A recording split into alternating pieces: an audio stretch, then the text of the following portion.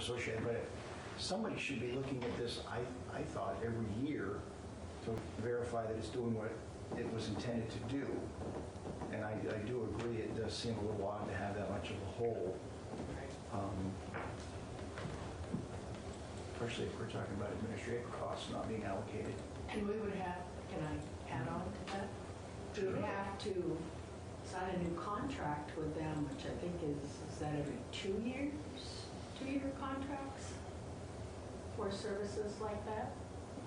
And then at that point, the performance is supposed to, there are performance measures in the contract, and they are supposed to be looked at. I don't know what the review cycle is on that. You have to save, was it 3 or 5% or something? Yeah, it seems like it's actually higher. Yeah, I think Rob's right, I think it's higher. Yeah, it's at least 10 or 20. But the point is, how often it gets reviewed, I don't remember. Well, I mean, Adam did testify that they're now reviewing on a monthly basis, which I think was not the case prior. Yeah, I really don't think that it's the fund manager responsible for making the payments. This is administration doing something that they shouldn't have done. And he basically said that I'm responsible for it.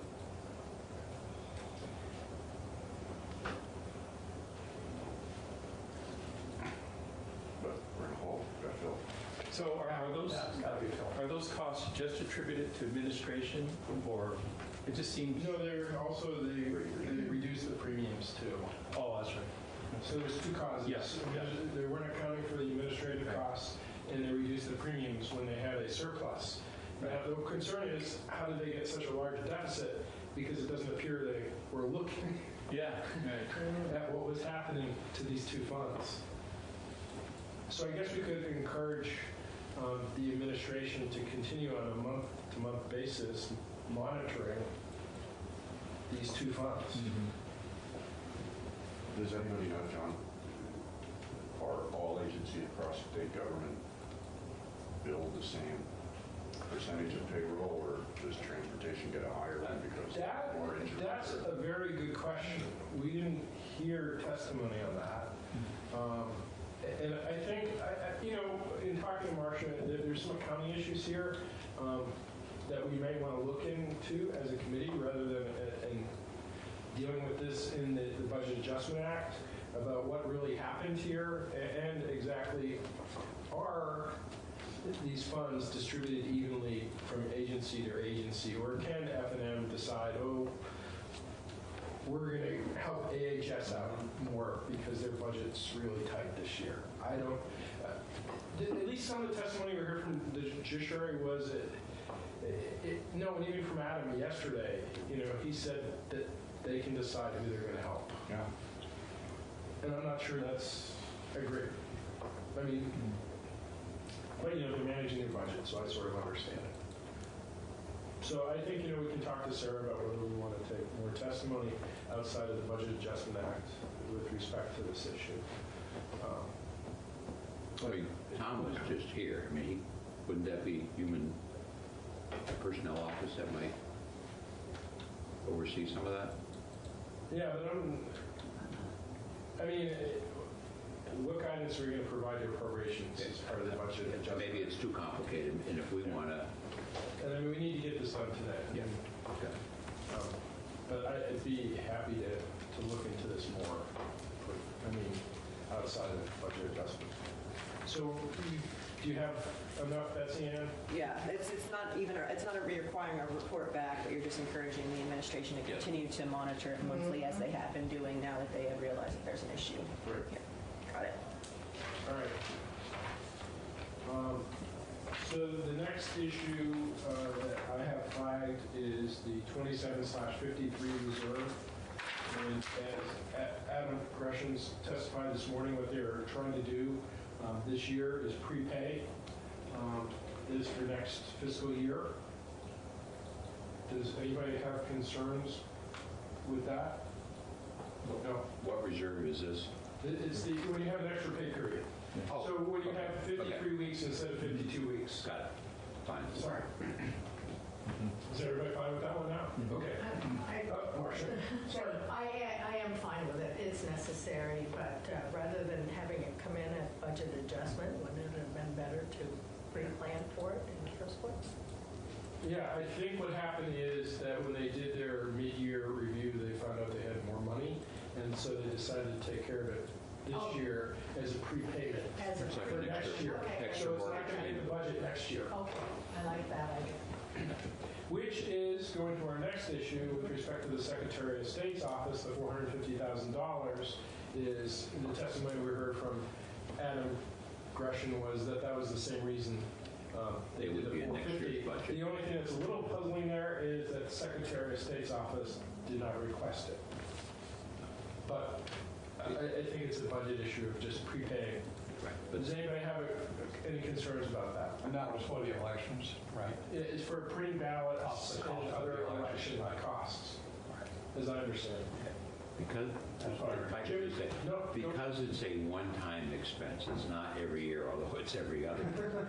I mean, the danger when you prepay stuff is you've made next year's budget a little easier to make, but the base of the budget is really higher than what you're showing on paper. That's the danger. And I'm all for prepaying and staying out of debt.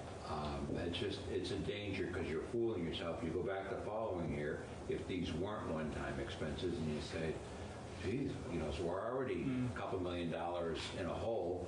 It's the argument that was used on education of using one-time money to keep education rates whole, that next year you don't have that one-time money. It's the same argument. I'm not disagreeing with it. I'm just saying we should be sensitive to it, although I do want to repay. Better to prepay than spend it on something frivolous.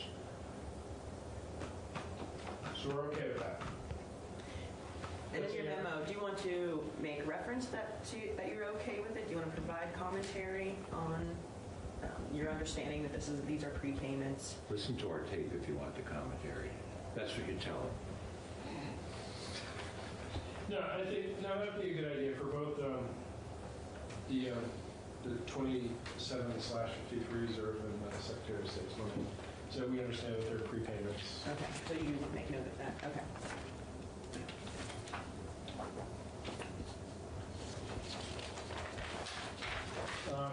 So that brings us to, okay, the transportation fund issue, which I explained, is just is the amount that they put here is actually a reduction of about $300,000, and that is, according to Maida Townsend, it's what they need for the pay act. The original amount was higher than they needed. Does anybody have any concerns about that? So that brings us to our last issue. Well, we have two more issues. One is and I skipped it, I apologize. Where is it? The retirement issue with the judiciary. Do we have a final number on that? Is it 0 or? Well, no, according to Adam Gresham's calculations, that in FY20, they'll actually run a surplus. 53,000. 53,000. What is that? I actually forget what the court administrator said. Is that based upon them leaving a judge position and the associated staffing that goes with it vacant? Not what Adam Gresham presented us. It was purely doing the calculation for judiciary the way they do it for the rest of the state government, and doing what they did. Yeah, but they have a vacancy now. And so he did it based on payroll. Right, and there is a vacancy rate that they take into account. Okay. Then, fine. I think it's 0. He thinks there's going to be a surplus that's going to cover the entire requested amount. Jim? vacancy in the court just happened. So if he was looking at actual payrolls, it's just recently that that judge was elevated to the Supreme Court, like within the last month. So it probably hasn't even shown up in the payroll. His first day was last week in the Supreme Court, the state of the state, or last week was his first week. Marcia? Oh, so we're okay with leaving that issue alone? Let the record show that the member from Chittenden passionately tried to get more money for the judiciary and failed. Do we want to explain why we're leaving that alone? That might be a good idea. Okay, we can do that. I think we can do that in Madam Gresham's memo that he provided us this morning. Is that okay, Betsy? Yes. All right. I don't know. That's a good question. I don't know when she did. So, She stayed on to the end of the year. I don't know. so our final issue is the Agency of Human Services and their request to change the language to allow for multiple deputy secretaries in AHS. Right now, they can only have one deputy secretary. Currently, they actually have none, but they're only allowed to have one. And the proposal from Mike Smith was to allow two, which is similar to the Agency of Education and the agriculture. Marcia. Does anyone know how many divisions there are within the Agency of Education or Ag? AHS has, I believe, 6. Yeah. So each one of those has a commissioner that heads that division. Yeah, one of them's got 3 And deputies. deputies under those commissioners. So I'm wondering, in Ag, are there, Section's got how many commissioners are there in Ag? And how many commissioners are there in education? Well, Bob? I don't have a problem with what he's proposing, but I have a problem with the depth of some of the, like, social services. They've got a couple melded together, they've got 3 deputy commissioners. People complain in that agency that nobody hears what people are saying at the tops. The whole organizational structure bothers me, but 2 commissioners doesn't. Two deputies. Yeah. My only point, Matt, No, go ahead. my only point would be that as you change titles, and such as in this instance, you also change the pay rate. And I realize how large the Agency of Human Services is, but you've got a lot of people at the top, a lot of commissioners, a lot of deputies. I think I want to hear a little bit more about what the organizational structure would look like after having appointed 2 deputy We secretaries. did a diagram of how it was split up the various subunits of the Agency of Human Services. Like on one side was going to be health, mental health, and what was the third?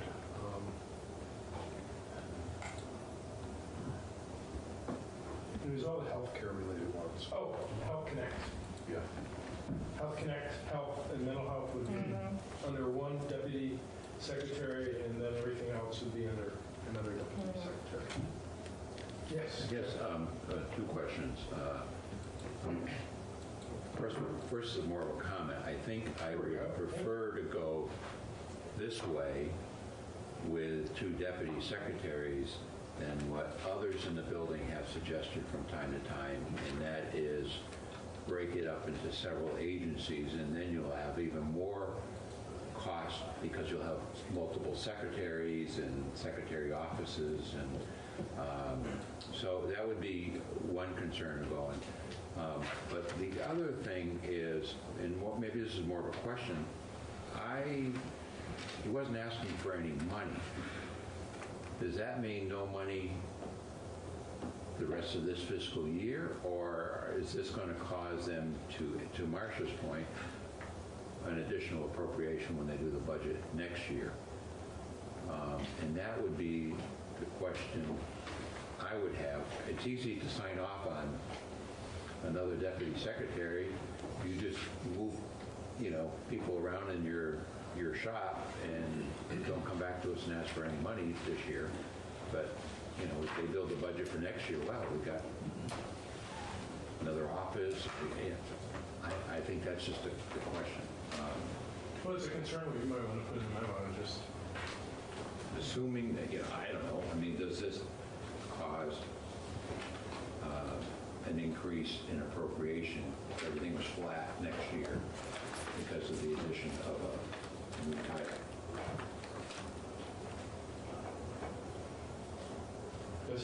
Just to confirm, the language that was proposed, it's not specifically 2 deputies. That's the proposal, but the language that's proposed is may appoint such number of deputy secretaries as the secretary deems necessary.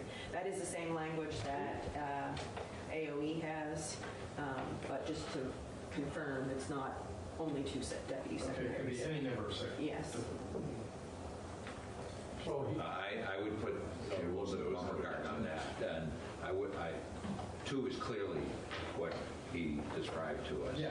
And I don't think I would want to add language such that he could appoint 6 for his. I agree with that. I think we should be strict with that. Because you're right, he could, with the approval of the And it may not be him. It may be somewhere down the road, and all of a sudden we've got, oh, yeah. need a new office building. Well, all your commissioners could also become deputy secretaries if you wanted to. And then they have a commissioner under them. You're right. JP? Just reviewed this very carefully. Secretary Smith has recommended no changes whatsoever to his current staffing chart. And some of them do include a commissioner and 3 deputy commissioners, and there's quite a few deputies. So they're not, in my opinion, it might be a little top heavy, but anyway, he has made no changes with his proposal except to add the 1 deputy secretary. But I'm thinking that the language that he can add as many as he wants might not be real good. Maybe a limit on it, my personal opinion. Yeah, I don't have a real problem with him adding another, because he's got some major issues in that agency that I think he's working on hard. And from what I know of the gentleman, he's probably a good man to tackle these issues. So does everybody agree we should suggest a word change to limit it to 2 deputy secretaries? Yeah, right. And then can we put in Consistent with the testimony we heard from Mike Smith, the Secretary of HS? Yes, sir. That was his plan? Sounds very good.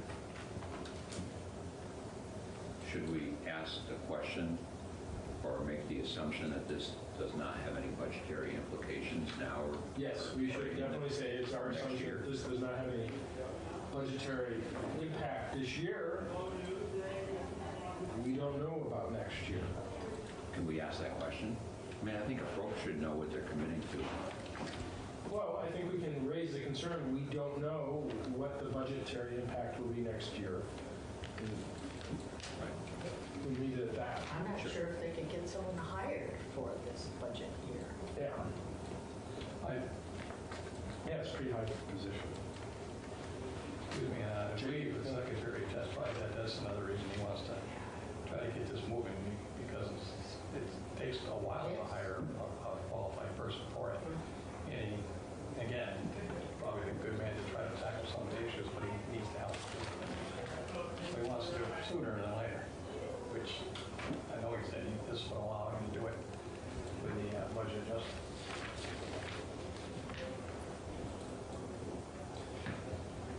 Is everybody okay with this? Yes.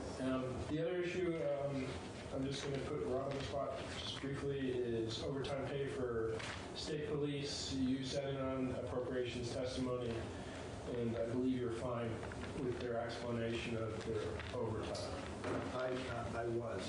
It's twofold. One is for officers and then also the dispatch centers. And as we know, they've had a hard time filling the slots. I think that they're authorized for 325. I don't know. I think they're at like 288. And they've got some members that are called up for deployment. So it's unfortunately very legitimate. I just lost 4 in our Did you? district, went to Massachusetts. Oh, really? Wow. Yeah. More pay? I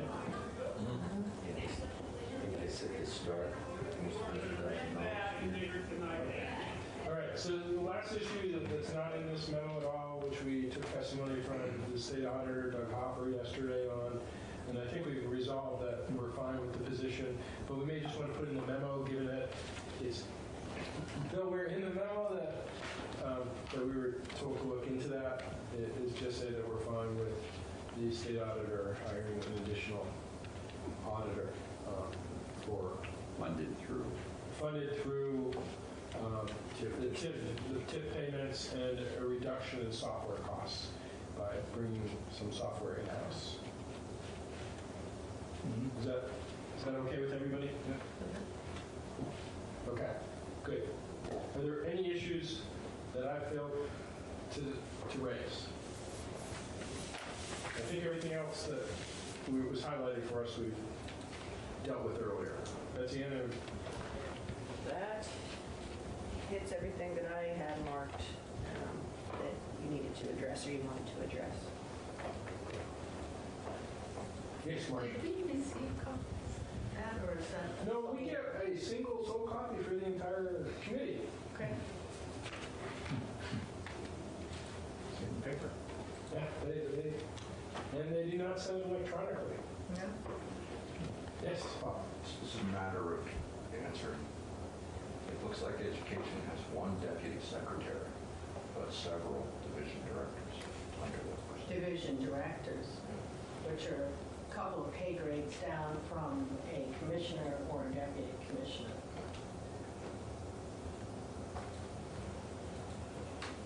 From their website. Oh, and another, may I, another Sure, piece of yeah, absolutely. information?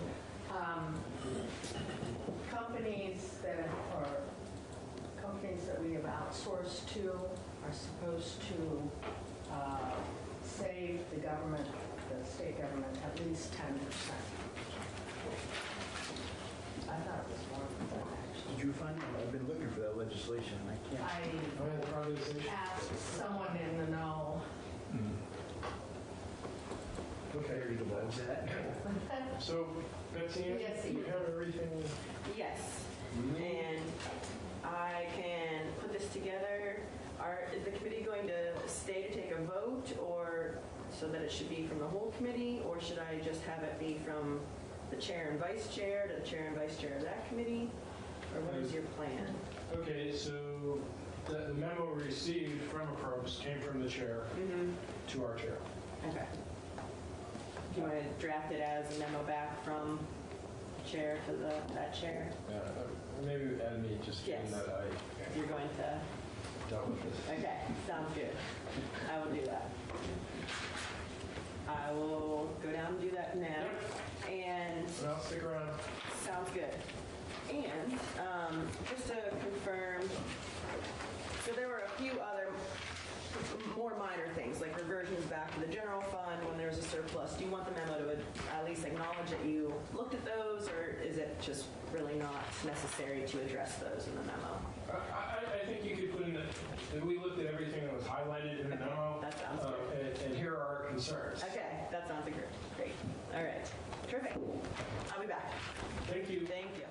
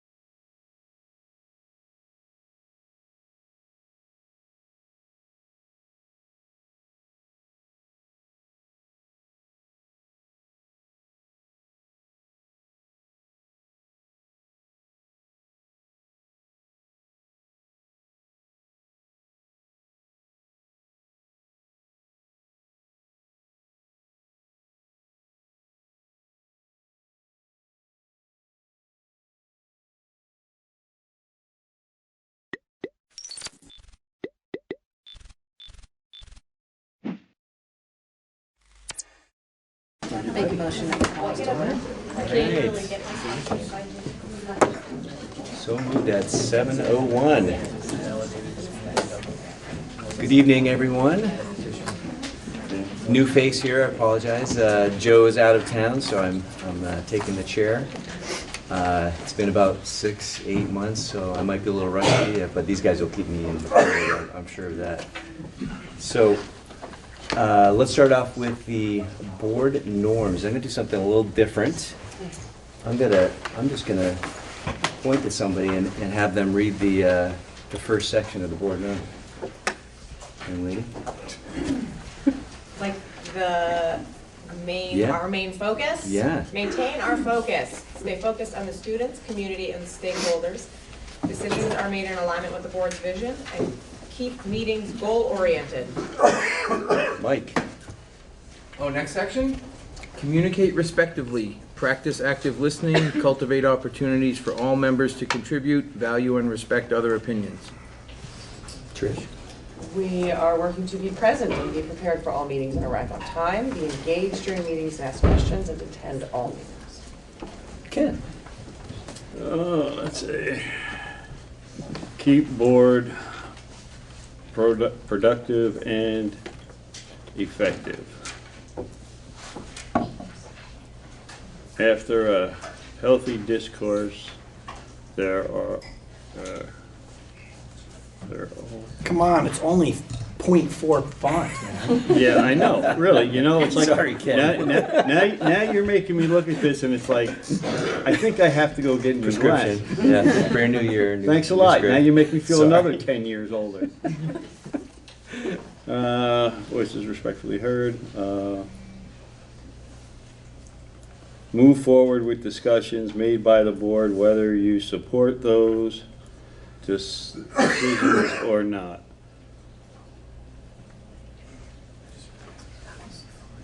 Yeah, it's 4. It is very small. Be dedicated to the work and goals of the board. All right, excellent. Ken, right next to me. I'm gonna mix it up. Respect the agenda. Keep to the topics on the agenda and work plan. Start and end on time. Oh, I like that one. Practice flexibility and responsiveness to the public. Excellent. Thank you very much. Those are our board norms. Members of the public, welcome. If there's anything that's not on the agenda that you wanted to speak to, please let us know now, or otherwise we'll just move on with the agenda. Anybody? No? All right, moving on.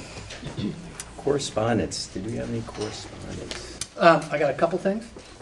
One is about additions and corrections. Just if we could add pay orders, either to the consent agenda or to new business. Your call. Okay, consent agenda. They've all been reviewed. They just need to be approved. I just wanted to clarify on a statement I made at the last meeting. Our wonderful clerk, Anita Bean, made sure that as we have petitions being submitted, I reported that 1% were necessary for the whole group, which came out to, I believe, 39 or 43 signatures. But there is a statute that says no matter the size of your union school district, you must have a minimum of 60.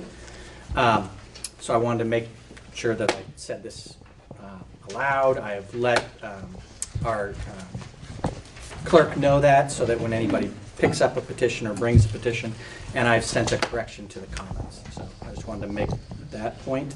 And then correspondence I sent out today, I don't know if you guys saw it in your email, but the WCSU officers are calling a special meeting on Monday, February 10th, an agenda to be come out by the end of this week, specifically about the weighting study that was done by the, commissioned by the Agency of Education, would have significant financial repercussions in the positive to the West River Education District. There was a meeting with 4 representatives, Representative Pajala from Stratton and from Jamaica, Representative Partridge from Wyndham, Representative Sibilia from Dover-Wardsboro, and Representative Gannon, who represents Wyndham Southwest. They had a meeting on Saturday to talk about this, and there were some additional WCSU board members there, so they're going to have a meeting to talk about any actions that the WCSU may take in supporting moving that forward. So just wanted to get that date on everybody's calendar. Bill, could you just speak to how that would impact us, the weighting study? Sure. So real briefly, the weighting study just reviews the weights that go into an equalized pupil. When Act 60 and Act 68 came into play, weights were given to students in high school at 1.13, recognizing it would be more expensive to educate a high school student.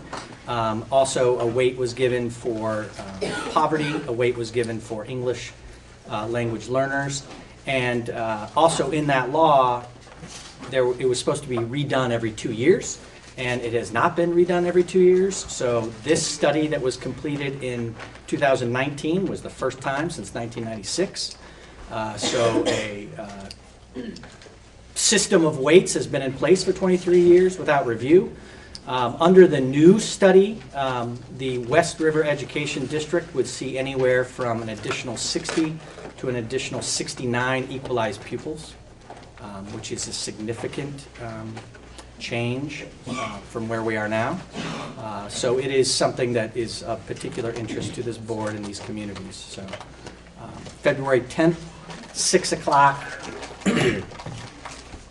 Is there any potential that that would impact this particular budget this year? All of my communications with the people in the legislature are no, it would not be this year. The amount of speed that would be necessary and the amount of people that would need to weigh in to have that happen before crossover just doesn't seem realistic. Okay, great. Okay.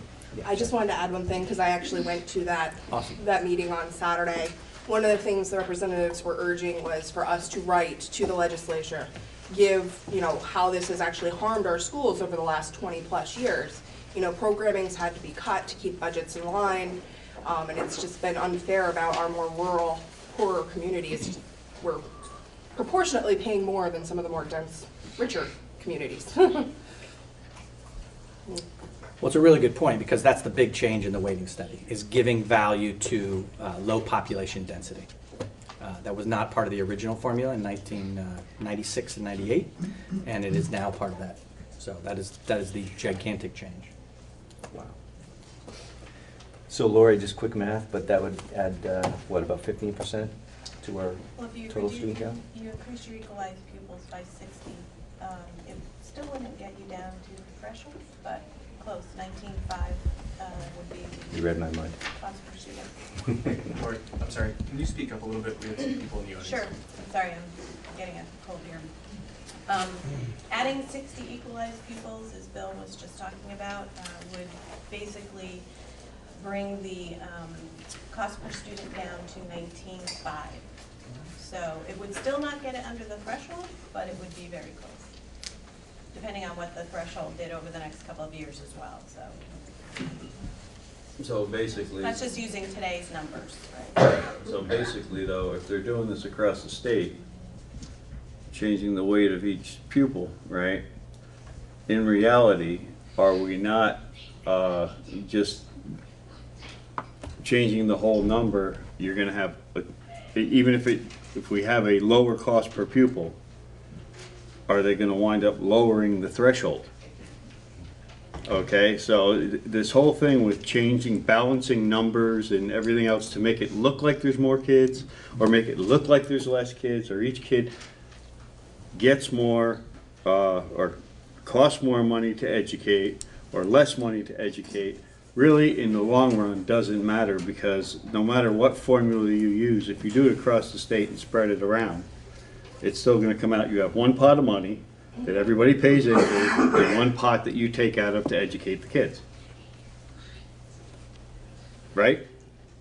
They just mentioned they were redistributing how they were spending it. Right. If they were really worried about this, what they should do is work on getting rid of the hold harmless, the cutoff where the penalty, the penalty comes in where we pay $2 for every dollar up to the state is ridiculous, because it's already costing you more to educate your kids, and then they're gonna penalize you and charge you more to educate your same kids, but meanwhile, you're sending more money out of your district than you are using it to educate your kids. It makes no sense. So the legislature really needs to work on the real numbers and the real problems, instead of just throwing numbers around and saying, oh, we're gonna fix this and make this look better. All right, well, thanks, Ken. I got really excited about that, and now you just... I just bust your bubble, You burst my bubble. I'm sorry about that. And then lastly, before we get into the budget, I just wanted to, normally we have a child care provider, and today I found out today at 5 o'clock that we were not, so I apologize if anybody was planning on that. It is our plan to always have that. This was kind of an unforeseen thing, so I do apologize for that. It wasn't because of the budget? No, it was not because of the budget. Speaking of the budget, let's move on to budget fourth look. Discussion and possible action. So we were presented after the last meeting of asking for items that would not impact our children, our students. And the administration came back with $538,000 in potential cuts. Laura, if you want to kind of go through all of them? I can. Bill, or, I I'm can, sorry. Yeah, no problem. Just for everybody in the audience, there's a copy of this. It's two-sided, looks like that. So we as an administrative team were tasked with completing this exercise for the board. We met, we reviewed, we analyzed, we edited, we reflected, and then ultimately it was my responsibility to provide a cohesive presentation for the board, of which you all see now. These are not in any order, but they do accomplish the task that the board set forth to us, I believe, of getting over, being able to identify more than $500,000 in reductions that would not affect current student programming, and trying to be as creative as possible. So it was a task that we took on under the direction of the board and willingly, and I hope that we have delivered what it was the board was looking for. And myself or any of our principals can answer any clarifying questions if you guys have any on that.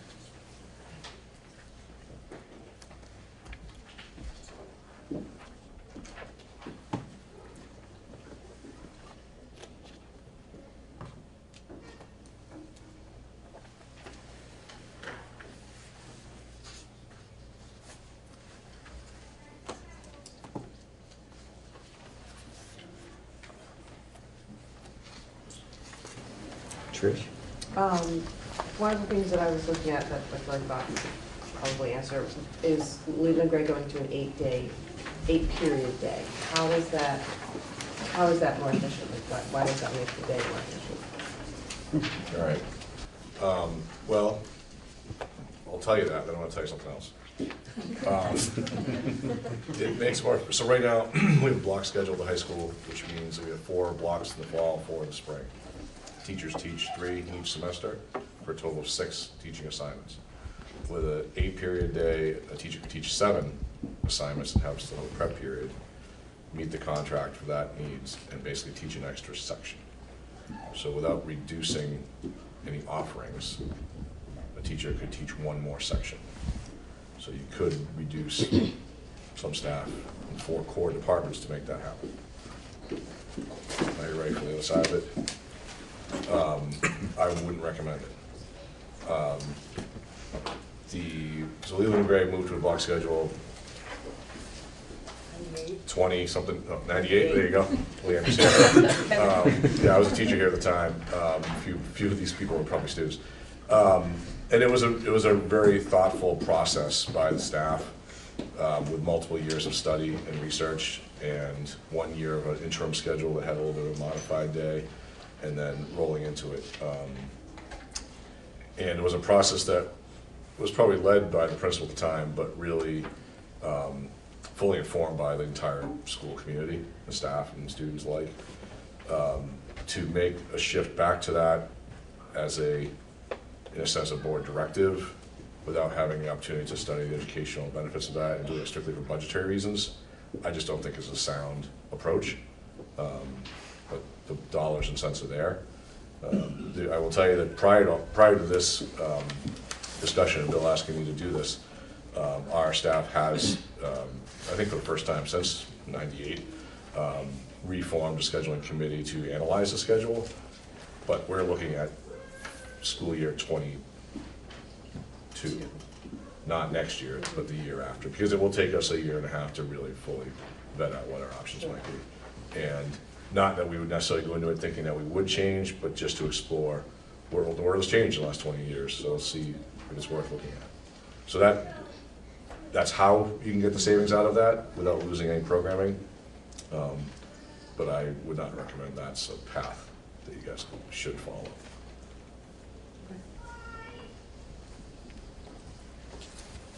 Question. Do we want to kind of just go through each one and we can just ask for commentary on each of them? We'll do that. Let's start with the reduce 1.0 FTE WRED administrator. Bill, if Sure. you want to just kind of... So the concept behind this is assigning administrators to a student ratio, around 1 to 130 to 150 students.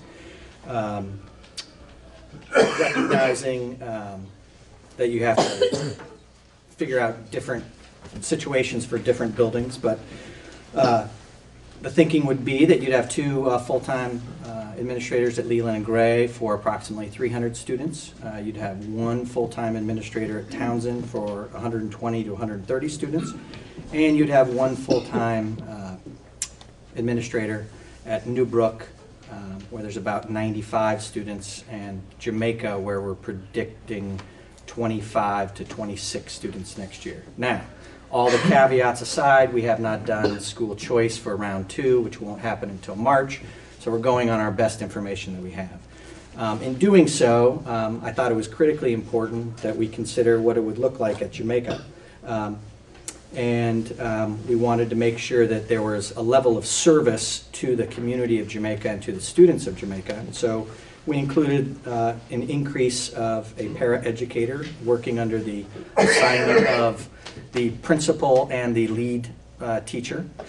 We would redesign the admin assistant position to increase the reliance on being a school aide.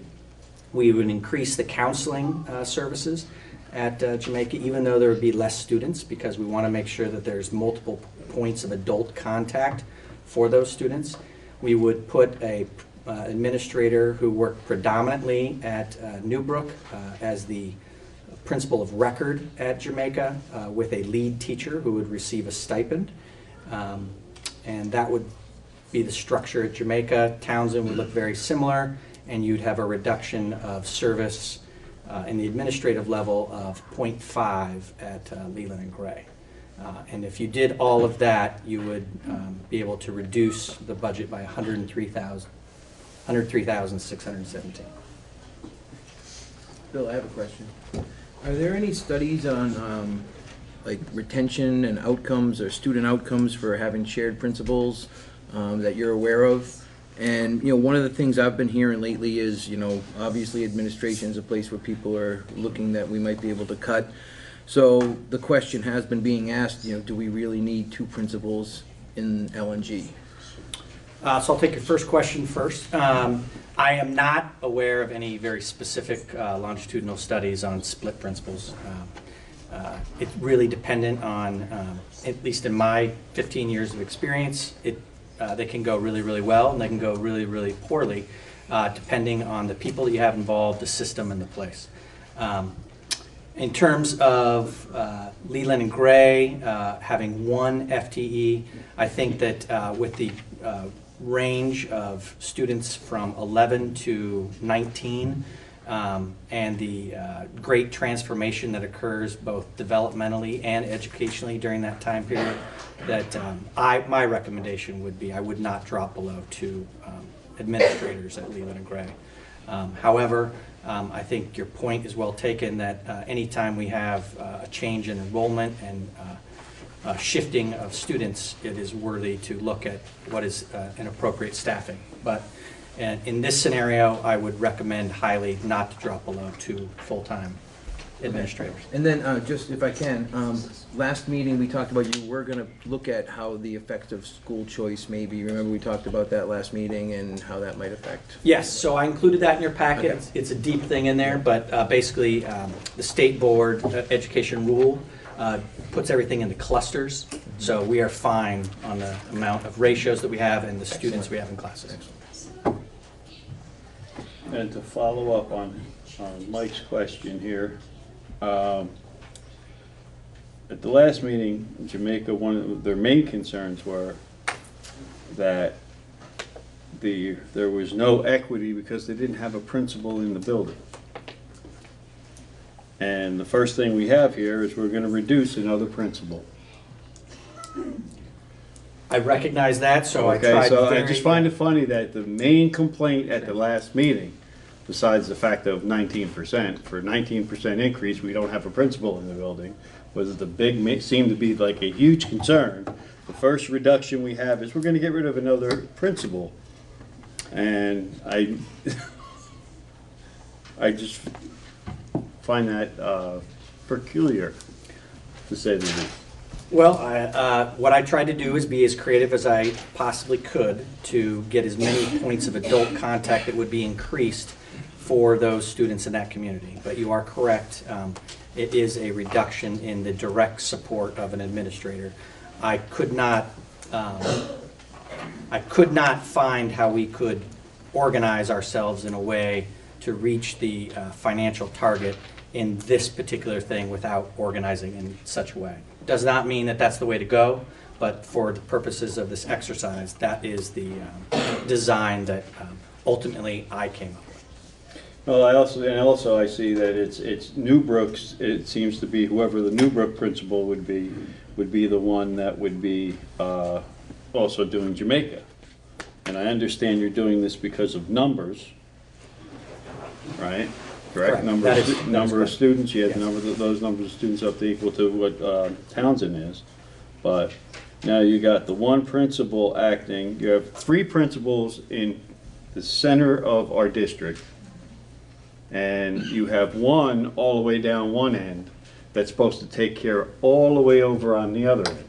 So if there's a problem where that principal needs to be over there at the other building, they have to leave the one building and go all the way over to the other building, whereas you have 3 administrators right here smack dab in the middle of the district. Yes, I understand the logistics of that decision doesn't make any sense to me either. Well, when you have a situation where you have multiple adults that could address things that principals might be solely responsible for currently, those responsibilities could be distributed so that the education and the safety of the students could continue just under a different configuration. It may not be the configuration the board wants to go with, but it's the configuration that I was able to develop that I thought met the goals and the needs for not only the students, but also for the task at hand. I think you have some technical questions. Yes. Hi, Karen Amadin from Jamaica. I was the one who brought up principals at the last meeting. And we did not say that we do not have a principal. Our principal is right. No, you said you didn't have a principal in the building. Is exactly what That was is said. not what I said. You can go to the video. I said we have a principal here who is working 1 to 2 days a week. But it is not enough for Jamaica. And we wanted someone who could be there more during the week. But we did not say that we do not have a principal in the building. Okay. Not what I heard, but okay. But that being said, will we have a principal in the building at all?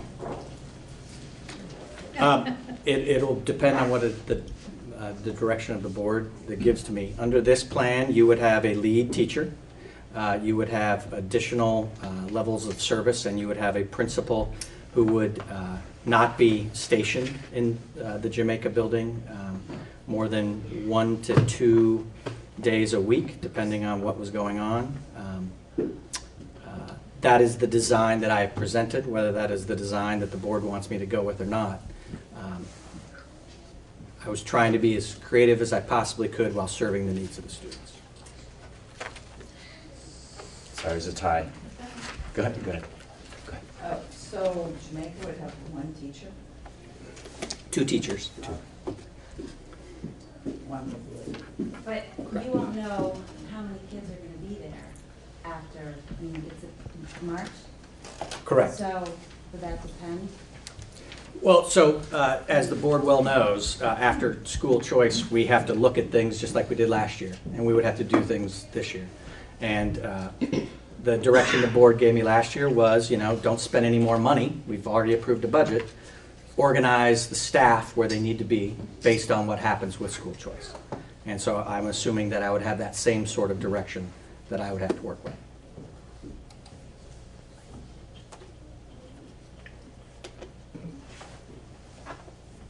Anybody else?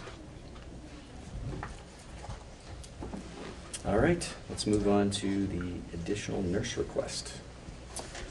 So additional nurse request came from the budget committee work over the past couple months.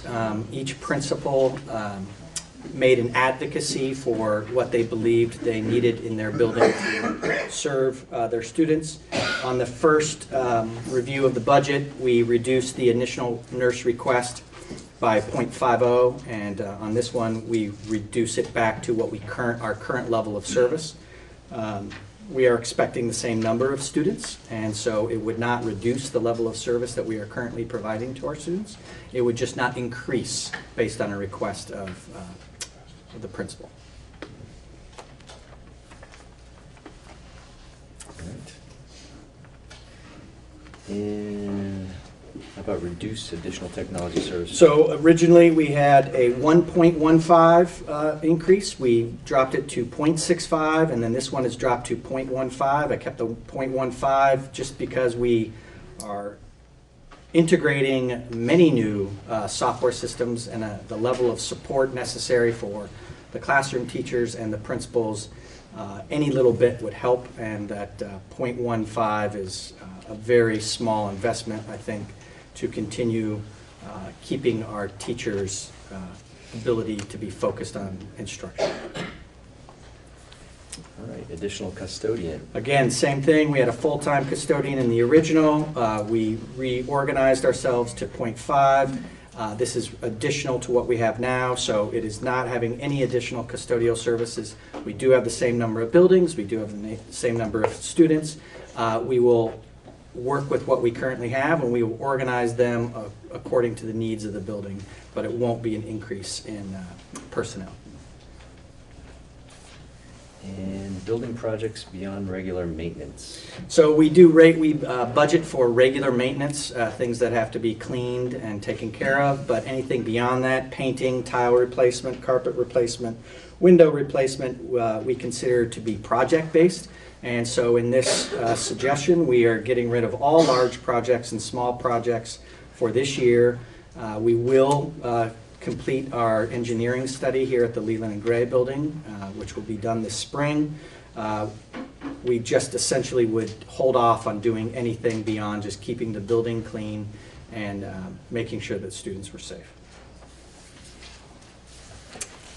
All right, reduce general music by 0.1. So going through this process and making sure that we are being as lean and organized as possible, the principals were able to identify that we could reduce general music by 0.10 without reducing any service to the students that they're currently getting. So that is a reduction of a half a day, while shifting some responsibilities to make sure that the students currently get the same level of general music service. Okay. Reduce supply and book budgets. So that was just basically taking 25% across the board on all those and just saying we're going to fulfill those requests at 75%. Doesn't have to be this way forever, but for this year in a tight budgetary situation, we're going to pull back and fund it at 75%. Agency fund analysis, plus 16,000. So in the section 1 of your folder, we did an agency fund analysis summary along with each individual purchase. There was discussion at the last board meeting about the differences in cost between purchasing a service from the agency fund. And just as a reminder, the agency fund is where the WCSU hires people and then different districts ask for certain levels of service. So you could have a full-time counselor that works 0.5 in West River, 0.2 in Marlboro, and 0.3 in River Valleys. You can have a full-time employee get to increase their ability for longevity because they know they're working full-time, rather than 3 entities hiring out a piece of those people. So we did an analysis of all of those purchased services and what it would look like if they were individually purchased by West River, and we're actually saving $16,000 by doing it currently.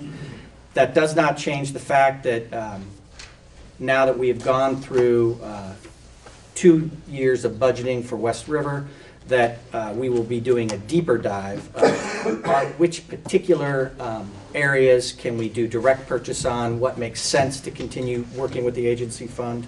That analysis we can do at a deeper level with every single WCSU participant and be able to have more recommendations in the fall for each individual board.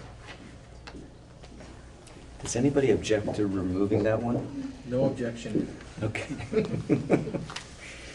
Change admin assistant job description. So this goes back to the first one. If we are going to, well, either, regardless of whether we are or we aren't, wanted to take the board's directive of being creative as deeply as possible, and just recognize that if there's opportunities to redefine some job descriptions around what are necessary for an admin assistant to do in a building that is very different from having 70 kids down to 20, possibly 25. How could we maximize the investment that we are making in that person for our students and for our communities? So that was just the idea that we would redesign the basic functions of that job so that we could free up time throughout the day that could be used as service to the students. All right. Create Townsend 4-5, class of 25 students. So in the original budget presented to the board, we split this class. They currently are a 4-5 class that has 24 students. We're projecting 25 students next year. So it would be an additional student.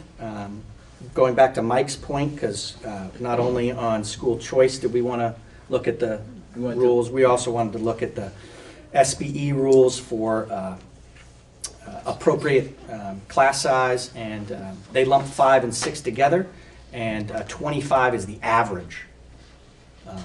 So we are well below a 25 average in a 5-6 cluster. When you look at 6th grades that are between 19 and 21. It is being currently done at 24. The recommendation from the principal was we would like to split it, but again, in this environment of our current reality, this doesn't have to be a forever decision, but for next year, it is a possibility that again would not change the programming or service level that we currently do. And then in the notes, I just wanted to point out that, you know, we set this up and we had to think about this last year for this year, that you know, if additional students come, we would have to be creative in how we're going to service them, and I just wanted to alert the board to that. Or we modify the choice policy so that we don't incur extra costs on choice, right? That's a Well, actually, the choice policy already makes it happen so that, like, that is not open. Okay. That is, you're locked in. All right. There are no openings in 4-5 in Right. town. Gotcha. All right, and finally, Leland and Gray going to an 8-period day. And I think Bob explained this really, really well, so it's just important to recognize that it is possible. It might be something that we want to think about on a longer-term study to see how that would work. But again, we wanted to respect the request of the board to do a deep dive and look into some efficiency possibilities. So it is possible, but it does have some serious impacts on hiring people and retaining people that I think are worthy of consideration. All right, thank you. Great review. I think the only two that I kind of sensed had the most contention were probably the first one, reduce 1.0 FTE for the red administrator, and then the final one, Leland and Gray going to an 8-period day. Anybody want to speak to how we want to move forward with that, or thoughts on it? Do anything? Well, first, yeah, I appreciate the work. I'm pleased to see that you guys came up with creative solutions to the challenging situation that we face. I'm hopeful that this weighting study will help to further ease the pain on our taxpayers when we're not sending our money off to other places.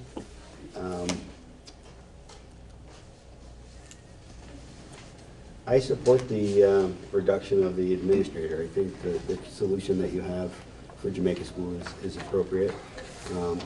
I am interested to hear a little bit more about, what Leland and Gray's plan. Sounds like you've already started this discussion ahead of our budget challenge.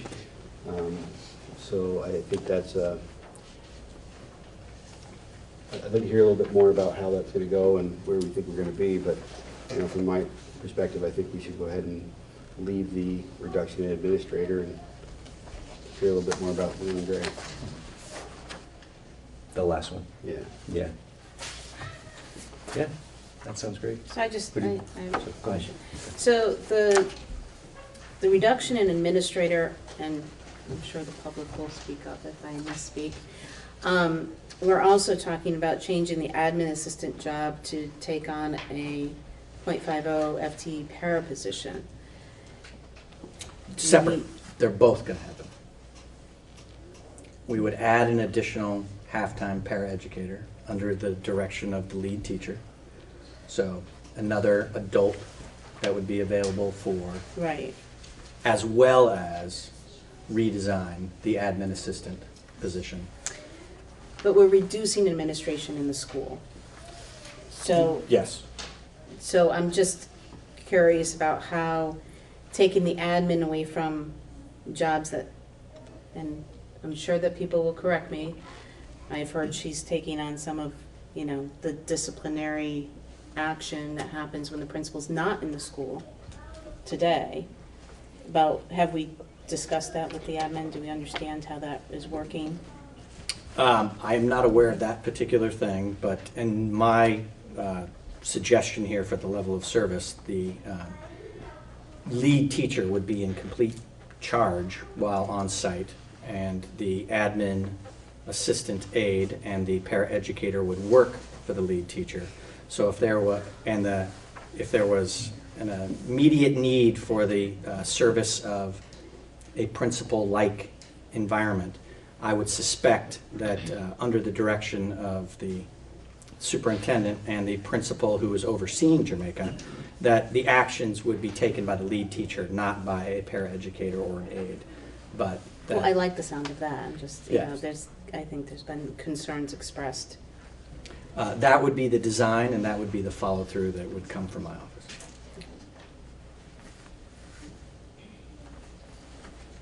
Yeah, sorry, go ahead. I was just kind of hoping that administrators would speak to that and what your thoughts on it are. How do you feel about it?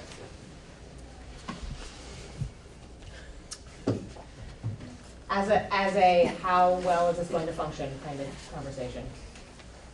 I can't speak to the Jamaica piece at all, but you know me, I always have something to say. Yeah. So just to back up a little bit, so the position, the halftime position at Leland and Gray that would be reduced, or reorganized, however we ended up doing that, was actually budgeted this year as a full-time position.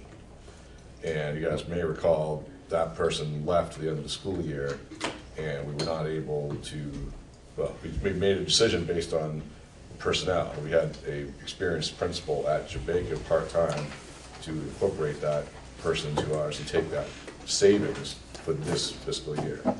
So really what you're seeing in 1 year's budget to the next is actually a full-time reduction at Leland and Gray in the administrator.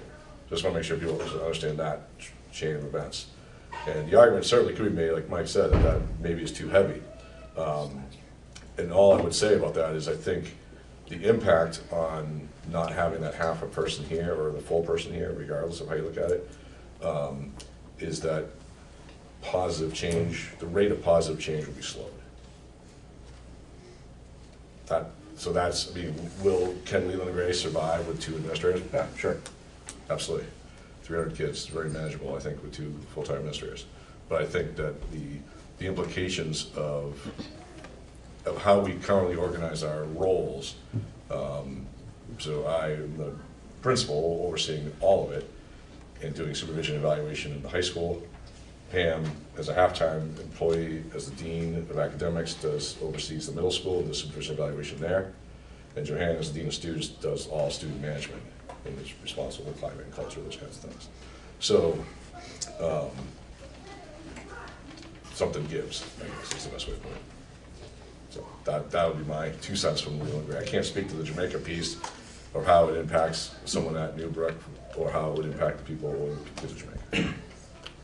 And I can only speak to that part. I certainly cannot speak to how it would impact Scotty. I come from a place with many, many more students and a lot less, in some cases, resources. But when we examined this particular scenario, one of the suggestions I had was a lead teacher, a part-time teacher, administrator, look to it, and so I'm pleased that we were able to kind of come to a conclusion of having that lead teacher to do some of those administrative things as well as working with the kids. The other thing that I was concerned about was the supervision of students in non-instructional situations, which is why the administrative assistant could be a school aide. So that person could take on the supervision in the cafeteria, so then the teachers would have some planning time or be able to collaborate. And so that would be restructured to be able to make sure that that's in place. Recess duty, things like that. Right now, teachers are doing all of that. A school aide would be able to do some of that. The para, when we looked at that, was really to assist with students with special needs and to be able to help in classroom situations, as well as with the special education teacher. So I think putting some of those defined pieces in place would help on the day-to-day administrative end of it. There would still need to be someone who would be working with formal student discipline, certainly a lead teacher in the event of significant disciplinary consequences. It would need to be a principal that would work with that lead teacher in terms of those kinds of things, which is what I currently do. I just drive the quick 11 miles or pick up the boat. And so I think putting those additional ways in place, thinking a little outside the box, would help to support that. I can't really speak to what the impact would be in Scotty's world. I would think it would sort of be like what I'm doing now. Instead of me going to Leland and Gray, he goes to Newbrook or he goes to Jamaica. You have to be very organized. I have my calendar pretty set, and probably the one thing that I've learned through all of this, I was very set when I started that it would be certain days at certain schools, and I really had to be pretty flexible about that, and that's been my goal the second half of the year, is to just be at the school I need to be at when I need to be there, whether it's a Monday or a Friday or whatever. And so it has taken a little bit of time with the travel, and that's probably the one thing, but I think we've been able in this scenario to put some supports in place that would help to mitigate some of the absence, if you will, of the principal. We started talking about this last week because the board asked us to find some savings, and I was part of this decision in terms of what we were going to present, and I'm proud of our work. There's no doubt that the savings will cost us in terms of my time. I'm one guy, and I'd be working at 2 schools, so that would change the level of service. I'm not concerned about it. This is my 6th year, and I'm feeling up to this challenge. Again, I think that we'll all need to, if this were what the board were to decide to do, I would really need to redefine my role and kind of redefine the way I do my job. I'm out in front of the building almost every morning. I'm greeting parents and children, and it would just be different. It'd be different. I think that as a measure to get us through this difficult time, I think it might be something like you could think of this decision as a temporary decision or a long-term decision. I would definitely make the recommendation that it be considered a temporary decision, not on behalf of me. And by the way, I didn't go looking at School Spring after I left the meeting. I'm very comfortable working for this group and for the children that I serve, and I'm sure that kids in Jamaica are going to be super fun as well. I want you guys to make a decision with the kids in mind and not worry about us. We totally understand the situation you're in. I've been at the last 2 meetings. I know how hard this is. So we thought if we could do something towards the savings, and that would be something we should do. I don't have anything else to say specifically, but I would definitely suggest that you leave it to us to break down the details and figure out exactly how it would work. I've got a great mentor, and I've got great colleagues, and I'm sure we'll figure out a nice way of doing it. I'm sorry. Was there somebody out there? Susie, did you have a? Sorry. Would the special ed teacher who's there now, Michelle, still be at Jamaica School? So we assign positions, people. I would not see we are not currently planning on a reduction in the level of special education service that is currently provided to the Jamaica building. Awesome, thank you. Over here, Fiona's had her hand up. Oh, okay. Thank you. Hi, I'm Fiona. I'm from Williamsville. And I don't know if this is the right point to ask this question in this comment, but because it's part of administrative change. I was listening. I wasn't able to be at last meeting, but I listened to it. And I was concerned that the board made the choice to ask this reduction without considering the administrative, the WCSU administrative costs. And I understand that that's because that vote has already happened. But to look at the SPED and the agency fund, which is part of the WCSU, but not take a look at the administrative costs for the administrative building, I think is short-sighted, because that is the place that has the least impact on programs, because they have the less interaction with kids. And also when I heard that the administrative raises for next year were between 3 and 3.5%. Did I get that right, Bill? You did. And that the teaching staff's wages are 2.5. That seems 3.25. 3.25. Okay. Then I misunderstood that point. Thank you. But I think that should be part of the equation. That part of the WCSU budget in looking at reductions. And I would like that to be re-looked at if possible within this scenario. Well, so there is a meeting on February 10th, the WCSU. Sure. So that is definitely something that could be brought up. Did you catch that, Fiona? Yeah, I got it. February 10th? Thank you. Okay. Appreciate that. 6 o'clock. Okay. 6 o'clock, that's And then good. you got Keep us on our toes. I don't want to take time No, away go ahead, from go ahead. board members and stuff, but I have a deep concern about the whole thing with Jamaica. I just don't, I don't totally understand this, but how it works, but if there's a sudden problem with a student and you've got a teacher teaching and suddenly they have to leave that room then you've got to pull the admin in, and maybe the admin doesn't know what the project was, what's going on, that kind of stuff. I don't think that's quality education to me.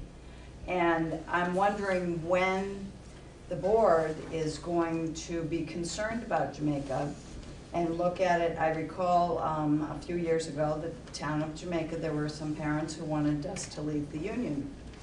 And that was a very concerning thing. I was on the school board at Leland and Gray at the time, and there was a big brouhaha about that. And Bob called in some of the parents to find out what their concerns were, what can we do to want you to stay here. And I've been waiting to things settle, and I know this is a new board, but when are you guys gonna look at what's going on with Jamaica? Why are people not wanting to send their children there when they live right in that town? That's, you know, there was so much concern about it back then, but I haven't heard a single word said from this board about how do we make Jamaica a vital part of our educational programs. Al, can I respond to that for a second? Yeah. I think it was Patty who was speaking. Patty, I shared that concern and I addressed that in the retreat. I actually suggested that the board do surveys to find out why people left a certain school. It's easy to assume it could be programmatic or site-specific, but it could also just be convenience for parents. So I suggested that we do surveys to find out what the reason was. Unfortunately, the board did not go along with that suggestion.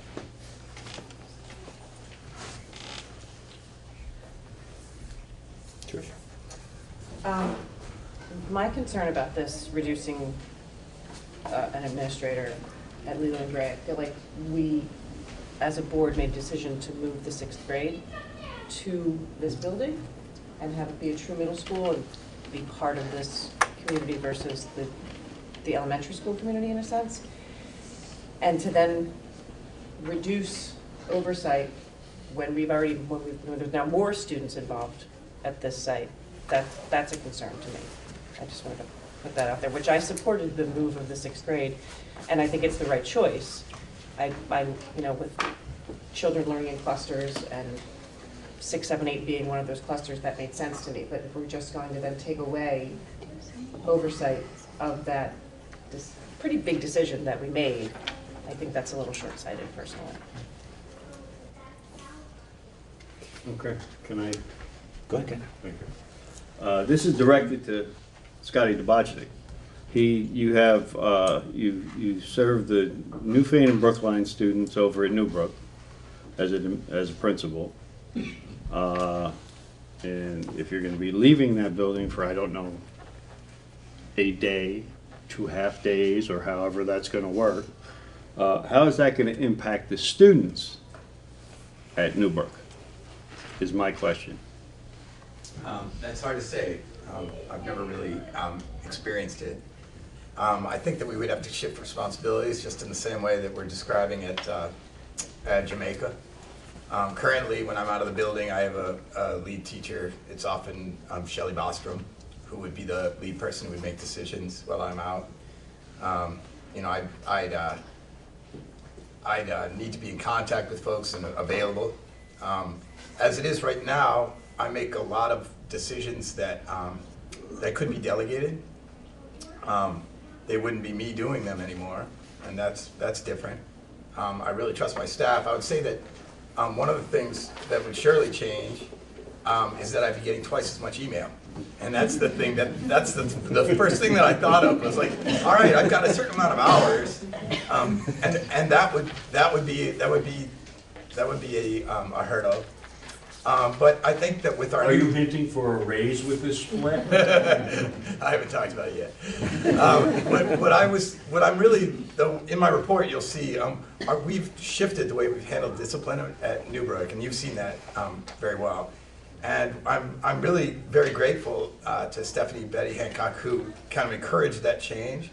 As it is, we've got 1 less referral per day on the average. So last year in October, we were at 3.5 referrals per day. Those are incidents in the building. It could be minor or major incidents. This year, we're at 2.5, which means that's 1 less child that needs to fail every single day. which I'm very, very proud of and very happy about. One of the things that's also shifted, though, is the responsibility of discipline. Most discipline in the building, harassment and bullying comes to me every time. Anything that was like an intentional harm of another child would come to me. But most other things are handled by our behaviorist and her staff, and it's going really well. And I feel like I'm ready for this challenge. It will have a cost, though. There's no doubt. And what I can foresee happening is that there will be some days where I have to go from one school to another. And I believe that's about 25 minutes. I just got a new used car, and I'm sure it's going to get me there. Ken, I appreciate you looking out for the school, which is what you always do. Again, I mean, we came up with these scenarios because how else are you going to come up with $500,000? I mean, we really sat down and really thought, all right, what can we do? And I landed here not with the hopes of having, what you're talking about, a raise, not for that reason, but because what else are we going to do, and how else can we help to shave away at this at the taxpayer's burden? So, I mean, I hear what you're saying, and it's going to be different. I will not be out front of the school every morning. I will not be poking into the classes at the same rate that I do now. But with that change, especially if we think of it as a one-year thing or a two-year thing or a temporary thing, I'm not. It's not a. For me, it's not a. It's not a major concern. If this is what you guys need us to do, we can do it. Did I answer your question? So you said you can do it. My question was, how's it going to impact the students? That was the question. Yep. Ken, can I follow up on that? So I think we've identified the two items that could be most potentially harmful for students and disruptive.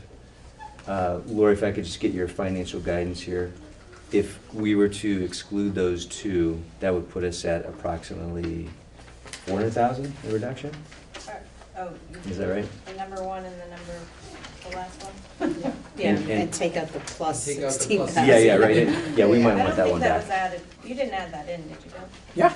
Oh, Put everything in there. Of course he did. We'll call that one back. We don't want that. And if memory serves, every $50,000 is essentially equal to a penny in property tax? roughly. Yeah, roughly. Every 50,000 you reduce, the number changes, so. There's a very long calculation. Can I ask, are those calculations fair anymore with the diversity amongst the 4 towns? With the inequity of tax burden on the 4 towns, are those figures still, is that fair The to say, 50,000? 1 penny? Do you know what I mean? No. Well, it'll impact Jamaica differently than it'll impact Brookline. Yeah. So is Right. it fair to say a penny is going to do, I mean, We're talking about the unified tax rate. Right. gotcha, Right. gotcha, thank you, thank you. So to And- reduce go the ahead. $401,000, get you to a unified tax rate of 201.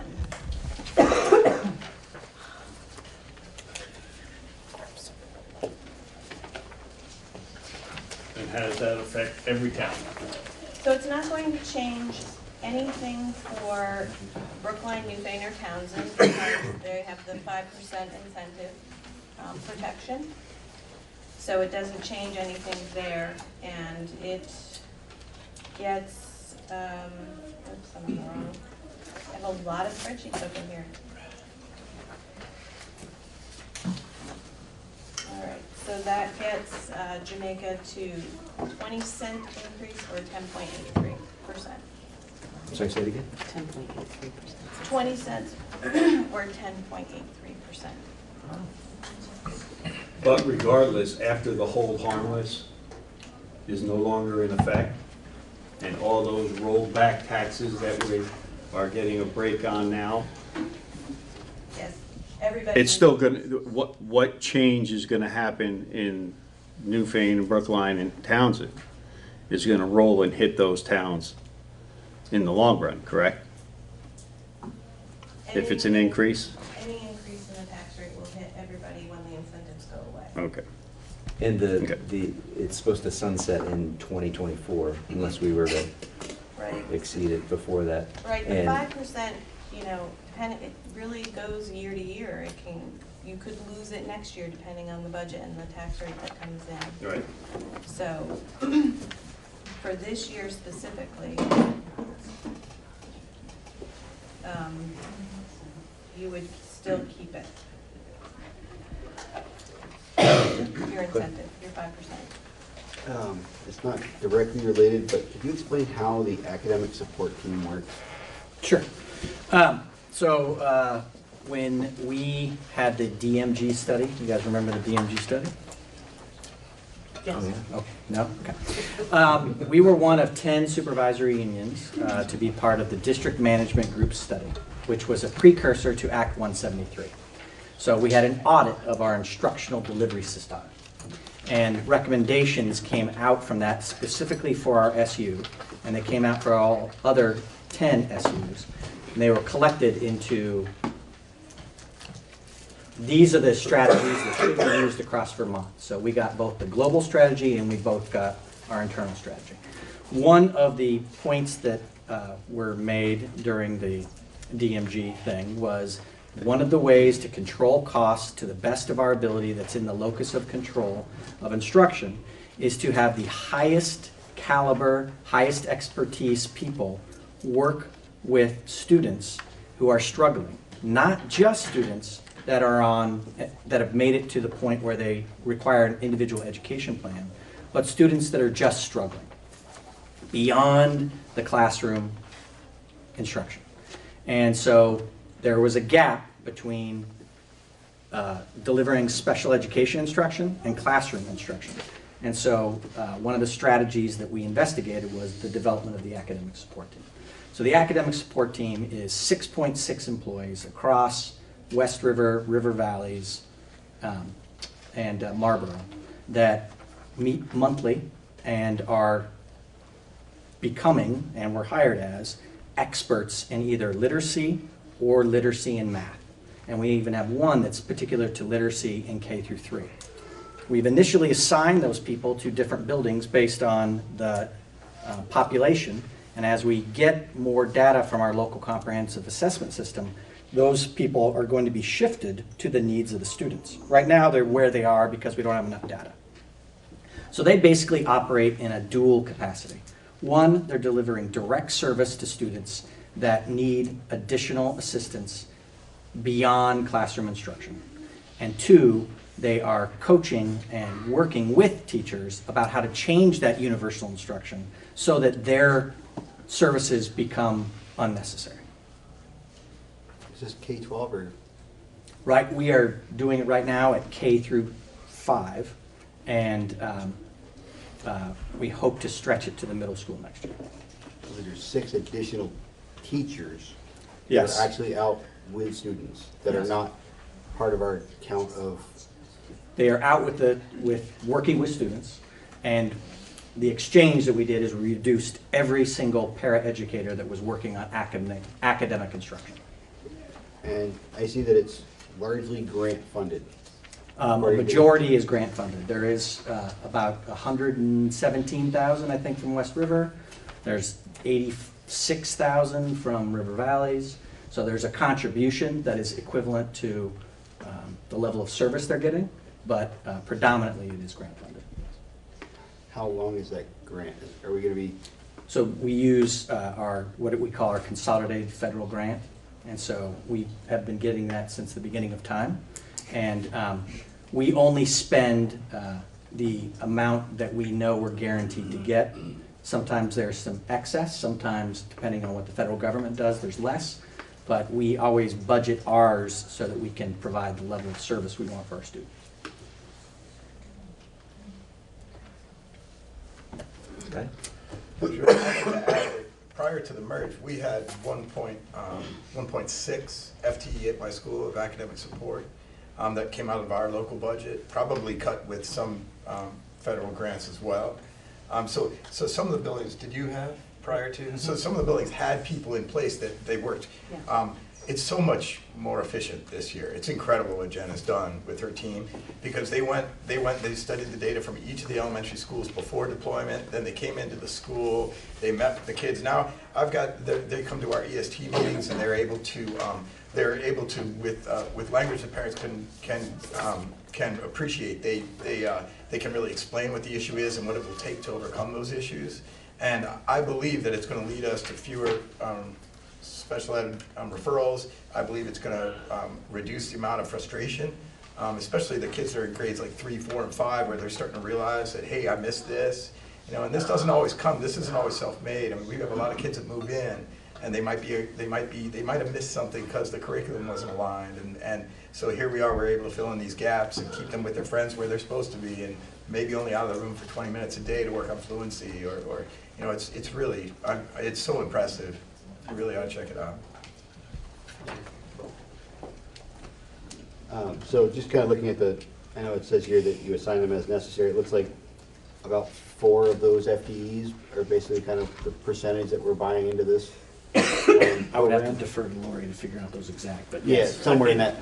So, you know, when I'm thinking about those teachers and discussing, like, well, do we have 25 students in a 4 or 5 classroom, or do we have 2 teachers in Jamaica? We also have 4 additional experts that we're also applying to those same areas that are not part of those. It's actually a very good point, because that's how we have to report them as well, because they are doing direct instruction. So there's more adults in our building teaching our kids than what we're actually seeing on the other page. You are seeing classroom teachers. Right, that is correct. Similar to how we will deploy special education teachers, and you don't see that.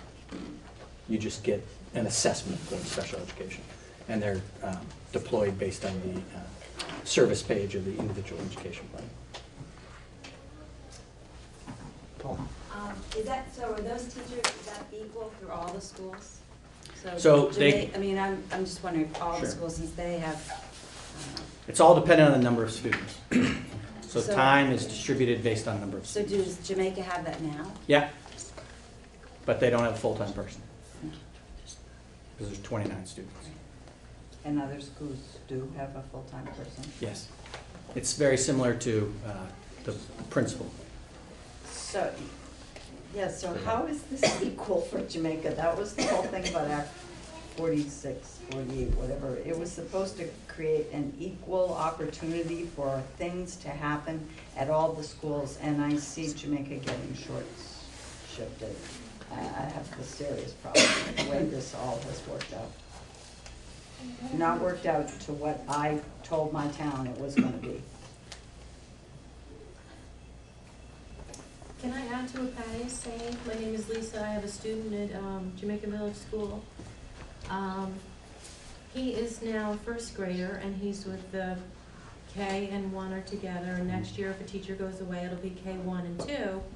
Well, he's a very bright young man, and he could really benefit from some extra math. But he's taking care of the younger kids in the class. That's what's going on now. And that's going to be exacerbated next year. And that's really not desirable at all. And I am not seeing the values K through 6 up there. What happened to the foreign language? That went away. And cutting back, and then this young man is not challenged at all. And he doesn't, and if we don't have someone there to, and I spoke with Ms. Bernardo of that, and she was very helpful and spoke with me at length about it. But she has put forth a plan to provide for an individual, something to bolster his studies, but not until 2022. Well, that's too long for him to be hanging around. He's learning study habits now, and he needs to receive a higher quality of stimulation. I'm all in support of helping people who are struggling, but I'd like to hear the opposite as well. How about the kids that are ready to excel? They're ready to launch, and he's not getting there at all. We do not currently employ anybody that provides that level of service to any of our students in that particular job description. Well, that's a very, excuse me, but bland response, because there needs to be, if there's to be equality among all of the students, he needs to receive at his level. He's not even at his level. He's missing out on time because there's one teacher for these, maybe next year, 3 grades. He's not getting the attention that he needs. And he'll be one of 2 students. And the other student is a very young girl. So he'll be a single male, maybe in a classroom of 6 kids. That's not equality of education. And I would just say as an aside to that, I'm something about free choice, but I wonder if the board doesn't consider that maybe allowing a mass exodus out of Jamaica Village School was not the right way to go about it. Perhaps the lottery to allow people to go in a more paced fashion so that the school receiving all the students could be better prepared to absorb them instead of being overflowing. This is what I'm hearing from people here. They're jam-packed, too many students. And now here we are, we don't have enough students. Thank you.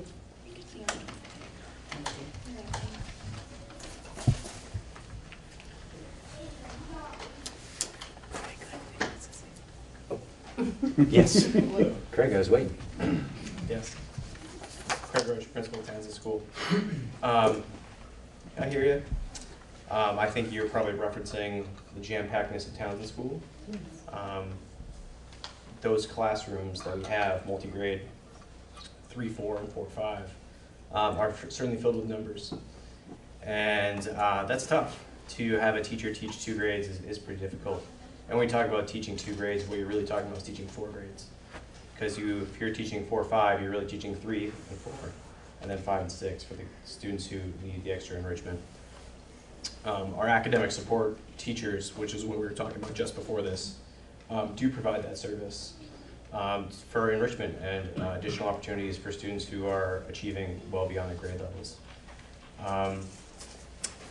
What I hear in the last few weeks, and I apologize, is we're really looking for quality of education at Jamaica, and we're really caring about Jamaica School and what it's going to become.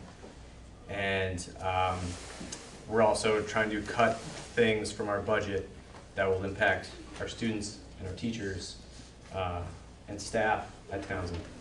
And if we're going to talk about quality of education and equity, I think we do have all the same opportunities at Jamaica.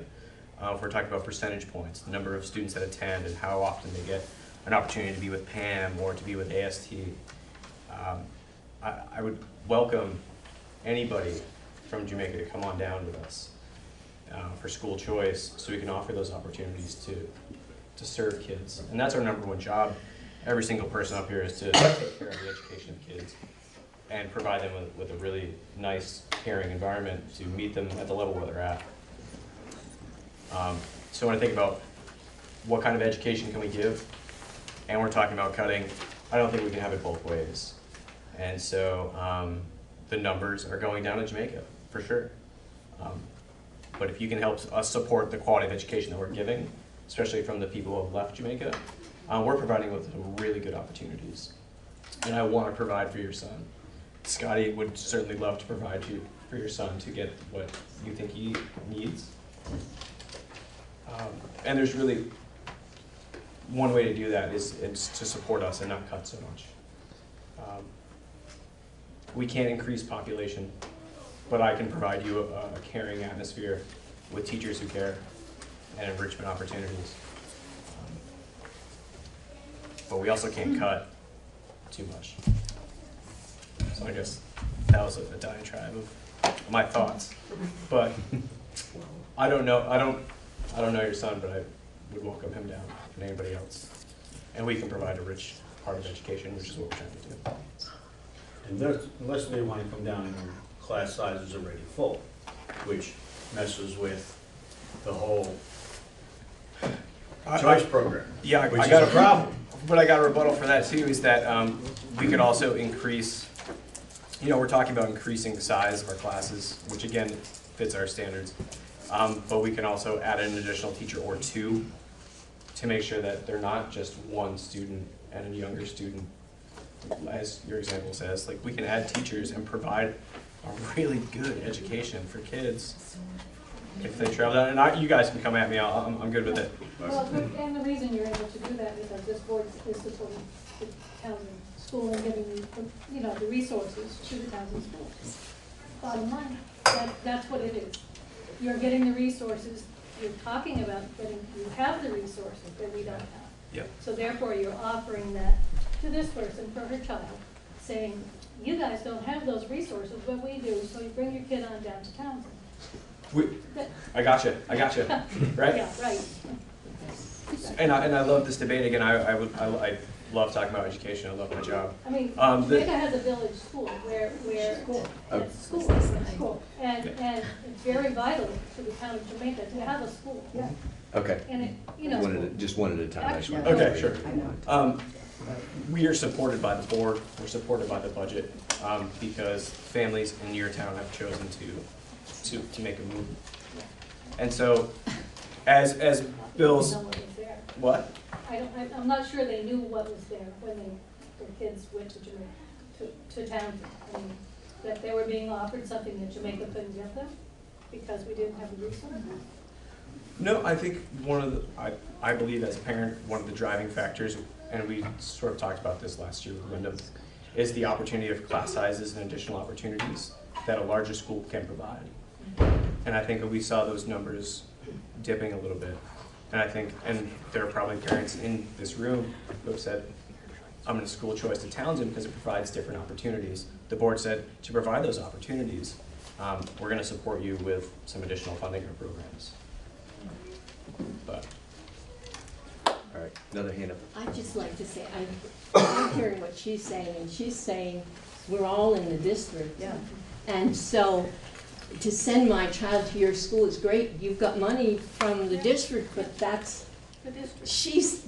Jamaica's in the district. And those kids are in the district, and they should be supported too. And I'm not sure I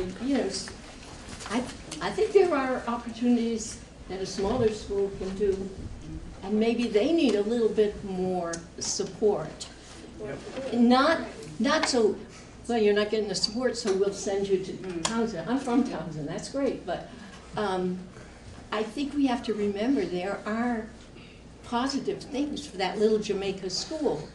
And this board is supposed to represent them as much as they do Townsend and Newbrook. Yes.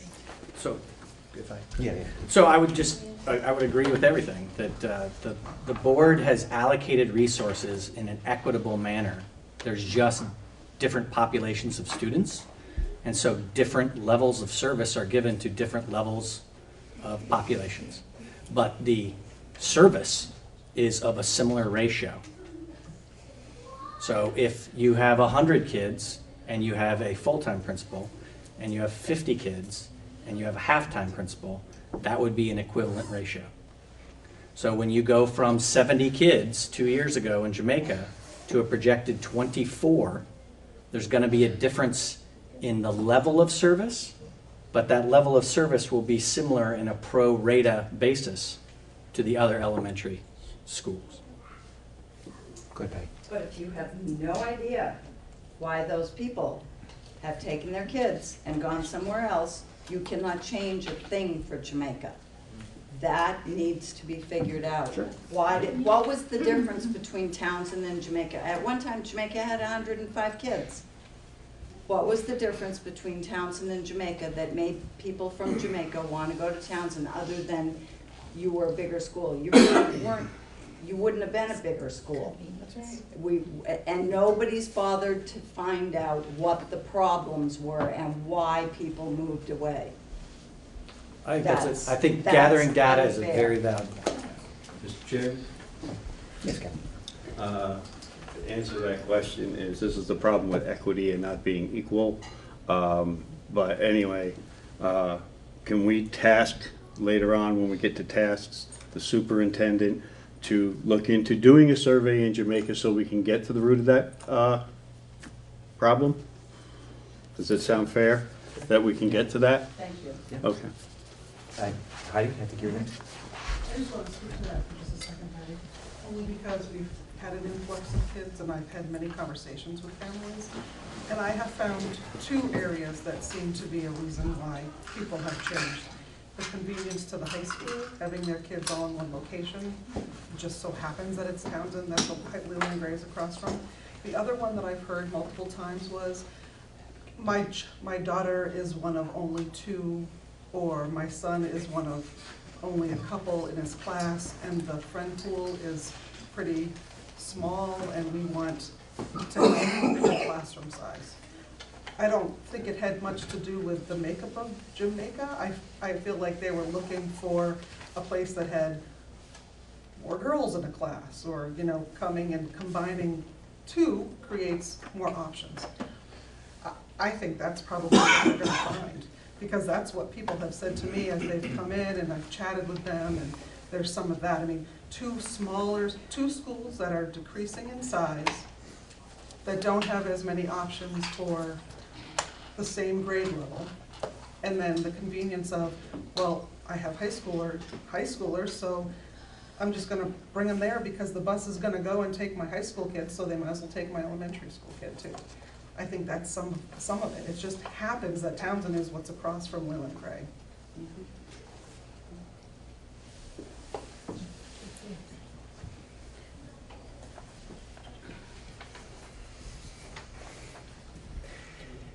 Well, let me try to encapsulate everything that we've heard for probably the last 45 minutes or an hour.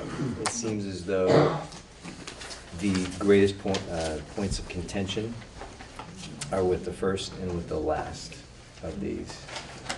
And Lori, I just wanted to ask you again, so with 400,000 in reduction, we would be at a unified tax rate of $2.01, correct? Yes, after the 6-cent incentive. Which would imply a 20-cent increase for Jamaica, or 10.83%. That's correct. Of course, these are all rough numbers because there's a lot of things in flux. Well, I figured if you had 10.83, you'd be spot on, no? Yeah. No?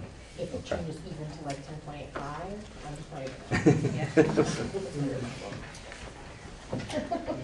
Okay. No pressure.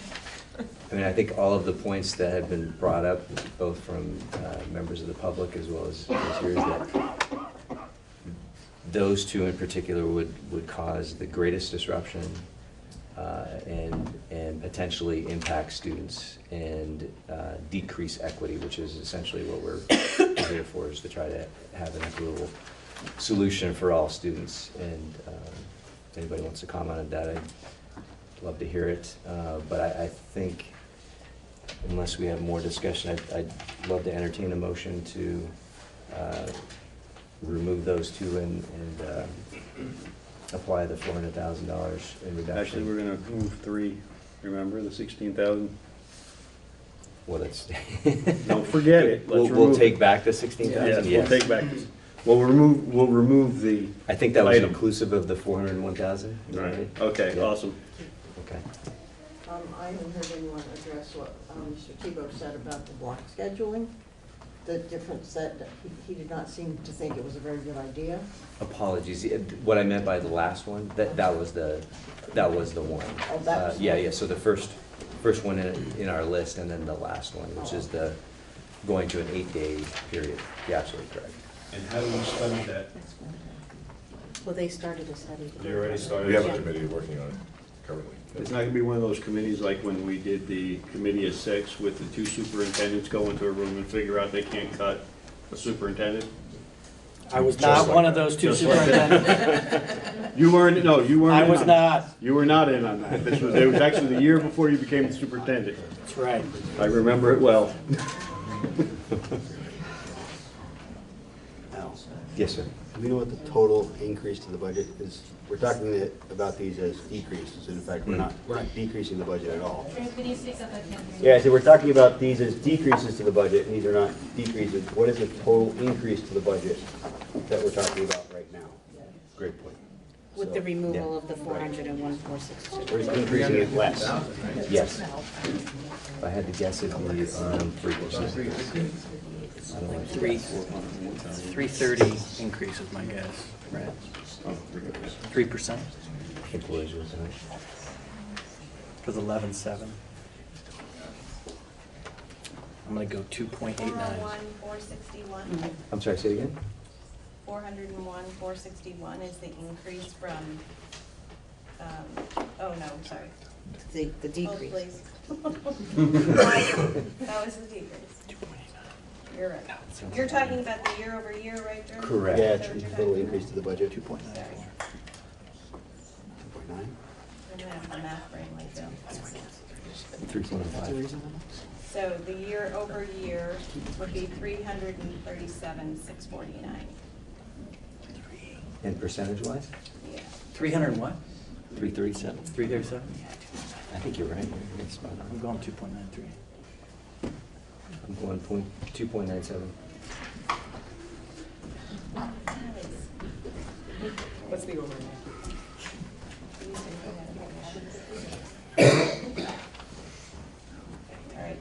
You can go on and I'll come back to you. about that. Well, actually, I have a question for Bill, following up on Sorry, one at a student. time. Go ahead. At the WCSU level, Yes. and it happens every year when we bring up the budget, and we're talking about special ed and everything else, and we talk about meeting the kids' needs. I've brought up to Stephanie every time about, don't forget about the kids that are ahead of the curve. And whose job is it to make sure those kids are challenged? Well, I think you're echoing the point. that Right, so Parent made over there. how do we do that? Because we need to do that. Every child must be challenged. You know, that's how we do it. It is an area in which we can grow without adding a position, I think we can do that. Because there was we've discussed this in the past, I know we have, that we don't just stop at, okay, Oh. everybody made the mark. No, I you're am still confident challenged. that is going on in a variety of places, but I couldn't give you a report in a systematic way, but I Right. think what you're asking for is something to that nature. Yes. Yeah. We should talk about that when we talk about the continuous improvement plans in a minute. Right. Or several minutes, as the case may be. So speaking of which, No, we used to do that. I'd we be used to glad do to that entertain that yearbook. We motion actually had a again. person- Yeah, I had that too. But actually, let's wait for Lori to Two come out point- with the magic number. 2.88. Oh, Was he close? he said 2.9. He was wrong, that's all. I was hedging. My first one was 2.89, then I hedged to 2.93. You said 3.5, so. You're too close, you keep hearing on my whispers. So 201 and New Fane and Brookline rates right now are 188.5 and Townsend is 195, correct? Correct. No chance that Townsend would lose that 5% protection. So there always is a chance. I can't, basically, these are the factors. Let me read the factors that still haven't worked into these tax rates. So before you plan your, what check you're gonna write to the town. I don't know what the commissioner's gonna do with the yield, right? The yield is most likely always changes, typically before town meeting day. So if the yield goes up, tax rates go down. That puts everybody at risk, mainly Townsend, not so much Brookline and Newfane, at losing the 5% incentive protection. The other factors are how the AOE calculates the tax rate based on the split. So remember, we haven't split the budget yet, right? This is the pre-K through 12 budget that we're looking at right here. But West River actually is West River A and West River B. So when all of that goes up to the state and creates a tax rate for West River A and it creates a tax rate for West River B. And those are combined. So last year, just to give you some idea, is I think I projected a tax rate of $1.90 roughly, and it came in at $1.88 or $1.86. So once the combination happened, there was a little bit of a change there. The equalized pupils are not finalized. If the equalized pupils go up, tax rates go down. If they go down, tax rate goes up. And then the last one that I can identify is the AOE. Also, I've identified some exclusions to the penalty, which is about $706 per student. And there is all other exclusions out there that could impact that as well. If we add to the exclusions, then the tax rate will go down. So if the tax rate drops for any reason below $1.95, then Townsend loses the protection. So, still a ways off. Game isn't We would lose finished the yet. protection, but then we would have that rate. You would have that rate, so We- if the tax rate went down, so let me, for instance, if you were to cut all $538,000 out of this budget, and the yield went up to $11,000, we'll say, okay? That would drop the tax rate to the unified tax rate, again, I'm projecting because we haven't split it yet, to $1.94, okay? So that $1.94 is below the $1.95, so that would become Townsend's tax rate, $1.94, and they would lose the protection. So next year, they would not have any protection. So if the budget goes way up, you know, you start increasing, adding some of these things back in or whatever, the building stuff, any of that, then Townsend would continue, just like Jamaica has, to increase beyond the protection. Does that make sense to everybody? Almost clear. Yeah, well, this adds a complete layer of complexity that is beyond. Essentially, tell me if I'm wrong, Larry, but the same thing could happen that happened to Jamaica, where, you know, we have a budget that goes up 6%, but by some crazy formula up at the state level, 1 + 1 = 3, and now all of a sudden you're at a 19% tax increase, so. Right. Yeah. So, and as I explained last time, Jamaica's CLA, which is playing into this as well, has continued to decrease. So I think it was 5 years ago, I have that in my file. I think it was like over 100%, 103 or 4%, and it's continued to go down every year, which makes your tax rate go up, with nothing to do with expenses, nothing to do with the school budget.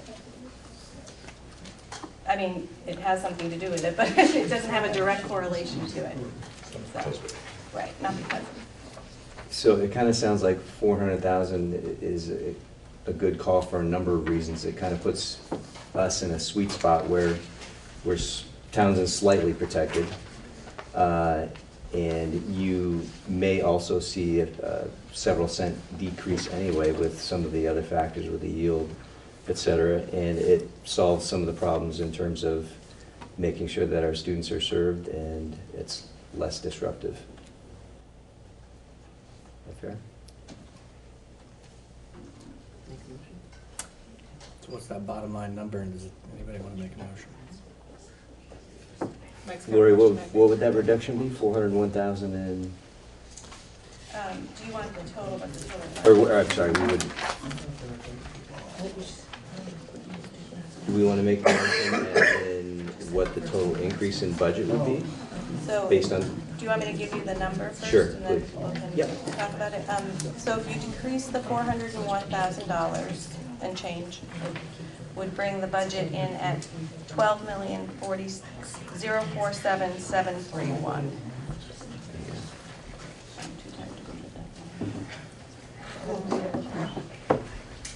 2.88? 2.88.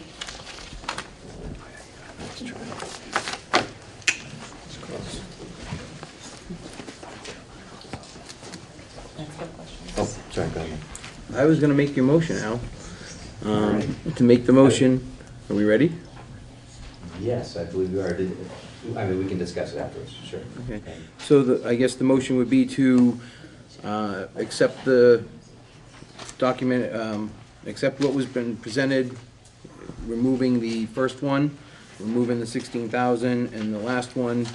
So we're talking about a budget increase for the year of 337,649, which is about 2.88%, and a total budget of 12,047,731. Do I hear a second? I second. All those in favor, say aye. Aye. Aye. Aye. Oh, I forgot you were there, Joe. You're there, Joe. How many was that? 5? Can I just get a show of hands from there? I can't show you my hand. We got it. You got it. I'm waving it. You better not be fibbing. Not in favor? Any not in favor? Fine. I'm not thrilled, it's over the COLA. I'm not thrilled. I knew you were gonna say COLA. All right. All right, as long as you know. But we have to have it for the record. Are you yes, no, or abstain? Okay. You want to know? You got to know. Okay. Okay, you asked for it, you got it. If it's above the COLA, I don't approve of budget. That's what we love about you, Ken. You're very consistent. Yes. All right, thanks, everybody. Appreciate it. Moving on to continuous improvement plan. So you guys got all these in your packets. There's additional copies on the round table. Each school, building, and principal has gone through a process to get to a school improvement plan, which is a living document for 3 years. We received a 7-month extension up until January of 2020. These were due in August, and they allowed us, or 6 months, to have a 6-month extension through January, so that it was a true representation of what was going on in the buildings. I don't know if the principals want to speak a little bit to each one of their process or where they're at for the benefit of the board. I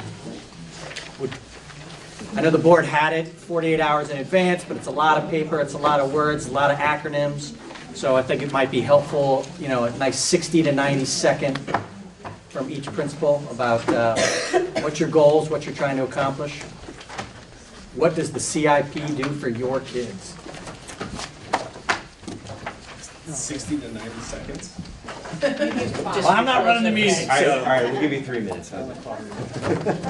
Well, let Scotty go first. Well, that was kind. I can go. No, I'll go. So we did a lot of this work as a large group, and it was modeled to us by Jen McKusick, our curriculum coordinator, who has a lot of experience in action planning. Our action plan at my school comes down very similarly in that it's got 4 goals. The first of which is around math, and the big change in my math goal is that I really want to adopt the strategy that they have adopted under Craig's leadership at Townsend, the math workshop model. It's in place in many of my classrooms, but I really want to see that fully in use. But again, we're using a specific curriculum, Engage New York, and we want to follow through and make sure that that is continuing as well, and all of our assessing that we're doing is turning around and informing instruction. Our second goal is safe and healthy schools. That's a mandate that you have a safe and healthy school goal. We have been working, we've done a lot of work on the SU level in terms of being trauma informed and making trauma-based decisions, especially when it comes to discipline. At my specific school, we use positive behavior intervention and supports, which is also part of our safe and healthy school goal. Our third goal is around using text from your reading, using evidence from your reading in order to support an opinion or a thesis when you're writing. And that is an ELA goal that we've had in place. It really matches with the assessments that we're doing at the end of the year, the summative assessments. And finally, because my school did not close the gap sufficiently between children in poverty and those that and the general population, we were required to do an equity goal, which we really put together all the things that we're currently doing and enumerated them. I don't think any of this was an addition. Quite honestly, there's really no way, since it's illegal to identify a child in poverty formally, because you're not allowed to share that kind of information. There'd be no way of closing that gap without just doing things universally and by parent choice. And so that's where my CIP landed. I'm very excited about it. I think that I worked very hard on it, and I'm really proud of the way it turned out. I'll follow up on that. Yeah, my CIP looks similar to Scotty's. We have 3 goals, one addressing mathematics, the other one English language arts, and the last one is safe and healthy schools. our ELA and math goals are very similar, which is to increase the capacity in teaching instruction of our teachers, giving Tier 1 instruction, being supported by the academic support team to increase skills, then to perform them on our LCAS. And then our Safe and Healthy Schools goal, the biggest thing that we've done this year and moving forward is we adopted a new social emotional learning program called Choose Love.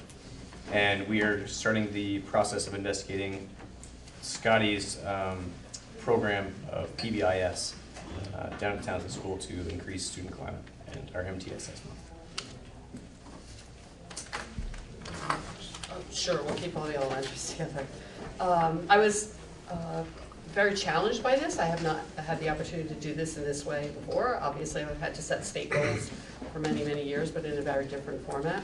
I did a great deal of examination of the data at Jamaica Village School, and one of the things that I've continually shared is that, and I believe I shared it with all of you in the fall, was the fact that well over 46% of our students are not proficient or advanced, and that's just not acceptable. And so I started to look at instructional practices. One of the advantages of the small school is I can get in those classrooms a lot, even on the short days that I'm there. And so we have, in working with Dr. McCusick, we have identified 2 goals for Jamaica. One is very similar to what the other 2 elementary schools are working on. This is looking at reading and writing in a workshop approach. I've had a great deal of experience with professional development on that, so it will be pretty efficient to be able to implement that in a fairly expedient manner.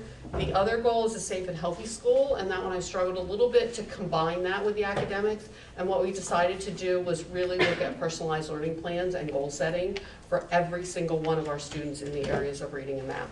And I believe that that helps to address the one community member that spoke about, one of the board members that spoke about acceleration and enrichment. And because Vermont does not require a gifted and talented program here, this is one way by using a workshop approach and setting personalized goals, particularly in reading and writing, that can allow kids and teachers to work together to move at their own rate rather than a static, I'm in 3rd grade, so this is the only thing I can do.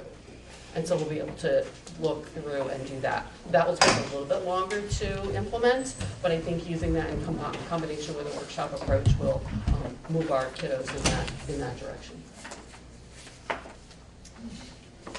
All right, before I jump into mine, a couple other things to mention that all of us had to do to collect data points is that we all participated, and you guys I'm sure received some of these as well.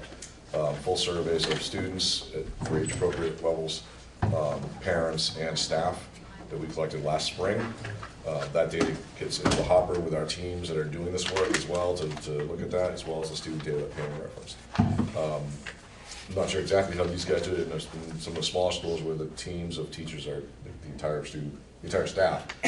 For us, we have a teacher leadership group that did that analysis, and we spent the entire day breaking down all that data, including another survey we did around where a self-assessment that we did based on the NEASC standards as part of a process that Bill and Jen and I were having this discussion around NEASC, which is a whole other thing we'll come back to at a later date. But, so we collected a bunch of data there as well. Our first goal was to, as you can see, to create and fully implement the PBGR system for all students by the fall of 2022.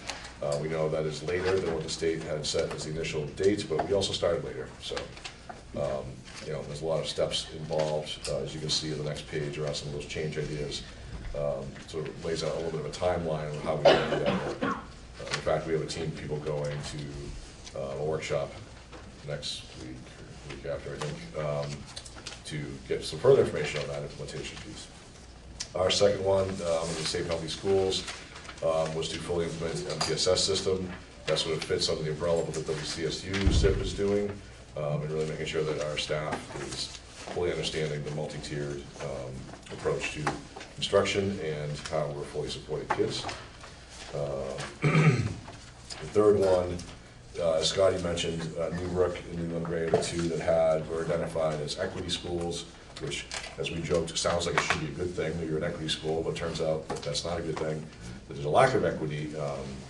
And so one of the things that we talked about, and there had been a student survey that Joanna had done around the culture and climate, I think some of that data was maybe shared with you guys.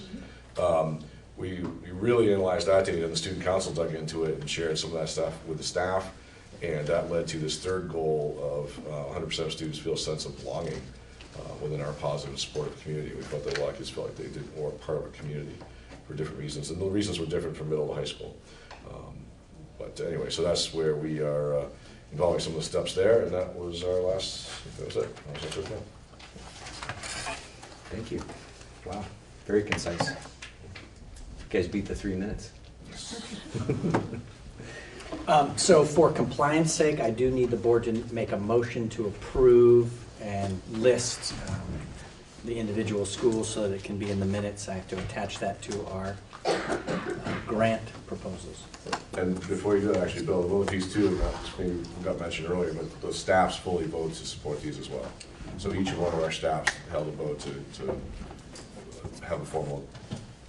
No? And yep, Oh, and our okay. PACs did as well. So the principal advisory committees all met, I believe, and they've all. We didn't vote, but we shared it with them. Yep.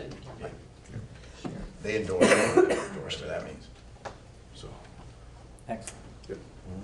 Who would like to make that motion? I'll make a motion that we accept, is that what we're gonna say? Approve. The continuous improvement plan for Leland and Gray, Newbrook, Townsend, and Jamaica. Second. All those in favor say aye. Aye. Aaron, you got that? Sweet. Aye. Delayed aye. Voice speaks. Well, I gotta take you off mute. Oh. I figure you guys don't wanna hear me like just sitting here. All right, on to the student reports. I have nothing to report, personally. Fair enough. In a meeting that we had with Mr. Tebow, he asked us, as part of our independent study, to do a presentation for the board at the end of the school year. So we were wondering what the board would like us to report about.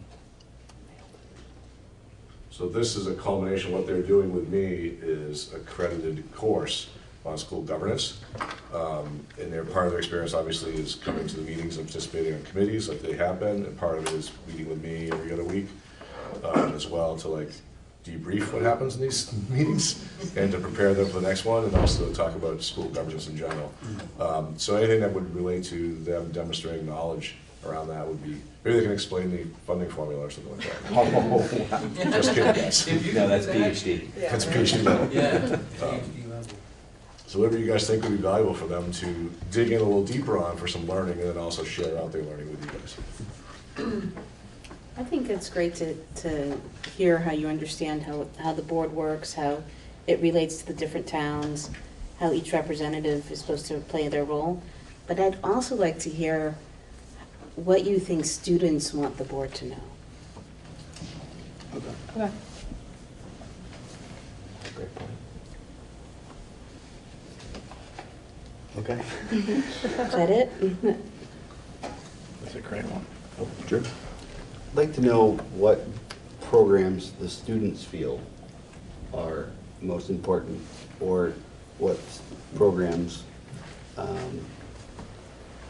they would benefit from most, that maybe aren't here or should be here. You verify that they aren't allowed to test me to do a survey. No, we are not- we are Feel not- free to task the principal with anything. I'll make that as a motion. So we're talking about programs that don't exist that If we there's a- think. Maybe, if there's, Or more of, or. Changing, maybe like the program for students being on the board and meeting with the principal is really good, and or maybe it's really bad. Depends on the day, Drew. What programs are missing, or what programs are good that we should support? Because we're going to have tough budget discussions in future years, and knowing what the students value is important. I can tell you right now that I think the biggest program the students value is definitely sports. Yeah, family sports. So I would continue going forward with full support of that as much as you can, within reason. If that was true, we would have 100% participation in sports. So we can't say every student. But just because someone doesn't play doesn't mean they don't participate. There are, Or don't go to all the games. yeah, there are, during soccer season and basketball season, there were a lot of students at our games. Okay, I agree with a lot, definitely. Large percentage, so. Less so the middle schoolers, more so the high schoolers, but still. Good. Anybody else? Joe? No, I'm the part about the student programming that they find important. That's a tough one because it's like I when I was thinking about this report, I think it really, you know, the value for the board is in the experience that these particular students had, rather than, you know, is this a poll? Is it, you know, they talk to their friends? Is it a personal opinion? I think this is the most valuable program. You know, I'd sort of like to hear, you know, the recap of the year too. Like, you know, when you first got on the board, what did you expect? And after being on it for a year, what was different than you thought, or how does it, you know, how did the actual sitting on the board compare with your expectations? That kind of thing, you know, so the personal growth part, or the progression anyway. That's good. Anybody else? Is that enough for you? Yeah. Okay, that's on. No, vote them up. Everybody. Perfect. All right, principal reports. I think everybody read the principal reports, but if you guys want to, same style, do a 1-minute recap of anything that you want to highlight. I would like to highlight again, and I already kind of got into it, but I'm really proud to see that what I thought was happening at Newbrook is in fact happening. We have fewer incidents to report out of our Swiss incident database, and I really believe that's because instead of, I mean, we've always been very educational with our consequences and with my discipline, but I'm the principal, and I'm one guy, and I try to do a really good job with everybody, but that's not a system, that's a person. And now we have this system in place that's informed by experts, Beth Merrill and our behaviorist, Jen Ather. And what we're finding is that we have one child every day who's not getting written up that in the past has. And that is an amazing thing to me, because when I think about what that means, and I didn't break it down for today, which I should have, but when you think about a referral, that's going to take an hour maybe out of class time for this child sometimes, right? So here's a kid that's struggling with their behavior, and probably because of that, compounding the time out of class, he's struggling with his academics. And here we are now saving one child every day of an hour of time. It's an amazing thing. And I have to say too that I wasn't like all for it at the beginning of the year. I was like, gosh, I hope this works. And it's working like a charm. And that really was because Stephanie, our special ed director, really pushed us in that direction. And I'm so pleased with how it's worked, and all the staff has stepped up, and people are pretty jazzed about it. You know, there's just, the kids we're teaching them how to behave, and they're learning how to behave better. And that's an amazing thing, and I'm just really proud. Oh, I can jump off on that. Yeah, this past month of January opens sort of when we return from the holiday break. Starts our benchmarking period. And so I'm really proud of my teachers. They got all of their benchmarking done for our LCAS, which is pretty heavy depending on which grade that you're in. From getting all of that data this past week, I met with special educators and my academic support team to review all the data. We then looked at our notes, we looked at the data, we looked at students to make recommendations for our WIN block, which is our what I need blocks that we have in every classroom for a half hour a day, which specifically targets skills that students may be missing. I then took those notes with special educator and my academic support team, and then we met for an hour with each one of our teachers to specifically talk about each one of the students and the data that they showed us on these assessments. We then formulated a plan for the next 6 to 8 weeks of how we could do targeted instruction. So, you know, we went through our 112 kids and talked about what kids knew, what they didn't know, how we can help them out, and how we can help support them, which again, sort of like falls into what you were talking about. When kids are engaged and are at the level where they should be at and feel comfortable, they actually behave and are more engaged because they're comfortable where they are. So really proud of that. I will just say on mine, nothing highlights, but I wonder if anybody had questions based on my report, or I think Chris Medina had an incident report in there about the... That just went to the building committee. Oh, that's it, okay. So people had any questions about the incident here with us closing early for vacation? I'd be happy to answer any questions people had about that, or if you felt like you knew enough about it or wanted to know more, I'm happy to help answer some of those questions. If you feel like you have no idea what I'm talking about. Yeah, what was the toxicity level of the air? Now, the air quality was not measured because the Department of Health told us unless we had a baseline measurement, there was no reason, there's nothing to compare to, so it didn't really matter. So they recommended just letting the sediment It was just stuffier settle, than normal. settle, and then clean, which is what we did. So.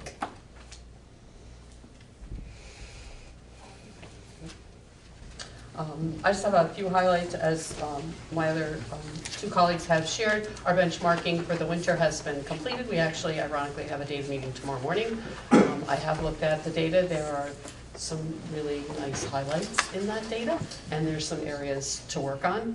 And just a couple other things to point out. We recently have forged a partnership with Jamaica Memorial Library, the public library, and there are 4 opportunities. We actually have our last one this Thursday, where the children go for an after-school literacy enrichment program on Thursday afternoons for about an hour and a half, and we've had 5 kids sign up for that. So percentage-wise, that's pretty good for Jamaica, and we look to continue that. It's great, the bus drops them off, so it's perfect, and it helps to provide some of that after-school program as well without having to go to Wardsboro and that kind of thing. And then if you didn't notice, and I know it was in the newspaper in a few different situations, we had a fairly sizable grant from the Stratton Foundation, and we collaborated with LL Bean and were able to purchase backpacks for all of our children for the second half of the year. So that was thanks to Susan Clark for arranging that and the Stratton Foundation. Johanna, do you want to give some highlights from the very nice and thorough culture and climate report? I see that it didn't make the packet, but I know you have it electronically. They do so have that's it. fine. It's also many pages long, so it's quite all right. Yes, so the presentation that was included in the email that you all got was put together by the high school leadership class. So we rolled out the official Rebel Code, so the students defined what the Rebel Code or the sort of behavioral expectations school-wide, what those should be. I would have brought my little poster if I thought of it, but I didn't think of it. But it's very lovely and colorful. It says Rebels, and then the R stands for respect. So they've defined what respect stands for. They've defined what the E stands for. And those will be going around to the classrooms, just creating a common language for teachers and all staff and students to be using with each other. So that's exciting. Presented to the staff today, got the posters out. So I've also begun sort of looking into establishing more restorative practice ideas here at Leland and Gray in terms of behavioral consequences, but also just for community-based practices. And to help with that, I've decided to create a culture and climate team. I've had, I think, 4 or 5 teachers already say that they're interested in joining in that. So we'll begin looking at what that process would be to bring more of restorative practice, restorative justice to our school, and perhaps like a hybrid with traditional consequences and a blend of all these things. What else was in my report? I think those are some good highlights. Good. I have one question though. Okay. Did Bob fall after he tried to take that shot? Which shot? You're playing soccer and. No, but I also missed the Oh, crossbar. the crossbar challenge. The crossbar, yep. That was bad. Soccer is not my game. Did it leave the, I don't know if the ball left the ground. I might have missed it. I don't know. Well done. Little divot. All right, how about the superintendent report, everybody? Just the two things, just the weighting study. I appreciate that the officers of the WCSU are gathering you all for that conversation. And at the January Superintendent's Association, the Secretary of Education came to visit and let us know two things that will probably have an effect on this area. One is that there'll be a final report from Act 46 by the AOE, which will come out in late spring, just basically detailing out the logistics of what happened after Act 46 passed. And then immediately after that report, the Secretary of Education is planning to work with the State Board of Education to redraw supervisory union boundaries. There's no law or statute that needs to be changed that has been on the books for 50 years. And so that seems to be one of the top priorities of the agency this summer. And so I included in your packet pages 187 and 188 of the Secretary of Education's report, which has Wyndham Central in there 3 or 4 different times of different possibilities and different configurations. So I would expect this summer, before an election, that all to be analyzed and dictated to. I do not see a lot of conversation. I think that's been thought about for a long period of time. I think the Secretary of Education, before he became the Secretary of Education, was hired as a consultant to do many of the studies. So he has a really good handle on the situation. And I think that with declining enrollment, SU boundary consolidation is a very natural thing that will be occurring over the next 1 to 10 years. Phil, So- I have a question. Yeah. And this report that you send us, those pages, is like a couple years old. But, some of the things in there just make very little sense to me. So like when they propose, possibly putting Vernon into RSU, like, okay, Winhall makes a lot more sense to me than Vernon does. But do you have any idea or sense of how are they gonna come up with some better strategies this time, or are they going to at least be open to that? Because what we just saw in these last few meetings is we have one town in our district and they're feeling like they don't have adequate representation or that their needs aren't being adequately met. Sure. And I can't imagine a room full of people from Vernon coming up here and thinking that they're going to get a fair shake. So think about this contextually. When you are part of a supervisory union, your relationship to another district is very different than when you're within a union district. Okay. So the relationship between Townsend and Jamaica and Newfane and Brookline and Wyndham are all very coalesced because you all are a member of a district. Gotcha. But you guys really don't have too much effect either way of what Marlboro's doing or what Stratton decides to do, or what Dover and Wardsboro are making their choices on. So if you enlarge an SU and add Vernon, it allows Brattleboro to become a single district. They are no longer a supervisory union. Mm-hmm. So there's some efficiencies there.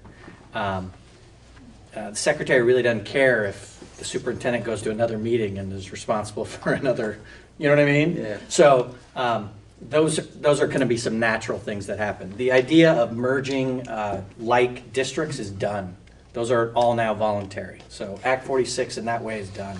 So in terms of having more districts underneath a supervisory union, underneath one business office, now that we have a chart of accounts, now that we have one finance system, it makes sense. It makes absolute sense. So, I think what you just mentioned is a really distinct possibility.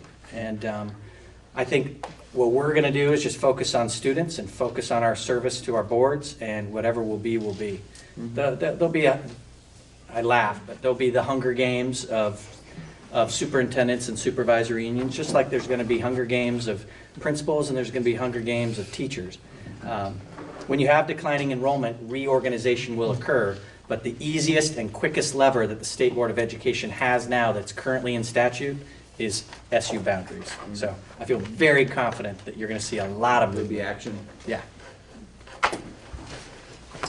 And you think we can save more than 6 figures? I am committing nothing. Have learned that. You learned that one, right? So what was the study you were just referencing before you talked about? Sure.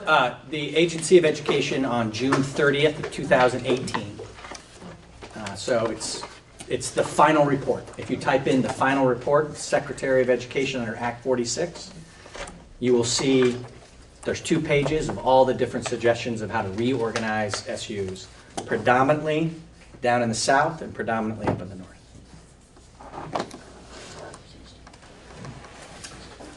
I have a question for the board if this is the time. Lindsay forwarded me the pupil weighting factors report. Has everyone seen that report? And in this, I think it's really, for me as an individual that lives in this area, I think it's important for me to talk to the state about how I feel that they need to look at this report and really change the way they look at funding. Is that something, but I also feel that it's really important for institutions to do that as well, not just individuals and taxpayers in the state. And I was wondering if the board has taken a look at this and if the board would be willing to, as an institution, say, we would like you to take a look at how education is funded and that it's really important that the pupil weighting be changed. Because I think we have a benefit that we are a very small state and we have very few people, and so our voices matter.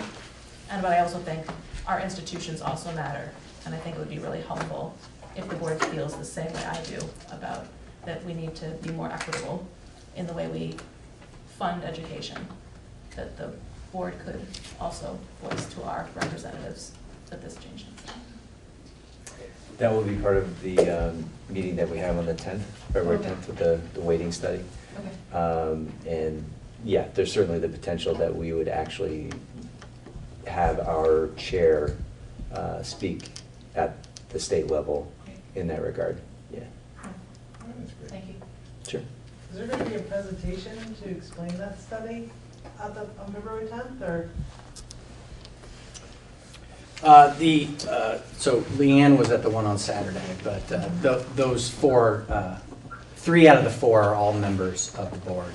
And the expectation is that information that was brought on Saturday to explain it all will be tightened down for the WCSU group. I was wondering about if that was recorded on Saturday, if anybody had a link or anything that if you wanted to watch it after the fact. I don't think BCT. There was no digital recording. Several reporters there, so best I could suggest would be to look and sure there'll be some articles coming out. I remember seeing Olga Peters there, and I know there was mentioning of other press members I wasn't familiar with. Yeah, there will be a lot more about this. I mean, this is a huge study and a huge game changer. Yeah, that's. The bottom line, personally, if you don't mind, No, go ahead. that I took from it is we need individuals to act, letter writings, and I can give, forgot my phone today, so I don't have all my notes from that meeting. But they gave key people to target. For the House, it was the education as well as Ways and Means, because they make a lot of the financial decisions. Your speaker, Senate as well, similar positions. The more personal, how it's personally impacted you, loss of programming at local schools, tax burden that maybe was unnecessary to provide the minimal course of study that we've been able to provide. Just anything personalized is what the representatives were urging. Great. Good question. Thanks. All right, moving on to administration assignment for next meeting. Ken, I know you have one. Yeah. Here's your chance. Forgot what it was. What was School it? choice. You didn't write it? Survey. Survey. The survey of school choice. So is this, just clarification, this is reaching out to all families that took advantage of school choice last year and asking one question, why did you go? Yes. Okay. What were the driving reasons for you to change school district, or schools in the district? If you want to put choices down, it's up to you.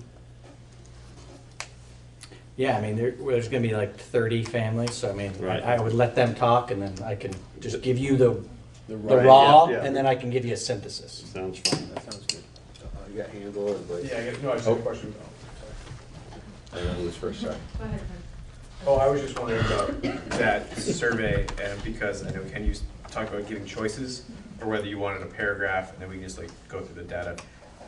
Would it be easier for us to just have like a drop-down menu of class size, offering, rather than going through a paragraph? I can do Check boxes. whatever the board wants me to do. I think that assumes that we know. Yeah. Yeah, That's what I'd we like to thought. hear him talk. Okay. Rick was next, I believe. I'm going to make a comment based on observations, just since you're pursuing this.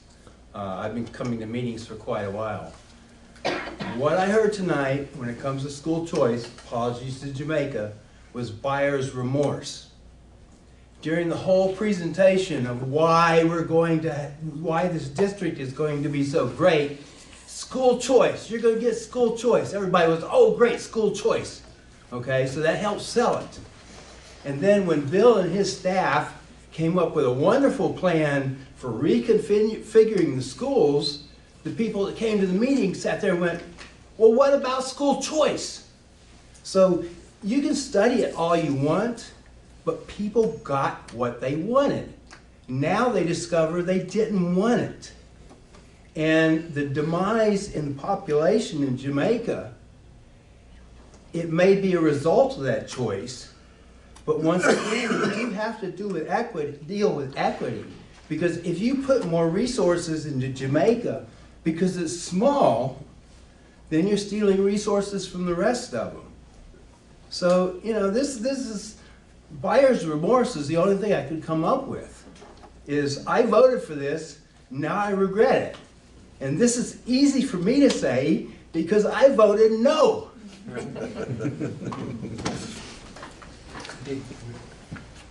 I think it would be more helpful to ask everyone why they did or did not choose choice, just to see if it's buyer's remorse, or if, to see how people are liking school choice, whether they like it or don't, why they chose to do it, why they didn't choose to do it, and what they would like, how they would like to see this evolve, because I don't think it's a yes or no, like we have school choice or we don't have school choice.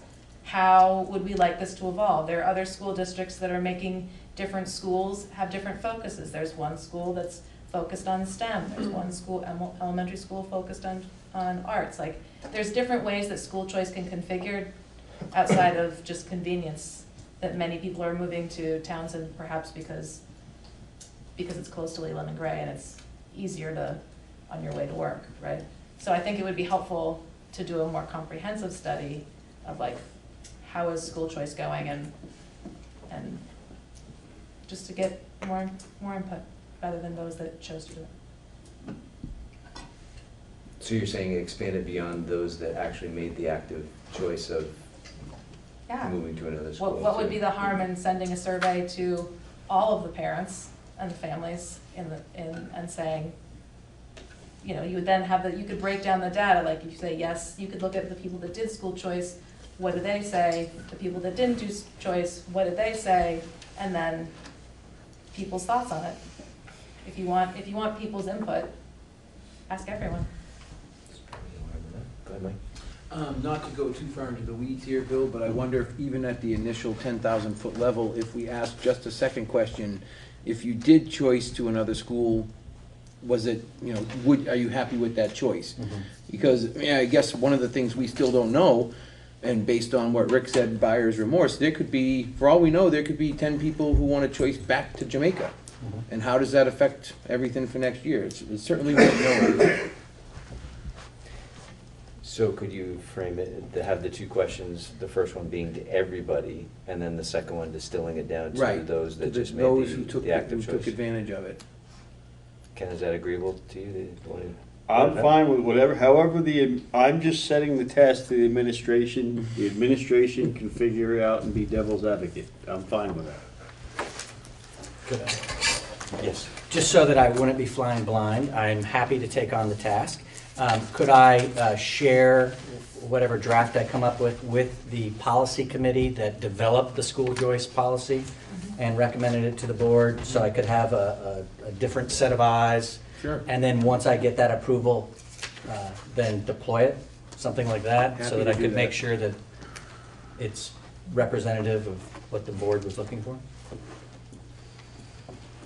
Do you think it would be helpful, Bill, to ask, I mean, because right now we're trying to make these choices about staffing and all these other things. We've got all of this information that we don't have.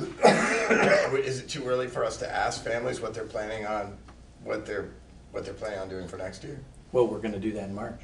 Is this going to happen before? Is this survey going to happen? Well, if the board gives me permission to go through the policy people, then I'm going to start working on this Yeah. week. So I I would like to wonder get if it out before that. Yeah. I'd like to report back to the board on the 24th with, Data.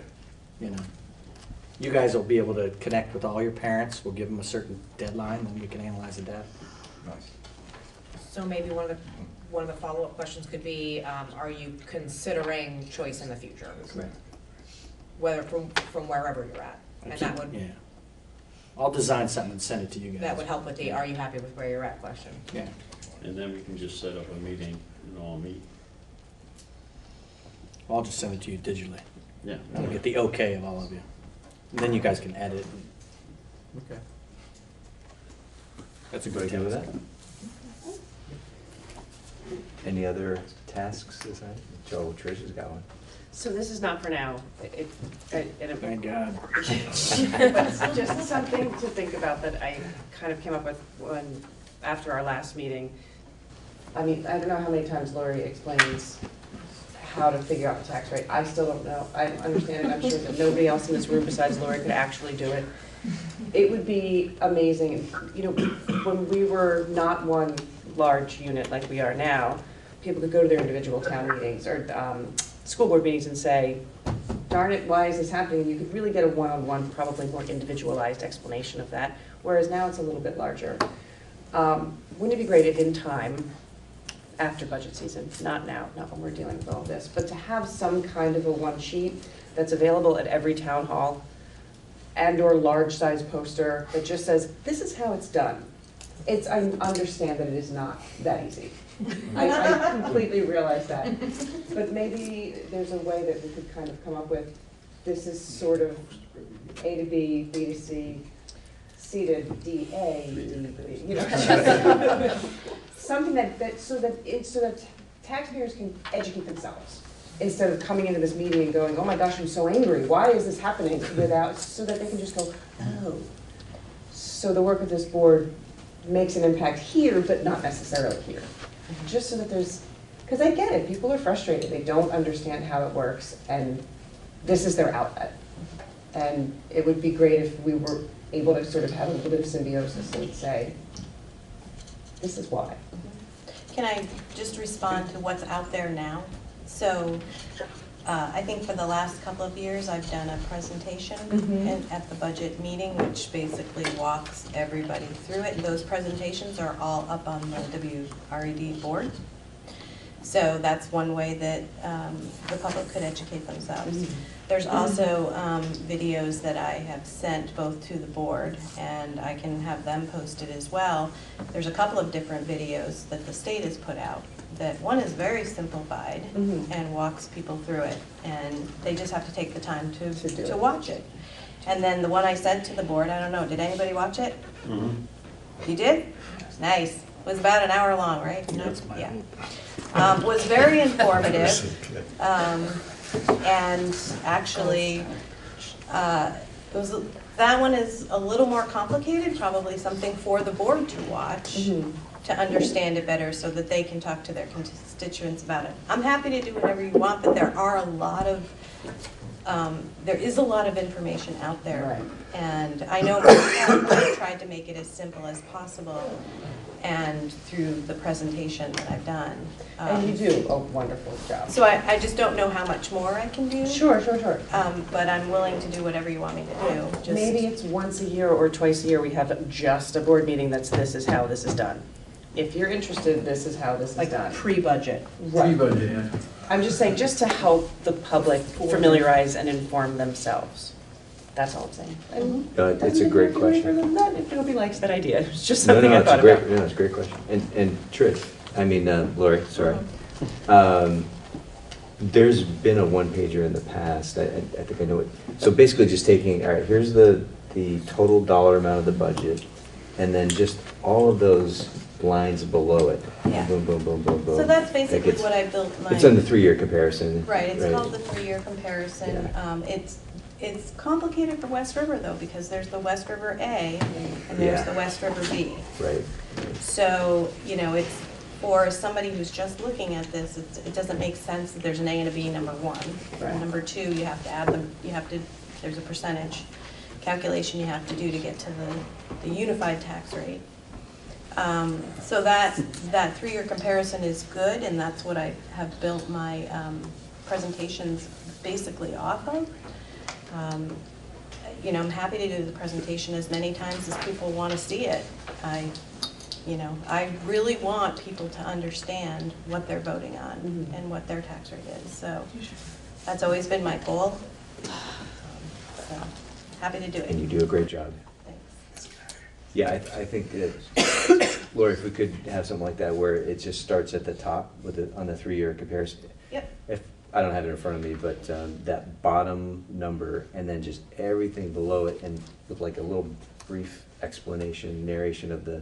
Can I send the board my presentation from Yeah. last year so you guys can look at it? Which I think is And probably- give me feedback as to where it's not Yeah.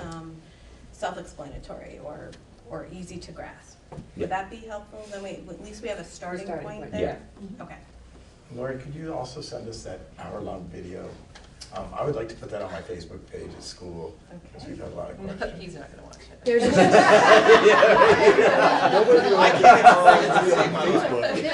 I can't explain Let's be anything. clear here, yes. There's a short one that, and I think it was actually targeted towards boards, wasn't it, Lori? There's this short one, it's easy to understand. There was, it was very cartoonish. Yeah, it was a cartoon, literally. Right, and that one is very good. The hour-long one actually goes into more in-depth and really explains it from how, all the towns send their to the state and how that works. So it's informative, but it may not be for everybody to watch.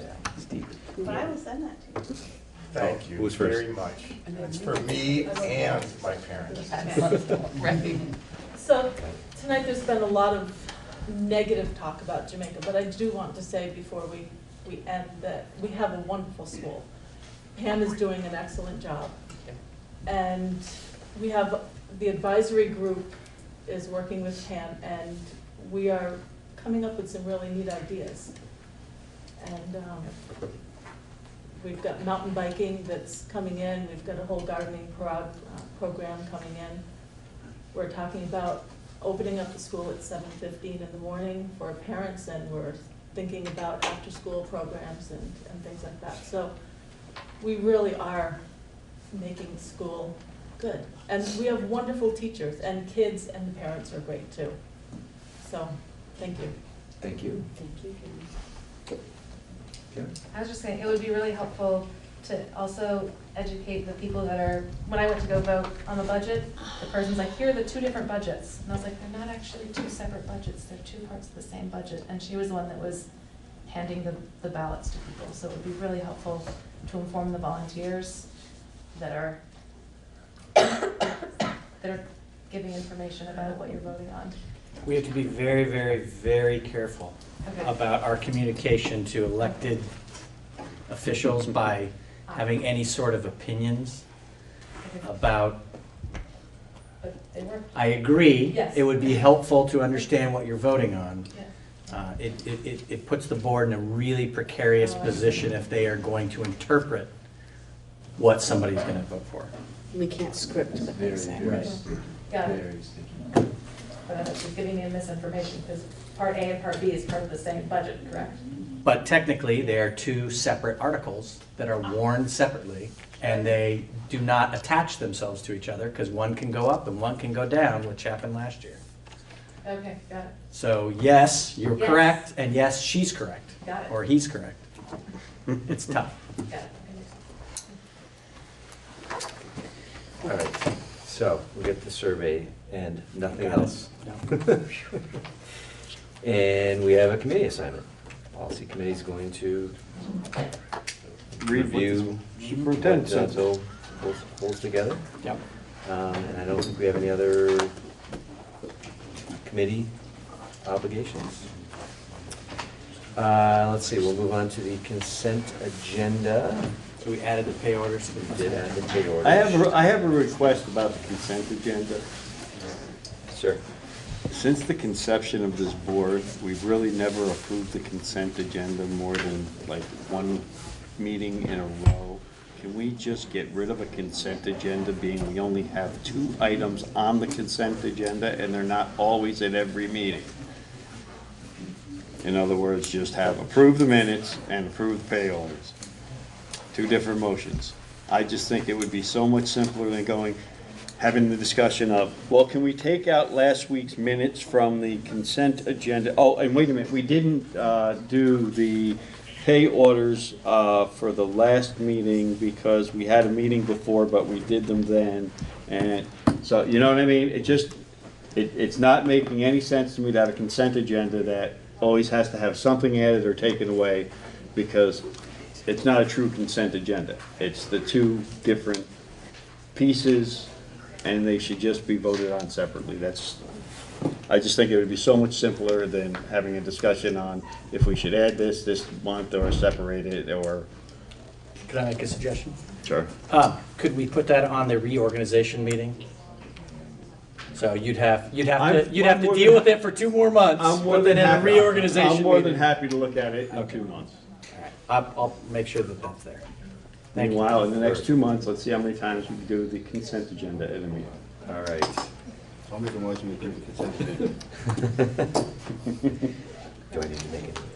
With the Just addition of. remember that the pay orders have been placed in there. Yep. So- And you need to read out. The amount. Yeah. Yep, so we have And the pay order number. number 37. Total amount is $1,091,941.16. You got that? All right, good. You missing pay order 38? Whatever Laura says. Hey, Lori? Yeah, sorry. Is there a pay order 38, or we skipping that one? What was the one I wrote on? I've got 37 and 39. Unless it was a special run. I'll have to check it. Okay. Oh, yeah. But let's approve 39. Yes. All right, so we Are also those have, salaries or expenses? What was we got AP payroll and and- million? all right, so pay order number 39, payroll warrant, in the amount of $214,080.31.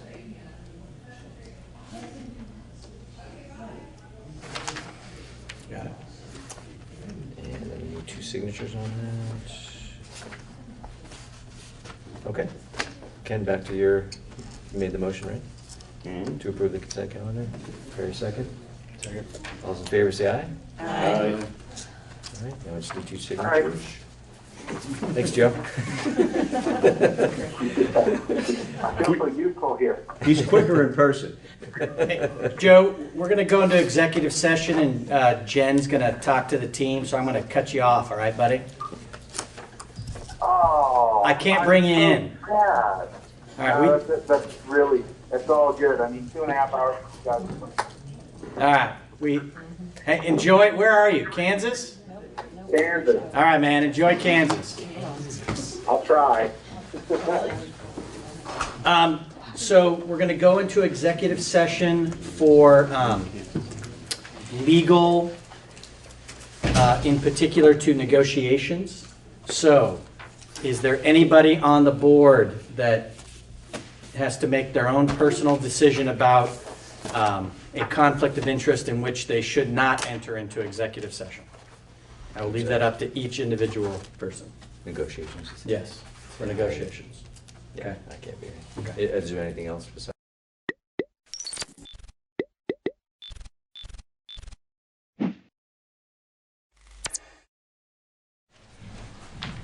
It is 7:05 and I'm calling the meeting of the Development Review Board to order. I'm Maya Hasagawa, I'm the vice chair, and I will do the opening remarks. We only have one person here, but anyway, you'll have to listen because it's the procedure. Sure. It explains the procedure. At the DRB, we hear applications for land development in the town of Brattleboro and appeals of zoning administrator decisions. Procedurally, the Development Review Board operates on the record. Broadly, this means we take a clear record of testimony from the applicant and any interested parties and then issue a written decision with our findings. Applicants and members of the public should be aware that as we are on the record, this is your opportunity to comment on and provide evidence relating to an application. In the event our decision is appealed to the environmental court, the court will not take or consider additional testimony at its hearing, but it will look at the evidence from our hearing, the regulations, and determine if the evidence supports the findings and decisions of this board. Only interested persons that participate in this proceeding may appeal a decision made by the board. So I strongly encourage all of you to speak up at this hearing. So you're going to present, so I know you're going to talk. As we are on the record, we are going to ask that you affirm that your testimony will be truthful. So would the applicants and anyone wishing to speak to an application please affirm the following? Okay. I hereby affirm that the evidence. Oh. Yep. He doesn't have Right hand up. There you go. Okay. I hereby affirm that the evidence I give in the cause under consideration shall be the whole truth and nothing but the truth under the pains and penalty of perjury. I do. Applicants require a majority vote of the full board to succeed. That's 4 votes out of 7, and I think we have 7 people, so. If we do not have a full board present to hear your application, then we will consider a request to continue your application to the next public meeting. After taking testimony, the board will close the public hearing and may vote on your application. The board will issue a written decision within 45 days of the close of the hearing. While we may vote on an application, it is the written decision that controls the timeline for an appeal.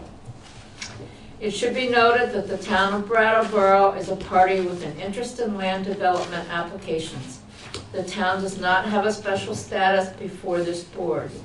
Documents provided to the board by the town planning department, town attorney, or other town departments will be considered in exactly the same way as information from the applicant and all other interested parties.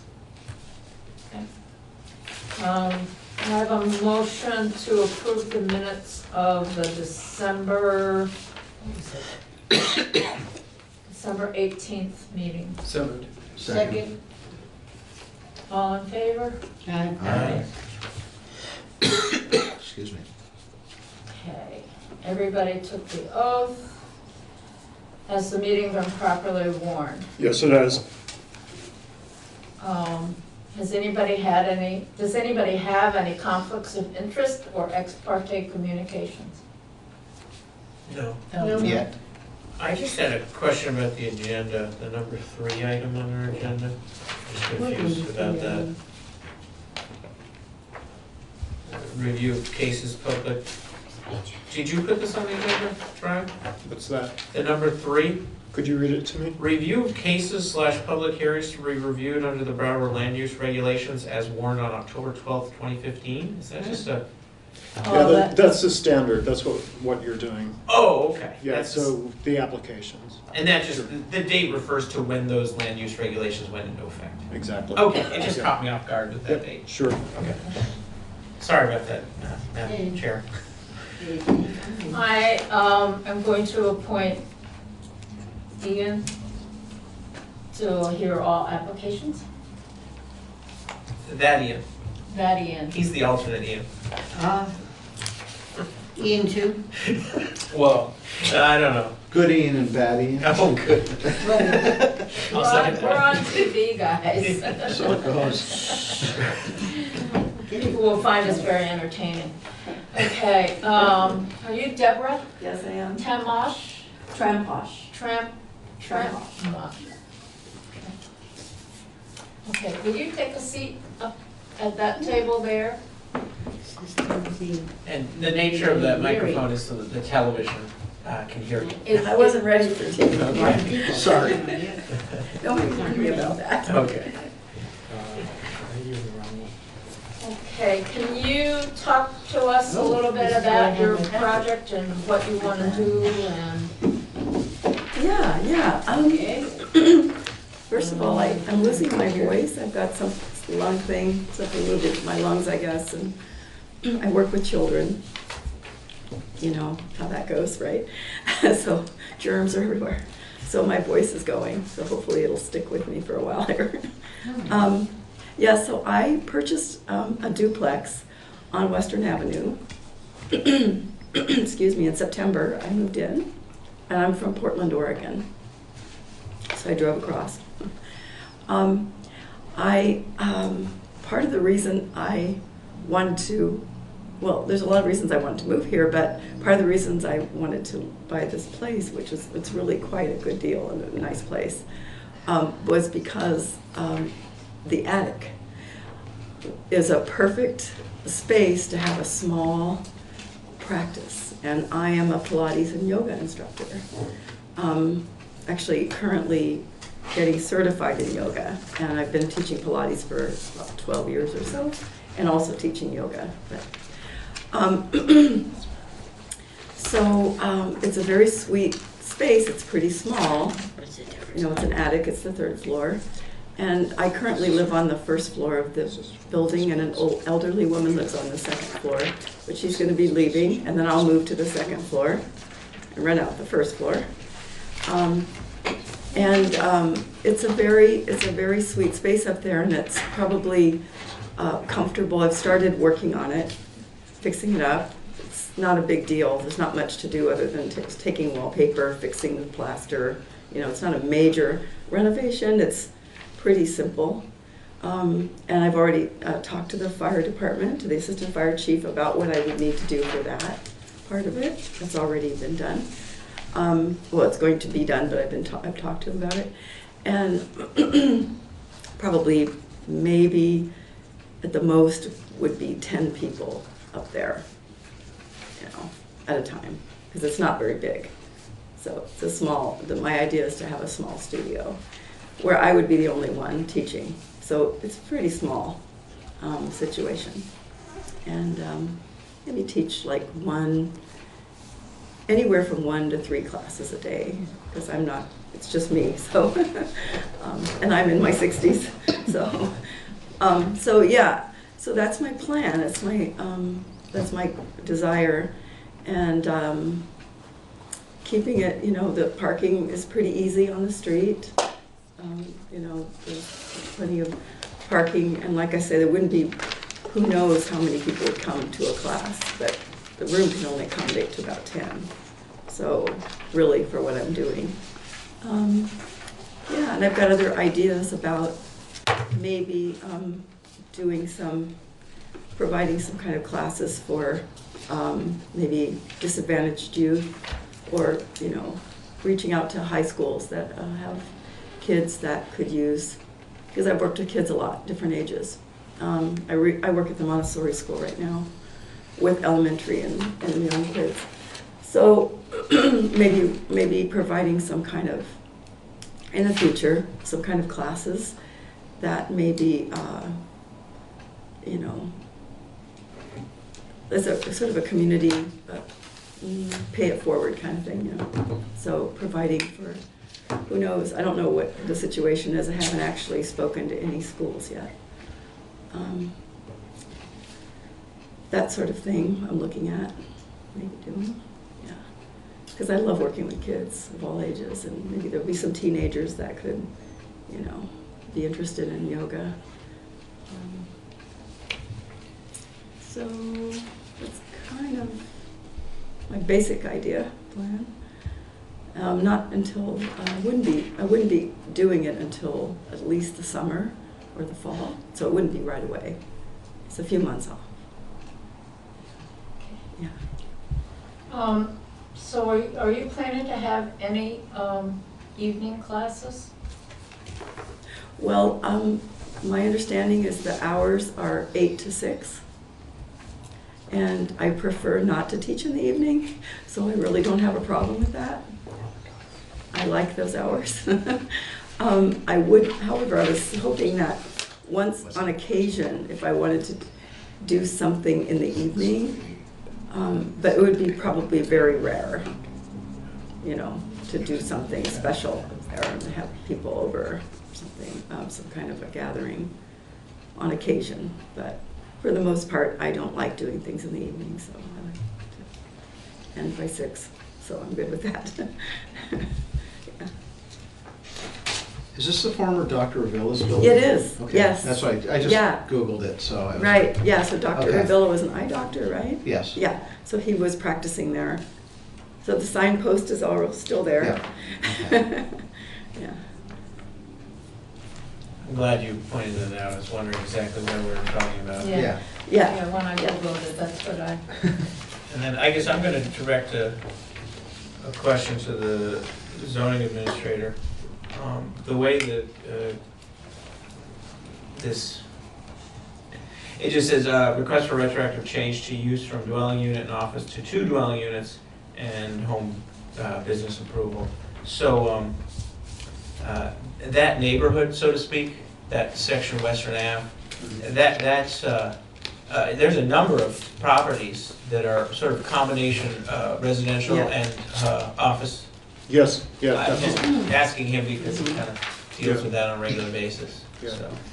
And so, to me, in one sense, my mind says changing, and you can tell me whether my thinking is correct, but changing from a dwelling unit and office to 2 dwelling units, I mean, to a certain sense, am I thinking that sort of a small yoga studio is sort of synonymous with an office, in a way, for that zoning area?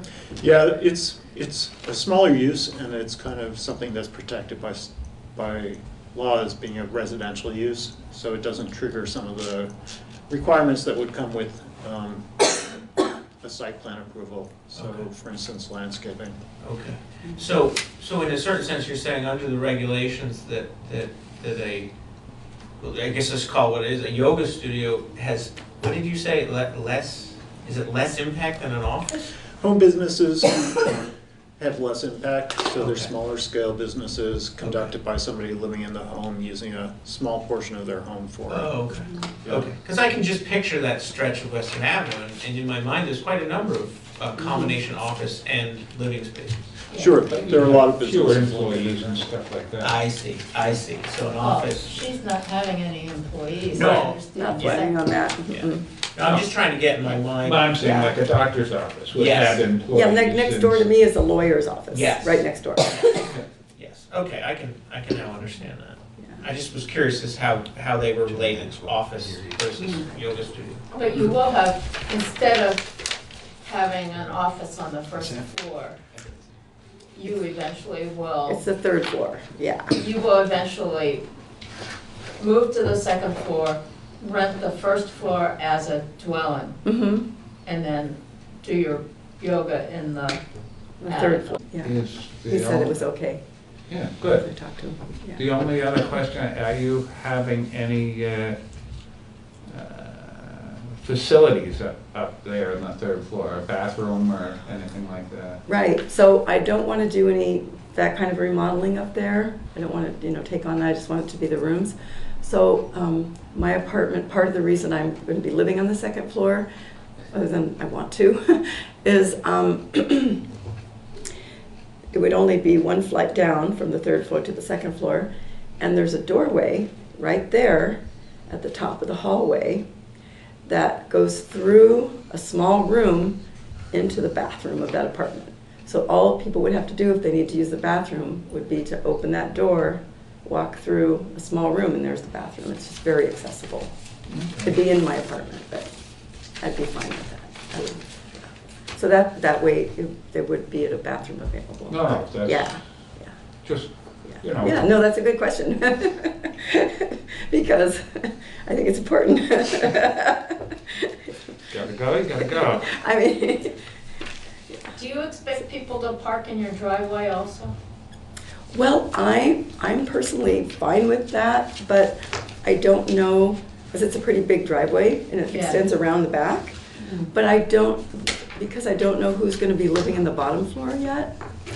I don't know what their situation will be, is like how many cars there would be there already. So I would want to respect that. Like whoever's living there, they would need a certain amount of space. Right now, the woman that lives in my upstairs doesn't have a car. She's 93. And so it's not an issue. But yeah, so it would kind of depend. But the parking in the street is, hardly anybody parks in the street. There's plenty of parking. Seldom use that area. I know, so it's really kind of ideal. So, What provision do you have for snow removal from the driveway and the sidewalk and so people Yeah. have access? I'm not currently plowing my driveway, having it plowed because I'm the only car, so I just park at the end. Because it gets expensive, can't really afford it. But next year, I will, especially if I rent the downstairs, of course, I'm taking care of that. And I shovel the walkway myself at this point. There's a hell of a bank behind the place. Oh, yeah. If I remember right. Yeah. Yeah, plenty of place for snow. It's down. I don't know if it's the purview of the board, but when you sit on this board, you get to ask questions because you're curious. And my experiences with attics in some houses is they can get quite hot in the summer. And again, I know there's the whole hot yoga, but do you have Which any? I'm not gonna do. Yeah, do you have any, Hot yoga. apparently there's a type of yoga where they actually turn up the heat and then do the yoga. Is that? Yeah, I don't approve of that myself. But I know there is a hot yoga studio in town. Yeah. Yes. So what I was asking you, and again, it may not be pertaining to the land use regulations, but just curious about, do you have any provisions for, perhaps there might be ventilation? It may get Yes. quite hot in the summer. I'm just curious to hear Yes, so about that. I just had my place insulated. Okay.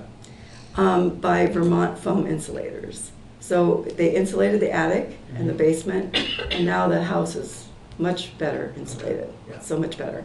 So I wanted to actually call the guy and make sure that it's going to be cooler, because it's really warm now. It's going to be cooler in the summer, like insulation is supposed to be, right? So I was going to call him and say, are you guaranteeing me this? But I am going to probably install one of those units that you put on the wall. Okay. That split. Yeah, it's a heat and an air conditioner heater. I was thinking about getting one of those. Yeah. And there's two big windows. Yeah. I'm under the understanding that some of the ventilation fans that people, for example, put in their bathrooms are very energy efficient. I've been told certain of those fans can run nearly all day, and it's the same as like running a light bulb. And so I would bring that up as a thought, is if that would be more of a passive way of pulling out warm air as opposed to an air conditioning unit. So I just bring that up because I'm curious. And I'm a fan of fans. So I prefer fans over air conditioner. So I always go with that first, and then if needed, air conditioner. I guess I just bring up the issue because I wonder if it would be I'm, an issue. I'm you very might have much to an deal environmentalist, I'll tell you up front, so I always think in terms of the environment first. So are the steps up to the third floor in the front or the back of the building? The front. The front. Mhm. So it's easy. Yeah, there's no elevator, but. And I'm remembering perhaps, because I believe my first glasses were prescribed by Dr. Ravella, but I'm understanding that the building is, in a certain sense, that the ground floor entrance goes right to a staircase? Yeah. And then that staircase would continue on to this proposed yoga studio? Like as soon as you walk in the front door, Okay. there's a downstairs apartment here, Yeah, 2 which was doors. formerly an And there's the office. stairway, goes straight up. Yeah. There's a second apartment, Yeah. down the hall, next stairway goes up, so it Okay. just goes. Are you having any electrical work done up in the attic? I had a little bit done because I had to have a few outlets put in that were taken off of the electrical that was already installed. Because it's already got electrical up there, there's lighting. So we just took it, it was easy to just branch off of that. So there's a few outlets, because I needed a few outlets. And other than that, that's it. So Brian, is that enough to trigger having to? It's not in the same part of the house, so I don't think there's any savings on doing, A charger. yeah, not at this point. And there's a smoke alarm up there already. And you will need a sign permit, a separate sign permit. Oh, okay. And I Okay. believe Brian can approve that administratively. Okay. We can put that in as a condition if everybody agrees that. Didn't the doctor already have a sign there? Yeah. Yeah, and the posts are still there. Right. So it would. Hang on that post, Yeah. I assume, yeah. Anybody have any other questions? I'm good, thank you. Great. Anybody have any other questions? Okay. Can I have a motion to? I move we approve it. We approve the home business permit and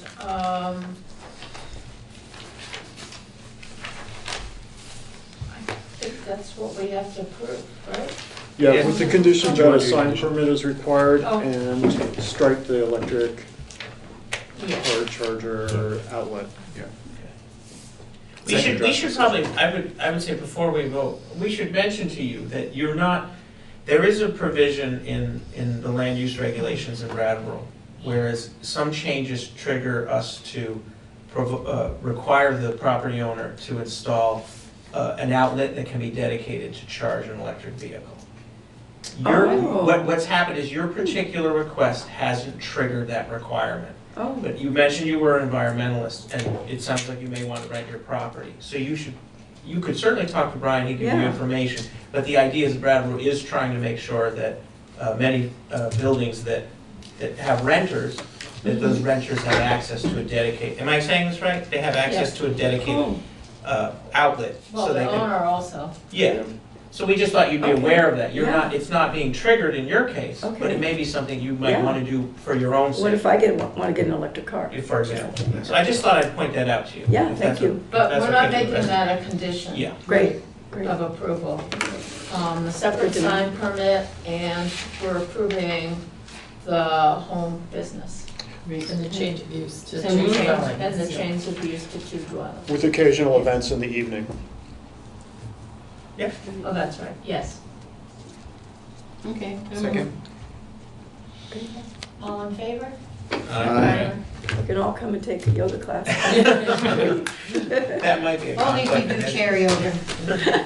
Okay, I have 2 other pieces of business. Thank you. So do I get to go? Thank you. Thank you very much. Yeah. Brian will be in touch with you. You'll get something in the mail at some point, and within 45 days. That's good, thank you.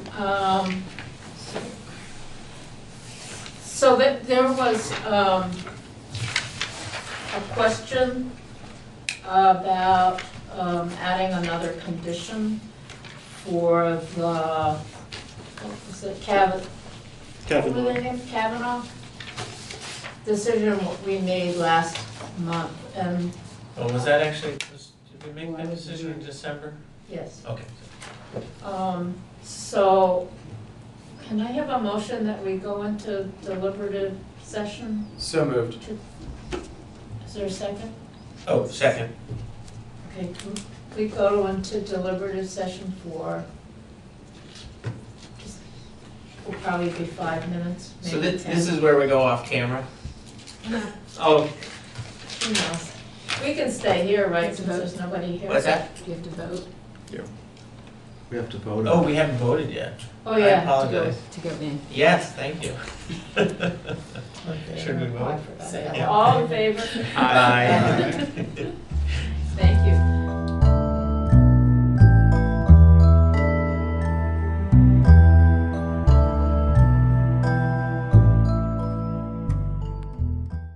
I can't see. 7:50. 7:50, and we're back from deliberative session. And there's one administrative item that I'd like to raise, which is there any objection to moving the March meeting from the 18th to the 25th? None. And the reason would be that James is gonna be out of town, we know, in March, and Brian is gonna be gone. Oh, where's your sidekick? You mean Andrew. Andrew? Andrew, yeah. Well, Doesn't he have a title? Does he have a proper He title? has personal autonomy.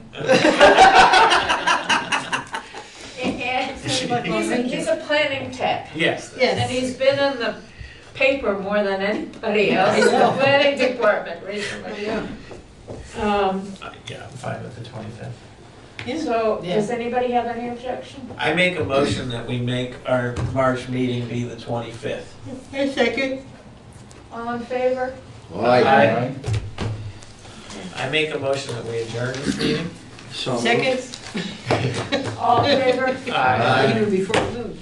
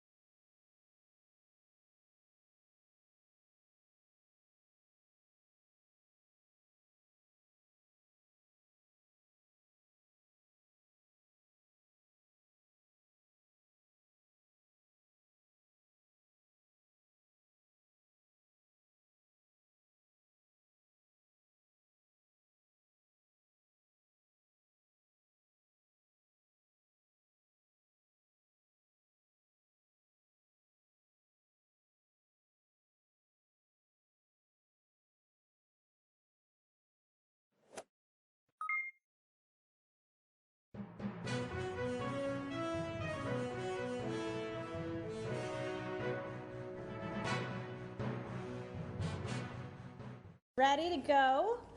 So thank you all for coming today. My name is Lauren Hurl, and I'm the Executive Director of Vermont Conservation Voters. I'm speaking today on behalf of a diverse group of 30 organizations representing low-income advocates, businesses, environmental groups, youth leaders, health professionals, and others who have come together to call on our elected officials to enact a 4-point climate plan. We believe implementing this platform will be a critical step forward to ensure Vermont does our part on climate change, while growing our economy and actively working to improve equity in the state, which includes how we help lower-income Vermonters transition to more clean, healthy, and affordable solutions, and ensuring climate solutions benefit communities in all parts of the state. It is time for action matching the seriousness of this crisis. Since the legislature adjourned last year, Vermonters have been calling for climate action in unprecedented numbers and with an urgency we've never seen before. The science continues to get increasingly stark, underscoring the urgency of acting swiftly to transform to a low-carbon economy. Australia is on fire. There was record warmth in New England just this past weekend. The Arctic is melting at unprecedented speeds. The science is so alarming that scientists all over the globe stood up and declared that we are in a climate emergency. We are encouraged to see that many of our elected leaders in Vermont are stepping up to the challenge. Climate action is a top priority of Speaker Mitzi Johnson and Senate President Pro Tem Tim Ash this year. The Climate Solutions Caucus has been working incredibly hard all summer and fall to hear from Vermonters across the state and craft policies that will advance climate action, economic opportunities, equity, and resilience.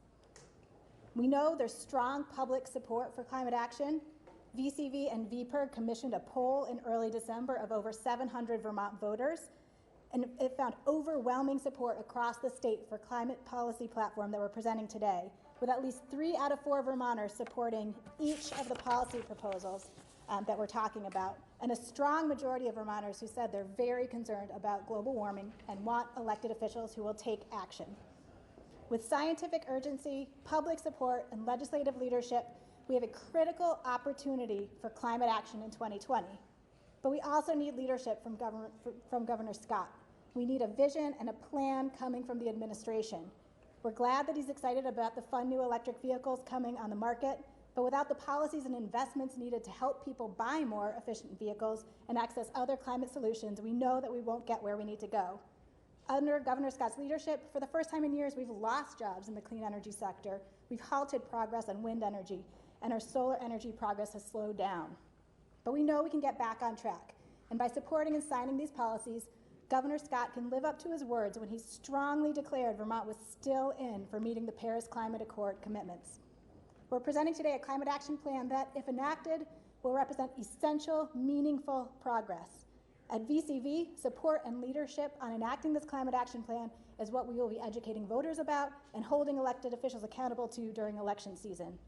Our platform includes a 4-point plan to work together to create the framework and initial policies and investments to put us on track to meeting our own state climate commitments.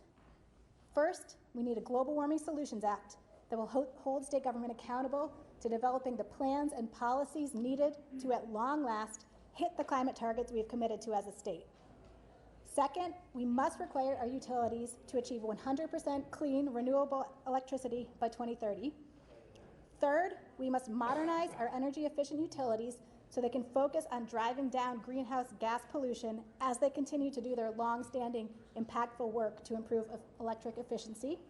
And finally, we must join the Transportation and Climate Initiative and use the revenues in an equitable, just way to invest in transportation solutions that will benefit Vermonters and communities across the state. You'll hear from several speakers now about why we need to act and how we can shape solutions to benefit our children, our health, and the most vulnerable in our state while growing jobs and our economy. First, I'm going to invite up Seth Fisher-Olvera from St. George and Vermont Common School.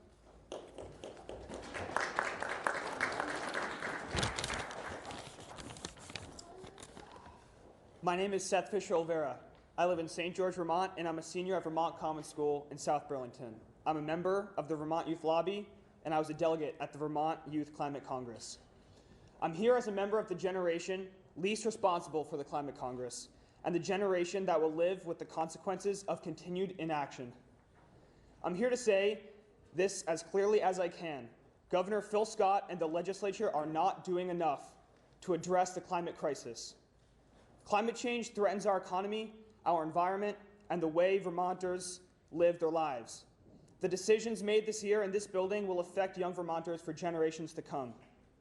For decades, elected officials have been aware of the danger that greenhouse gases pose, but they haven't taken action to protect young Vermonters. In fact, since 1990, carbon pollution has risen 13% in Vermont, while it has fallen in every other New England state, in New York and in Quebec. This is unacceptable.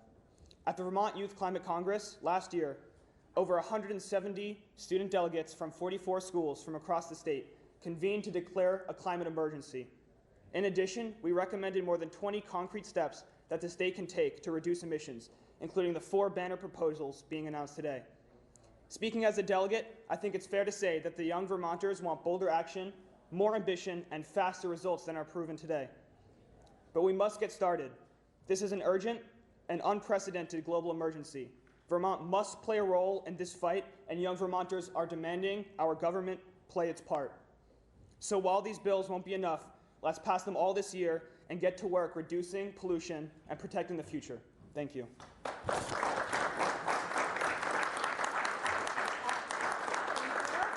Next, I'd like to welcome up Dr. David Rand, Assistant Professor of Medicine at the University of Vermont and a member of the Vermont Climate and Health Alliance. Good morning. I'm Dr. David Rand.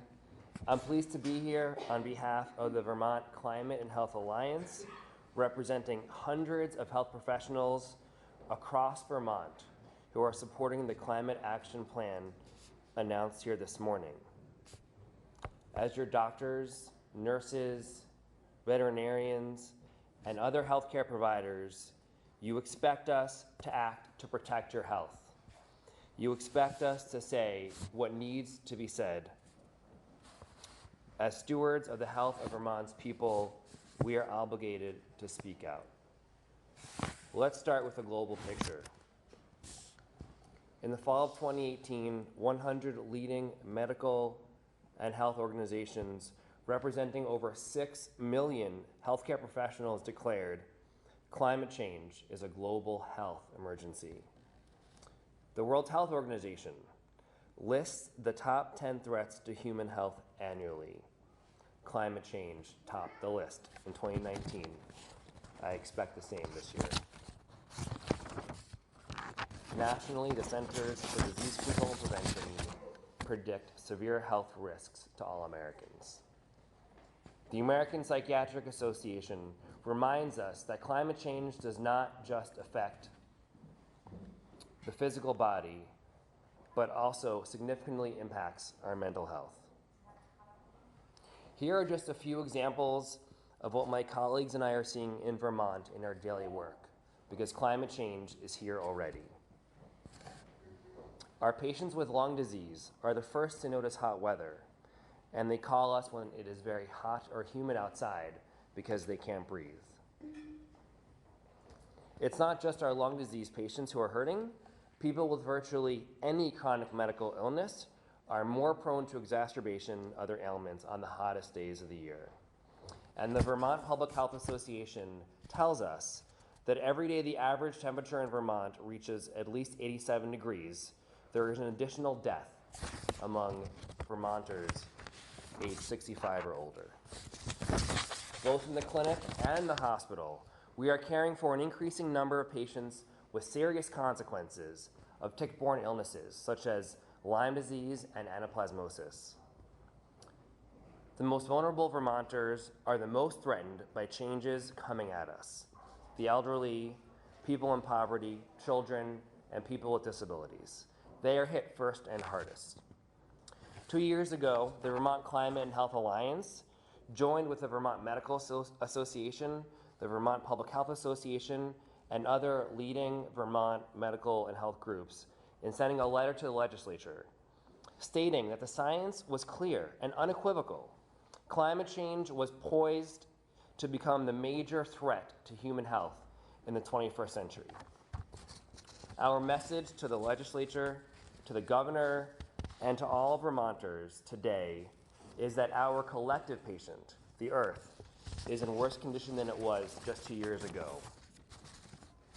Our patient has a fever, low blood pressure, and it is in the intensive care unit. Left unchecked by the time Vermont's school-age children are our age, climate pollution will shatter many systems that we all need for health and security. We created this problem together. We will only get out of it if we sacrifice together. The time for inaction and trying to protect the status quo is over. In keeping with our oath as medical and health professionals to protect the health and well-being of our fellow Vermonters, the Vermont Climate and Health Alliance is here today to state our unequivocal support for this platform. And I'm proud to also report that the Vermont Medical Society, the state's largest physician membership organization, representing over 2,400 physicians, medical students, and physician assistants, has signed onto this plan as well. Thank you. Next, I'd like to welcome up Erhard Manka from the Vermont Affordable Housing Coalition.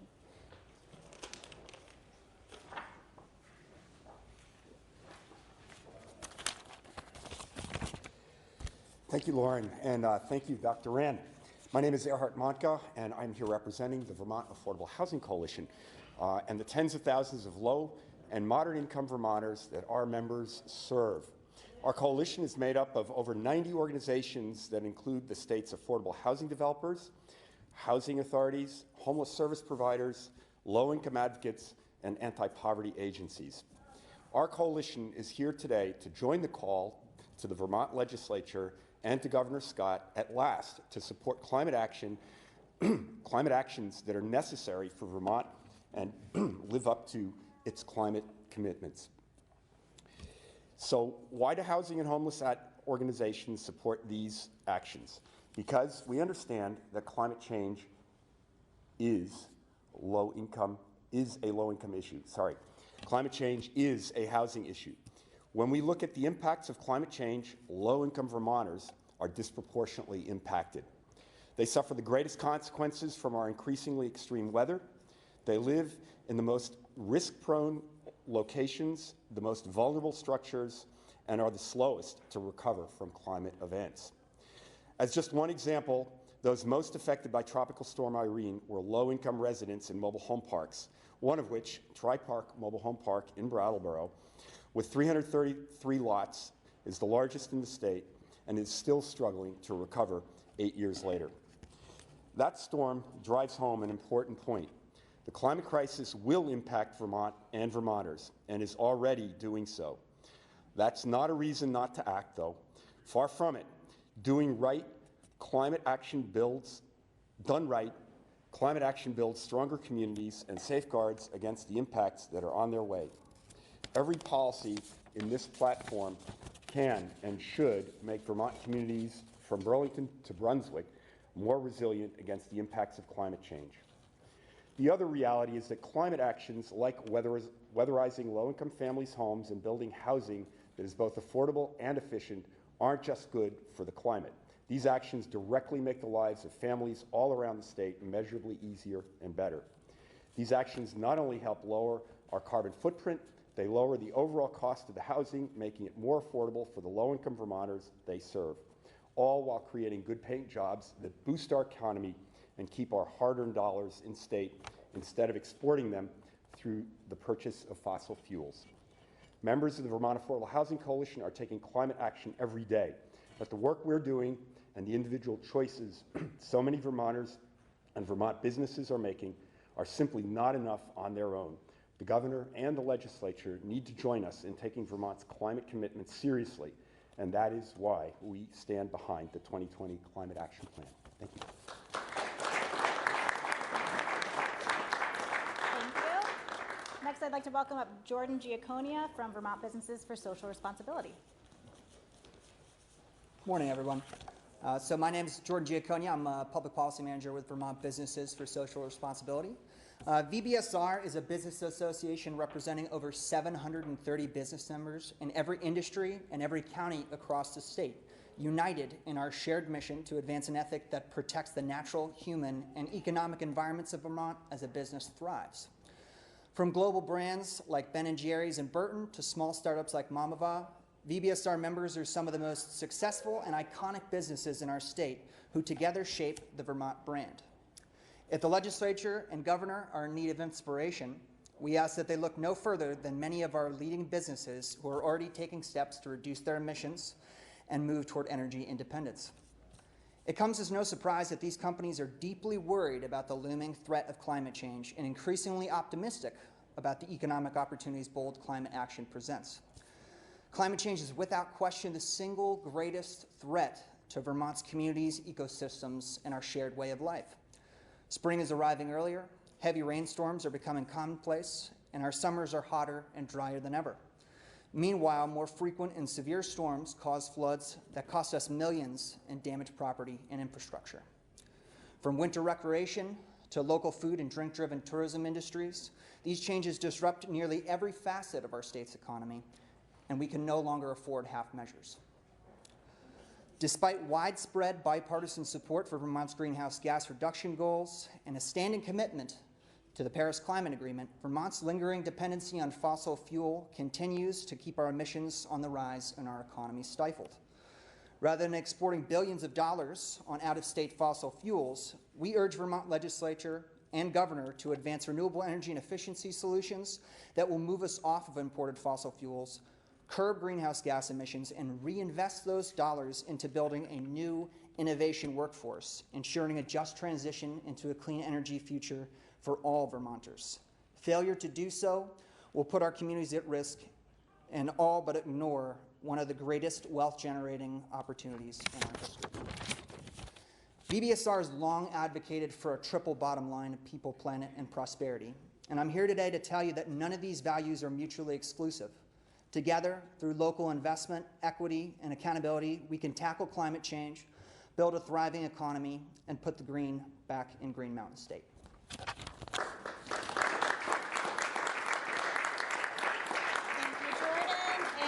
Last but never least, Paul Burns from the Vermont Public Interest Research Group. Thanks, Lauren. All right, so this is it, just 2 more minutes. Thanks everybody for being here. Good morning again. My name is Paul Burns. I'm the Executive Director of VPIRG, the Vermont Public Interest Research Group. We're the largest consumer and environmental advocacy organization in Vermont. I want to start by thanking all the members of the 30 organizations who have joined in this call for bold climate action today. That we face a climate crisis, a climate emergency, is undeniable. Every city, state, and nation understands that scientific fact has a responsibility to take action that is equal to the challenge that we face. As you all know, Vermont has not yet met that challenge, not by a long shot. But as Lauren and others have rightly pointed out, leaders in the Vermont House and Senate are stepping up and supporting the kinds of policies that are needed to move our state from merely talking the talk on climate to actually walking the walk. Now it's Governor Scott's turn. More than 2 years ago, he proudly proclaimed that we're still in after President Trump announced that he was pulling the United States out of the Paris Climate Accord. Since then, there's been more talk but very little action from the governor. If Governor Scott does, in fact, support Vermont's own climate commitments, as he says he does, it is time for him to show it. It's time for him to lead, follow, or get out of the way of legislators who are proposing real solutions this year. Now, we genuinely hope that the governor will step up. But it's action more than words that we need now. And let me be clear, if the sum total of what an elected official supports will clearly fall short of putting Vermont on a track to achieve our climate commitments, then that elected official does not support our state's climate commitments, period. That's why it's so heartening to see the breadth and depth of support for bills like the Global Warming Solutions Act and the Senate's just released 100% by 2030 bill. Holding elected officials accountable is part of what we all do. but we're far more interested in working with them to achieve the solutions to the problems that we face together. In 2020, our 30 organizations and the tens of thousands of members that we support, that we represent, are committed to working with all state leaders who are willing to treat the climate crisis as the emergency that it is. Thanks.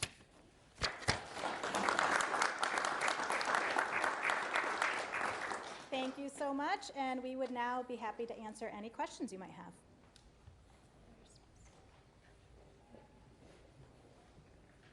You answered it all. Great. I just had one question. So when we look at the TCI, and I don't really know how to formulate the question, but some people are saying it's going to raise the price of a tank or a gallon of gasoline about 17, 18 cents.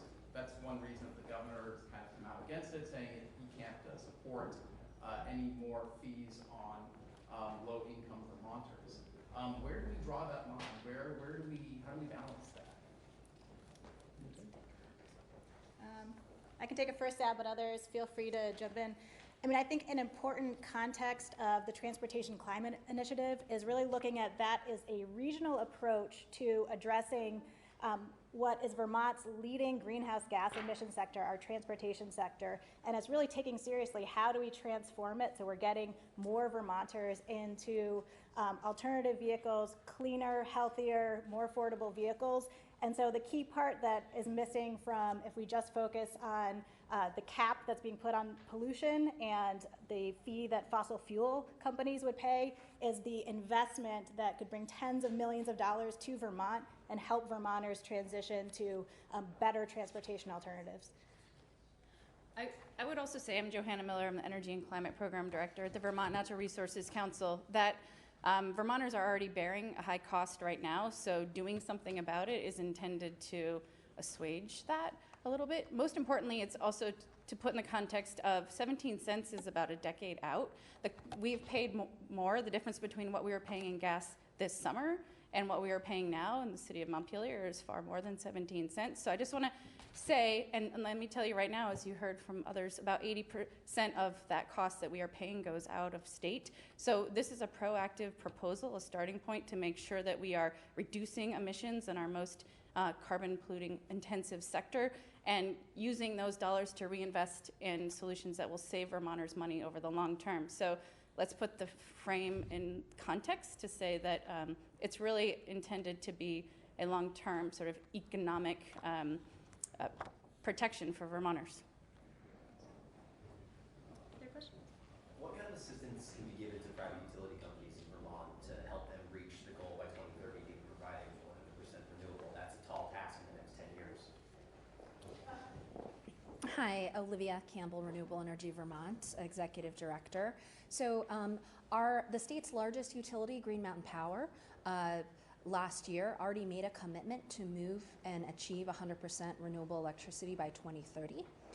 So what we know is that climate change and the changes that we are experiencing with increased storm events are increasing the cost of all of our energy and our electricity system now.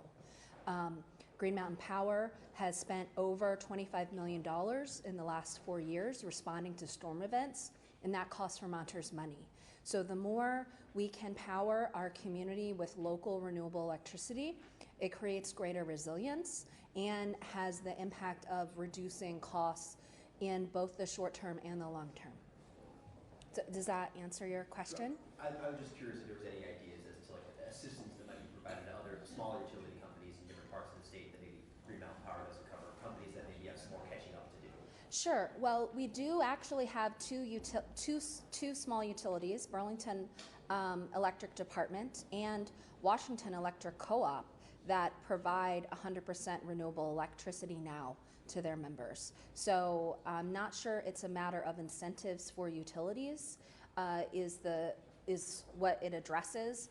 I believe that this is really proposed to grow our local economy and increase our climate resilience and lower electricity costs with local renewable electricity.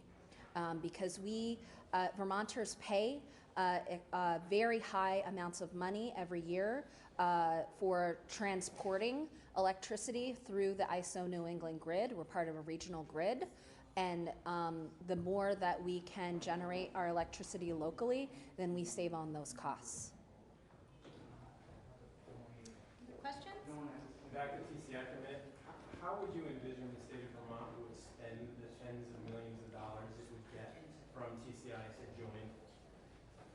Is there any sense of what I would say that's a state of Vermont decision, and I think there are many conversations already underway about how to best use those dollars and a commitment to ensuring that those dollars go back into the communities who need help, rural communities, go back to low-income Vermonters who need help in making the transition. So I think the good news is that we have agency over that, and that the commitment and principle to helping Vermonters who need it the most, rural, low-income, vulnerable Vermonters, will lead that conversation, and we get to participate in that if we move forward with making this really important commitment. And I guess one last question for TCI as well. So, of course, Governor Scott kind of has his reservations, but also in Massachusetts, Governor Baker has sort of expressed a little doubt, politicians down in Rhode Island as well. So with it being such a large coalition, right, I mean, why should Vermonters believe in TCI and the effects that it can have if we see throughout New England people having that? Well, Vermonters can take solace in that it's a proven approach. We have participated in the Regional Greenhouse Gas Initiative for many years. Republican Governor Jim Douglas entered into this regional program to cap emissions in the electric sector. That program has worked. Our emissions have gone down. The economies in New England and the Northeast are among the strongest. And so we have a proven approach. It's a foundational step forward, and we can improve it over time. But I think to Kevin's question, I think we are committed in the state of Vermont to reducing greenhouse gas emissions in a way that protects vulnerable, low-income rural Vermonters as well. So it's a great opportunity. Anything else? Thank you all so much. Before you run, I just want to say, these are all fair questions, but I just wanted to add that, failing to act on this climate emergency is not doing a favor to any Vermonters. It's not doing a favor to low-income Vermonters or anyone else by failing to act. It's like being unwilling to call the fire department when your house is on fire because you're worried that your taxes might go up to pay for that fire engine. That's not going to solve the problem. We need solutions, and we need leadership now. And the governor simply saying, I care, I believe in science, but I'm unwilling to act is no longer enough. We need to see leadership. We need it to happen now. Thank you. All right. Thanks. Thank you.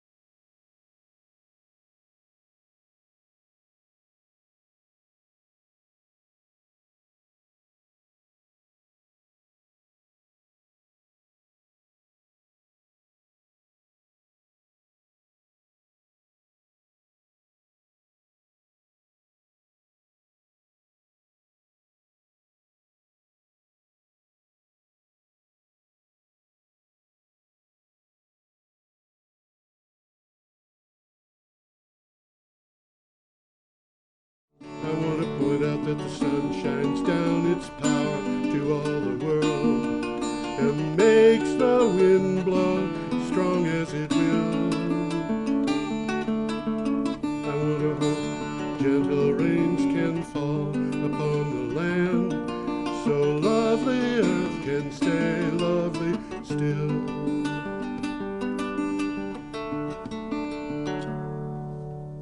Hello, ladies and gentlemen. This is Energy Week with the rather insignificant George Harvey and the amazing Tom Fennell in the flesh. Say in the flesh. I ought to get up and take a bow, huh?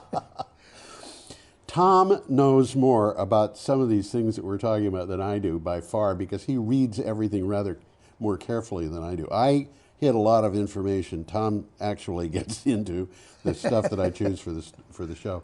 Well, I got to talk about something too, you know. Oh, you do a good job. I should start with one more appeal. Today is the 23rd of January.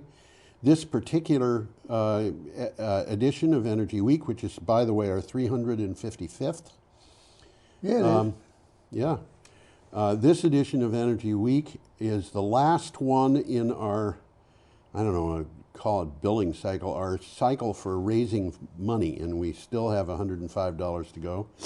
So if anybody wants to fill that gap or part of it, that will be most welcome. You can go to BrattleboroTV.org and click on at the bottom of the screen, or scroll down to a thing that says support local broadcasting, and then click on, you know, however you're going to do it, but which is the good ways, I'm told, are credit cards, and even better is PayPal.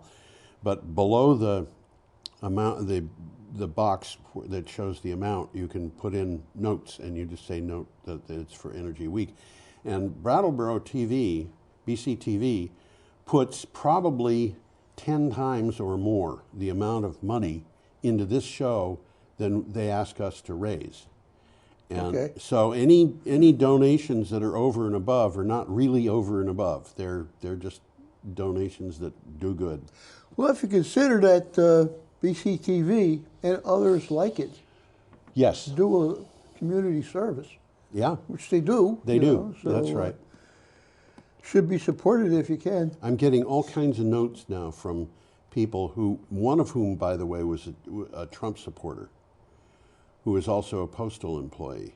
Uh-huh. And she discovered that the Trump administration wants to privatize the post office. Oh, yeah. I hate to see what's going to happen if that happens. Benjamin Franklin will roll in his grave. Well, you know, we have an administration that is not doing, first of all, it's not Republican. Second of all, it's not conservative. And third of all, it's not even interested in the Constitution of the United States.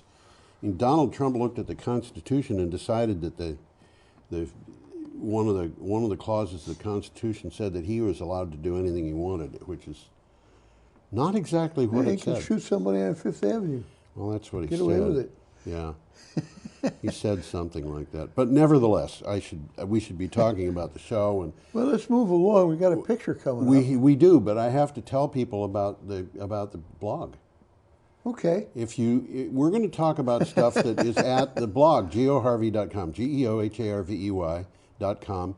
And if you want to investigate something that we talk about in more depth, you can go to that site, and then we'll keep you informed about the date in which these things were posted at the site, which is usually the day after it came out in the news. Sometimes it's as much as a week. Some of the things that are on the blog are well worth looking Absolutely. up. You know, and I'll try and call your attention to some of them. Yeah.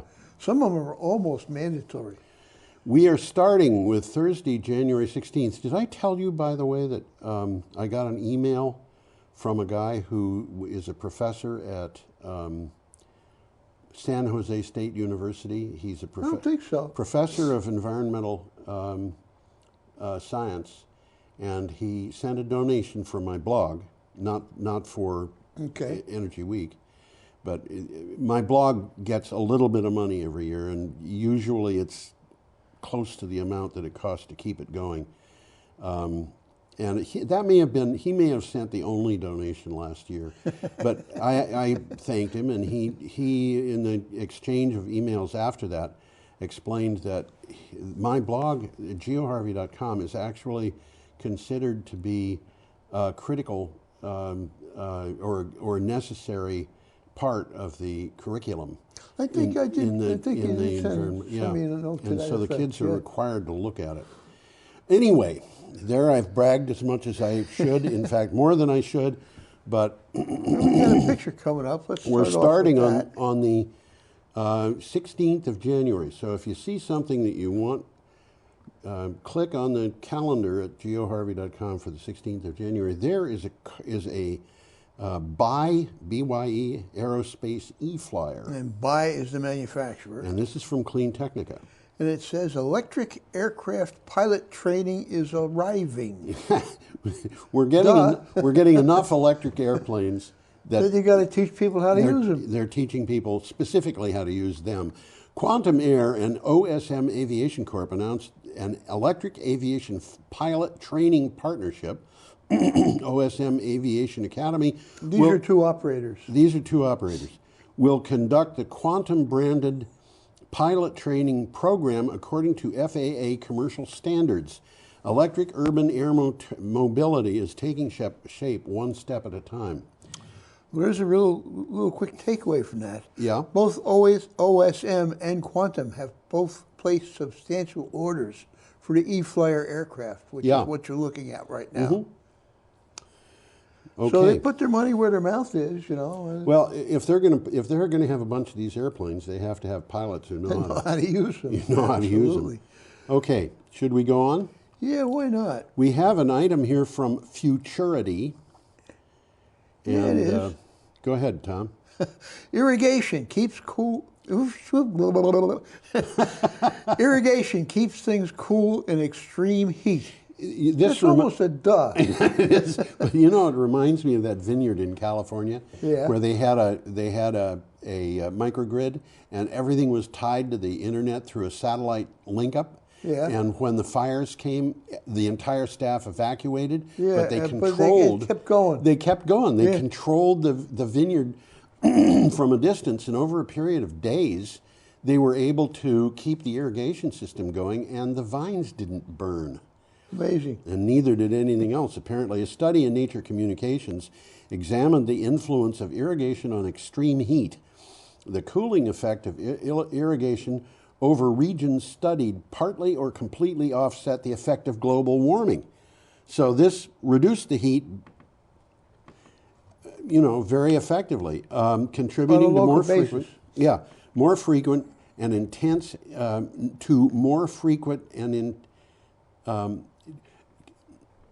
offset the effect of global warming, contributing to more frequent and intense heat extremes by up to a factor of 8. That's a lot. That's significant. That yeah. really is. And I read that and I thought, we could put up thermal ducting systems, anything that's just black and sits in the sun and gets hot. And if it's big enough, like a farmer's field, it'll suck in air from outside and push it up. And if it's damp enough, that air will go up and it'll produce clouds, which then produce thunderstorms. This is something that's been known for a long time. And if you did this in certain areas, you could use it to take, for example, salt water and evaporate it, putting it up into the clouds so it'll rain fresh water. Okay.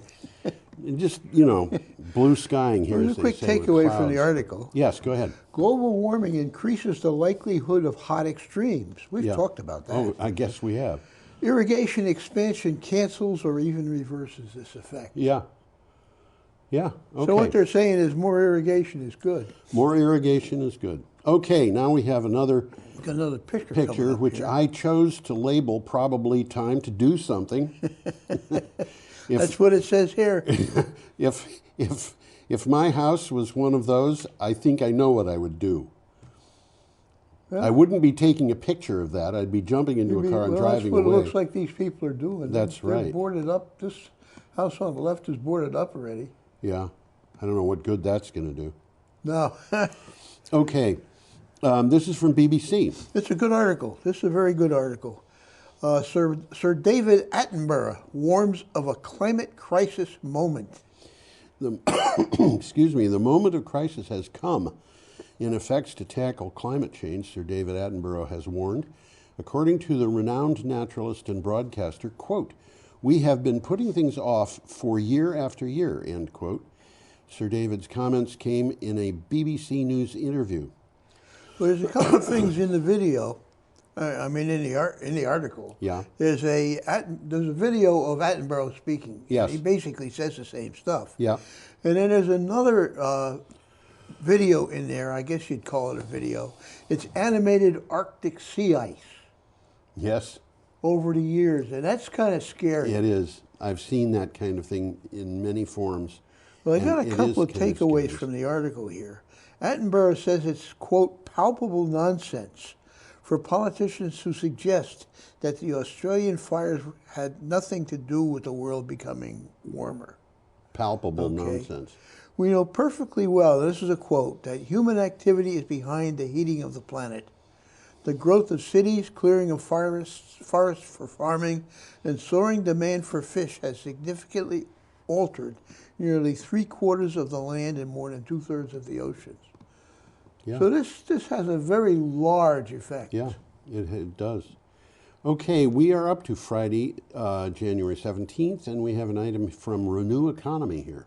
And it says, Microsoft pledges to go negative, to go climate negative, and remove 45 years of company emissions. This is the first time I've seen this kind of action.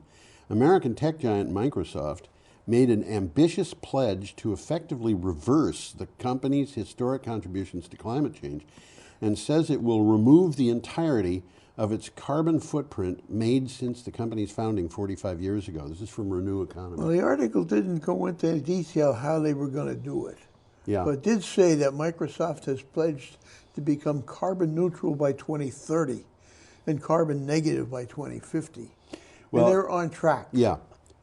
Getting from carbon neutral to carbon negative could be a one-day process. You know, you just take down a little carbon and you're there. But I think profoundly what they're talking about is getting all of the carbon they have put into the air, they're going to draw back out again. That's what they're saying they're doing. That's what impressive. They don't explain how they're going to do it, but that's what they say they're going to do. Well, they've probably got a bunch of different ways. Now, we have an item from the BBC. Man, we got a picture coming up. We do here. Indeed. This is an impressive picture. You know, well, look at the size of the guys. Yeah. For comparison, they're 6 feet. That turbine must be 10 feet.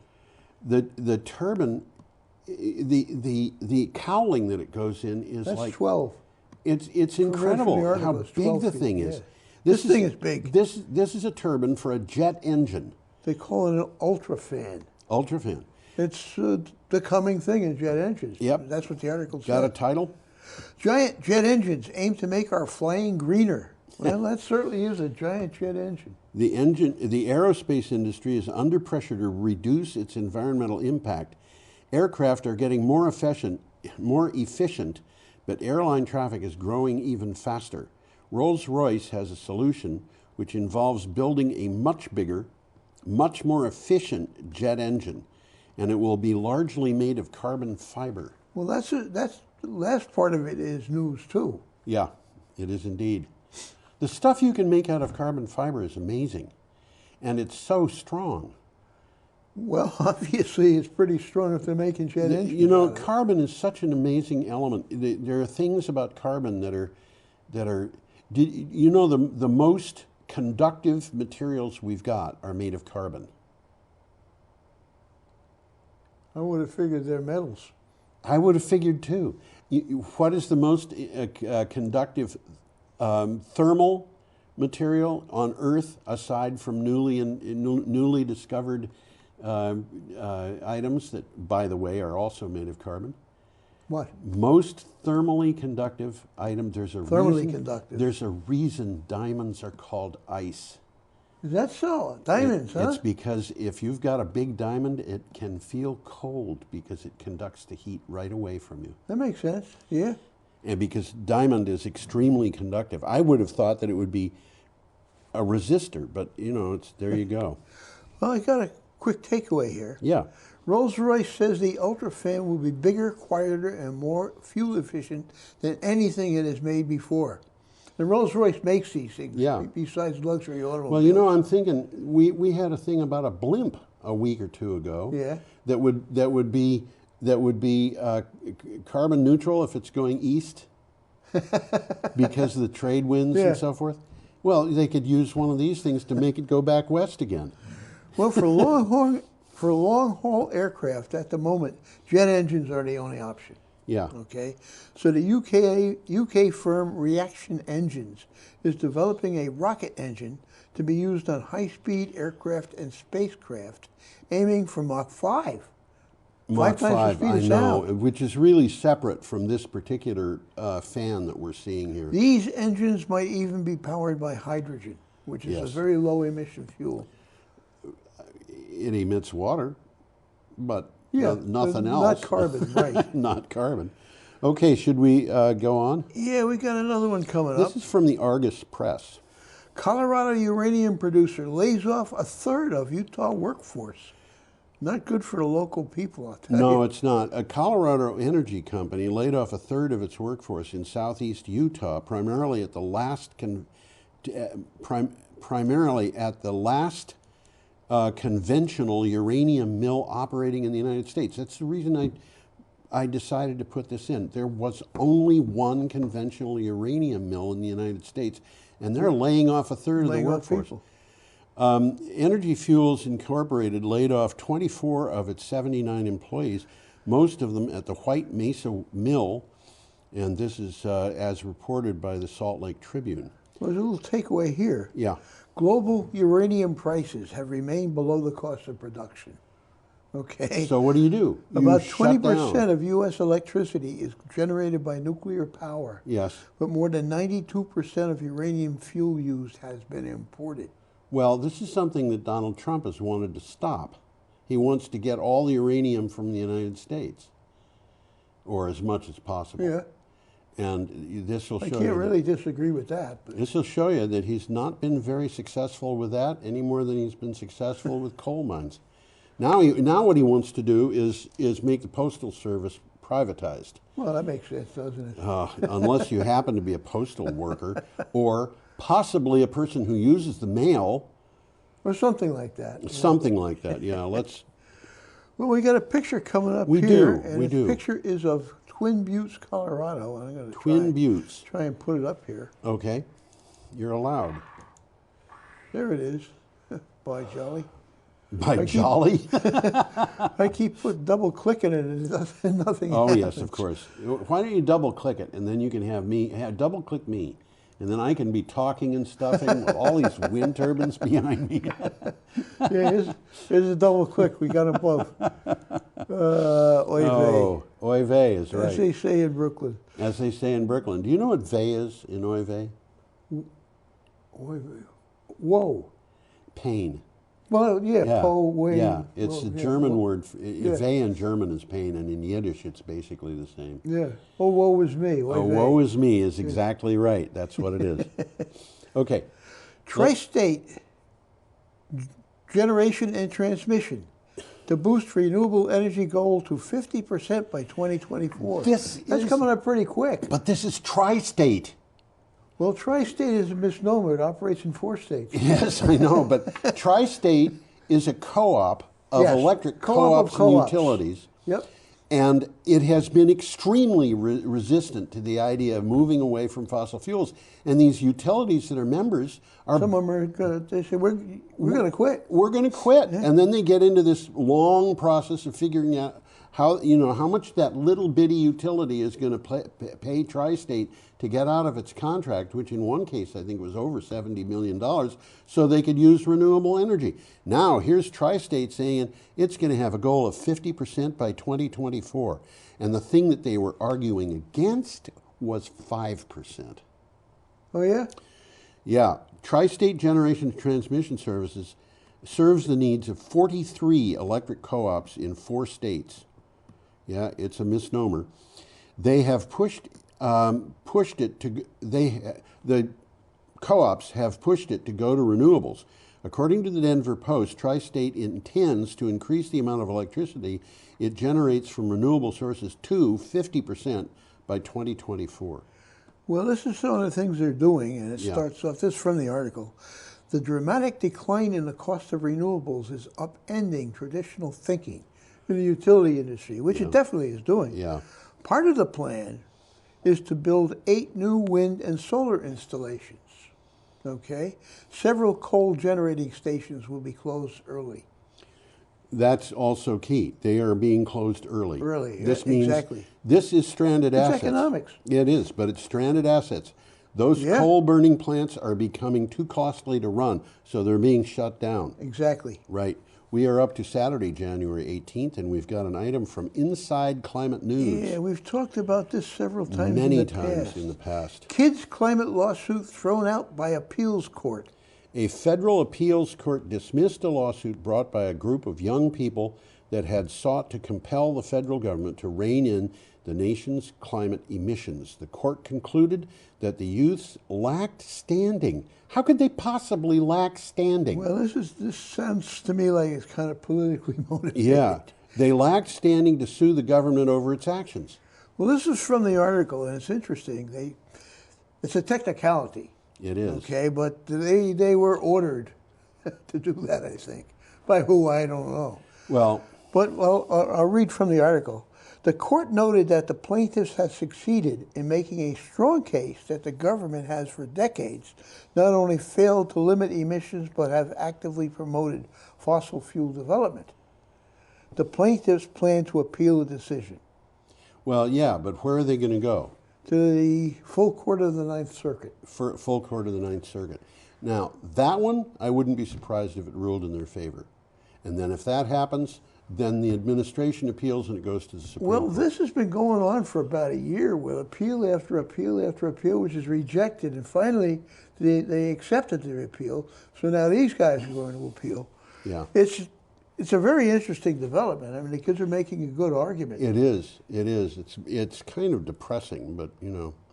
The fact of the matter is, if they had won, then the federal government would have appealed. So it was going to go to an appeal no court, matter what. No matter what. No matter what. Okay. Well, eventually they'll get to the bottom of it, but it could be a long time. Yeah, it could be a long time. Maybe, I hope we're still alive when that happens. Okay, well, we our got next a picture item coming up here. is from the BBC. Let's start off with the picture. Let's do this picture. That is a picture Sydney, of people Australia. walking in Sydney, which, by the way, just to remind everybody, city of 5 million people, was almost completely surrounded by wildfires. Sydney was in danger. Yeah. Yeah, it was within an hour's, the fire was within an hour's drive. Now, I want to point out, when you've got these kinds of wildfires and they're crossing areas that are grassy and open. Now, a lot of that area around there is forest, but grassy open areas, those fires can travel as fast as a car can drive. They can really go. They certainly can travel faster than a man running. And another thing we had last week, when a eucalyptus tree burns, burning bark can come down 18 miles away to start the fire over again. Okay, so what do you got for heavy rains hit some blaze hit regions? Yeah, and I want to point out before I read this that this is a few regions in southeastern Australia which were hit the hardest. Well, the whole country's getting it. But the whole country has been burning. The southeast is getting it real bad, but the whole country's getting it. Heavy rains and thunderstorms have hit parts of Australia's east coast, dousing some of the fires, but bringing a new threat of flooding. Major roads were closed in Queensland. Power cuts were reported in parts of New South Wales, and as a result of the weather, but the rain is helping the fires. So we've talked, this is what climate change is. It goes to more extreme weather. So it was extreme drought, and now it's extreme rain, which is exactly what happened a couple of years ago in California. Yeah, it's exactly, that's exactly right, yeah. Well, it's an interesting article to look up. There's 3 short videos on it. Yep. One of them's kind of cute. It's a thirsty koala. And I've got a quick takeaway here. There have been downpours in the states of Victoria, New South Wales, and Queensland, which have all been badly hit by the bushfire crisis. Right. Firefighters were making the most of the rain and cooler temperatures to try and tackle the remaining bushfires. But major fires continue to rage in regions in the south and southeast of the country, as you just said. Yeah, well, actually, all over the All country. over, but the hardest hit is the south and southeast. Yeah.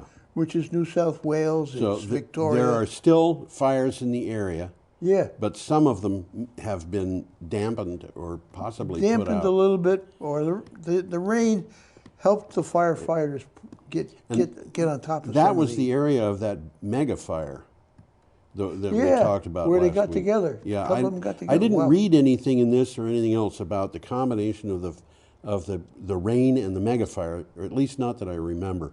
But I would imagine that mega fire would probably have been slowed down by this. Okay, we are up to Sunday, January 19th. Well, this is an interesting one. SUNY Albany sets out to reduce carbon footprint.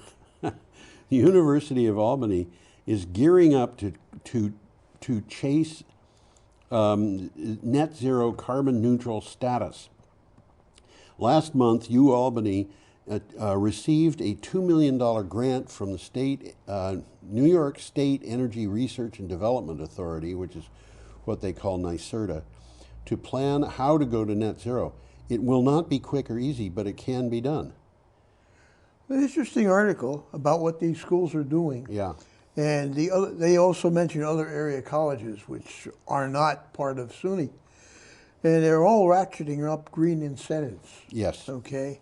The state of New York's goal by the year 2050 is to switch to a carbon neutral economy. This is the whole state. This is just the state Yes. government. Yes. Eliminate almost all carbon dioxide emissions and offset the remainder. That's a big task. It's a big task. That's but, a very. you know, I hope they read can in do the it. news today, Yeah. and it didn't even make it to my blog. Maybe it will tomorrow because it came in really late.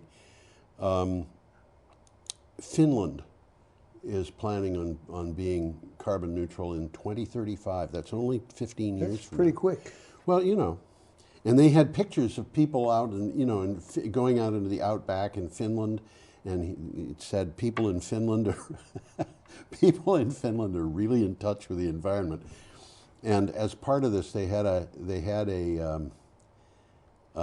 video of Finns on a hunt. They were hunting moose, and it struck me. They got moose in Finland, huh? They sure do. And in fact, I had a friend once who was Russian, and he told me about killing a moose not very many miles from Moscow. I'll be darned. And I said, how did you do that? He said, I just shot it with a 12-gauge shotgun. And I thought, 12-gauge shotgun? I wouldn't shoot a 12-gauge shotgun at a moose for any amount of money. Those animals are dangerous. But these a mad guys, moose, huh? A mad moose is yeah. You shoot a moose and you don't kill it, you're in trouble. but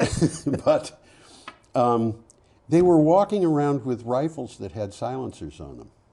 No kidding. The Wow. Finnish government, if you're going to have a rifle, the Finnish government encourages you to put a silencer on it. It's a little different than the United States, Yeah, but I it's guess. better for your ears.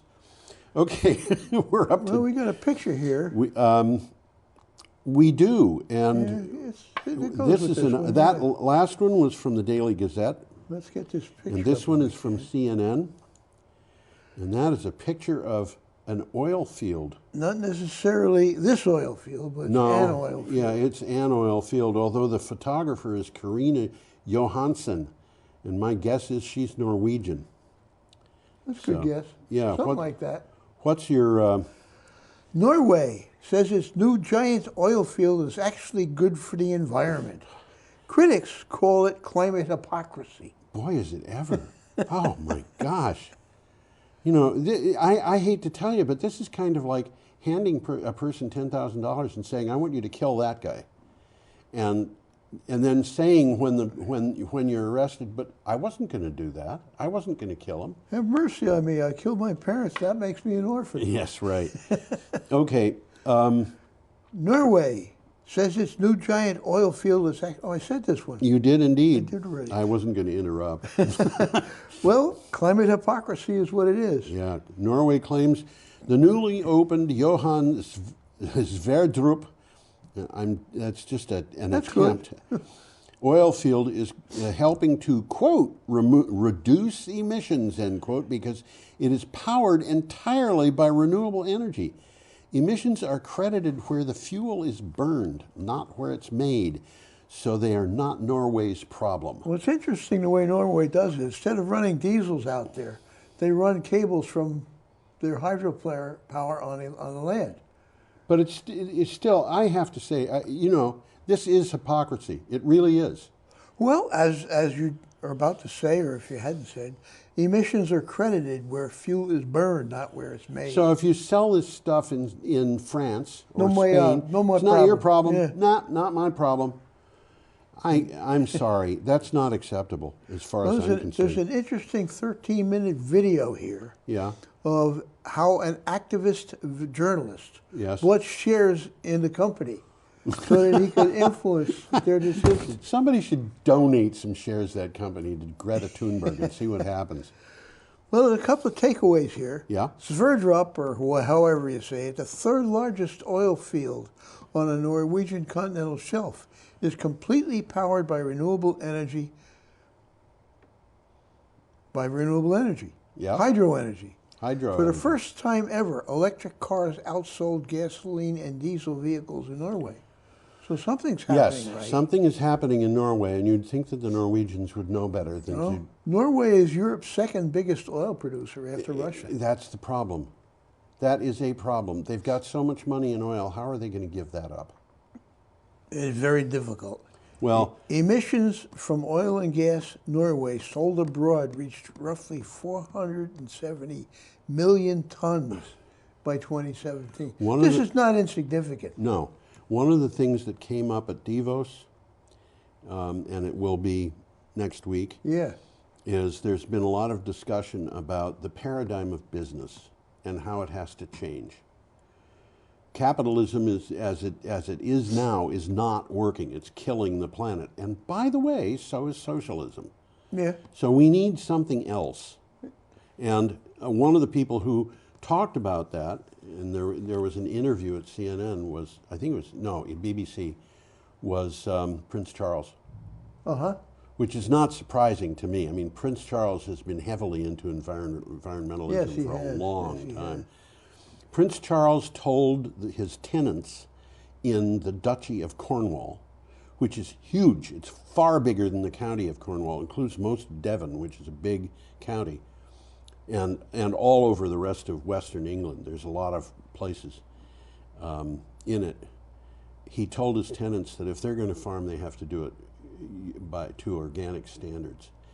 And the result of that was that his farmers entered into a period of prosperity like they had never known before. Is that so? Yeah, this happened years ago. Interesting. Okay, should we move on? Yeah, let's move on here. We got one from the BBC coming up. Yeah. And have gum trees made the bushfires worse? Well, we just mentioned that. Eucalyptus forests, you know, it's just sad to see how this works. But this is, Douglas pine has a similar kind of thing. Some of these trees will not reseed. The new seedlings will not grow unless there's a fire. Yeah. So eucalyptus forests are some of the most inflammable in the world. The trees, also known as gum trees, are fire resilient, but they can actually spread the fires. So they will recover from a fire, but they'll also spread it. Burning bark can be carried off by the wind. It can ignite new fires 18 miles ahead of the main fire.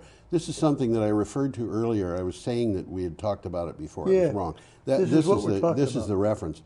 18 miles away. This is, not a joke. No, that's pretty serious. That's pretty serious. Well, the article says that eucalyptus trees cover more than 3/4 of Australia's forested area. So it's certainly the #1 tree growing in Australia. It's also where the koalas live. Yeah. They need eucalyptus or they won't live. I because think they're it's about the only thing that can eat eucalyptus. Seriously. Yes, it might be. I think it's poisoned everybody else. I'd be very surprised if it wasn't, but they need it. They can't eat anything else. Okay, we're up to Monday, January 20th, and we have a picture here. That picture coming up here. And Let's this get is the from picture up. Renewables Now, and it's about Rhode Island. Offshore wind farm. That is not in Rhode Island, though. Maybe I don't think one day. so. I don't know. It's a small wind farm. It's part of a bigger one, I suspect, but it's not the Block Island wind farm. Well, Rhode Island orders 100% renewables electricity by 2030. The governor of Rhode Island, Gina M. Raimondo, has signed. Do you suppose that's Portuguese? There's a lot of Portuguese people. There are, but that could be. I think it's probably Italian, but it could be Portuguese. Could be. I was just, Yeah, definitely a lot of Portuguese. Yeah, in Rhode she Island. signed an when I lived in the South Shore of Massachusetts. I lived in Rhode Island. Oh, did you? Yes. And one of the things that I thought was really kind of fun was that you go into a pizza place, yeah, and you'll find that they don't have pepperoni, but they do have Portuguese sausage. Anyway, let's do this. She signed an executive order that directs the state to source 100% of its electric power from renewable energy sources by 2030. While Rhode Island is not the first state to do so, it is the first state to set the switch to renewables on such a tight schedule. Well, one thing they do mention, the 400 megawatt Revolution wind farm, yes, is expected to come online in 2024. Yeah. It's a building, folks. Yes. It will mean a full third of Rhode Island's electricity will be supplied by renewables. Just this one wind farm. Just the one wind farm. Mhm. And there's other wind farms coming up. So that's what we've got. Okay, now we're still on January 20th, and we have an item from the Denver Post. Fires set stage for irreversible forest losses in Australia. We've just mentioned some of that. Yeah. Before the wildfires, ecologists divided up Australia's native vegetation into two categories. Fire-adapted landscapes that burn periodically. That's the eucalyptus forests. Well, that's been happening for a long time. Yeah, and those that don't burn. Yep. And that includes rainforests and peat swamps and stuff like that. Now the distinction has lost its meaning because even rainforests and peat swamps catch fire, likely changing them forever. A rainforest is not going to recover from a forest fire very easily. Not easily, no. And the same thing is true of a peat swamp, although I would think that a peat swamp would be easier. Peat, by the way, on an acre per acre basis, I have read sequesters far more carbon dioxide than regular forests. It does, huh? Yeah.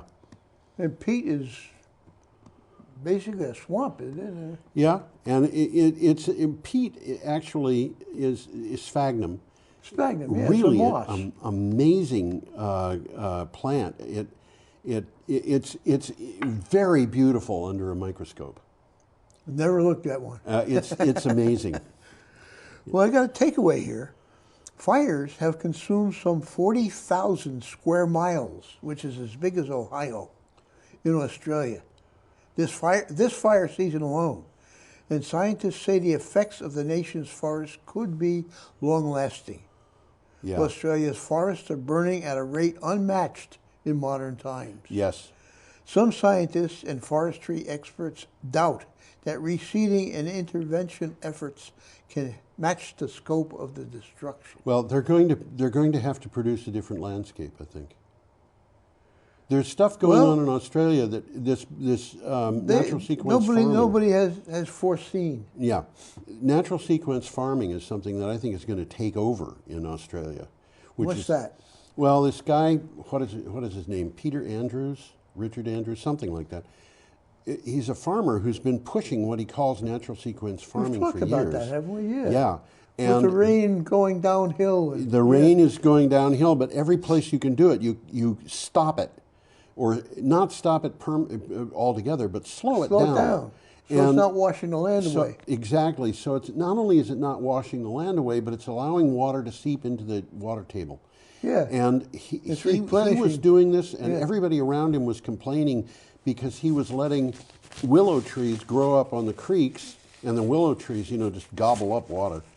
And he said, no, they're slowing that water down also. And the amount of water that they're slowing down is far in excess of what they're using. So they're raising the water table. Well, when people started realizing that his farm was raising their water table, they stopped complaining and Yeah. started doing the same thing. And the result of that was that there's this little valley in Australia where they didn't lose any animals to drought when everybody else was having herd die-offs because their cattle couldn't find any water. Mhm. And so it's something that even Scott Morrison, the current prime minister, got interested and visited and was oohing and aahing over it. So I think they're going to change, but it's going to. If you're going to college or in high school and thinking about going to college, environmental engineering might be a way to go. Good, something good to think about. Yeah, absolutely. Okay. You will find employment. I suspect. Well, we got a picture coming up. We here. do. Let's see if This I can is find it. a picture that is on the one hand kind of pretty and on the other hand kind of depressing. And there is the picture. There's the picture. And that happens to be South Tarawa Island. Yes. Which is in absolutely the middle of nowhere.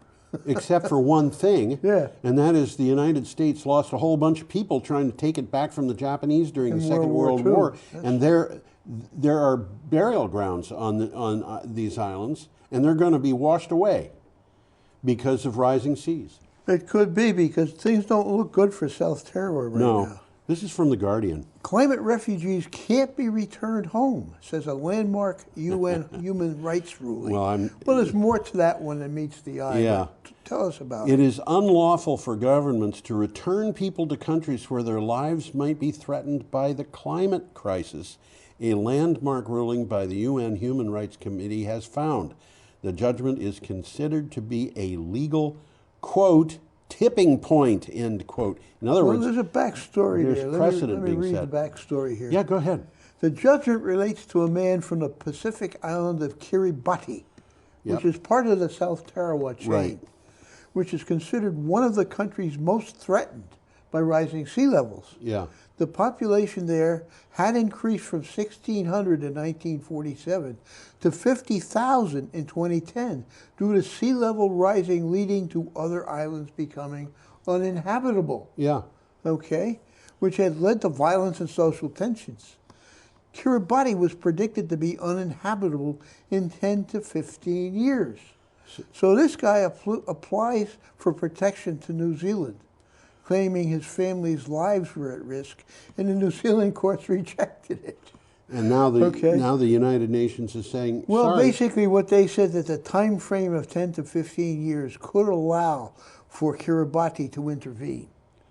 Okay, so they're not saying that he couldn't do it, Yeah. they're saying that this is politics. This is 10 to 15 years. Kiribati's going to stop all of this in 10 to 15 years. I got news for you. Look at that picture.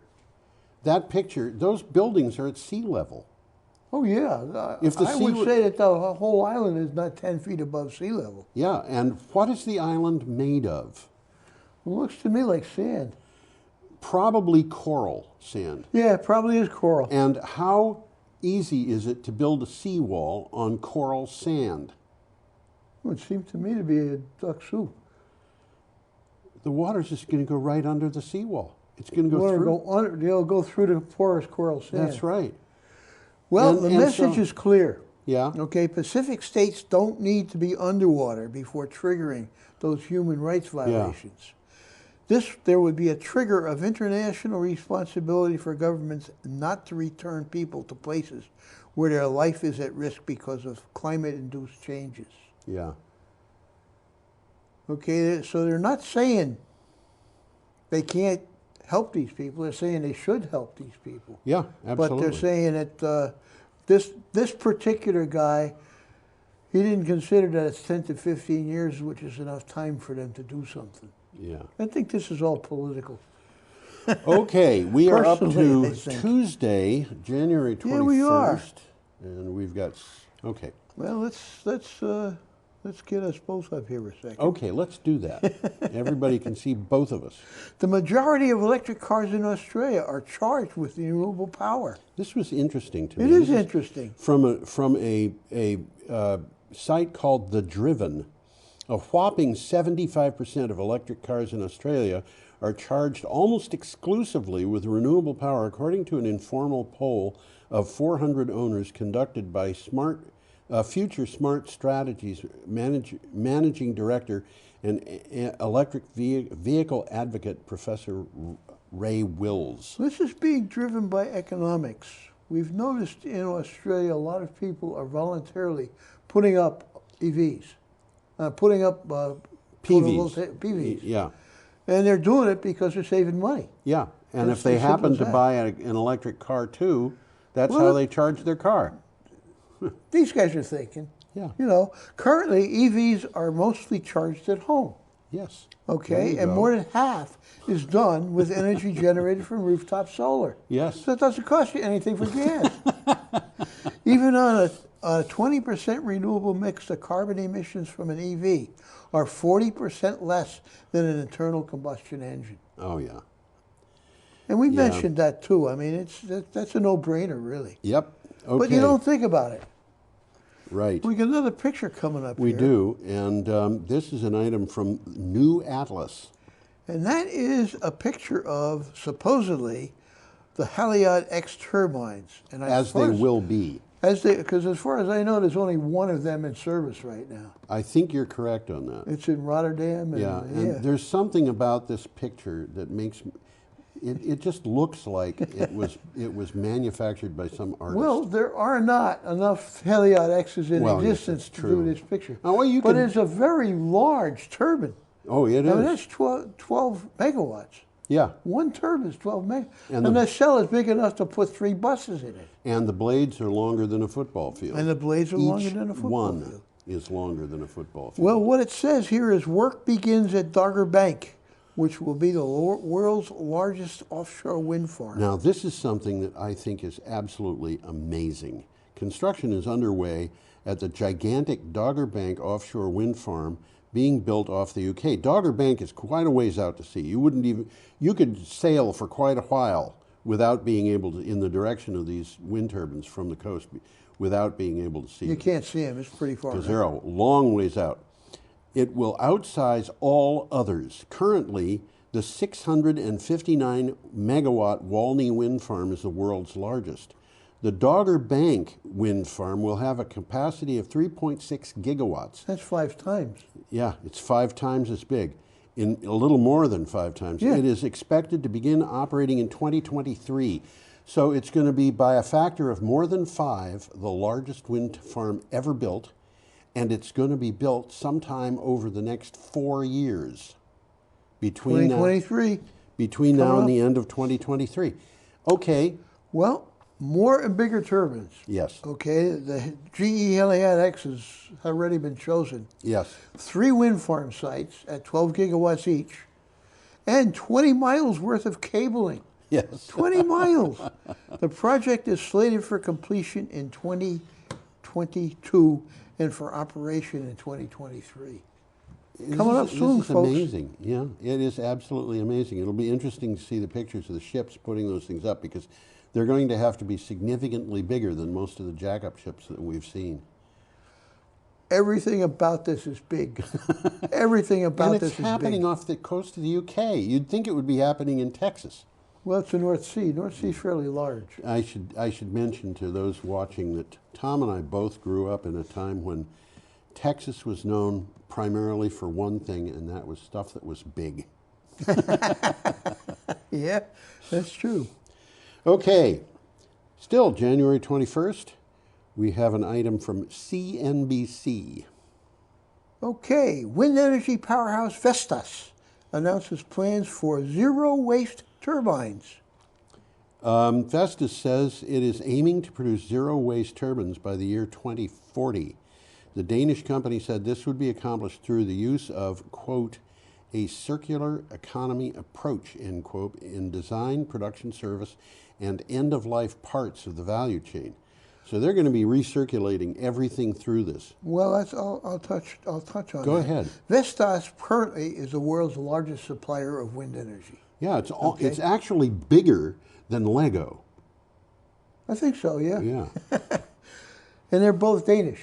Yeah, but you know, when people are talking about big wind, Yeah. it just boggles the mind that they would talk about big wind when the entire wind industry is only about a third of the size of some of the that's true, single too. big oil companies. Just Well, what they're one big talking oil. about here is turbines produce renewable energy. Yep. But their construction has an environmental impact. Yes. So these circular systems that they're talking about, they employ reuse, sharing, repair, refurbishment, remanufacturing, and recycling to create a closed loop system. Which the Europeans have been doing this for quite a while. My understanding is that you cannot buy a Mercedes car that doesn't have used parts in it. Okay. They take the parts, refurbish them, And use them they again. have to look and act They're like the same new. parts. But, you know. A fuel pump's a fuel pump. Yeah, well, yeah. Sort of. Yep. Okay, we're up to January 22nd, Oh, we which is got a a picture Wednesday, coming and up we here, have a too. picture of the Navajo coal-burning power station. Which is closed. Which is closed, and an item from Utility Dive. Proposed 2.2 gigawatt storage plant. 2.2 gigawatts. Say that again. Yeah, 2.2 Gig means gigawatt. big. That's right. 2.gigawatt storage project plans to use Navajo coal station power lines. Well, that's a good idea. Yeah. They're there already. A proposal for a 2.2 gigawatt pumped hydro facility in Arizona moved a step closer to reality last week as the Federal Energy Regulatory Commission accepted its application for a preliminary permit. The $3.6 billion project would rely on transmission lines of the retired Navajo coal-burning generating station. Well, the pump storage facility is already there anyhow. They're Yes. not using it for that, but it's called Lake Powell. Yes. And it was built to get fresh water to Las Vegas Yeah. back in the late 40s. Yep. Okay, the lines, they're talking about now, the transmission lines, are an extremely valuable asset that are currently underutilized. Yes. Because the Navajo coal station stopped. Yes. Okay, so they're going to put them to work again. And they're also going to be putting back to work the Lake Powell Reservoir, Yes. which is near Las Vegas.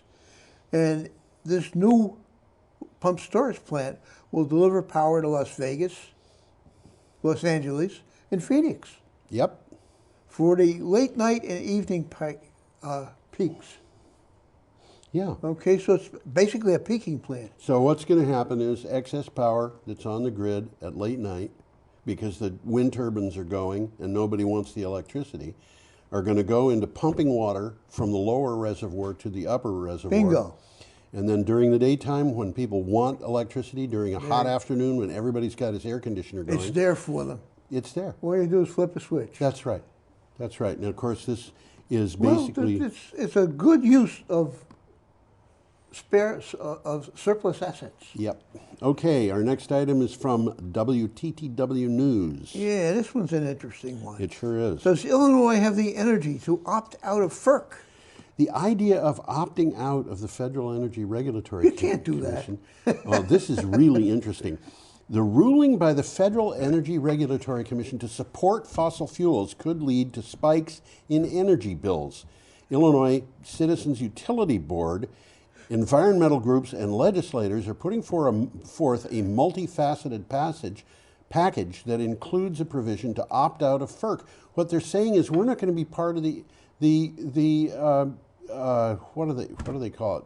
The big areas where for energy. The name just goes out of my mind. There's 3 in the United States, and this is the eastern one.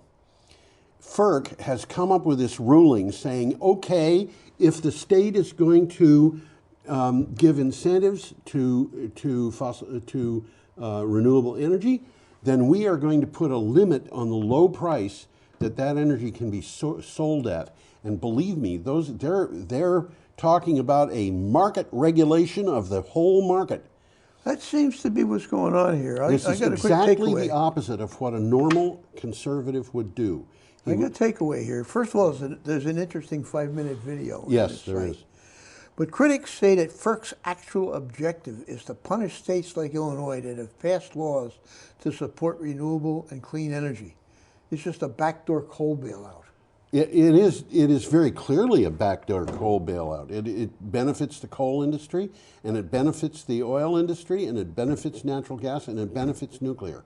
Well, existing Illinois law requires that by 2025, at least a quarter of its energy comes from renewable sources. And they're trying to make that as expensive as they possibly Well, can. Illinois is already lagging behind that coal by quite a bit. Yes. Well, now they're saying, okay, we're going to make our own power and keep it in Illinois, and the federal government doesn't have any right to regulate that. That's what it's about. So Illinois would become a huge, gigantic giga-microgrid. Well, that's a new word, way of by the looking way, at it. giga-microgrid. Giga-microgrid, huh? Isn't that Okay. a contradiction in terms? It's called an oxymoron. I was just going to say that, yeah. Another one is military intelligence. Okay, I had a friend who had a bumper sticker that said I was an oxymoron, and his wife, who was Russian and didn't really speak English all that well, objected and said, "You don't understand," and explained it to her, and she thought it was funny. Well, we got a picture coming up here. We so do I'm gonna get indeed, that and it's a up. picture of a wind farm in Scotland. It is that. And it is related to an item from ZME Science. And it says, Scotland to reach 100% renewable energy goal this year. And by the way, ZME Science is a website magazine. Yeah. And it's a pretty good one. Yeah. Scotland has been increasing the percentage of electricity it gets from renewables rapidly. It is to achieve a 100% renewables-based energy matrix this year, which would add Scotland to a list of other countries that have already achieved the same goal, including Congo, Iceland, Paraguay. But you look at that and you say, Congo? What? Paraguay? What? Well, Paraguay is already producing about 1,000% of the electricity that it needs. It's all hydro, isn't it? It's all, they've got a huge hydro dam. And they're there's selling, Iceland, and where they're they got selling the geothermal. And hydro. And hydro. Paraguay is selling that excess power to Brazil and Yep. Argentina.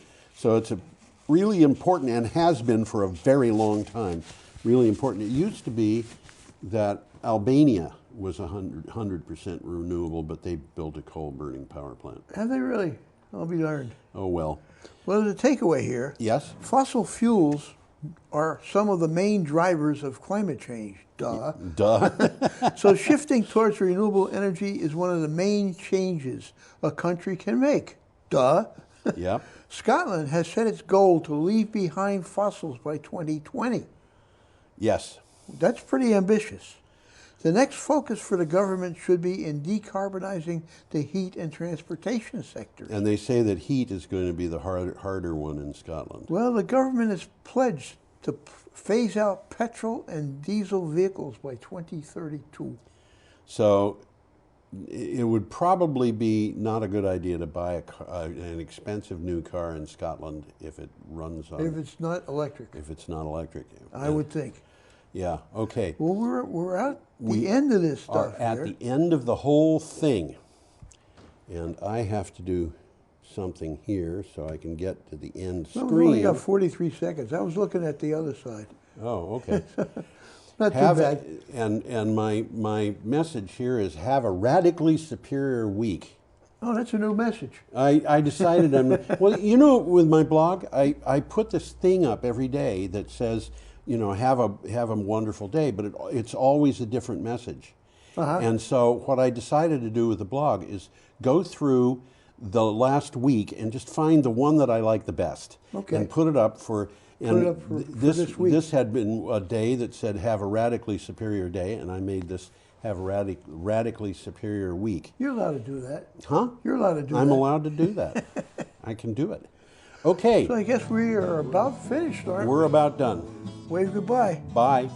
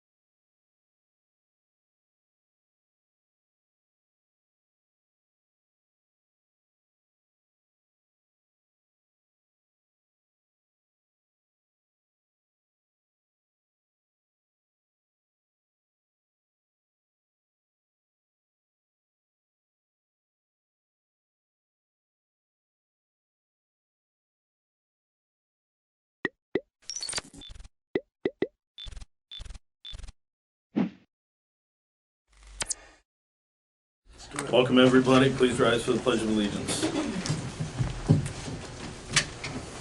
I pledge allegiance to the flag of the United States of America, to the republic for which it stands, one nation, under God, indivisible, with liberty and justice for all.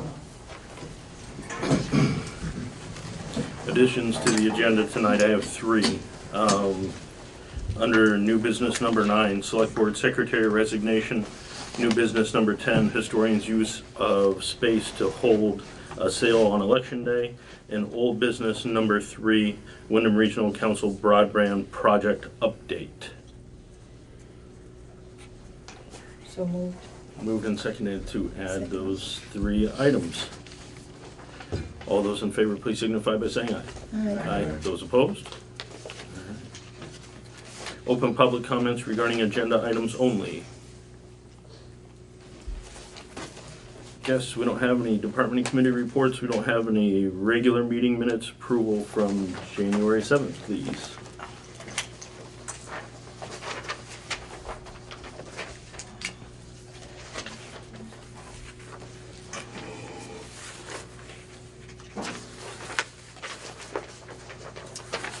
January 2nd. Under salvage yard, should we bold the motion like the rest of the motions usually are?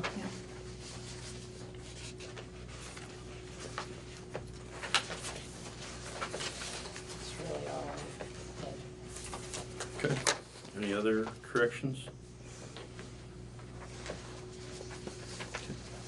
I'll entertain a motion to accept the minutes as corrected. So moved. Second. Moved and seconded to accept the minutes as corrected. All those in favor, please signify by saying aye. Aye. Those opposed? Bills and warrants, please. Okay, I move that we approve payment of the following warrants. 15T accounts payable, $64,851.79. 1S payroll, $8,430.37. 2S payroll, $7,326.15. Second. Moved and seconded to accept the bills and warrants as read. All those in favor, please signify by saying aye. Aye. Those opposed? Town sand pile discussion. So it was requested by David to put a concrete barrier, I believe, or something to that effect in front of the town sand pile to not allow, I guess, commercial loads of sand with a tractor or what have you, to help in not depleting the town's pile. So what are our thoughts? Chris, we'll start with you. I had said as long as it does not impede traffic or cause residents to have to park in the church parking lot and cross the street right there, that is fine. I did speak with David about it. He said there was a couple of people that had stopped down and loaded their trucks up with tractors, and that was what the issue was. I am curious, it was also brought up that the people that are plowing for elderly assistance are also utilizing that. And I didn't know how that worked because they are getting paid. So that switches that into a commercial, is my thought on that. No longer is a town use if they're being paid for that. Sure. Jeff? Guess I'm not really sure what the original intent was. I guess I'm not sure what other municipalities do as far as allowing residents just to come and get sand. It just seems like kind of an odd thing to do for residents. I buy my own sand to sand my own place. So I guess without really knowing the history behind it and questioning David, what I reserve my opinion at this point. But I don't think it's quite right. You know, as Chris said, if somebody is bringing a loader tractor in and filling up for commercial reasons, I don't think that complies with the original intent of allowing residents to have access to sand. Okay. Sandy? I agree with that part of it, but there are those that go down because they're residents with a tractor to get it.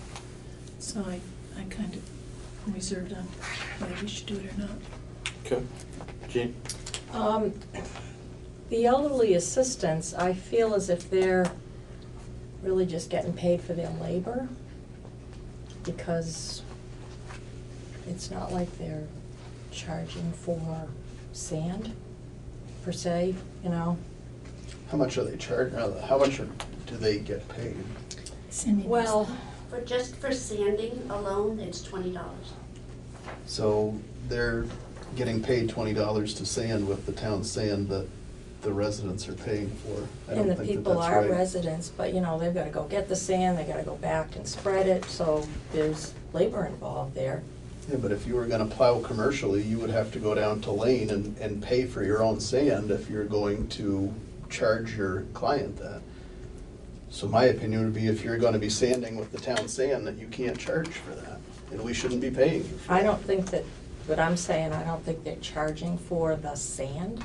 I think they're charging for the labor to do the sanding, which is justified to me. Yeah, they're not charging for the sand because they get it free. So why should they turn around and charge? But Right. I think, And it's for the residents. but I'm not gonna put words in Chris's mouth, but, probably a cleaner way to account for it is to, whoever's doing the sanding to charge the elderly assistance fund for materials for the sand. Well, that still comes out of the same Well, pocket. well, sure it does, but like I said, it's a cleaner way to do it though. Yeah.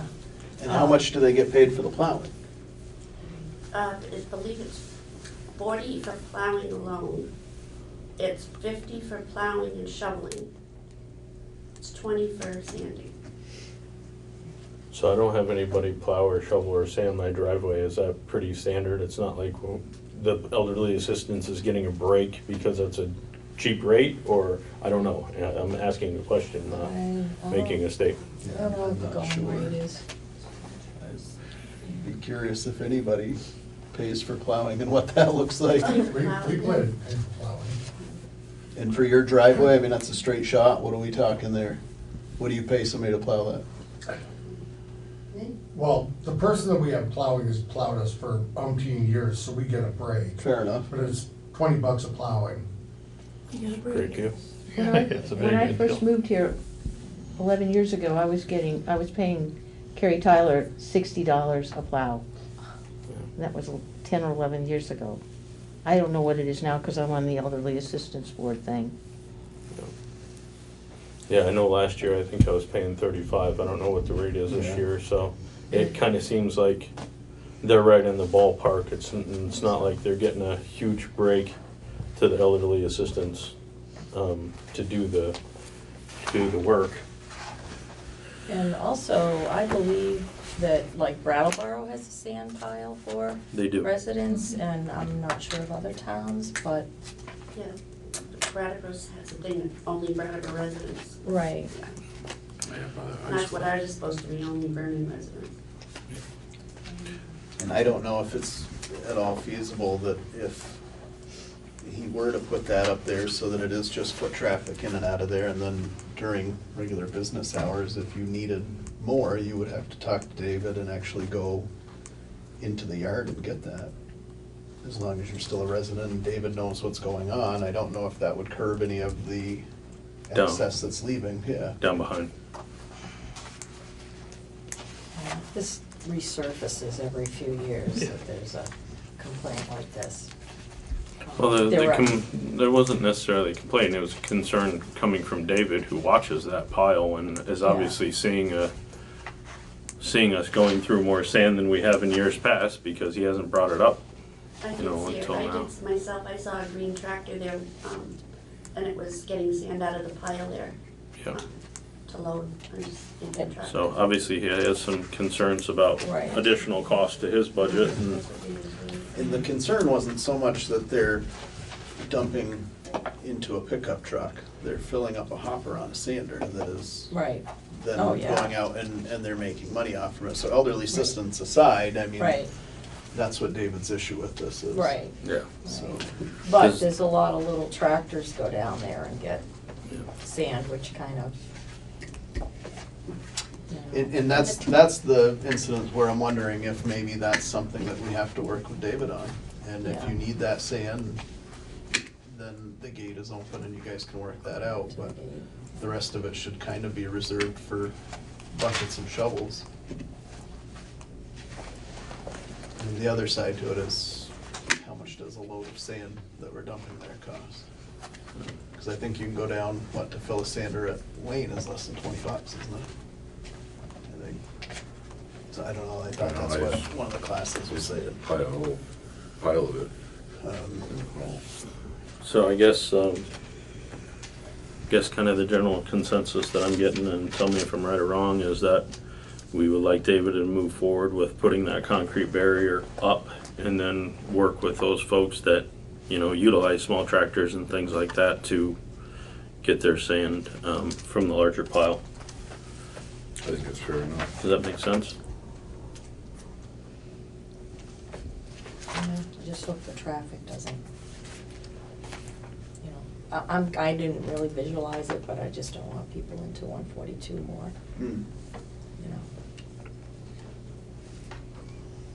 Okay, so that's the direction we want to give David? Yes? Yes. Okay. Better than doing away with the whole thing. Totally. Okay. So there's a resolution on that. Great. All right, approve town meeting warning and articles. And you see the note on that, consider additional funding for recruitment. All done. Okay, so just to go through some of the changes that have happened, in addition to the recruitment that we had talked about, that's about estimated $5,500 to $6,500. That's not in the budget right now that you all approved. If you wanted to add that, now would be the time to do it because it's going to change that article by $6,500. Additionally, in the article, some changes. We were talking about what to put in the solid waste fund, waiting to the last minute in case the pay-as-you-throw is approved to have somewhere to grab from if it's a negative at the end of the year, or if they decide to get rid of it and pay off the negative balance, where that money would come from. So Cindy estimated about $8,000 would cover it. So I added $8,000 to the solid waste article. So now it's at 108. And you can change any of these at this point. It's Article 15 if you're trying to find it.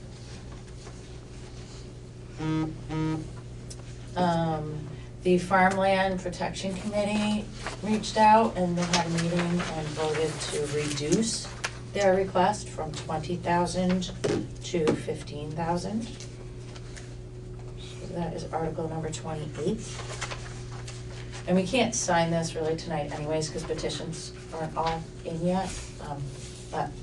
And then the Lister article changed a little bit based on Larry's recommendation, that we don't need to have a board of listers if you hire an assessor. But it does need to be done by paper ballot from the floor during town meeting. And we do have one petition in for that election, for the Lister election. So you were gonna talk about whether you wanted to keep that in or not. That's where all of these stand right now. Okay. Let's start with the funding for recruitment. I believe the last time we went through the recruitment process, it was around $6,000 through VLCT. So I would suggest we probably go with their higher figure. They said 55 to 65 for budgeting purposes, if that's what we want to do. So we would need to amend, it's Article 4, right? To be $6,500 higher and add that recruitment into the, I think it's the select board budget is where that recruitment line For the sits. hiring. Yeah. I agree. I agree. Jean? Yes. Chris? Okay. And along those lines, would you like me to have her call in at your next meeting, your meeting after, just so I can set up an appointment for? Probably call as soon as possible, so next meeting, Next meeting, okay. yeah. Just so we can get things rolling.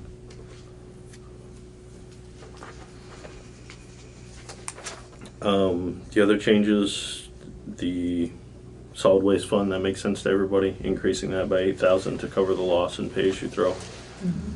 Okay, and then the reduction in the farmland, I'm assuming nobody has any issue with that. Okay.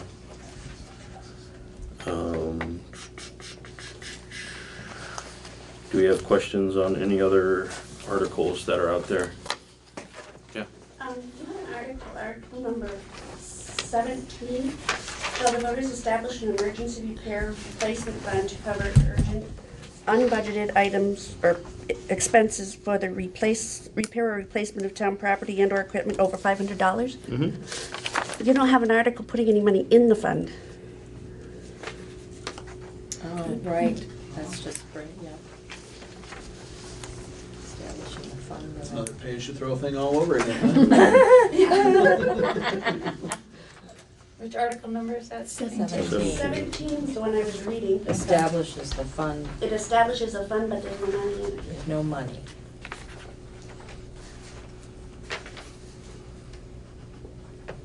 So $10,000 in there still, right? Yes, I think so. Everybody's happy with that? Are you going to make a separate article for that? Yes. That's okay.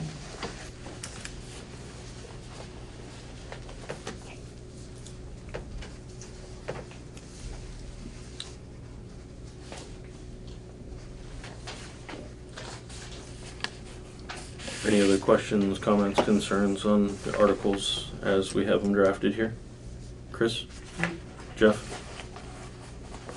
Sandy? I gave Michelle mine on 29. Okay. I think we're, that's on the agenda to talk about later, I think. And then, Yeah. okay. As Do far you as the wanna- article though, she wants to put in the article what What the changes are. which is just gonna make this really long. Well, won't he can explain that though. Let's see. Yeah. Let But me see. How when do you- you put it in? But in the town records, they're not gonna have the town report. You're gonna have this and you're gonna have the minutes, so you wanna put what they're changing it to in the article. Because 10 years from now, you're gonna look and say, well, What were the changes? what were you amending it to? Couldn't they go back and look at the CUSIC policy change? But Like the actual policy itself to see what those changes were? it should be, this is a town meeting, so it should be Mhm. with the town meeting minutes Okay. and the town records. Because those requirements are all in the town report. But don't have the town report and the town records. Right. Okay, so we're She's gonna, check with Larry on that anyway. we're gonna discuss this down the line about what the possible changes are to this CUSIC scholarship fund, but if for those of you that didn't hear it, because Sandy has a very mild voice,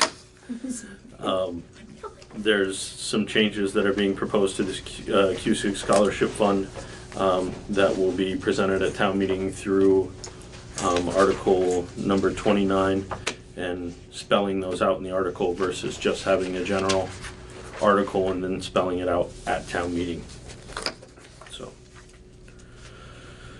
I think I already asked you, you got your change, anything for the rest of the articles? No. Okay, great. Amend resolution for municipal planning grant. So designate a municipal authorizing. Oh, wait, just for clarification. Yep. So, after I get all of these back from Larry, the petitions are all in, I'll email all of you to come sign it. So you need to vote that this is, with these changes, that it's good. Okay. So, Second. So moved and seconded to accept the town meeting warning and articles as corrected tonight. All those in favor, please signify by saying aye. Aye. Those opposed? Okay, so we got that done. So the resolution from the municipal planning grant designating a municipal authorizing official, meaning one of us, to help in the municipal planning grant process. This isn't really to help with the process. There needs to be an authorizing individual who says, yes, give us the check. We're ready for the money. The Planning Commission has designated Martin Lankeveld and Bob Spencer to help with managing the grant. We just got our first disbursement approved for that grant. But it's more a matter of, it has to be a select board member or a town manager or a town administrator who's the authorizing official that says the final, yes, we're ready to take this money back, and yes, all of this is true, all this documentation when you submit the report, that kind of thing. That cannot be the treasurer. You cannot be the treasurer. So I would make a suggestion. I'm not sure that you would be able to be that authorizing official because you're on the planning commission. I don't know if there's a conflict there. I was gonna volunteer But just because, but I don't know. then you're in as far as I'm concerned. Yeah. Great idea. I just want, You don't often hear people volunteering. If you want to. I just didn't want to ask you because you're on the planning commission. I didn't know how you felt about a conflict of that. I don't think there is. I just wanted. As long as I don't have to do anything. Second. Moved and seconded to appoint Jeff as the designated authorizing official for the municipal planning grant. All those in favor, please signify by saying aye. Aye. Those opposed? Who moved it, who seconded it? Abstain. I moved. Chris. Gene can Go have. ahead. Oh, look at you're so giving today. All right. Chris. Yep. And you can, it'd be great if you could name an alternate. Gene. Oh, sorry. Is that an emotion? I'll second it. Awesome. So moved and seconded to add Jean as the alternate. If something happens to me. Yeah, if you get hit by a bus on the way home, as the alternate authorizing official for the municipal planning grant, all those in favor, please signify by saying aye. Aye. Those opposed? Great. Okay, I need signatures on that. Sorry, Gene, that just came right out. Wait, okay, you wait. So this you? No. Yes. Yes, just outside. Yes, the legislative body. I'm not signing next to CEO. We don't have a CEO. It says we do. I think we're supposed to sign over here. Oh. His name, Signature. signature. Oh, name is. Name is printed probably. Oh. Signature, cursive. Sorry. We'll keep going as we're passing that around. Planning Commission, Economic Development Commission resignation from Jessica Earp. I would like somebody to make a motion to accept her resignation. I do know, well, let's just do that and I'll make my comment. We accept your resignation with regrets. Second. Moved and seconded to accept the resignation with regrets. As a side note, the Planning Commission does have a person that's interested that attended the last Planning Commission meeting. So I expect maybe at our next meeting or the meeting following that we will be accepting that person coming in, which is great.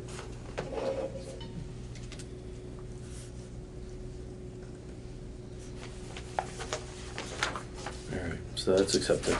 So the handicap seat, oh, I'm sorry. All those in favor of accepting Jessica Freeman Earp's resignation from the Planning Economic Development Commission, all those in favor, please signify by saying aye. Aye. Aye. Those opposed? Okay, great. Thank you. Thank you for catching on. Handicap Vernon seat. So handicap, for those of you that don't know, is the Nuclear Decommissioning Citizens Advisory Panel. Michael Root has been our appointed Vernon seat for handicap for, I don't know, maybe a year or two at this point. He's resigning from that position, and Madeline Arms has decided that she would like to take his seat in his absence. So I would entertain a motion to accept Michael's resignation and appoint Madeline Arms. So moved. Second. So moved by Jeff, seconded by Sandy, because I saw you shaking your head. To accept Michael Root's resignation from IndyCap and appoint Madeline Arms. All those in favor, please signify by saying aye. Aye. Those opposed? So I will get that to Anthony Lachinsky so we can get him on, or her on record.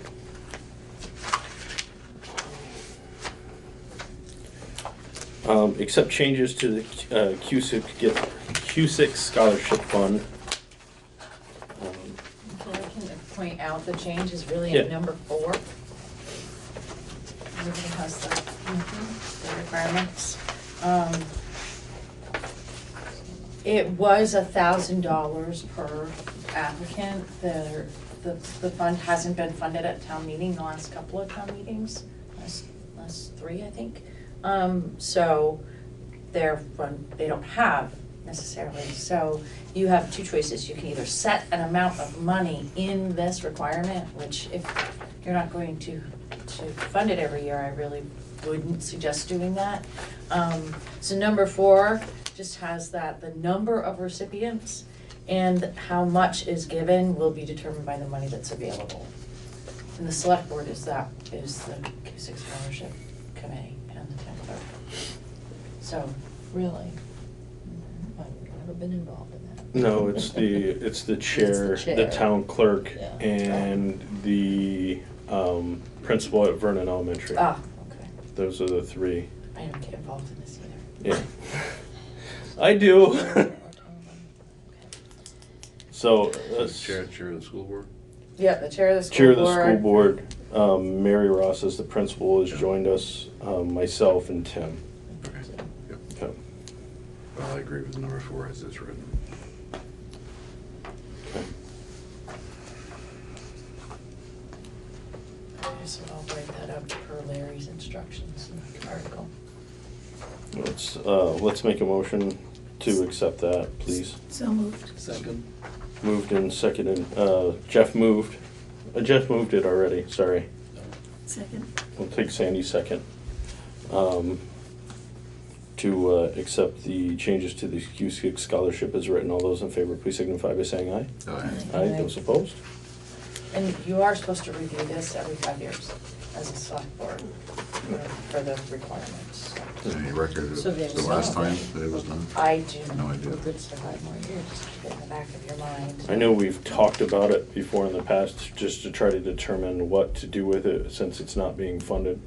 There was talk of having an actual scholarship contest at some point where instead of just, I'm a Vernon resident, give me money, that the kids would write some sort of, this is why I love my town, or these are the things that I want to see going forward for the town of Vernon. Similar to other scholarship. Yeah, very And similar. now is your chance to make those changes. So, or Well, we if can you just want say to make you're a this- Vernon resident, and instead of getting $1,000, you get $500 because that's all we have left in the fund is to, give you little chunks here and there.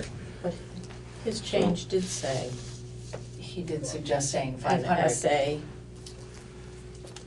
and letters of recommendation. Yeah. So, maybe something that we revisit next year and determine whether it's something that we want to turn into a scholarship contest versus just being a Vernon resident as the requirements. I agree with waiting. Okay. So for this year, it's good. Let it ride as it is. Okay. We need to go into executive session regarding Diallo versus Vernon. Mr. Chairman, I move to find that premature general public knowledge of the pending litigation of Diallo versus Vernon will clearly place the town at a substantial disadvantage by disclosing its negotiation strategy. Second. Moved and seconded to go into executive session. No, to find Or, excuse me, say that again? Find premature general public knowledge. Yes, to find premature general public knowledge. All those in favor, please signify by saying aye. Aye. Aye. Those opposed? I move we enter executive session to discuss the pending litigation with Diallo versus Vernon under the provisions of Title I, Section 313A1 of Vermont statutes. Second. Moved and seconded to go into executive session. All those in favor, please signify by saying aye. Aye. Aye. Those opposed? We are in executive session at 7 o'clock.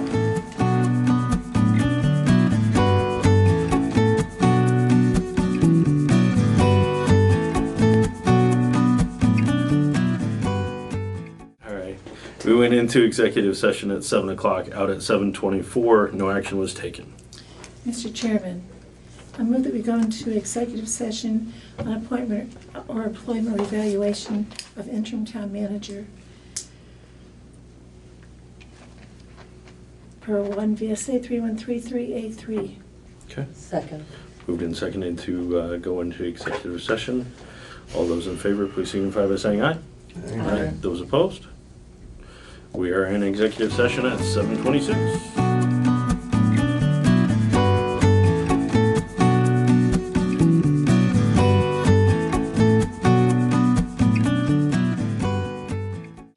All right, we went into executive session at 7:26 p.m., out at 7:34. No action was taken. The next item on the agenda is our own Michelle Milrick. Our select board secretary has put in her resignation effective the end of this month. So we need to accept that resignation. I move we accept it with regrets. Second. Moved and seconded to accept the resignation of our select board secretary, Michelle Milrick. All those in favor, please signify by saying aye. Aye. Those opposed?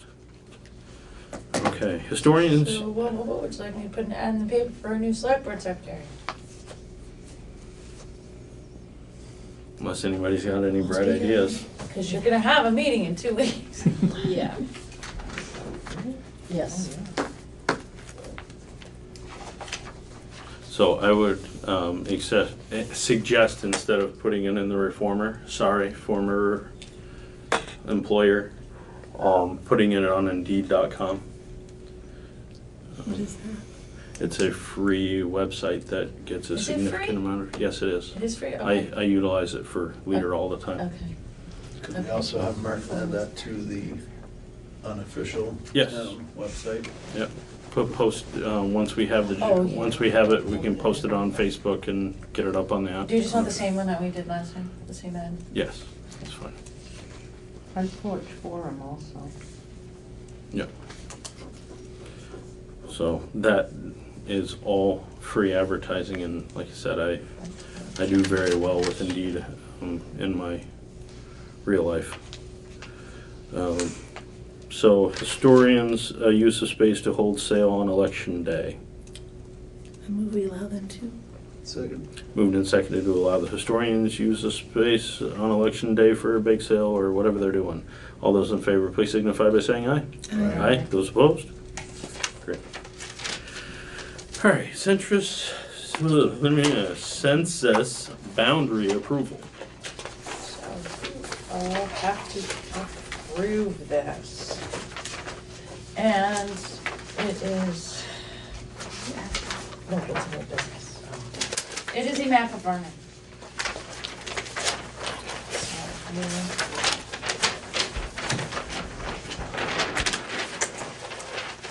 As far as I can tell, it is a map of Vernon. We have to approve that as the census boundary. Oh, okay. That's in the white. That's Vernon. Correct. So if you want. So if you look at it, Here's Bratt. so if you look at it against our map on the wall there, it is consistent. So is this an opportunity? I think we ought to move the western boundary of Vernon further west. When does the Do you census want to see these other ones? This spring.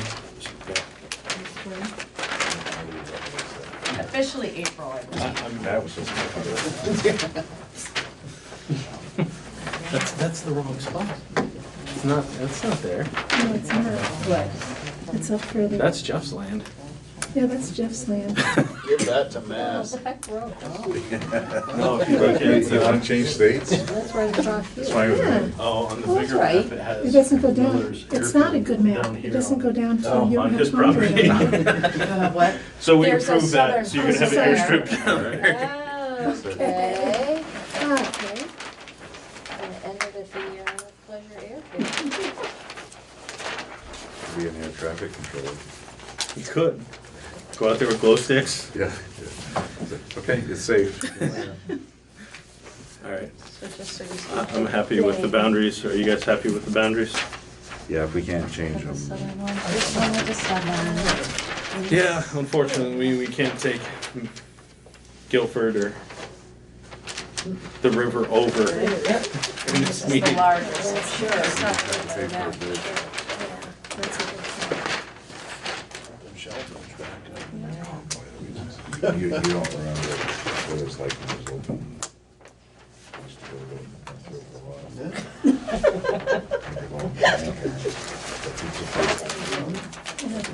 Mr. Chairman, I move we sign the initial boundary evaluation program as the legal boundary for government is correct. Okay. Second. Moved and seconded to accept the census boundary. All those in favor, please signify by saying aye. Those opposed?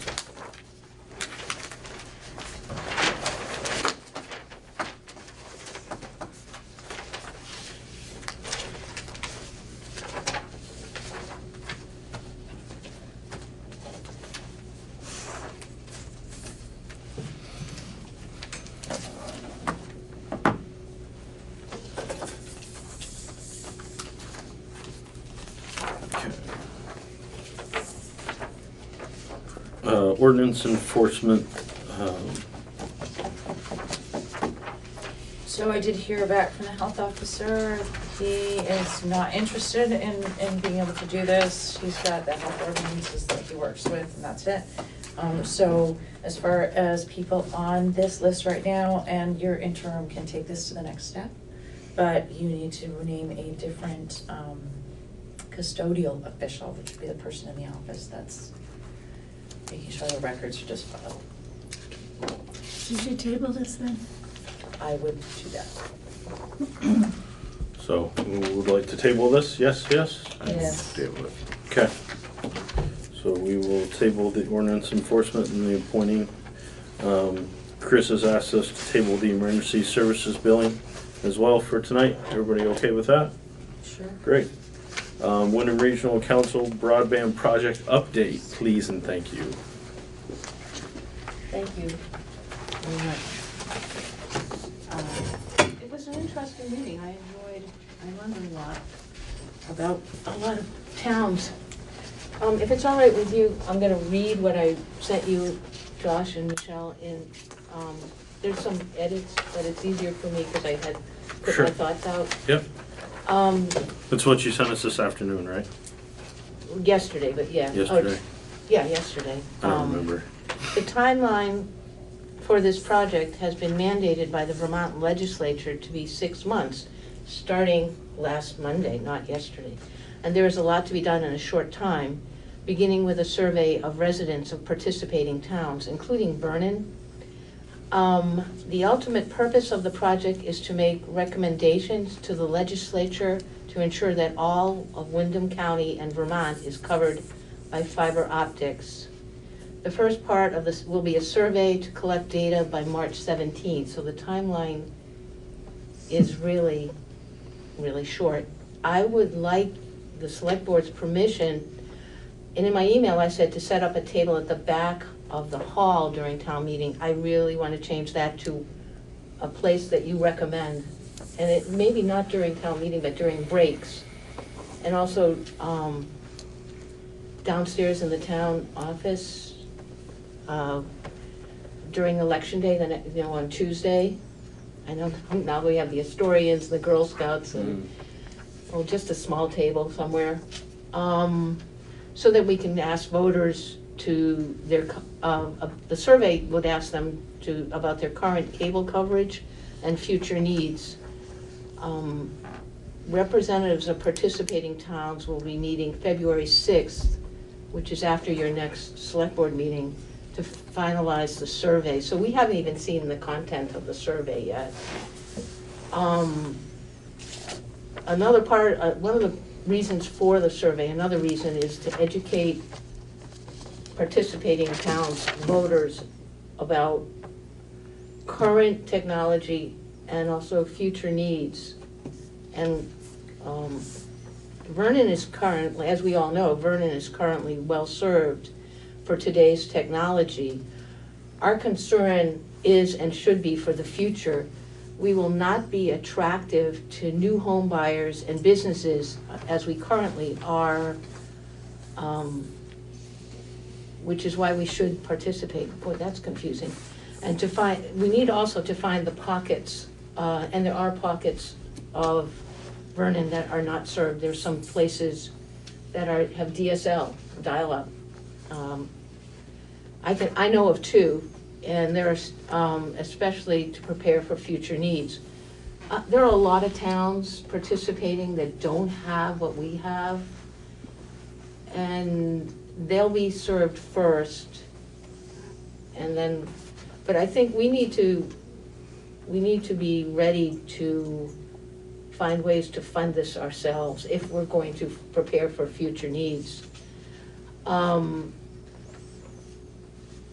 Where am I? Okay, in addition to tabling, we would like to advertise this, we will plan to advertise the survey on Facebook, Front Porch Forum, the newsletter, and the unofficial website.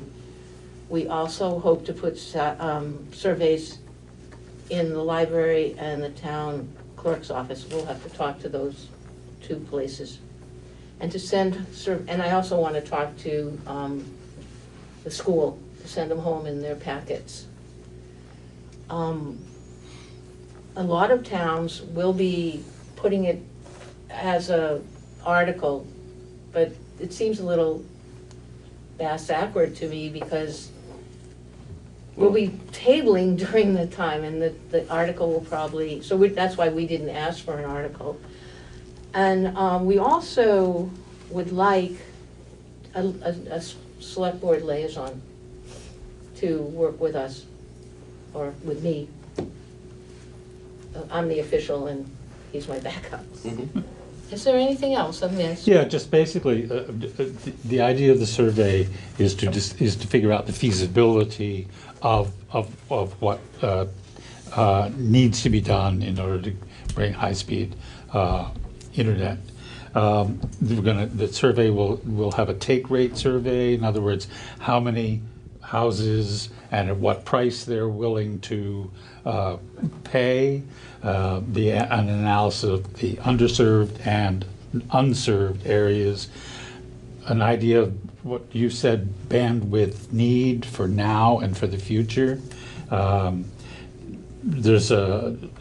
Then this will discuss deployment and methods of doing it, whether it's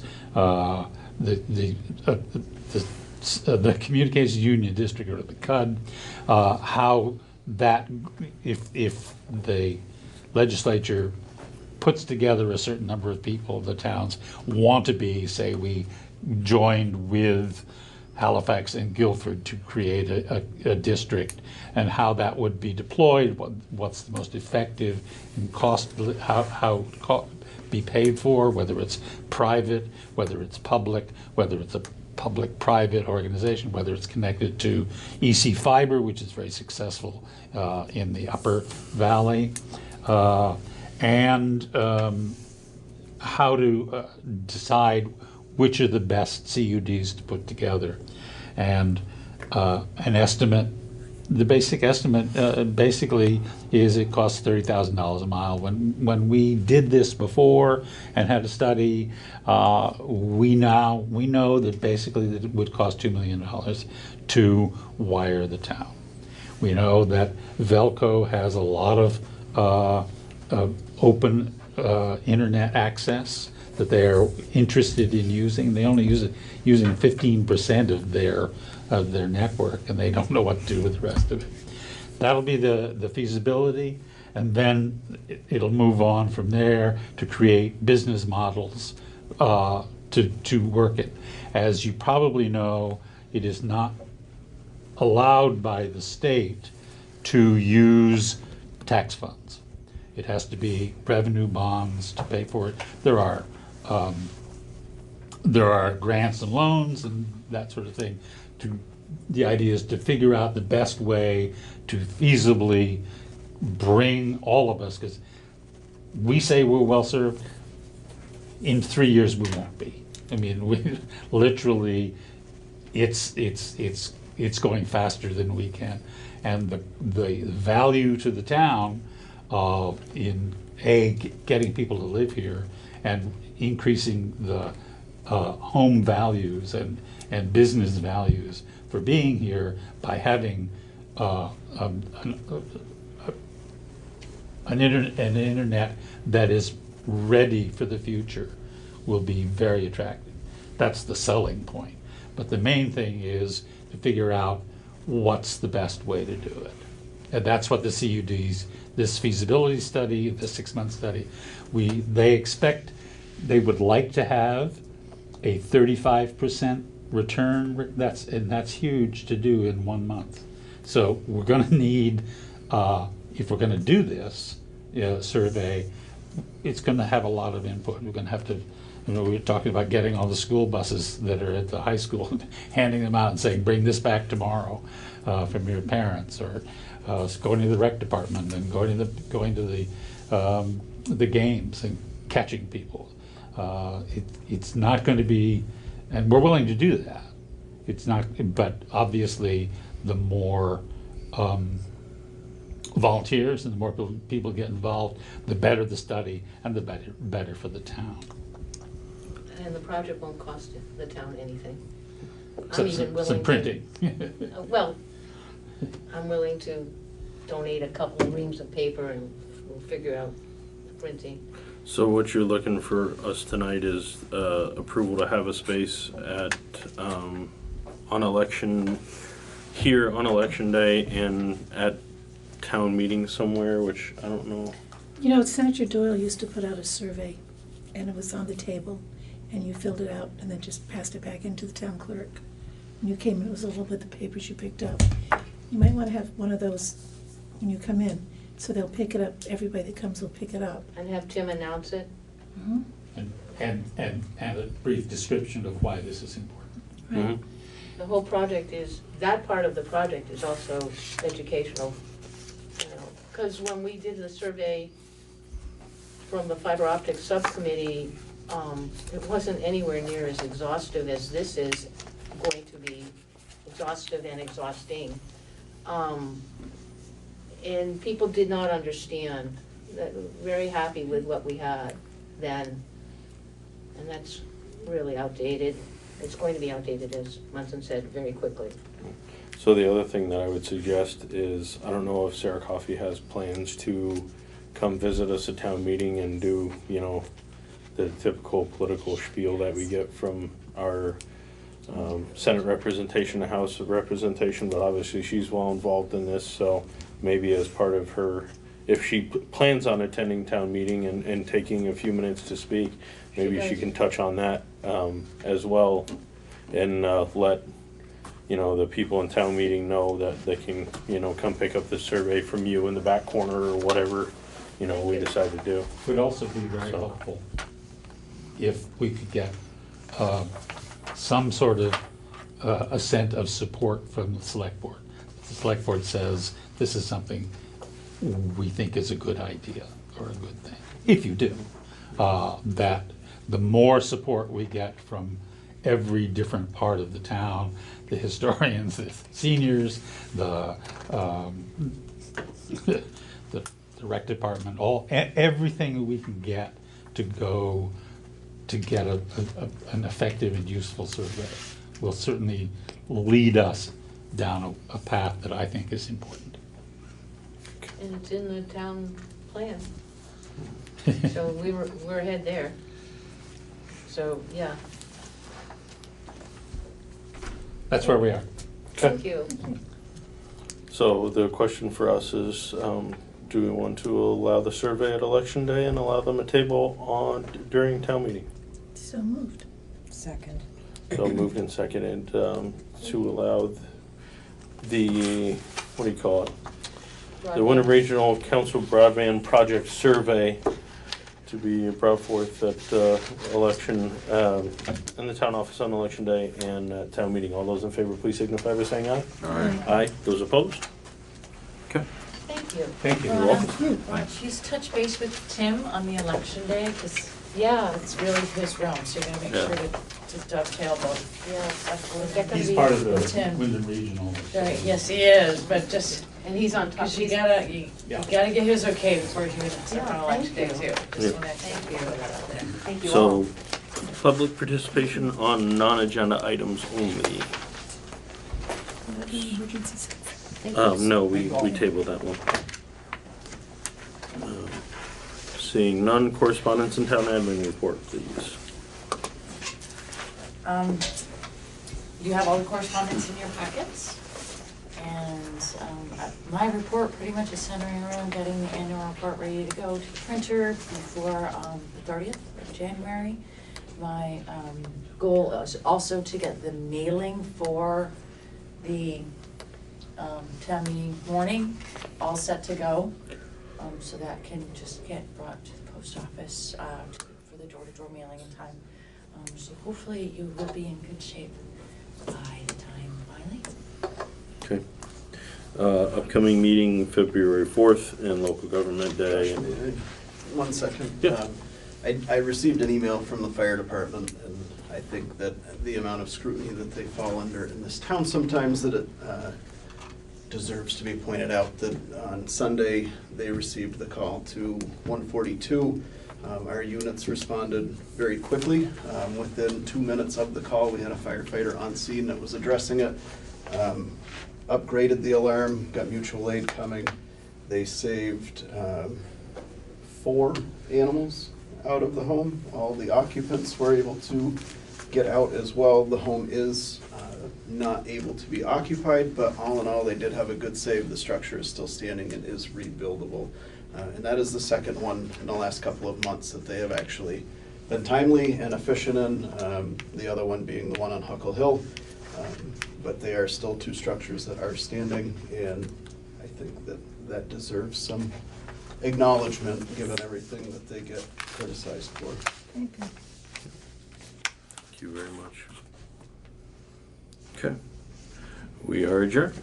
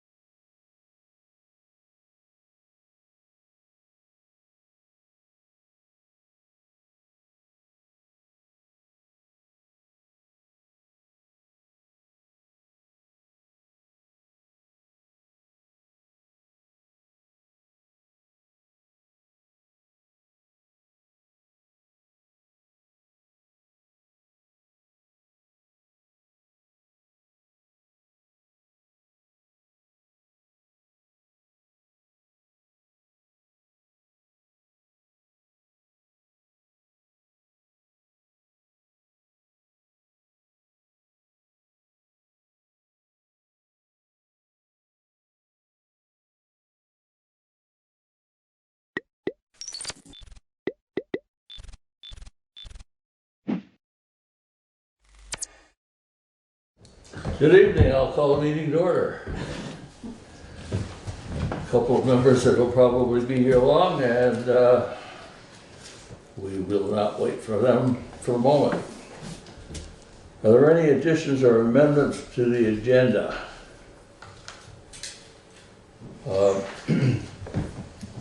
We will have a couple of small changes to the budget that we won't have to put in here as amendments to the agenda as such. Does anyone anything else that they want to add or? Moving on to the approval of the minutes of January 6th regular meeting. I think you all have a copy of the minutes as drafted. I make a motion to accept the January 6th. I'll second it. Is there discussion on the motion? Hearing none, all in favor of approving the January 6th minutes, please say aye. Aye. Thank you. January 13th, special meeting. Minutes thereof. I will also make a motion to approve the January 13th special Yeah, I'll meeting. second it. Is there discussion on the motion? Hearing none, all in favor of the motion as stated, please say aye. Aye. Aye. Opposed, abstentions? Minutes of 13th are approved. Thank you.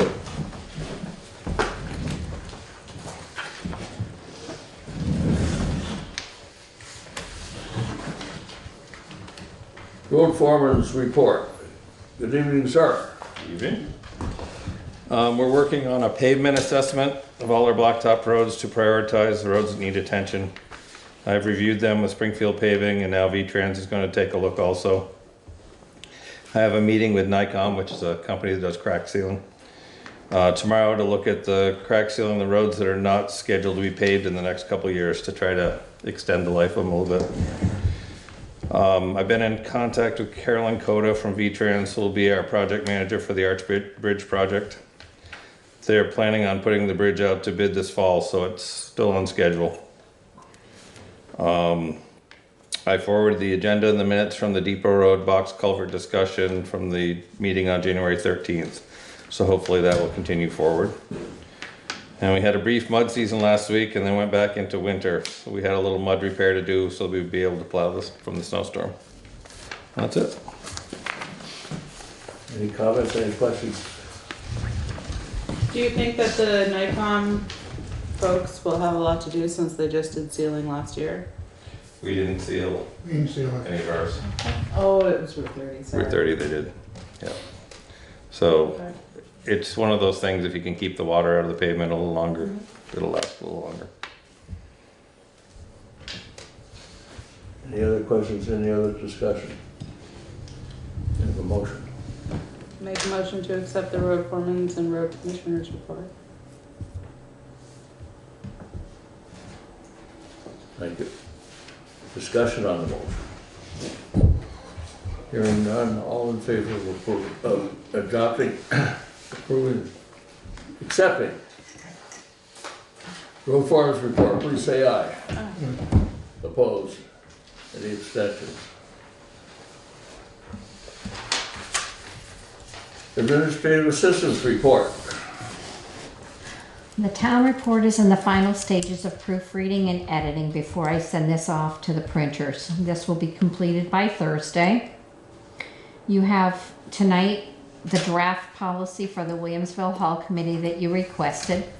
If you'd like to review and give any recommendations to the chair, I will make any corrections for the board to approve at the next meeting. And we received the U.S. Census Bureau a boundary mapping verification request. With the chair's authorization, I reviewed this and completed it on Friday. I will be out of the office on this Friday, the 24th. Any questions for the administrative assistant on her report or on any other business? And make a motion to accept her report. I'll second it. Thank you. All in favor of the motion as stated, please say aye. Aye. Opposed? Abstentions? Thank you. I think I need a wastebasket back here. I can have you one for the next meeting. A pending basket. I gotta look at them again. Okay, scheduled members of the public are treasurer, Melissa. What have you for us? Alright, so I changed up the 3 articles for the town report book, which I think you guys should all have a copy of it. The first one is for town and highway and operating expenses. Those amounts are gonna change now because I think we have some adjustments going through tonight. Okay. And then I changed the capital fund expenditures. And then the last one is for raising the amount for the capital reserve. Hopefully to make it a little more clear with all the capital articles, deleting a couple and just using these 2. Yeah, since they seemed repetitive. Yep, Yeah. and I ran these by the auditor and he liked them a lot better, Okay, good. so. So basically, these changes will change the budget by, overall budget by roughly,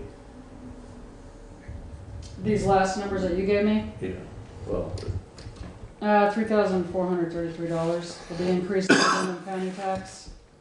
yeah, we'll do that. Oh, We'll which get to ones? the budget. Okay.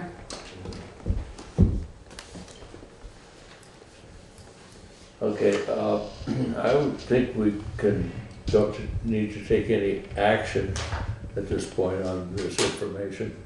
It will have to be in the budget. And we'll have a budget discussion a little while later this evening. Let's say, here,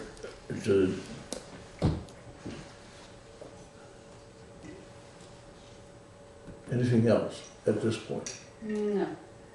Get you later. Unscheduled members of the public. Well, Happy to be here.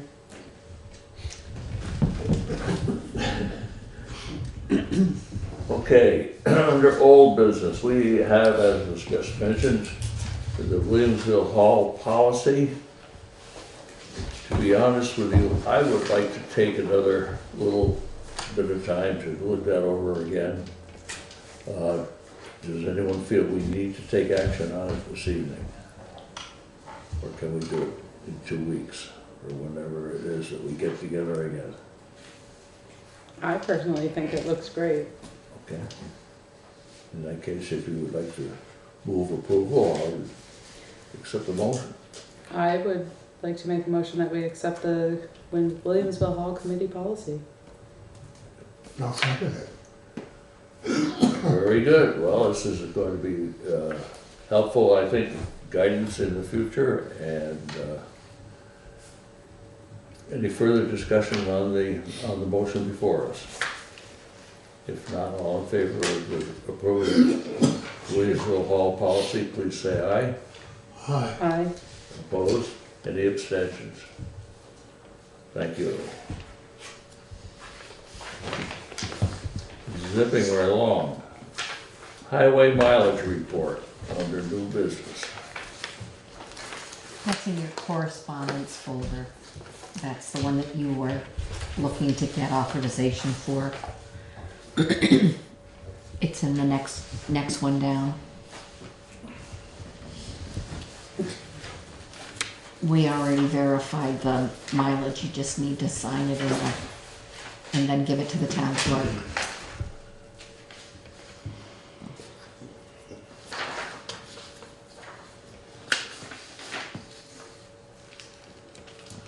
There we are.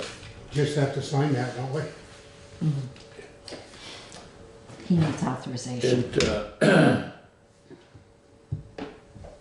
says we have 69.612 miles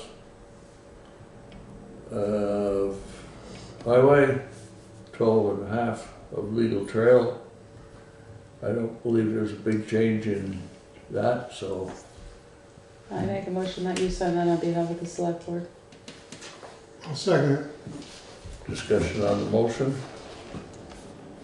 Hearing none, all in favor of the motion as stated, please say aye. Aye. Aye. Opposed? Abstentions? Thank you.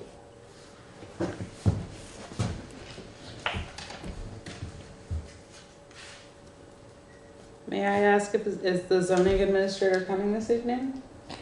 No, I don't believe so. Okay. I think that what I would like to do is bring the question of his coming to a meeting up and see if we can set a date that we can send in a letter to invite him. Okay. That sounds fantastic.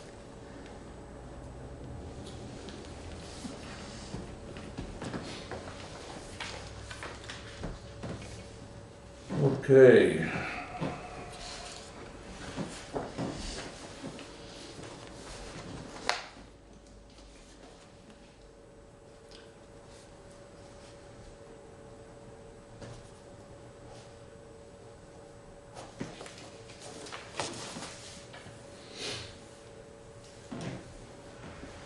The next item on our agenda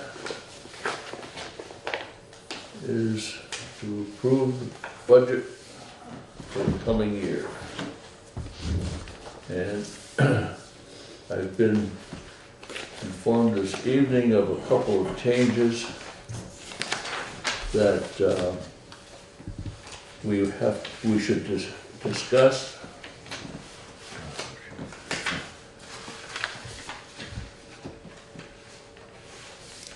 The major, the one at this particular point is the Windham County tax that we don't have any choice about. We have it in on the draft at $20,000. The request from the county is for $22,933, an increase of $2,933. So if you have that in mind when we approve the budget well, let me put it this way, is there any opposition to adding that? No. I don't think we have much choice. We also have a request from the Newfane Hill Cemetery Association. This was added to, or came in on January 2nd, so in all honesty, it's late. However, I do want to give it consideration. Newfane Hill Cemetery Association requests $500 from the town to support its ongoing repair and maintenance efforts, as well as outreach to town Newfane visitors. Brush cutting, tree trimming, and possible stone wall repair are envisioned. Dead tree assessment and possible removal is also a possibility. Informational guide and information box would be desirable to coordinate historic trail with Newfane Common and our first cemetery. Nearly all labor in 2019 was volunteer and will be in 2020, although supplies for the gate and signage total $525 in 2019. We have an item in our draft budget for cemetery maintenance, however that is, as I understand it, primarily for mowing. And the tree removal, Then we right? put some in for tree removal. So, this message I just read says brush cutting, tree trimming. There's nothing in here where they believe that the $500 is part and parcel of what we've already appropriated. Is that on the common up there, or is it the one on the hill? It's a Newfane, Because there's some gravestones, I think, up on the up on top. yeah. I assumed it was the New Fane Hill, which was the one by Mr. Drukes. Newfane Hill Cemetery Association. Who's the head of it? Well, this came from Ken Esty. Yeah, he's, I that's, think that's, that might be the original Fane on the no, hill. no, it's the one by Andrews. It is? It is a town cemetery. Right. So should But we I- fall within what the budget is already, or? Well, it needs a lot of work around there. And a lot of volunteers do that. Sounds as if there's. You know, that's a cemetery that is, kept up better than the ones, most of them the town has to do once, well, town usually does them twice a year. Personally, I don't have a problem with this.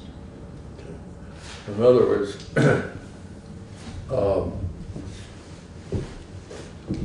I would request a motion to add $500 to cemetery maintenance line on our proposed budget to cover this request.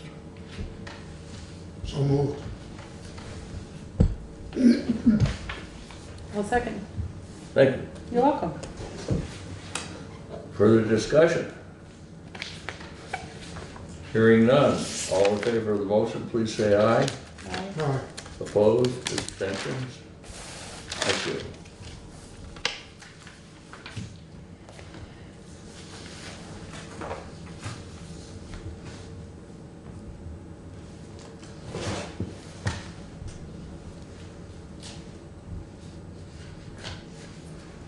If we were at this point in time to approve our budget for the coming year,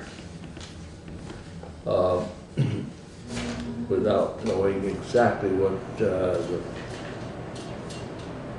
totals are, but knowing what we've been working on, what we've had as totals to date, adding 500 for cemetery and 2933 for the county, I would be comfortable with a motion to approve the budget with those additions at this point.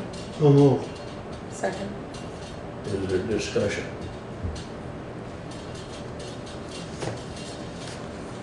Hearing none, I would ask that anyone in favor of the motion as stated, please say aye. Aye. Opposed? Abstentions? I don't believe there's any reason we can't put everything together and have it in shape. So, thank you. And thank you for all your hard work. Yes. Both of you. Yeah. For sure.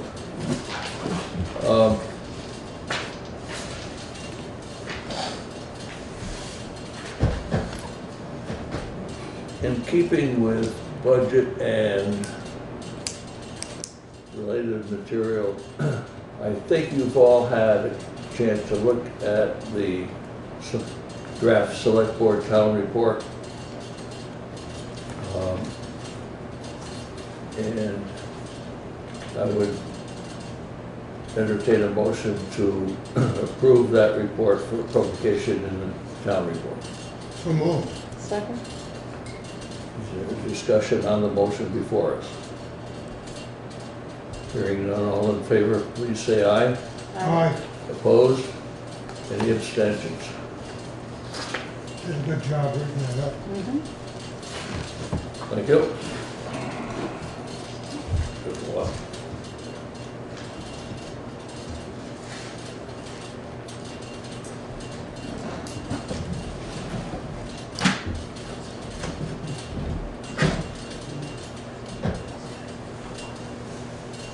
Any other new business to come before us? Who are you smiling about? I think we're happy for you that all of this has been approved. Right? Right, thank you. Well, it's thanks to the work of these two young ladies here. Oh, I know. That's the ones that really did all- appreciated the all of ones your that hard did all the work. Absolutely. It's You did a a great job. tough time of year. And to the road crew too for doing such a great job on our roads. I did I did like that. Coming home Saturday night, getting off Route 30 and onto Newfane's roads was a real pleasure. You all do a fine job.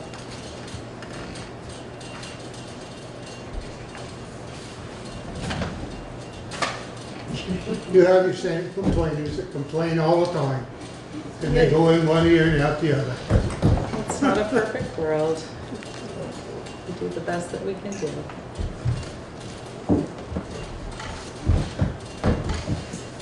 Okay. He really does need a basket back here. Maybe I could just get one for the chair. The door's closed, they can't get out. I'll just get one for his chair. It's a side pocket. Yeah, knowing you, it would come down through and come back up the other side.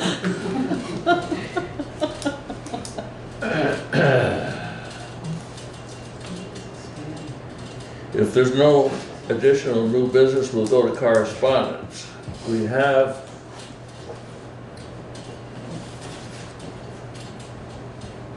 a memorandum from Carol Hasselback. I will read it. Town clerk must, by state statute, appoint one or more assistant town clerks. A number of reasons to have an assistant. Chief ones are that if I'm out, a trained assistant can keep the recording of land records current, provide dog licenses, provide other services to residents. There's no requirement in the law the assistant town clerk be a legally qualified voter of the town. Newfane's been very lucky for a number of years to have an assistant town clerk paid for by Vermont Associates. Since I took office in March 2017, this has been Peter Putnam. Peter's allowable time with Vermont Associates is expiring. With the approaching election period and town meeting day, it's important for me to have a trained assistant. Vermont Associates may eventually find applicants that they believe will be a good fit for training here, but that may not occur for some time. In addition, interviewing and training a new assistant would take time that I really would not have for the next few months at least. Therefore, I would like to appoint Peter Putnam as assistant town clerk with his salary paid for from the line item that was budgeted for that position.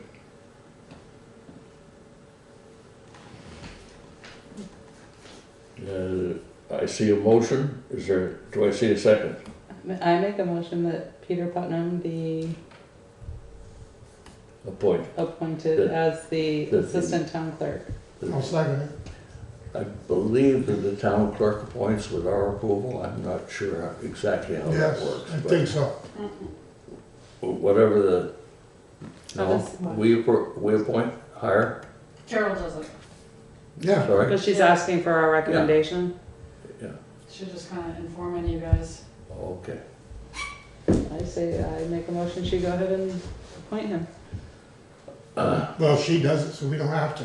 Well, the point being that it will, the position will be paid for out of the budget that we just approved. Yeah. Yes.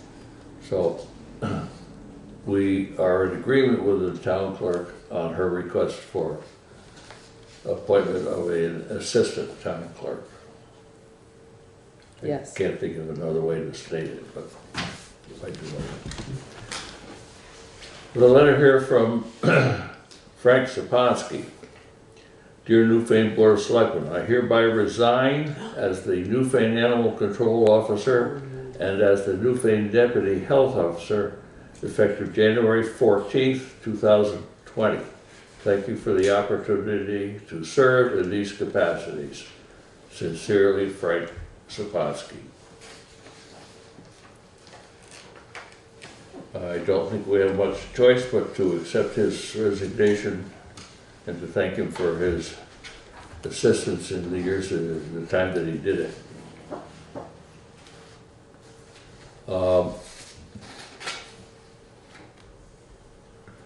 The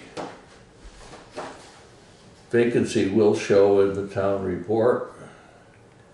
And if we don't have anyone come forward, I would recommend to the board after town meeting that there be an effort to find someone to do it and to fill the other vacancies that we have or will have, and perhaps suggest that other adjoining towns be contacted, and maybe there be a joint appointment with some other towns.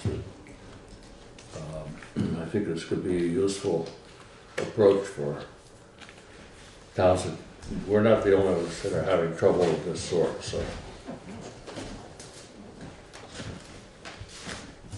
2 cents worth.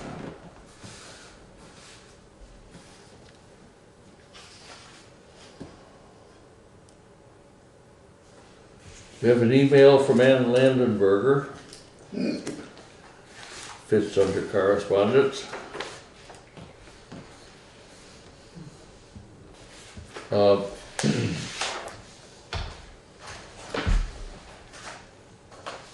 There's a great deal of paper here. I gotta make sure I have the right.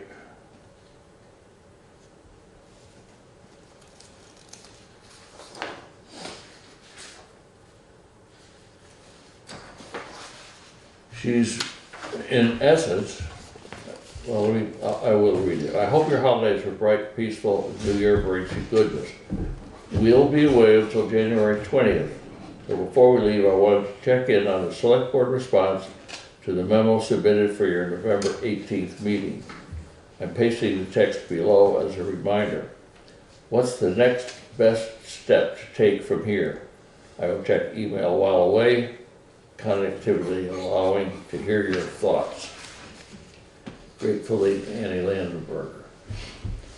And I don't think I'm going to go into the suggestions that the liaison group forwarded back in November, some of which we have talked about. I'll have to admit that as far as I'm concerned, we have not responded to the liaison group saying, yes, we've talked about it, we think that this is a good idea, and we don't really feel too good about another.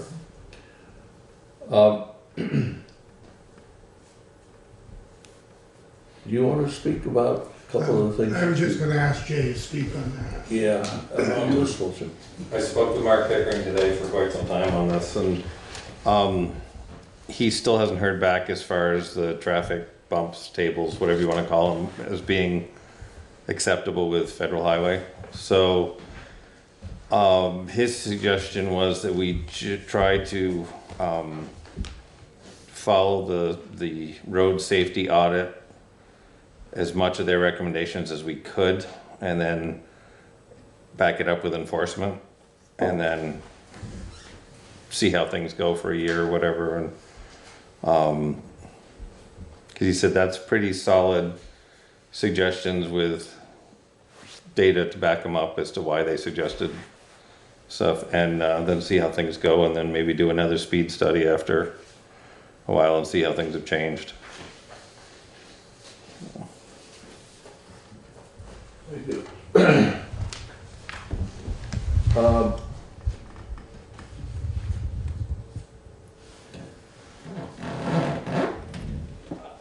I don't really know the best way to go ahead. We have, as I suggested, talked about some of these things already. And I think we've given Jay the okay to go ahead and explore and to do some of the things, some of which have been done. I sometimes wonder, and I'll just throw it out, whether it would be worth it for the board to go beyond the liaison group, or whatever they want to call themselves, and have an open hearing in Williamsville, in all likelihood, so that all of the people who might be involved could give the board response to some of these suggestions, and we not have to work just from what the liaison group put forward. I'll leave that at that. I think there are, personally, and I'm not going to go into any specifics, personally, I think there are a number of suggestions there that are not appropriate. And I think that it needs to have a fairly full discussion, more than perhaps has happened so far. I admit, absolutely, that I was not in on the initial discussions, and don't really have a feel for the history of this, but I think that at the point where we're getting pushed, if you will, it might be well to bring it up and decide where and how from here on out. And unless there's something that someone else would like to say about it at this particular point, I think we have to leave it at that for now. I agree with you. Yeah.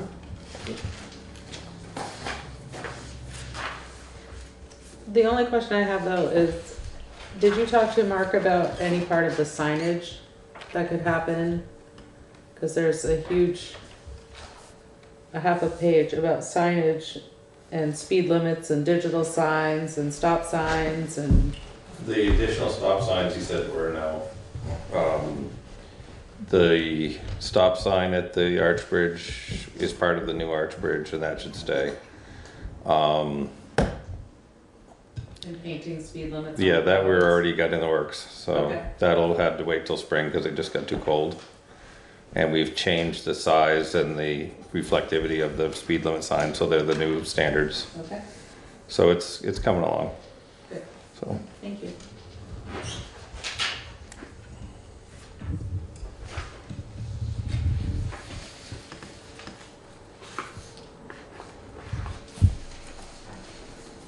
I think probably there's a newsletter from the Vermont Emergency Management Spring Flood Session scheduled. They will be holding some information sessions in Rutland, Johnson, Brattleboro, Coventry, and Swanton. Brattleboro on February 5th from 9 to 12. It's an open house format. Attendees may come and go as they wish. So that, again, is in Brattleboro at the fire department on Wednesday, February 5th from 9 to 12. See? How to stop a flood. Don't have it rain. You can't control water. There's actually, this Thursday, the Planning Commission is meeting here at 6 regarding the floodplains. I saw part of their agenda.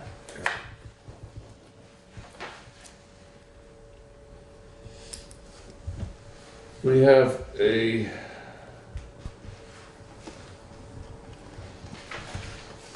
letter from the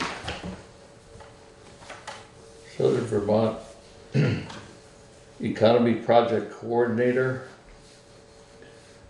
I have not read this, but we are happy to announce the Brattleboro Development Credit Corporation was awarded another round of funding from the USDE Rural Community Development Initiative to continue the Southern Vermont Economy Project. SVEP 2.0 will incorporate features of the original program like webinars, small conferences, mini summits, and of course the annual Southern Vermont Economic Summit. On BDCC's website, you can find a recap of SVEP programs so far, along with an archive of webinars and presentation documentation, which provide valuable information to communities.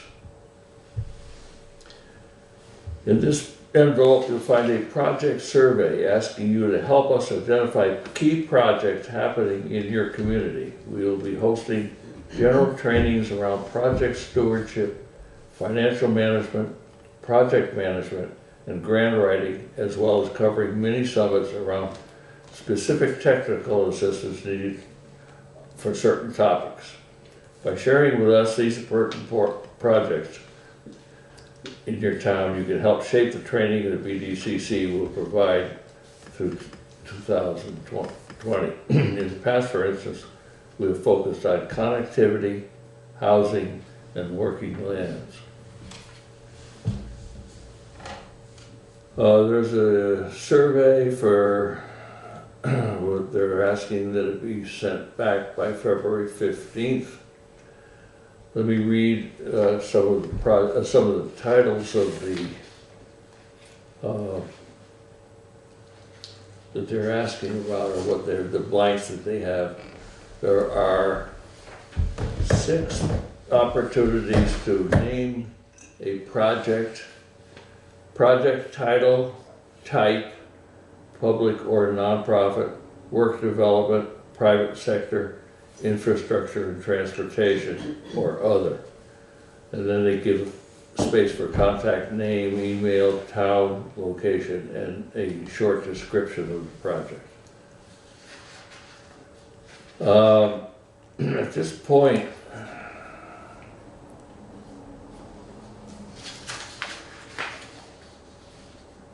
I'm just making sure that major projects, the only thing I can think of is the Arch Bridge. And that's not this year. Right. We So it's gonna start in this coming year. Yeah. Can anybody think of anything else that we should reply with? I will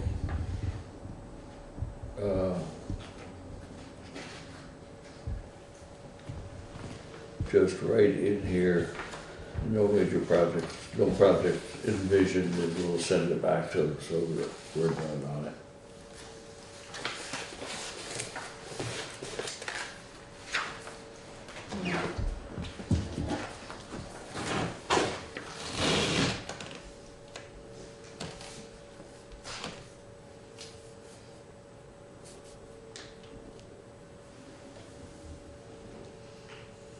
I just thought of something that I probably should have brought up earlier under new business, and that is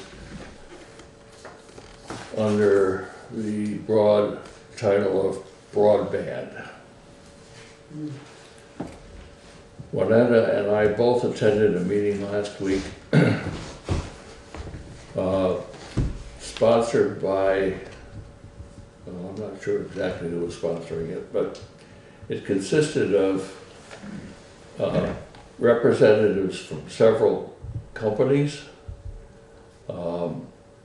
and the state of Vermont, in which they outlined a proposal. This includes Wyndham Regional, a proposal for the study of broadband need throughout the region being that area that Wyndham Regional Commission serves, so that a business plan can be put together to try to bring broadband to the region. And I guess I won't stick my neck out too much farther because I really don't understand certain aspects of it. There will be another meeting on February 6th to go into this in a little more detail. And I know that a number of people in town would love to have broadband, better everything. However, I am certainly not the person to be in the middle of that melee talking for the town of Newfane. And I think someone does have to go to that February meeting. And I'm asking for suggestions of someone who might be appropriate for that, and to represent the town from here on till I don't know how long it would be, in planning and perhaps getting a business plan to put together, and then in the long run, helping bring it into town. Has anyone any suggestions?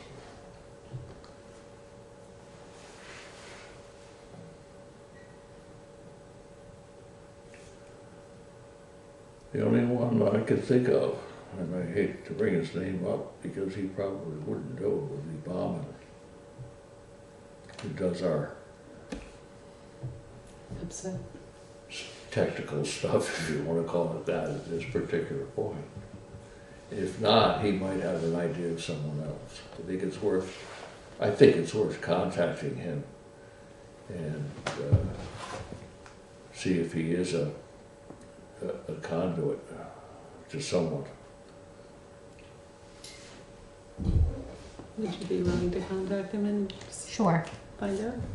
If you would do that, I'd appreciate it. You have as much background and knowledge as I have on it. So. Thank you. You're welcome.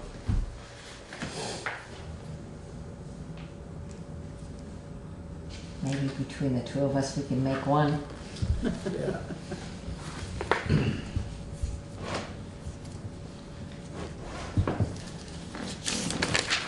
Did I miss anything under correspondence? Planning commission, Sorry? the one on the far, yep, from the planning commission. Thank you. You're welcome. This could almost be sneaked in under new business rather than correspondence. This, again, is from Ken Esty as the chair of the Newfane Planning Commission. Dear Select Board, please find attached the proposed bylaw change to the Town of Newfane zoning bylaw to add natural burial grounds as a conditional use in the Town of Newfane's resource district. I send to you the same document sent to you on November 25th as part of our obligation to alert you and surrounding towns et al. Of the upcoming public hearing. As per our obligation, 24 VSA 4441D and 4444, we conducted our public hearing. Hearing occurred on Thursday, December 12th, 2019, with about 15 persons in attendance. Juanetta Powling should have the attendance sheet. The three-member planning commission voted 3-0 to send the proposed bylaw unchanged from the November 25th submittal to you for the select board for your deliberation. I also attached written comments submitted to the planning commission with respect to the proposed bylaw change. We read these comments to those in attendance. The other comment arrived that evening, but as I lacked a scanner, I will send it to you under separate. As I lack a scanner, I will send it to you under separate cover. We now have the proposal from the Planning Commission, and it's up to us to schedule a hearing. It's up to the Select Board to schedule a hearing.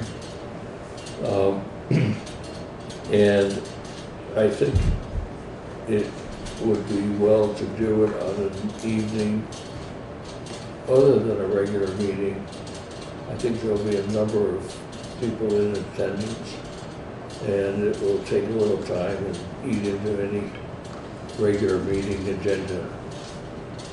So I would ask for recommendations as to a date, and perhaps time for a hearing on that proposal for an amendment to the zoning bylaw. I thought we went over this once and settled it. I thought we had too. Yes. Before we schedule a public hearing, do you think we could discuss this after we read the attachments that he sent? And then schedule a public hearing after Sure. our next regular meeting? Can we continue this to the next? Well, the hearing has to be not less than 15 days, and not, today's day 0, so we're fine. And we've got plenty of time. If you want to Discuss it on our get a next chance meeting. of this and do it at our next regular meeting, we can do it. February 3rd. So your response time is 15 days from today? Not before 15 days, and not more than 60. Okay. It has to be warned, but that's quick and easy too.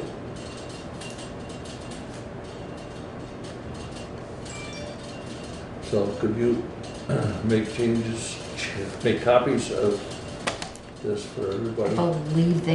I believe there's copies on the counter, on the table. Oh, everybody has one, I believe so. of all the stuff. Thank you. No, that's the last one you handed out. We didn't get copies of that because it was part of correspondence. I think it's all in his paperclip. Right, but we Oh, all would like copies so we This can is not review. one packet, it is many packets. I believe so. Oh, My okay. mistake. Thank you, My Anetta. mistake. Getting greedy. You wanted it all for Won't share. yourself. Thank you.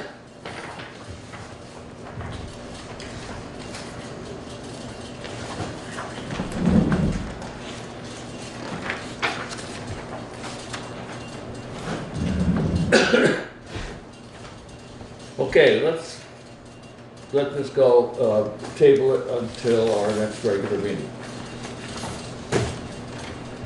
That was your motion. Yes, please.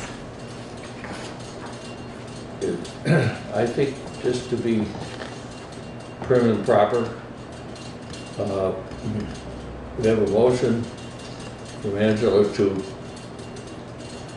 postpone discussion on the green burial until our next regular meeting. Is there a second? Second. Thank you. Is there discussion? All those in favor, please say aye. Aye. Opposed, abstentions? Thank you.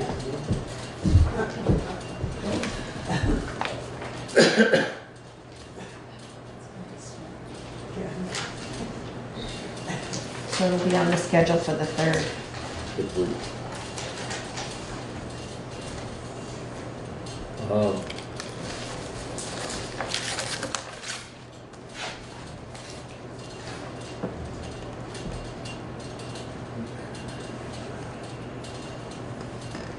Is there any other business other than pay orders to come before us this evening? Hearing none, we will move to pay orders, and those that don't want to sit around through pay orders, thank you all Great to see very much. you.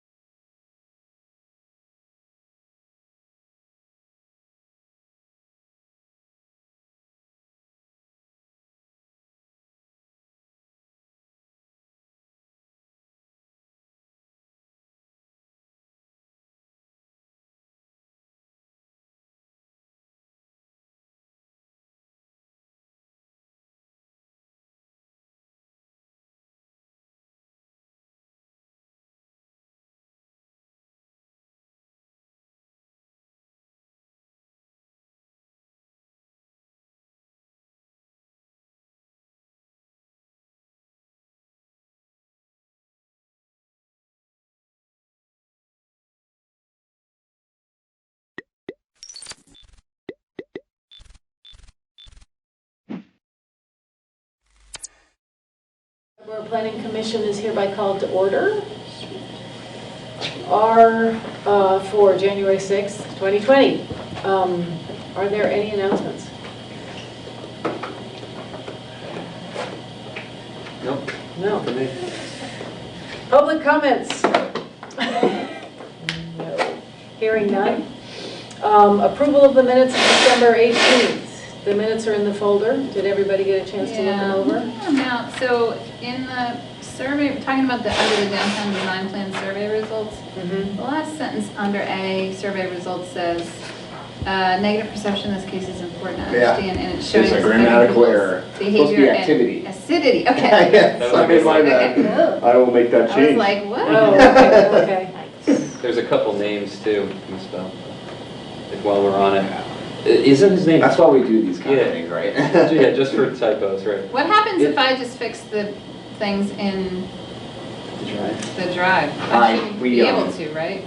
No, it's fine to do that, but I have my own end that we gotta Okay. change things. And, yeah. So, the whole process. the new here, sustainability coordinator's last name is? Dodson. Oh, it's CT? Yep. Oh, I thought it was Dodson. Okay. Wait, Great. that's their full name? Yep, Stephen Dodson. Oh, I thought it was Dotson. Dotson. D-O-T-S-O-N. I got the spelling from someone else, so I could, let me read, let me check, double check. Maybe it's D-O-D-S-O-N, I don't know. But you have me under G here is F-E-E-C. Which is, Which I'm one? curious, Where? is that F-rat-A or? G. Where? G. Oh, yes, I'm sorry, Felicity. That should be F-rat-A, right? Yep, that should be. Aaron We elsewhere. went with the standard is that everybody, instead of being called Ms. and Mrs. We do the or N dot, Mr., it's right? just first initial last name. Yes. Is there any other misspellings you can see? And Lewing? Yeah. Email Keith stated that the project would focus attention on land and Lewing at potential third. What, under what? Same spelling. Same spot, just like 2 lines down. Oh, yep, looking. Thank you.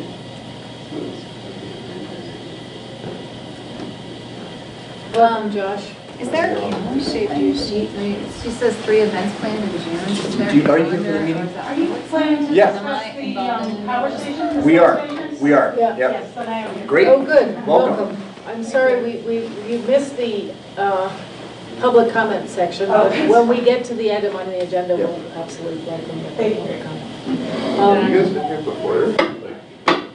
We've been here, We yeah. we started, At what time? 6. 6, we just started. Oh, We're we just just looking. started. Oh, I thought you meant started. I opened the meeting, Like, how late? there were no announcements, there were no public at that point, and Okay. now we're reviewing the minutes. I see, okay, you're just We moving have fast. plenty, I see what's yes, going plenty on. of time, Josh. Yeah. So what was your thing? I Shall shall. I send you a copy of the minutes or you got it? The waterways through Okay, good, thank you. They're Sundays, they're the first Sundays in July. It says June in the meeting notes. 3 Oh, events sorry, planned first June. in June, for the Sundays in June. So if you go to your calendar, which I'm doing, so you don't need to, it is June 7th, June 14th, and June 21st. But is that public anywhere? Felicity and. She's gonna make it public soon. And other people are organizing. I'm gonna come. I mean, Yeah, you know what I yeah, mean? Like, I yeah. wanna Well, be there. you're a participant. Yeah, so that's the other reason why it'd be good to know. Right, yeah, those are the dates, and she was supposed to say that, and so can the minutes reflect that? Did she not say that? Minutes reflect the exact June dates? 7th, The dates, 14th, 7th, and 14th. 21st. Sure. I'll make a note. That way that they're there. I'm pretty sure she did say that, because she's been talking about. Yeah, I'm pretty sure I have notes, like- dates. Yeah, I'll get those on there. Or at least the tentative dates. Yeah, no, I think they're set. I mean, All right, yeah, perfect. Those are the dates. Okay, are we okay with the minutes? Motion to I'll make approve? a motion to approve minutes.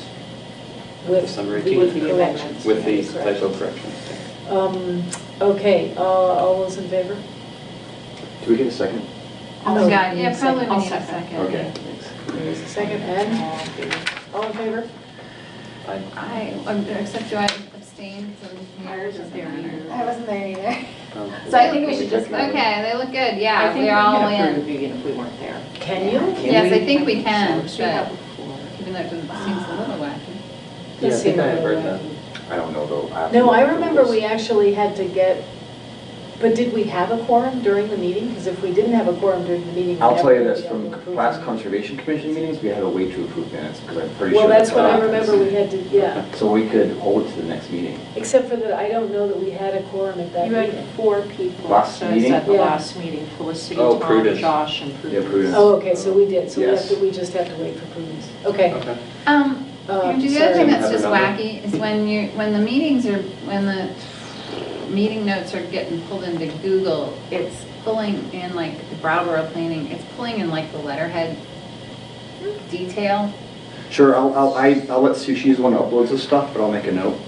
It doesn't open it as a PDF from Oh, Google see, Drive? It does. This is what I got. Oh, yeah, This okay, is never the mind. small I opened it potatoes. as Doodling. as You opened it as a a document. Google Yeah, thing. no problem. Never mind, my problem, just ignore it.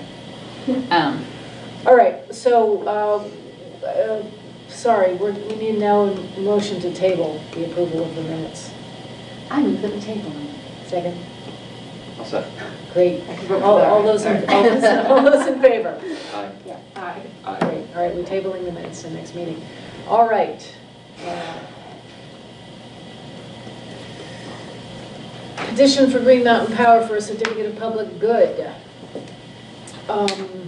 Pursuant to 30 VSA 248, authorizing the rebuild of the North Brattleboro substation. Andrew, were you going to give us an overview Yeah, of the sure. CPG process? Great. So every time some sort of telecommunication facility is being You planned. want to just introduce yourself to the public so they know who Sure. you are? I'm I'm Andrew Gravinsky. I'm the planning technician for the town of Brattleboro's planning services department. So, as I was saying, every time some sort of company proposes to build a telecommunications facility, there's something called a certificate of public good process, which is a 45-day process, and the Public Utilities Commission reviews these proposals, and they're the ones who make the final decision. But local governments do have an opportunity to give comments, but that's it. So, again, this is the definition I got from the website for the Public Utility Commission. A certificate of public good, CPG, is a document issued by the Public Utility Commission under 30 VSA 231, which authorizes a company to own or operate a telecommunications business in Vermont. A company wishing to provide telecommunications services in Vermont must first obtain a CPG from the Public Utility Commission. The Commission issues CPGs only upon findings that the operation of the telecommunications business will serve the general good of the state. Basic overview of what it is. So Green Mountain Power is proposing to rebuild the North Brattleboro substation at 387 Putney Road. Staff has reviewed this project. Have you all had an opportunity to look over the letter and the site plans? No, could I have a minute to do that? Sure. And also, this is an electric substation. It doesn't have anything to do with telecommunications. So, isn't that just yeah, a weird? It's weird, but they still have to go through the same process. Okay. If you want a more specific answer, I can get back to you. But That's I fine. was confused at first, but They're not, so there's nothing It's fine, hidden it's in still here gonna that fall under the was- no, it still falls under the jurisdiction of the Public Okay. Utility Commission, because it is a public utility. So I'm confused. Is this the thing from 2016? No, so that is an example of a letter that Rod, the former director, wrote regarding kind of like how we give our input. So staff has reviewed it, and we did find some areas where we felt like our regulations, or at least our in the town plans, weren't being reflected in the development. So we wanted to have an opportunity to at least comment, and say, we recommend this according to our land use regulations. Can I see what we added because it doesn't look like it came in the email. Whatever you were just offering up to see. The site plan? Yeah. Yeah, sure. I have. Is this? I'm so. Okay. So in the last couple of pages are the site plans. Okay, here you go. Does anybody else need a copy? I just gave This- Yeah, the this last is 3 one pages. on, I have the site plan, This 4 was the one pages. on Putney Road by the Marina Restaurant, right, where there was Yes, a right fire there as a result of Exactly, there's a fire back in October, and that's kind of what spurred this, all right, we gotta rebuild it. So it's fairly significant, It is, what they're completely rebuilt. proposing to do. Yep. One, are we into just discussion? Yeah. Well, do we want to give everybody a minute to just review? Yeah, did you want? Yeah. Okay, yeah. In that's- silence? In silence. Okay, Yes, all Tom, in silence. Okay. And if you have questions, I can try to. Sorry, take out with my homework. After that. I did my homework.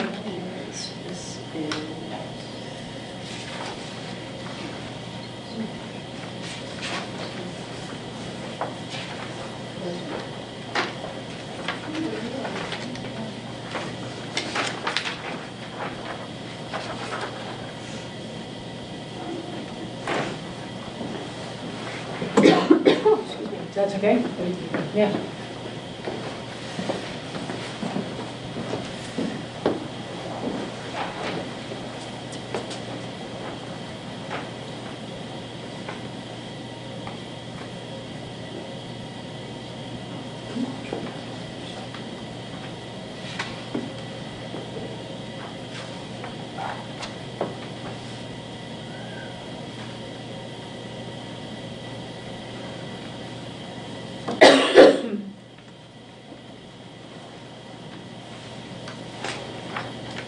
So for clarification, that email with the attachment that was signed David Gartenstein from 2016, that has nothing to do with. Sue, I think, can include that just to show you an example of what previously has been done in, in town. Yeah. Completely Yeah, unrelated. no, this has Yeah. nothing to do with Nothing. that job. Yeah, right. But I went through the same process. Yeah. It was just, I asked Sue to put that in there as an example of what the planning commission does Yeah. when it gets this kind of thing. Gotcha. Cool. I think there's maybe some relevance in the sense of context, because it's with the same applicants. And from looking at Google Street View, it doesn't seem like they did any of the recommendations that we offered. On the south. On the south For the- side. On the south one. Was that Yeah. Vernon, down by Vernon? Yeah, like the Because there's definitely no like shrubbery. yeah, there's no shrubbery, there's no terracing, there's Yeah. no riprap added. Not that I necessarily think that would look better, but maybe it'd be better for erosion and stormwater control and. Yes. Yeah. I have other copies too, so you can keep Yeah. that. I got it. Yeah, feel free to take one. I mean, I have one in the. But it's all phrased like, we suggest, we recommend, because that's all that we can do. Exactly, yep. But they didn't seem to do any of it. So are you suggesting that we should ask them? Are we into talking now? Kevin? Yeah, go for it, you guys. Okay. Yeah, well, can I have one more minute? Just because Oh, yeah, I feel, one more minute, I sure. feel like I'm way off subject now, so let me.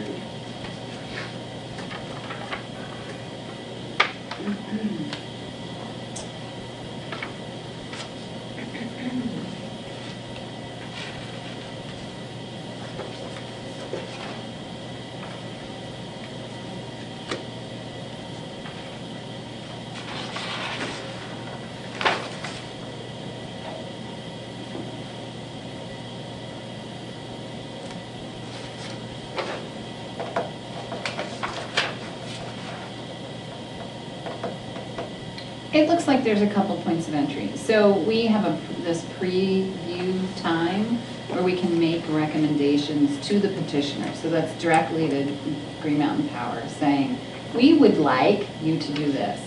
Then, once the petition is filed with the commission, we can actually then comment on it, which is maybe more formal. And I don't know last time around whether we did both of those things. Okay. So that's something to find out. Because making recommendations to the commission is a different act than making recommendations to Green Mountain Power. Green Mountain Power can take it or leave it. If you're commenting to the commission, depending on the utility commission, there may be, they may value it in a different way.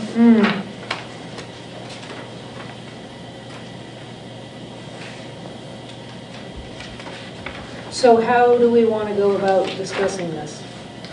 I'm interested to hear two things. I'm interested to hear, it sounded like the staff had thoughts, you were saying on if they were, if there were things from the, the hunting materials that weren't being taken into account that you recommended Yeah, that we consider. I also would like to hear the public Land use comment. regulations, yeah. Do we want to? Well, who knows the most about this? Have you, Felicity? No, I mean, I've read the same thing you've Yeah. read. Do we want to get the public comment? Yeah. Yeah. Do you guys want We to? really just came because we live next door to the power station. Oh, And we thought that Green Mountain Power was going to be here doing this presentation, and we wanted them to know that we were still paying attention. We actually did meet with 2 engineers from Green Mountain Power about 2 weeks before the fire, because I had heard that they were planning to do this, and they met with us and told us about what they were planning. But I just thought that if they were going to be here, we wanted to let them know that we were still paying attention to the project. Unfortunately, they are not. I called them today asking if they were indeed coming, and they said no. So that must have been a miscommunication with the newspaper. Do you have anything in particular that you're concerned about, that we should be concerned about? Lighting is one of our, they said they're planning to put in new lighting. We're curious how bright and how much, and whether it'll be pointing in our direction or not. That's a big concern. They did say that it's going to be a much larger print, much larger area, but it's moving away from us, not towards us. So our biggest concern, I think, is the lighting situation. Are you abutting, you're the one abutting most Yeah, the directly? one abutting property, yes. house on one of the maps, I think. Yeah, gotcha. Okay. So what other concerns do you have? Like, is there any? Well, we asked them about noise, and they said that this should be quieter than the old one, so that was nice to hear. Our biggest concern, I think, was that they were going to come towards us, which they don't plan to. So other than lighting, not too much we're worried about, really. Okay. Thank you. I just want them to know that we're still paying attention. I have a question for you. What's the current landscape screening like between you and the It's just, there's some shrubs and some trees, but there's not really anything. I did actually ask them in an email if they could put up some sort of temporary fencing, at least during the construction. And they did say they were willing to put up a temporary fence during construction to block the noise. Because we have this section in the land use regs, section 314, buffers and screening, I which is am like, loving you right now. You are like the best planning commissioner right now. which is pretty in detail, and it even has some wording about opaque fencing and walls being required, and like the plants,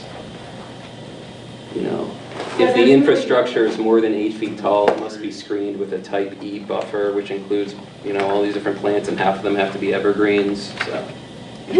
It's a section to consider as they redo this. Even though they're not necessarily beholden to these regs. What are the lights like at night right now? Currently, they don't have any lights on it at night. It's not lit up. Yeah, I was gonna say, I don't remember it being lit up. No, so now that it says they're planning to put in new lighting, I'm curious as to what that's going to be. Okay. So is your house up, like is there a little bit of a hill? Your Yes. house is just up a little bit? We're just above it. Yeah. And when you say a fence during construction, is it because there's no fence there right now, or is there a There's fence? no fence between us. There's a chain link fence, right? But But there's a chain link fence that goes around the substation, but is there another fence that's the one fence? Okay. Well, there is, yeah. And I think that's what they're proposing. Yeah, he told us construction's going to take months, so. Yeah, no, There's a it's- temporary fence they're going to put up for the construction. Well, maybe we can reinforce that in the letter, Andrew. Fence during Yeah. construction. Yeah, and have they actually consulted our zoning requirements for the design? I'm unaware, but from at least our input, for what we've reviewed, no. Does anybody know Okay. this TJ Boyle? The person who's done the design plan? No. TJ Boyle Burlington, Associates right? LLC, landscape architect, Where are they from? They're Burlington. Burlington, yeah, no, Yeah, then it's interesting too, because the plants that they propose to add, those dark ones, Mhm. are all on the north side, but on the west side that faces the road, And those are all cedars too, which are Right, evergreen. and so we would have them, they need to put every 30 feet. Yeah, I mean, there's in, put existing plants there. vegetation there, Mhm. but it's just like little scrappy deciduous, shrubs. Yeah. So do you want to articulate the points that we've got in the draft letter right now? Sure.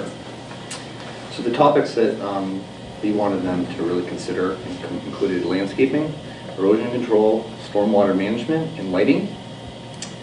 I guess to begin with landscaping, the part of the property, the front of the property abutting Putney Road, in new development and redevelopment, there's a requirement for street trees. So we put that in there. Since there's power lines, it would be small trees every 30 feet. And then erosion control, we have no erosion control plan submitted, so we want to make sure that that's taken into consideration during construction, especially with there being a confluence of two rivers right there, and that there are some slopes on the property.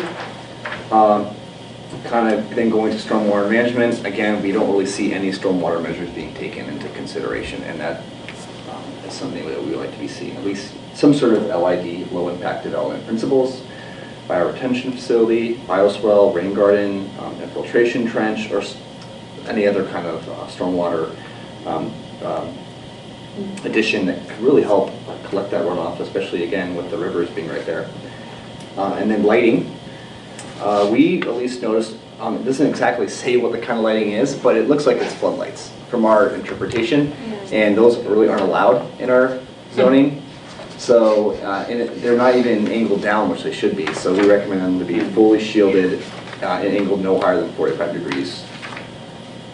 Yeah. So what was their intention for the lights then? Like was it probably cameras, right? Yeah, so it's always lit. Potentially for it's always lit for security reasons, maybe? Yard light and security camera. Yeah. Andrew, Two of them. Do we have that letter in our in the folder? No, so it's not a complete letter. Okay. So that's more, it's just more that I'm just kind of the base, and then once I get everyone's comments, we'll add that to it. How much of the property is theirs? And, because there's a big chunk of that property that's just kind of gravel, dirt, Oh. Well, on the, I'm not sure, but This is, yeah. I'm showing from maps online. Can I make another comment regarding the landscaping? I just forgot to say something. The driveway or the... So one more thing from the draft letter. So at the north, I think it's the north. If you're on one of the north ends of the property, there's actually a memorial. You know what I'm talking about? Yeah.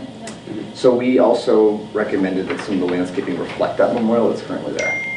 It will complement it. Yeah. Is there? Well, so part of what I'm wondering is in the landscaping plan in terms of like bioretention, does that gravel parking area need to be that big, and how might they improve the whole lot? And that, it looks like they didn't include that at all. Even though they're the property owner there, they didn't include that at all in their plans. No, it's just called gravel access. Yeah. Is the monument's not on there yet. So the monument it's Yeah, it's over right here. That's town land, right? There's a. I believe. Yeah. I can get back to you exactly on where if it's town or not. Yeah, there's this pathway that leads down underneath the bridge. I don't know if the town has it for like fishing access or quasi park or something, but I would just hope that, I mean, it looks like the town has like a segment that overlaps the access to the gravel thing, but I would just hope that this substation somehow doesn't lead to, the redo of it doesn't lead to some gate that prevents access. Yeah, I for the see that public. right there. Right. Yeah. Okay, existing monument, it's on the other, this plan right here addresses Right, the and property. is this a property line, this dotted line here? There's a bunch of weird dotted lines. Yeah, there's a weird line. No, I believe the area that blurry on this map at least is, because this is an easement right here clearly. What do you mean? Right here, this part, if you look at this is an easement. Oh, yeah. Yeah, right. Yeah. No, I'm wondering about. Oh, Yeah, those like- lines. So this Let me take a goes. quick look. I think those are the electric ones. Oh. Possibly. Well, where are the property Yes, lines? that's They're not overhead on lines. any of Existing, these. Those Yeah. are all This is- good lines. You can pass that to him. See, that's Here's what's, one. so there's the property line, Yep, The one north is town line. yep. there. And then you can see the easement in there So too. it would be, basically the property line would be like that, Yep. and then a little bit like that. Mm-hmm. Yep. So, yeah, let's ask this, if they could make that, do something better with that gravel Okay. while we're at it.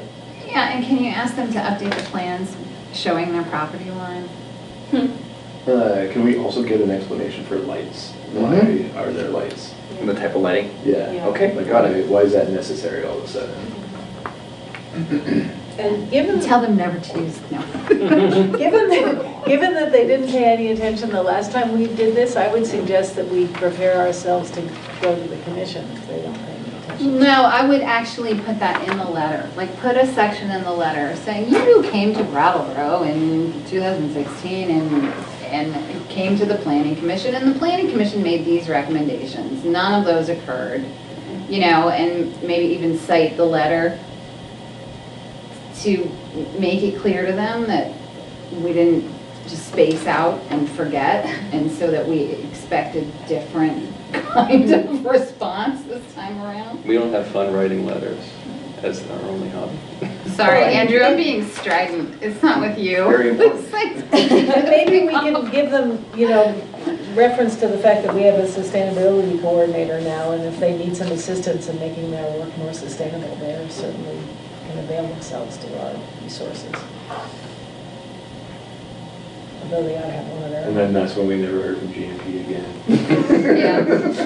Yeah. And who's the person at GMP who's the project manager for this? Yeah, his name is John Fisk. He's the And one. I talked to him today and I the told him leader that you'd be engineer. getting our contact. John Fisk? Yep. And I talked about how we're obviously having this meeting tonight and that we'll be submitting comments. Tell them to show up next time. Yeah, and are they gonna come next time? I mean, do we have it, is this gonna be on our agenda again after, for the February meeting? Well, When no, there's the full we submission? need to submit a letter to them by January 21st. Yes. Okay. So, Oh, so We we're, should go ahead and. okay, so we Yes. should Yeah. submit this Yes. letter, and Yeah, then, oh, yeah. and then will they come back to us? I'm not sure. Okay, That's something I'll talk about, consult with Sue about. okay. I mean, we don't, I guess we don't, it would be It- nice if you they know, would see you guys. You know, the commission does have the power to hold a special meeting, if that, you wanted to do that. A special meeting with GMP actually here. Just on a specific topic, and that We could can't be it. require them to come. but We can't can require them to come, but you can meeting have just another on- meeting, a special meeting that's other than our traditional meeting. Yep. well, so one other thing maybe to put Sure. in the letter, because we don't want to hold up the timeline. So if we get this letter to them by January 21st, can you request that they send us their revised plans? Like updated, clarified, revised plans showing our recommendations? Mhm. So that we have those. And then I guess kind of a note for you and Sue to track the commission process Mhm. and when, because that should come up for comment once the petition is filed.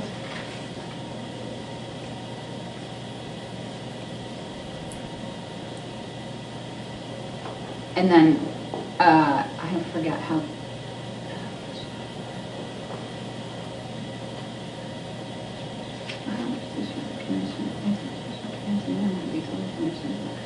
Sorry, I'm just reading the commission No rule. worries. So it says, as stated in Commission Rule 5.402A2, municipal bodies and local and regional planning commissions also have the opportunity to provide revised recommendations within 45 days of the date on which the petitioner has filed a petition with the commission, if the petition contains new or more detailed information that was not previously included in the petitioner's filing with the municipal and regional planning commission. So the cycle in there would be then, like, we're writing a letter with recommendations. We To would GMP. like, yeah, we Yeah. would like to see new plans.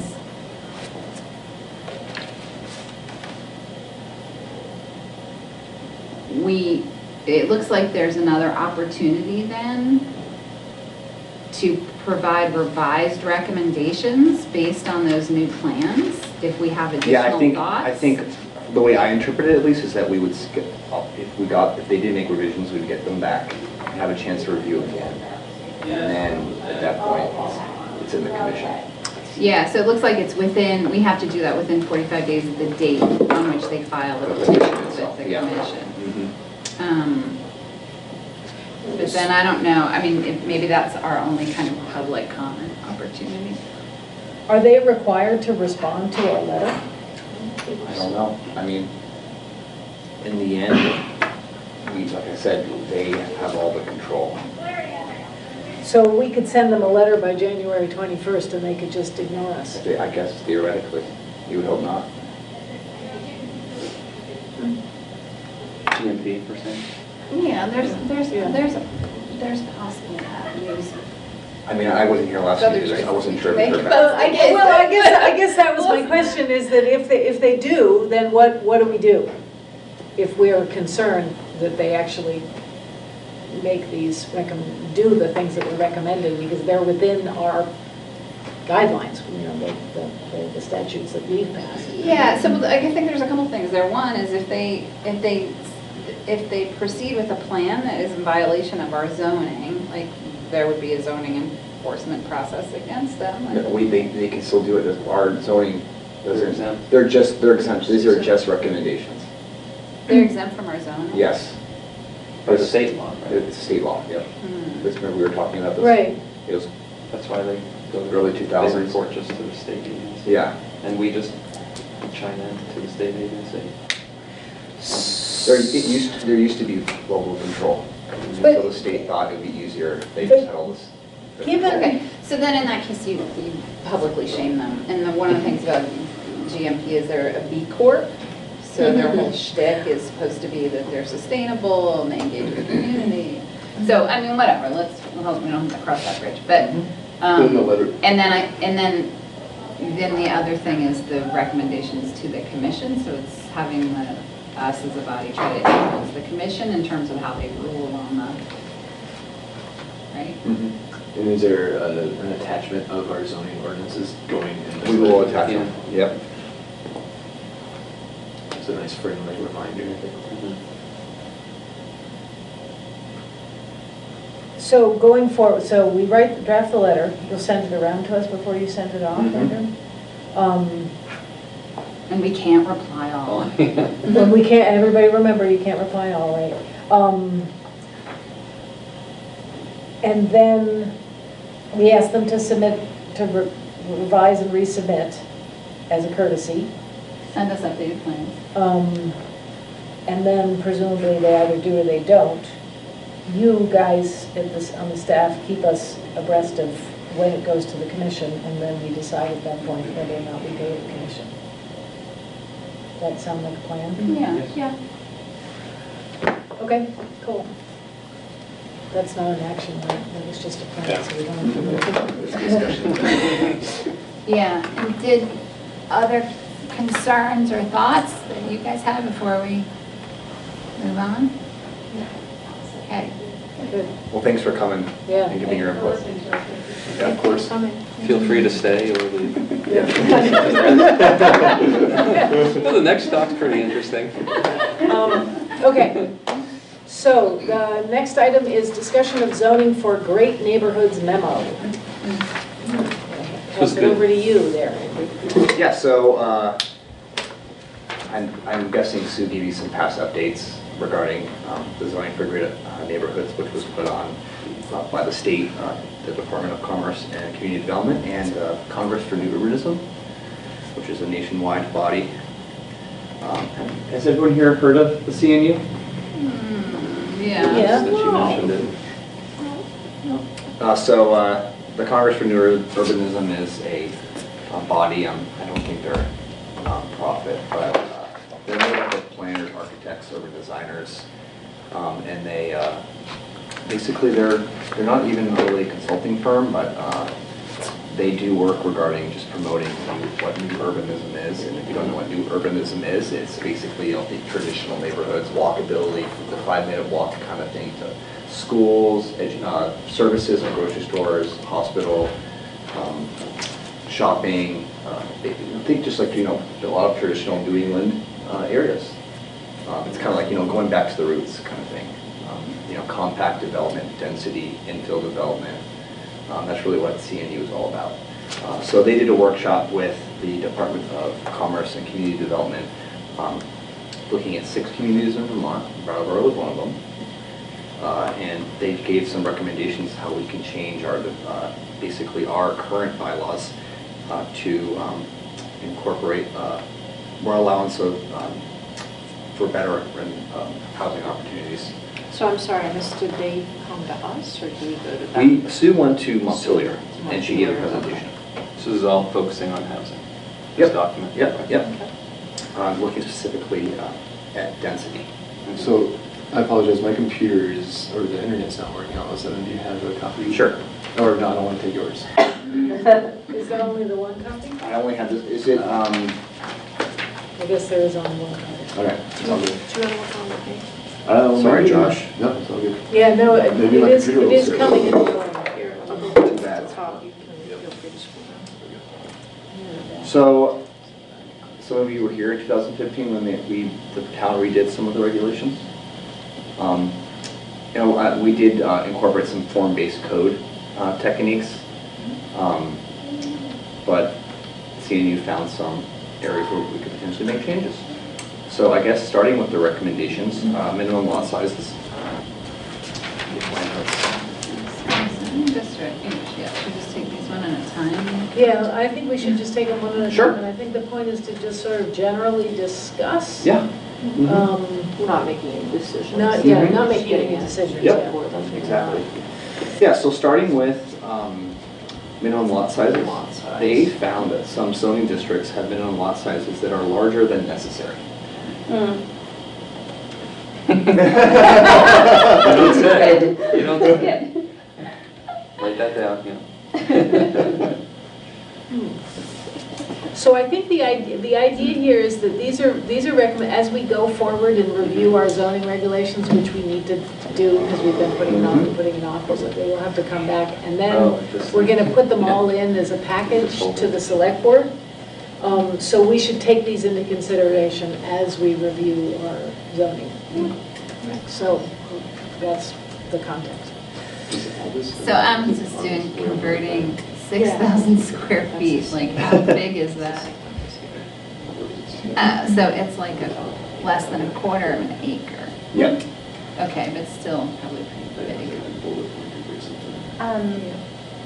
I feel like we did discuss and amend some zoning things in the last few months or in the last year. Is this new, like brand new information we're getting? Yeah, we've as gotten of this in the any last couple of amendment? weeks. Okay. Yeah, computer network. Yeah, and they did it based upon our regs in the books, so not necessarily taking into consideration the things we've talked about that are just still in draft form. Yeah. Right. Which is most of what we've done, because we haven't actually passed anything on to the select board, I don't think. Any of those things we've been talking about for the past year. Well, we should. I think, yes. Yeah, so. So minimum, any comments on minimum lot size? Seems straightforward. What is, they're saying they're recommending 6,000 square feet. What is our? No. No, They're they're saying recommending 6,000 square feet. is too Smaller big, than yeah. 6. Okay. And they're recommending that just in the neighborhood center and the village center areas? I think those were just examples. They- Or is that It's just for examples? instance, Okay. I think it's only the urban center that has less than that, and it's at 2,000. Yeah. Or at minimum lot size 2,000. And I think that's, we weren't going to really be looking at, I think we feel that in the urban center, that's already pretty good. That's small enough. Yeah, small enough. It's Yeah. really like the mixed use, neighborhood center, village center, Yeah. even potentially residential neighborhood. Yeah, those are all 6,000, or they are. Yeah. So, I wonder if there's any advantage to preventing lots from being broken up, subdivided into too small? Like, I don't know, I'm just throwing a guess here. Do any communities find that when that happens, that it limits the ability for bigger projects to happen because all the lots have gotten divided up, long-term down the line? I mean, lots can always be bought and then rejoined together, so there's not. I mean, I think you have to ask for what purpose. So if you're thinking about, and I don't think they're proposing this, but if you're thinking about like the rural block areas, then the highest use of those is something that's more in keeping with like Vermont's agrarian, past. If you're thinking about some of the more concentrated housing areas, then is the highest purpose housing, and then when you're thinking about other areas where they're for business use, I'm thinking about the highest purpose there. So I think my gut feeling is, and I'm not sure about the proposal, what my gut feeling is, it's going to depend on what the intended best use of that zoning area is. And, it's like, if you ask me about rural, I might be like, you probably want to try to keep, farming being part of the purpose there. But if you ask me about like the urban center, that's a different thing. Right. Yeah, I'd agree with that. I don't know.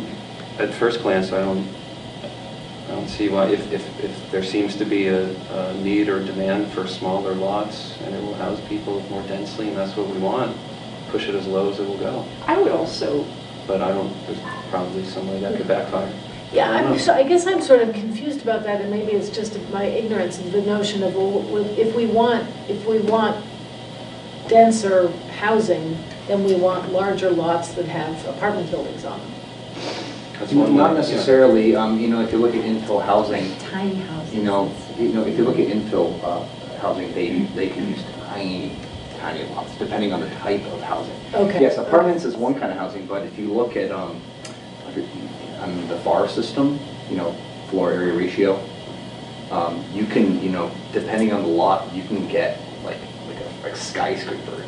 This is obviously doesn't Brattleboro. There are examples in Japan where it's, everybody wants to live near Tokyo, but right, and it's just dense. You'll see these houses that are built. They've got a term for it, I can't remember, but they're like these really weird shaped houses because somebody somehow got the ability to like chop the lot down to look like this jigsaw puzzle, and the house is just eating the whole jigsaw puzzle. And I guess one comparison is like my neighborhood around Clark Street to like say Wantastaquit Street. Those are all single family dwellings, but those lots are probably a third of an acre, whereas the ones in my neighborhood are like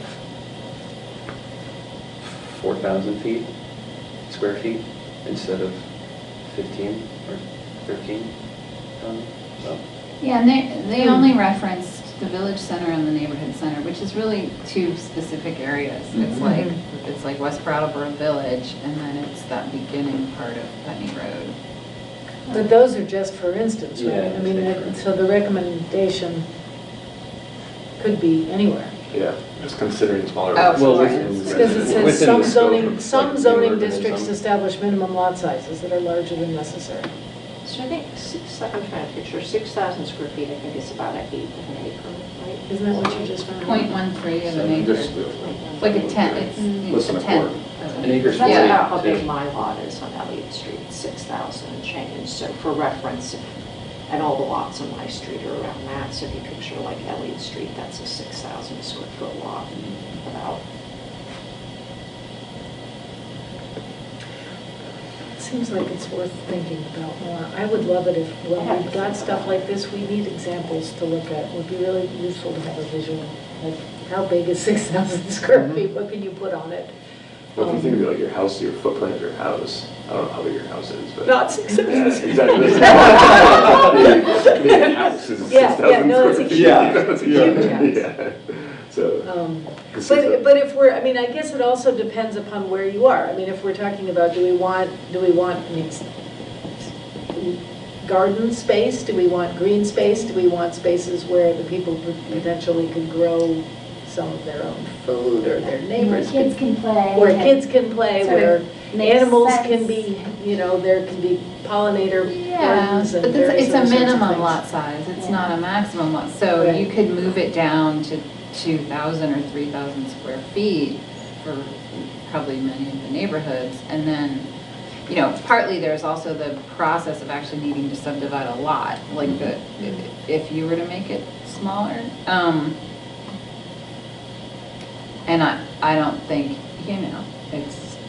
If you made lot, and again, I don't know how I feel about this, I have to think about it, but if you made lot sizes smaller in some neighborhoods, I think you would also want to consider what the setbacks are and the footprints, because that might also address some of the things about green space. If you're talking about in a particular neighborhood, like say residential, and you said you could have a smaller lot size, then you would still have setbacks and you would still have footprints. So if you made your lot really tiny, it might only be a tiny house that's gonna fit on there. I don't, and again, I'm not advocating for this, I'm just trying to picture the whole thing all working together. And when we worked on the zoning, we did do, the planning staff did an analysis in the neighborhoods of lot sizes. So it may actually be like, you know, for instance, if most of the lot sizes now are 6,000 feet, and the idea is you were thinking of reducing that, how are you gonna reduce it where you're not bifurcating? You know what I mean? It's like you can only split one 6,000 square foot lot into two 3,000 square foot lots. So you can't, you know, you can't make it'd be 4,000 as a minimum because you wouldn't be able to. So there's a question there in terms of the reality of the lot sizes and if they were smaller, what that smaller might be, like what it might actually be able to be divided up to be. And how would you access it once they're divided? Yeah. So I think the simplest thing would just be to divide 6,000 by 2, which is 3,000. If we were to bring it down, just cut it in half. But cut it in half, but then you have to do right-of-ways. Yeah, but that's why if we're just dividing it in half, the right-of-way is a little bit more straightforward. Right. Instead of like 1,500 square feet, and all of a sudden we have people sectioning things out and like quartering it out or whatever, and then the right-of-way is impossible. Seems like we need more information to deal with this. Yeah. Anyway, all right. But That's on you guys. But we're interested in dealing with it. Yes, but we're totally interested in dealing with it. Yeah, I mean, I think it's an important question if we're trying to densify the village center. Then we have to use creative planning to do it.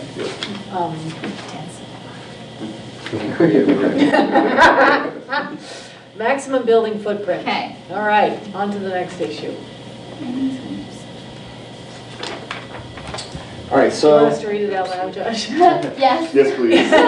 Many zoning districts Yeah. establish a maximum. Yeah, I've got it right Okay, here. all right. Thank you. So kind of what they're getting at here is they feel like with our max square feet, it's really limiting it to one building per lot. Which to them is effectively disallowing builders from, which one are we on? We're on the next one, maximum building footprint. Saying that for- Sorry, go ahead, Andrew. This is a quote directly from the, effectively disallowing builders that require 2 or more adjoining lots or even one larger building on a large single lot. So they think that, you know, having this max square footage is really disallowing that from happening. Can you explain that again? Yeah. So like the whole, you know, with the max square footage that we have in our regulations now, the way they perceive it is that it's only, a developer can only build one building on the lot because of that max. What is the max, 12? Again, it's by zone, but I think the example here they give in the NC and it's 12,000 square feet in there, they think that's not enough.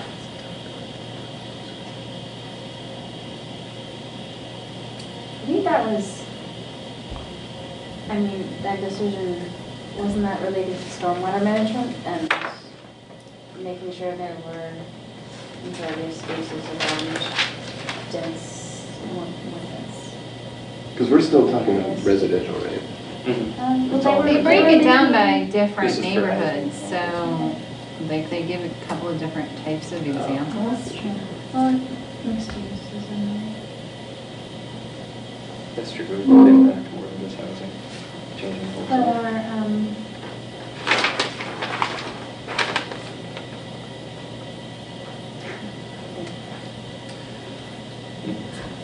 Wow, they call this fairly crude.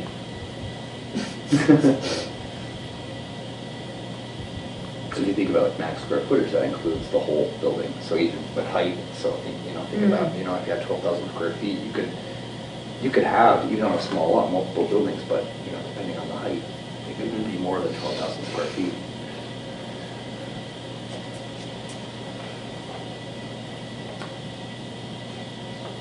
Like, I think when they start to get into like the dwelling units, in comparison to the building footprint square feet.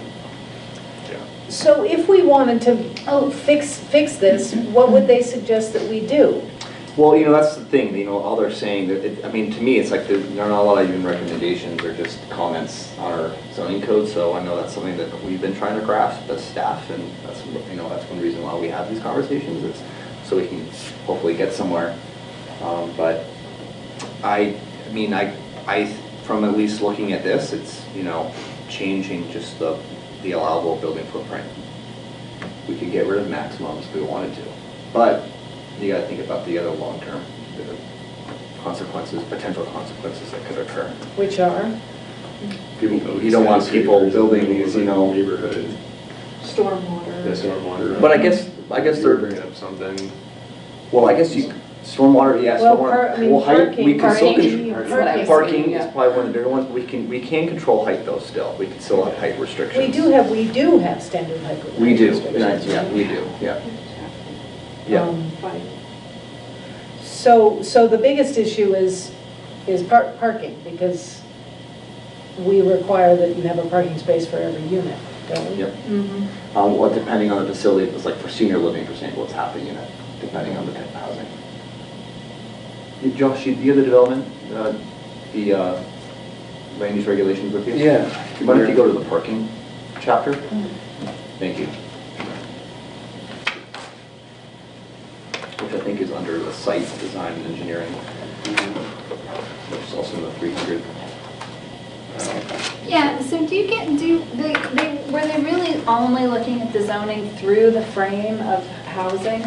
Yes. Like, Yeah. so they weren't considering like density in terms of stormwater or wastewater or parking or? Well, I think they have a comment like under maximum building footprint, they said, you know, they said, the district has been applied to areas with fairly recent commercial development with full municipal utilities which are conveniently located to nearby walkable neighborhoods. So I think they were looking at areas that already have pretty good wastewater and sewer connections. Yeah. I mean, I almost feel like you'd have to take each one of these and then run a few scenarios, right? And try to like ground truth it. So like you take neighborhood center, we allow 18 dwelling units per acre that limit the building footprint to 12,000 square feet. Well, you know, regardless of the size of the lot. So if you look at a large lot and you think of a larger building, for one question is that reasonable, 18 dwelling units in a 12,000 square foot building? Are those reasonable size units? So here, you want me to tell you what CNU says it does? Yeah. CNU advocates for changes that make it easier to build great places. We work to identify regulatory barriers, knowledge gaps, financing hurdles, and local inequalities that stand in the way of great urbanism. In response, we engage with governments, partners, professionals, and citizens at every level to make it easier to design and build places where people and businesses can thrive and prosper. Where is it based out of? Florida? Here's Andres Duani. Washington, D.C. Oh, gotcha. Well, one of the founders, his name is Andres Duani, and he's an architect planner. He developed Seaside, Florida. I'm not sure if you've heard of it, but it's a master plan community. Have you seen The Truman Show? Yeah. Oh, yeah. That's where it takes place, in Seaside, Florida. Yeah. That's a planned community, which has taken in the new urbanism principles. Yeah. Which do they build to build? Well, What'd you say? Do they fill it? Look, Seagrove Village. It's a good story to look. I'll look up a YouTube video of it, and it's very interesting. Wetlands there. But it's a... No, sorry, gotta be snug about the water. I mean, it does, at the beginning it says, great walkable urban places, buildings, blocks, and neighborhoods in small towns or big cities are powerful economic and social engines, improving community health and resilience while promoting sustainability and equity. Now, just as an aside, these are sort of neoliberal concepts that actually don't really work. Is that?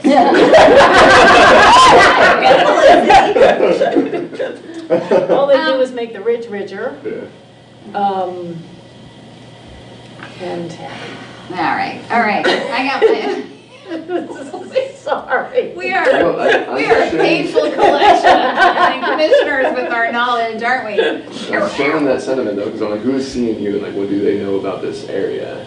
But I'm also like excited for easing zoning ordinances, especially because development in this area is obviously extremely difficult, especially when it comes to housing. So we have to find a happy medium and be creative. We do. Yeah, we do. I mean, the key is to make sure that whatever we do, we reinforce equity and we make sure that we don't destabilize public services. Yep.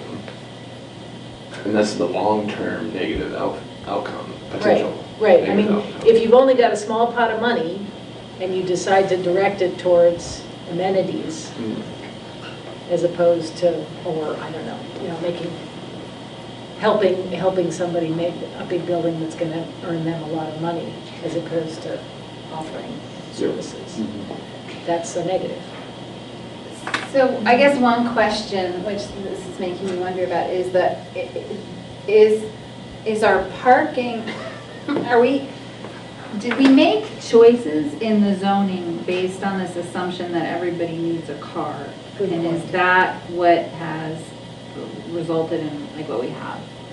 I wasn't around for that, but I'm assuming we probably did.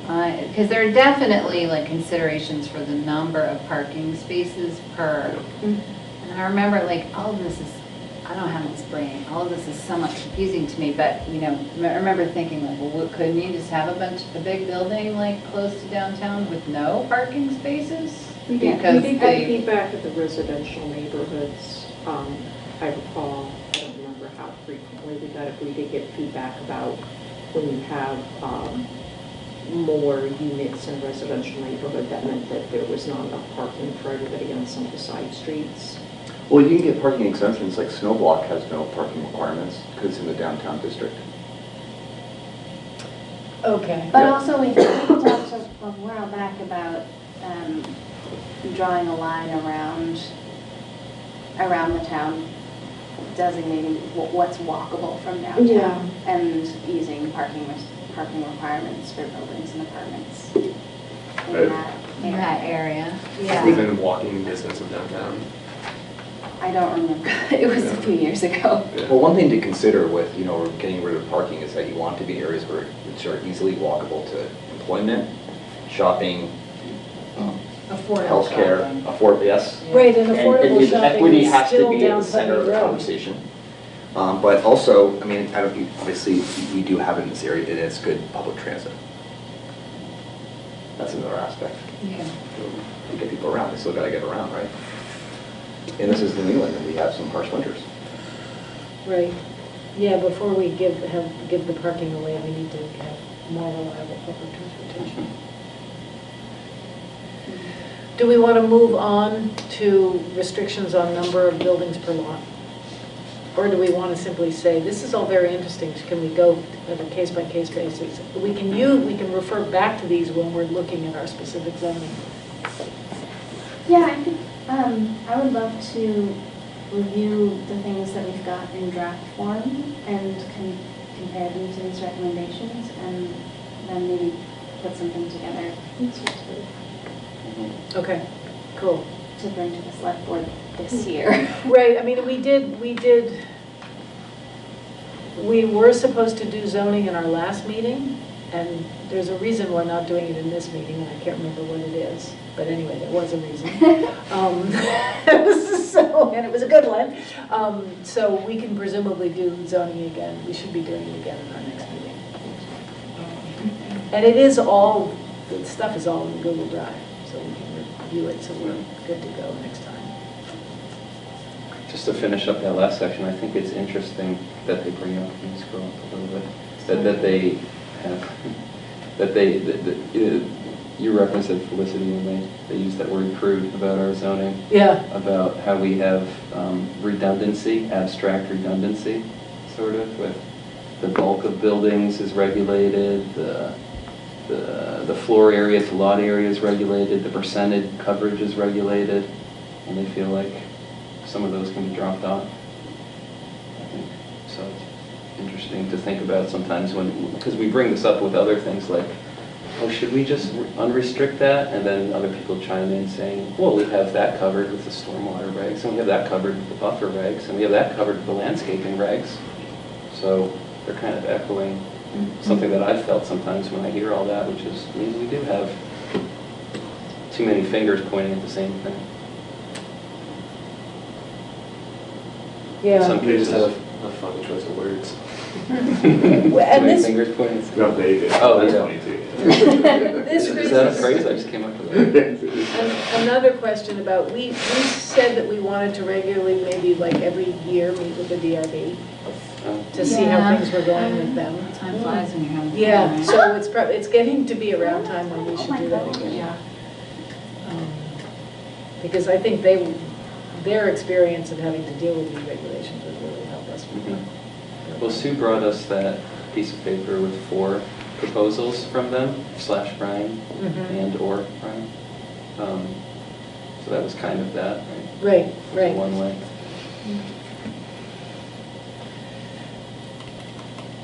Okay, we good on that? To be continued, I guess? Yeah. I think it's exciting that we're considering this. I definitely think it's like kind of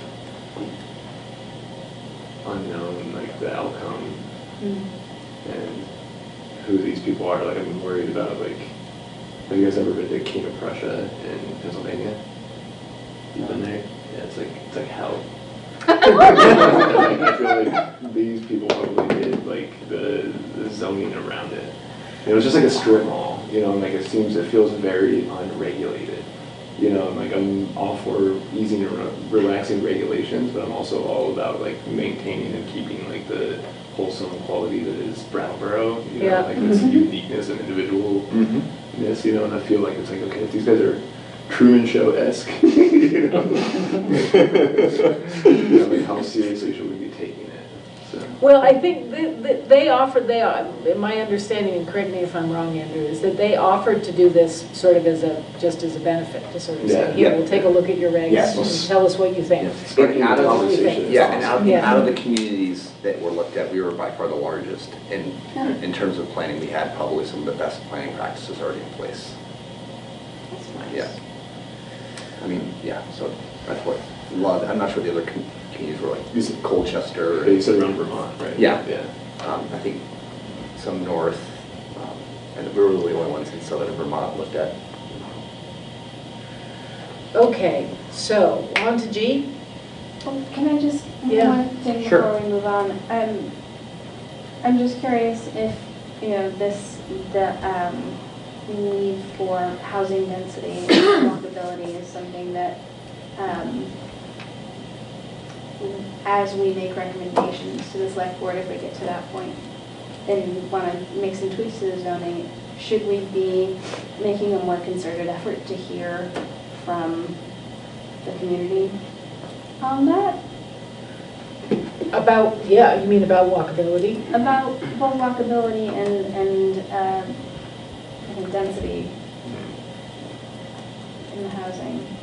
I know we had talked about a few months ago extending the zoning that allowed for the Red Clover Commons up on Canal Street and extending that into that neighborhood area so that there could be more apartment building type zoning in that area. And we sort of talked around it, and then, I mean, we decided as a group that we didn't want to do that, but yeah, I don't know, it just seems like it might be really helpful to hear a wider perspective on. Well, if we do make any recommendations to the select board, we have to get public comment. Yeah, public hearing. So we get public comments, and then we send it to the select board, and they get public comments. Yep. So there are 2 opportunities. So, I mean, I think as soon as we've got that parcel of stuff, we should make people aware that that's what we're talking about and invite them to come. I definitely don't think we should do this without people being aware. Yeah. And it would, I mean, we have to. walkability would be good, because one person's walkability is another person's inaccessibility. So it seems like we ought to really understand how we measure walkability. Public outreach efforts? Oh, we're just passing by the other recommendations? Well, Because it's, or do we want to go through each one? It seems like we need to, I mean, we need to be looking at them within the context of our actual regulations. Yeah, I think that was the it seems. process recommendation you made that I liked was at the next meeting, I think we were going to look at the recommendations that we had Alongside. been thinking about making Oh, I see. alongside Great. the CNU, suggestions, and then thinking about those in the same context at the same meeting. so maybe the staff can kind of draft these So, into. we didn't get Is to that the, too much to do? well, Sue's already working on some draft code with the flexibility of unanticipated development proposals with the PUD process. So she's changing that right now. And then I was gonna work on the lot sizes. Okay. So we will get something for you. So it's already in the works. So are you okay moving on then, huh? Just that, the one about the restrictions on number of buildings per lot, that kind of, I agree with that. Okay. But kind of for rural reasons, actually, which maybe I shouldn't mention. But, I'm curious to know now. Is there one more? yeah, well, Say more. because I have a few friends and I wanted to, we're in the prospect of kind of looking at this piece of land to buy, and it has this old house on it, but it's still usable. We're not going to demo it, but we're excited about building too, like one more house. And then so the prospect of if we subdivide, that's like a process, and it adds to the total assessment, and it's not a buildable lot and all that, more complication. There's two owners potentially now.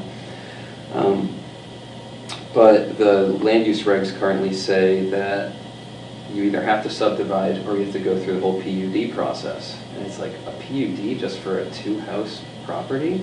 That seems to make it a conservation subdivision with like easing some of the land to a land trust just for a two-house property on 50 acres. So it seemed like... Well, you can do conservation easement, so conservation subdivision. Yeah, but you read, I mean, I don't have any experience with the PUD and going through it, but it seems like that's something for like a neighborhood sort of development. Or Well, like we have like specific subdivisions for rural areas. Yeah, the conservation subdivision, yeah. Right. I know, it seemed, looking at it, it felt a little daunting maybe for a two-house proposed, property. So when and they give an example of how maybe there are legitimate cases where more than one building might be placed on a single lot. For instance, 2 single-family homes on an oversized lot. So they're talking about in the urban area, but I'm talking about in the rural. So, yeah, no, I hear you. Yeah. Thank you. So I like that. Yeah, that also makes me wonder about tiny houses, like what situation where you could like add a tiny Yeah, you house. just subdivide the property. We for have each regs individual one. I remember that. We have regs that enable a person to. The put accessory tiny dwelling houses. unit. Yeah. Oh, right. ADUs, we do allow ADUs, single ADUs. They're totally, they're outright permitted, so it's pretty easy to get one. For one. For one, yes, that's, but I'm not sure. But I think we also have it so you could do a community. Well, cottage style. Yeah. PUD. Yeah, so then you need the PUD, yeah. So, like I said, Sue's drafting that, and we probably should wait for her to give a full discussion on that. Okay. So are you anxious to see that again? Should we push to try to make that happen in the February meeting? March, do it in March. Do it in March? I just got from you. Oh, February okay. meeting, I really want it. All right, yeah, that's fine, that's fine. I mean, it's good to know that, because then we can plan it for March and make sure it happens. Okay, public outreach efforts. Are you reporting on those? Yes, or- okay. so 250 Bird Street. So just giving you an FYI, I don't have a lot of familiarity with some of these things because I wasn't here. But Kathy, I know that you helped with some of the 250 Bird Street property, correct? I did? Or you... Wait, is that the one on the Whetstone? Or? Yes, so it is. The one... Oh, the 12 acres Yep, Sossaman property? Yep. But yeah. basically, we need to figure out what the final use of the site, what does the public want it to be? So we're going to be conducting a few neighborhood meetings to hear from the public what they'd like to see the site be. And some of the ideas brought up so far are passive recreation and wetland nursery. Ooh. What about that too? By the public. Yeah, and also conversations with the Conservation Commission, and that which they think that they are also very eager to work on this project. So they're wondering if they could be kind of, So partners, what's the status or of they the- even, oh, sorry, go on. No, I'm not talk to you. They are also wondering if you could push this to them and they could be the lead. But they're very excited on this project. So Who was again, sorry? Conservation Commission. But in any way, they could either work jointly, CC becomes a lead, or they would just report to us, to this commission, or any other ideas. But they wanted to make sure that I brought it up. So tell us what it is, I mean, what, if we were to, if they would be the lead, what would they be leading on? Just the public outreach process and the Okay. planning process for the site, for the remainder of processes that need to be done. Is there a reason why we wouldn't do that? If they're excited about it, if Yeah. somebody's excited about it, I'm why really would excited. why would somebody's good? Does their leadership preclude uses other than conservation-related uses? Good question. Well, can you rephrase that another way?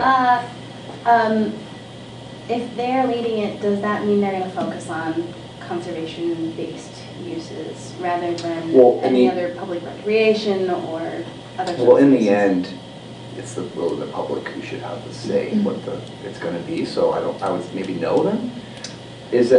But I mean, we got to remember that they are going to see in a conservation lens. Yeah. But they're doing the public outreach. They're doing the public outreach. They would be just being involved in that aspect. But again, one of the other ideas is that they could still, or staff could report to you on what's going on. You would still be involved. Do you know what the status of that site is? So it was the River Conservancy. They still own it. They had taken ownership Yeah, of it. and the There was goal some is to have, contamination that needed to be exactly. We taken had some off. EPA grant money that helped fund the whole planning process, and that there is a goal that the town will become the owner of the property, Right, so we can after do some that sort of cleanup process exactly. happens. Yep. Which I think, the last time I talked to Steve Libby, I think may happen this coming field season, this summer. That's faster than I thought. I think everything's in place. One question is, I'm pretty sure, maybe I should make that assumption, when it transfers ownership from Vermont River Conservancy to the town, it probably comes with some easements on it. Yes. Which likely, I'm guessing, include some, river corridor, floodplain, and recreational access. That's the easement that's got to be worked out. Yeah, so, but I think that if we're going forward with a public outreach process, there's two pieces of this, right? There's the kind of legal transition of the land from one owner to another. So if that has to be worked out, it should be clear what those are before we begin this public outreach process, so that we can be clear, like the land must allow recreational access, the land will be owned by the town, the land must be able to flood, and given those constraints, what would you like to see happen there? I think there was a lot of talk about the flood effect of that property because of Irene. Yeah. And having That's the whole point. having that be on the table so that the public knows that that's part of it too. I think. So it can't be built on? Is there a thing that says it can't be built on? I don't know that it's that. How much of this property is it? Site plan. It's the whole thing. It's like, it's. Well, if it's in the floodway, you can't build anything. It's this whole thing. Oh, wow. And it is all in the floodway. Oh, it is the Yeah. It is the It is. floodway. And it's gonna be, That's where the I water mean, goes. one of the original plans that I've seen, it was gonna be tiered to deal with different levels of does flooding. elevate towards the back And of to the take property. the pressure off downtown, Yeah. basically, Yeah. by creating extra space for that water to go. Yeah, and the plan also included some stormwater mitigation for these houses, this area back here. That stormwater would actually be directed onto the property to be infiltrated and, Public access to a nature conservancy sounds awesome. Yeah. Mm-hmm. Yeah. Especially Yeah, I mean, people but as long as the public knows that there's not gonna be anything built on it. right, but you could have, the things could be built on it, they have to be able to be flooded. So for instance, you could put ball fields, you could put walking paths. But you might not You wanna could put choose, fencing. right, That could catch right. rain. Or, yeah, there could be like a nature path with interpretive signs. There could be particular plantings. Things you don't mind getting washed away when there's So, Right. yeah, so I think I'm all for the Conservation Commission running the public outreach, but I think it is important to clarify the reality parameters of what could actually be done. Well, we've had this discussion with Yeah. them, because one of their concerns is that, as an understanding, that the public does understand that there is dangers to this location in terms of flooding, and that what happens if this area becomes an encampment area for the homeless. Right, which is part of, that Yeah. has to be part of the So conversation, we have right? Which means brought it like up, yeah. sight lines and paths Yep. and Yep. lighting possibly, Mhm. or, you know, Mm-hmm. yeah. Okay, so do you want to make a motion to invite the Conservation Commission to take the lead on this? Sure, I'll move that we invite invite and/or / allow, whatever, the Conservation Commission to take the lead on public outreach for that property. Just who are they collaborating with? Who's the collaboration with? Us? Well, it'll be with us and then with Vermont River Conservancy. Yeah, exactly. Yep. So the expectation would be that they would report what's going on to us, or like tell To us how the- it all went after the process is over? You guys, and you guys Yeah, I will mean, report to us. you're staff for both us and them, right? Mhm. Yeah, so. So just including that in the agenda. Mm-hmm. Yeah, I'll second that I'll motion. give a report back. Great, all those in favor? I Motion Lots of passes. native plants. I'm a native Thank you. plant geek. it'd be cool to like have like a bird watching area. You know? And just as an aside, we are finding that the number of restoration projects in the state is increasing, and this is, I'm speaking with my river steward hat on. We are actually like, there's not enough plant material. So a couple more nurseries might be a good idea. That's a strange business for the town to get into, but The nearest native plant nursery I know of is down in Massachusetts. yeah, there's one out by Burlington too, but like Yeah. they. Oh, you're talking about sales, like a place where you can buy. Wow, things? how interesting. Yeah, like Yeah. wetland nursery where The one you in Massachusetts. There you go, plant farmer. things, That's what you can farm. grow, and then Swamp in like some cases, like, you know, you use like willow or red rose or your dogwoods, you're not even necessarily like taking the plant up. You can cut stems from it, and then that can be used to help on restoration projects. So, I don't know. I have no idea what that is. It seems like really out of the box, but. So noted. All right. Western Ave bike ped scoping study. Yeah, so we received the grant money from the state, V-Trans, for $32,000, and then the Department of Public Works is gonna match $8,000, so we have $40,000 to work with. It's gonna be a scoping study. So right now, the staff is working on writing an RFP, and we'll hopefully hire a consultant to start working sometime in the next few months. Did you And say, the- right? Sorry. The scope, Western Ave encompasses what to what? Yeah, sure, so it's gonna be from the intersection of High and Main to exit 2. Intersection. Not of very it. High far and for Main 40,000. to, so then you know how High it and then Main changes at the green to and. exit High- 2. Yeah, And this is escalator to get up. $1,000 to do a study. yep. It's gonna be, Another they're goddamn study. gonna make a conceptual plan with They're gonna make a alternatives. conceptual I think plan. Josh knows Yes. a guy who could do the whole lane. Or 20 grand. Yeah, maybe.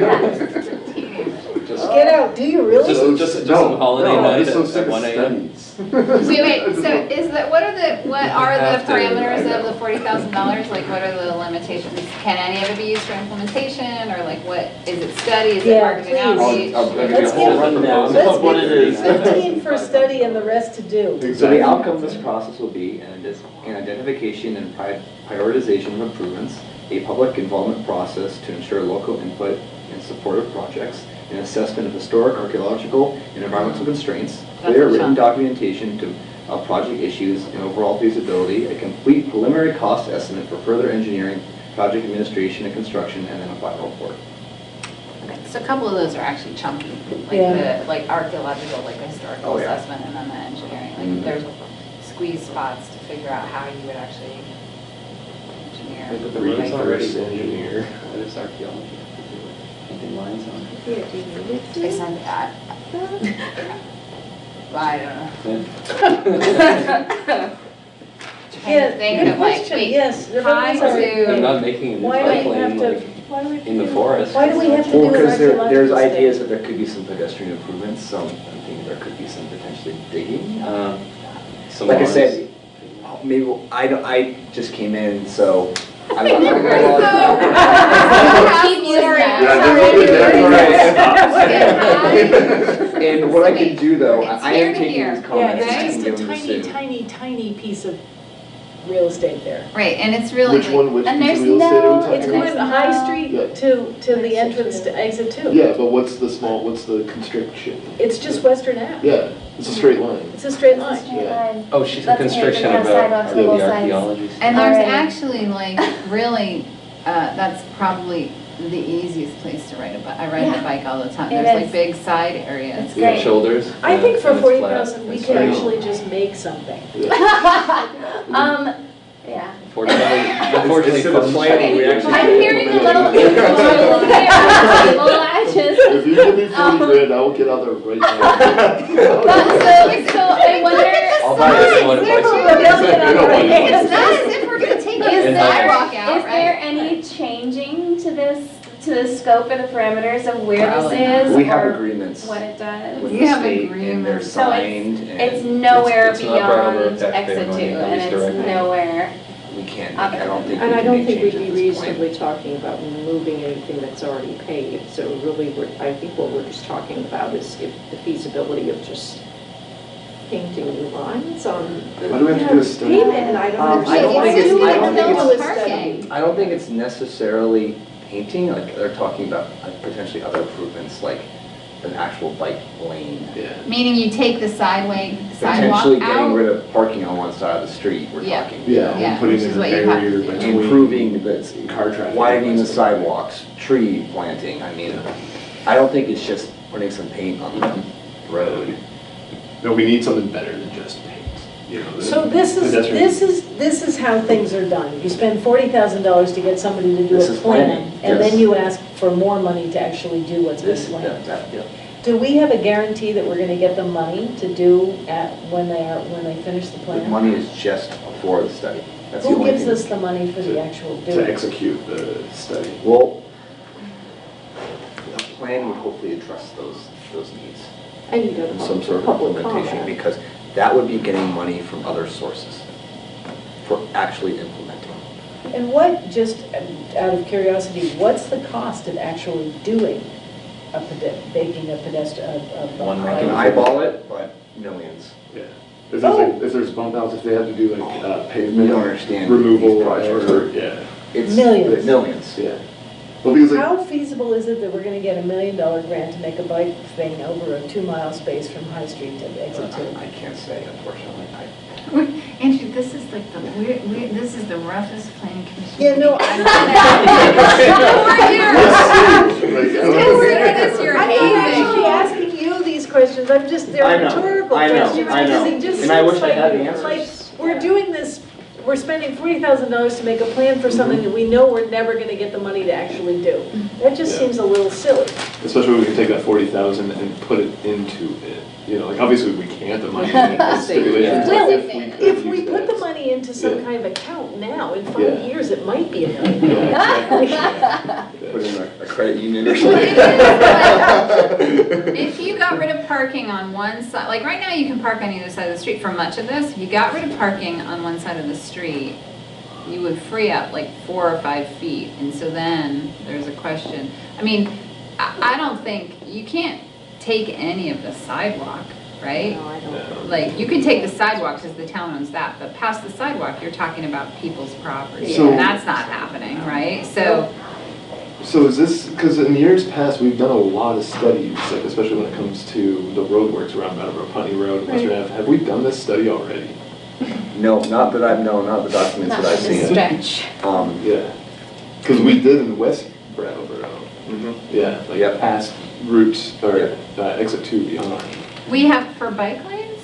There is a bike lane there. You know, so I'm assuming we've done the study to figure out how to put the bike lane in. Or did we just put that bike lane? I think they'll probably. Did Steve just get out there and paint that damn Yeah, bike lane? exactly. Like Stevie. All right, good, so congratulations, we got the money, we're going forward, that's great. I guess really the gist is that there'll be outreach for that, Okay. just like any other plan. Does the planning commission gonna have to participate in any way in that? Yes. In some form, you will be involved. I'm gonna be on my bike. I'm doing outreach on my bike. Okay, all right, good. So we do like so some we will bike be involved, all right. Tell So them that will you you- can are be you there gonna- for the tulip trot, the 5K that runs right through that section of road. Oh, yeah, that's. Tulip trot? Tulip trot. So do we need to review the RFP, or are we gonna, it's okay for us not to see it? Yeah, we'll be developing it. You mean, Do do you, we- would do you we all want to see wanna it? see it? Do you want to be involved? I mean, that's staff usually. I think do we, the thing. right, but we review I know in the the past we RFP reviewed. for the plan, for Yeah. the downtown master plan. Well, we reviewed, I think, all our. I think like 2 of us were on that RFP review. Yeah, because sometimes we're all. And I think one, you know, the main, it says 2 exit 2. The really tricky bit with the bike is actually around the exit 2. It's interchange. scary. So if the RFP can reflect on putting a little, I mean, I don't know how you do that, but some real effort there to figure out how you get across that. You know, right now, if I'm with the kiddo, we cross the street, we come up, we cross back, you know, it's like, for me, I just drive with the traffic through there, but. And then the other question, and this is kind of an aside question, is, you know, when you get into West Brattleboro, the main, like, there's some bike lane, but the main constriction, I mean, and that's. It's that bridge. Bridge. There's nothing I'm gonna cursing. happen. Right, no, the V-Trans is supposed to be looking at that bridge right now. So, Really? yeah, I believe so. Adrian, The last time I You know what I'm asked talking Sue about. about it, Sue said that bridge Over was the Whetstone. for a long, long time before that bridge was gonna get redone. I haven't heard anything. I don't know.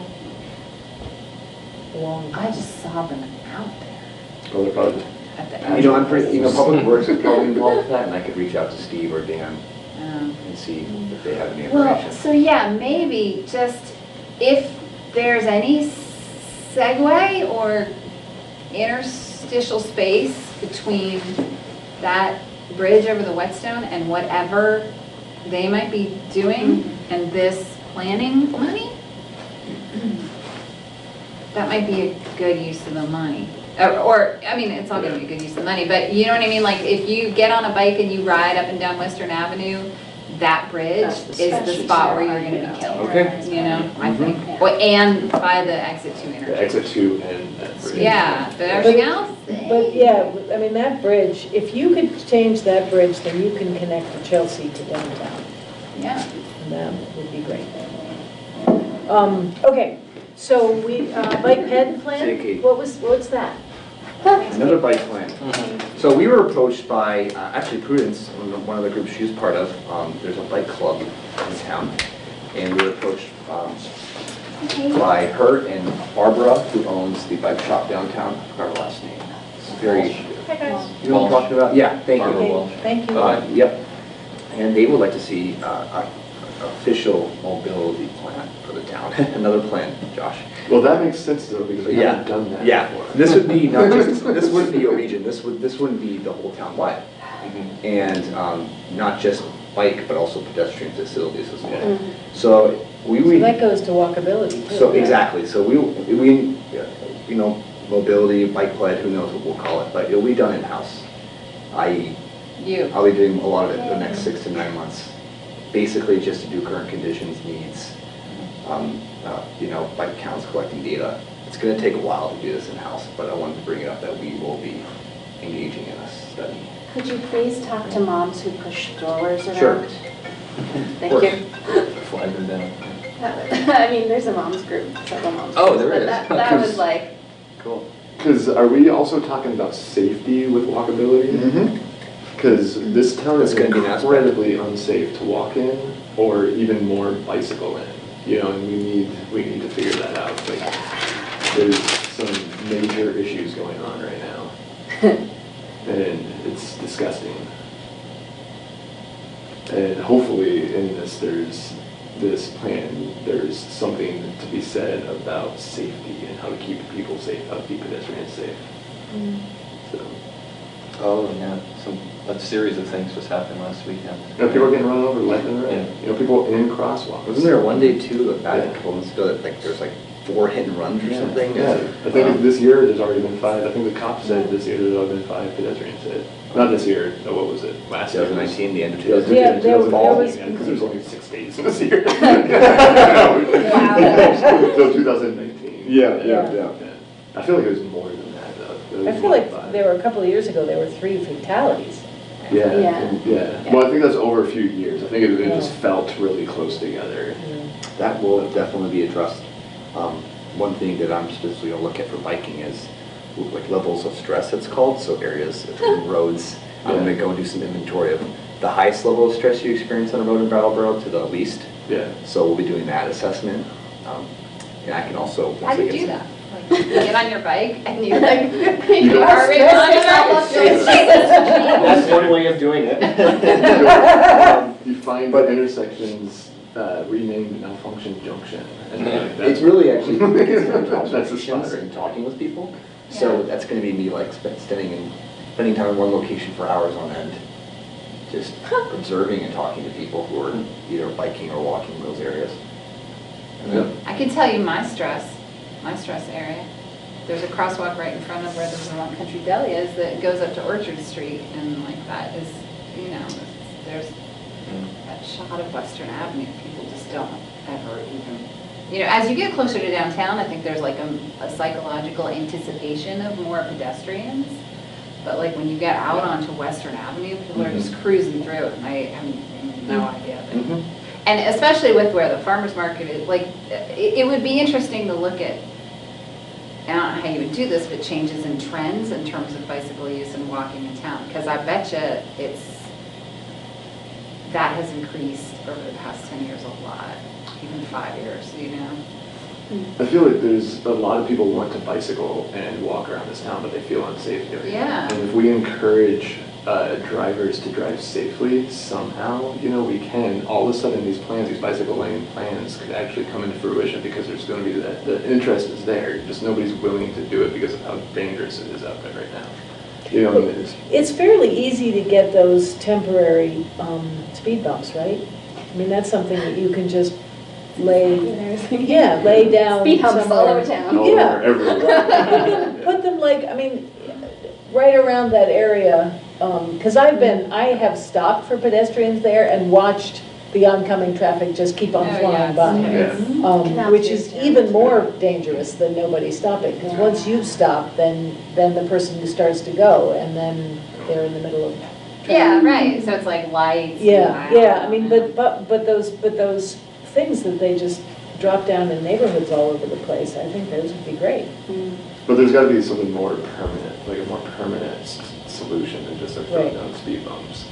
You know, like obviously that would help a lot, but like it's like what can we do to, you know, it's almost like you're talking about like a, what did you call it, an assessment of level of stress. Yeah, exactly. Like, we could park like fake cop cars. With the lights on. Sorry to interrupt. It was a good idea. Well, how about those flashing lighty things? Also, blue lights for all bicyclists. Yeah. So people freak out. The issue, like I feel like it's more of like a mental problem right now. It's like people in their cars feel like they own the road. You know, and that's really unfortunate because they don't. You know, like everyone, we need to share the road with everybody. You know, like there's always a rotten apple in every bunch. There's bicyclists that don't stop for stop signs or stoplights. You know, and then there's cars that, you know, don't stop for pedestrians in the road. We need people to calm down and chill out and like let people live and stop running people over. You know, and so like how do we do that? Like I don't think temporary speed bumps are No, but we can do it. I mean, But depending permanent upon your speed thing. bumps, what, you Permanent know, it's speed like where bumps you're like, and you're entering regulations town can now, calm down. It's all the state highways though, which I bet there's even restrictions on things like that. Well, the West Brattleboro Association has Five, 10. asked somebody, I don't know if it was the planning commission, but somewhere, we petitioned the state to reduce the speed limit on not Putney Road, on Western Ave, on Route 9, through West Brattleboro to 35. So at least, But it's not. yeah, it's not.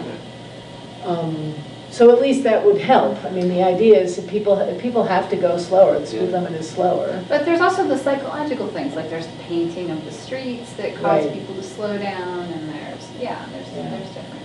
Except for bodies don't. Like human bodies What? don't cause people to slow down. No. Have you guys seen the video that just went around of the guy getting hit by? No, it's this horrible video of the guy right at the co-op crossing the street at a crosswalk. He waited for one car and then he went and walked. He's walking across the street and a car came flying up through Malfunction Junction and just hit him. He flew over the hood. You guys haven't seen this video? No. Yeah, no, it's like it was on like MSNBC and everything. Like it made like big news. Yeah. Right here in town. Yeah, right at the co-op. Yeah, and he's like a young guy, like he's probably like 28 or 30 or something. I don't know. Is he okay? He walked away somehow, you know, and it's like that's happening more and more often, and the guy did absolutely nothing wrong. And then when you read the comments, which unfortunately I hate reading comments. But you're compelled to do it. Yeah, because it's like I'm curious to see what people's, you know, like what public perception is, and the public perception is that the car driver was in the right, didn't do anything wrong. And it's like, no, they did everything wrong. You know, they ran that guy over in the crosswalk. You know, so like I don't know if there's any like recourse for the car driver. Like, if Was the light green? There's no light. It's at a crosswalk, right by South Main, where South Main goes up. Yeah. Oh, yeah. He was in a crosswalk, so you can't run over somebody else's crosswalk. You're supposed to run people over pedestrians in the right, not Exactly. No, but I think when we at the light and they're like, oh. But when you and cars then go they- past there, car drivers make excuses the entire time, and it's like there's no excuse. You know, this guy did everything right. You know, he got run over by a car. You know, and it's like that's what needs to fundamentally change. Hopefully, I don't know how or what that is. You know, but like people are being run over. So what I'm getting at is that this plan should really address the overall safety of bike and pedestrian, and bicyclists and pedestrians. Absolutely. That should be one of the, do you want that to be kind of like? I'd like to hear what Barbara has to say. Okay. You know, like I wonder if Barbara's concern is safety or if she's just excited to get them in place. Well, the next step is to meet with this group. You know, we're gonna have some conversations. I would suggest also that maybe if there's money from the state to do more work about public outreach to alert people to safe driving habits. Well, like it's almost to the That would point, be useful. like of how bad the drivers people are. Like I feel like people aren't like taking driver safety courses anymore. Like how do people get licenses? You know, like how are people like driving so erratically? I think, you know, once you get in the car, you're in I'm reflecting on my own driving, mindset which could be really bad driving depending, right? I think you actually need the visual psychological tricks on the street. Yeah. Speed bumps and lights and things. And those flashy to, like, things, cause you to by the elementary school. Yeah. Well, I see it. Yeah, it helps. Yeah. The thing though is when you have that person that just got out of work and they're frustrated and they just want to get home and they're flying down the road in their huge truck and they're barreling through those speed bumps like they're nothing, you know, there's a bicyclist right there and they're not looking at the bicyclist, you know, that person's gonna get run over. So like one of my fears, like we need bike lanes, we need to, the infrastructure for pedestrians, especially walking around town, has got to improve and needs to grow. But I'm worried that like as we improve bike lanes and like as these improvements happen, more and more people are gonna be getting hurt, not at their fault, you know, at the fault of the automobile operator. You know, so that's one of my. I think that that's a question for us to take up to our legislature, though. I mean, I think if a car flies into a crosswalk and hits a pedestrian, then that person needs to go to jail. Yeah, exactly. That's where I'm at. Like, what if that person can't afford to have a lawyer to put that person in jail? You know, like what if the victim can't? Right, but then I mean, that's why I'm saying, take it to the legislature, that it has to be something that operates at a legal level, where there's a law that's broken and then there are consequences for breaking the law. At this point, people can get away with whatever they're getting away with. Exactly, yeah. But the only way to stop that is to stop people from getting away, because if you know, like, you know you're going to get arrested, you're going to pay a fine, or something's going to happen to you if you fly through a crosswalk and hit a human being. Yeah. Chances are you're not going to do it. Exactly. There needs to be some sort of accountability, and I feel like that's where we're really lacking. And obviously, that's not a Brattleboro issue to tackle, but it's something we should be talking about, and something like. There's also this, a great group called Safe Routes to School, which Mhm. is, I think it might be a national program, but it's really big in the state of Vermont, particularly in rural communities and in our community. And it's an advocacy group, and it's a group that works to change policy around walking and biking to schools. And it also does programming. I mean, I see their logo in our school newspaper all the time. So it's another great resource that can provide ideas on how we can tackle not just infrastructure change, but policy change. Okay, are we good? I feel a lot better now. Okay, great. So is there a motion to adjourn? I'll move that we adjourn. Is there a second? All those in favor? Aye. The meeting is adjourned at 17:39 PM.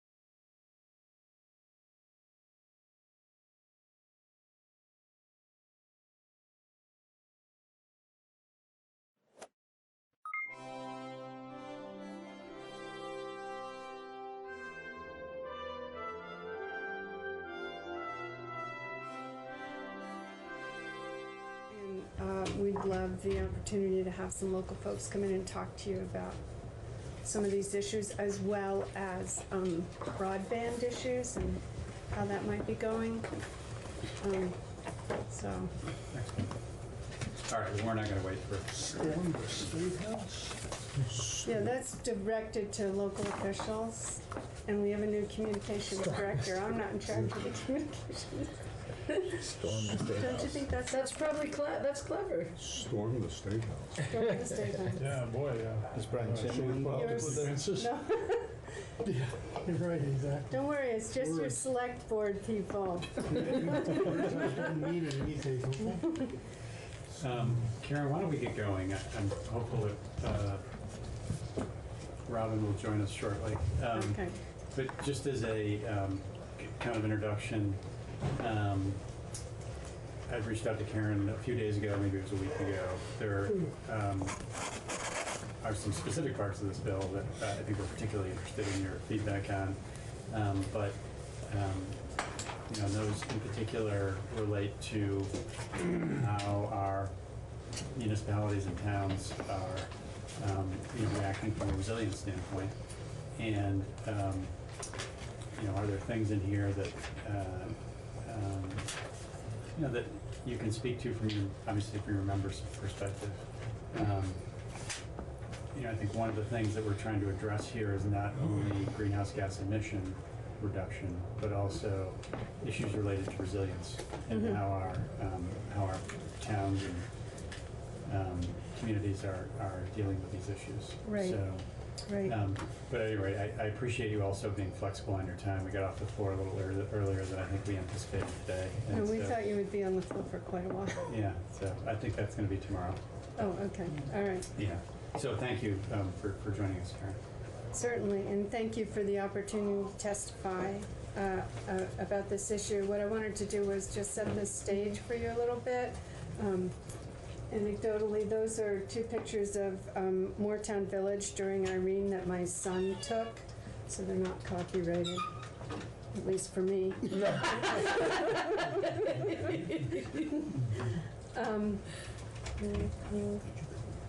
So the Vermont League of Cities and Towns Board voted to join the Vermont Climate Pledge Coalition on June 27th of 2017.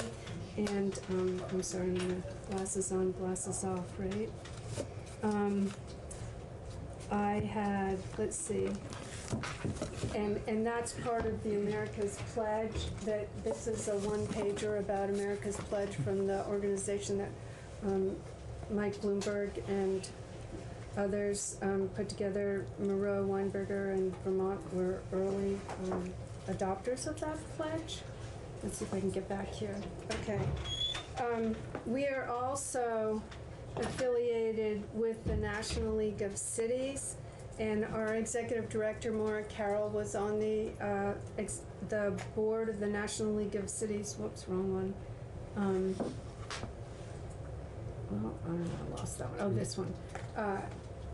In 2018, and they've adopted a pretty substantial resolution on climate change, which I won't read to you entirely because it's several pages, but the one piece that seems most relevant to us is that NLC urges Congress and the administration to take urgent action to help states and local governments conduct vulnerability assessments, develop and implement long-term mitigation, adaptation, and resiliency action plans, and identify innovative financing opportunities to implement the assessments and plans.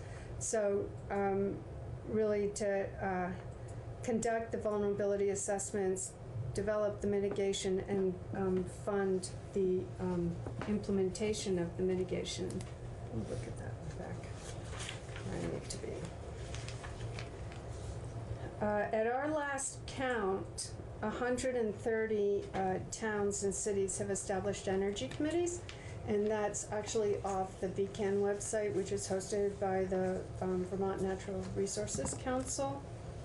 Additionally, we have 3 towns that had submitted their energy components of their municipal comprehensive plan to the Public Service Department right after Act 174 was passed a few years ago. Now you submit those components to your regional commission, and there are 44 towns that have done that to date.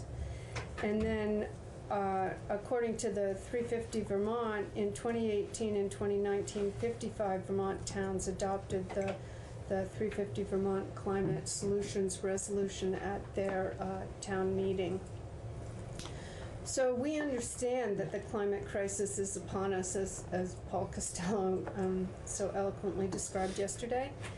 And we understand that it won't be solved without significant action at the state, national, and local levels, and international.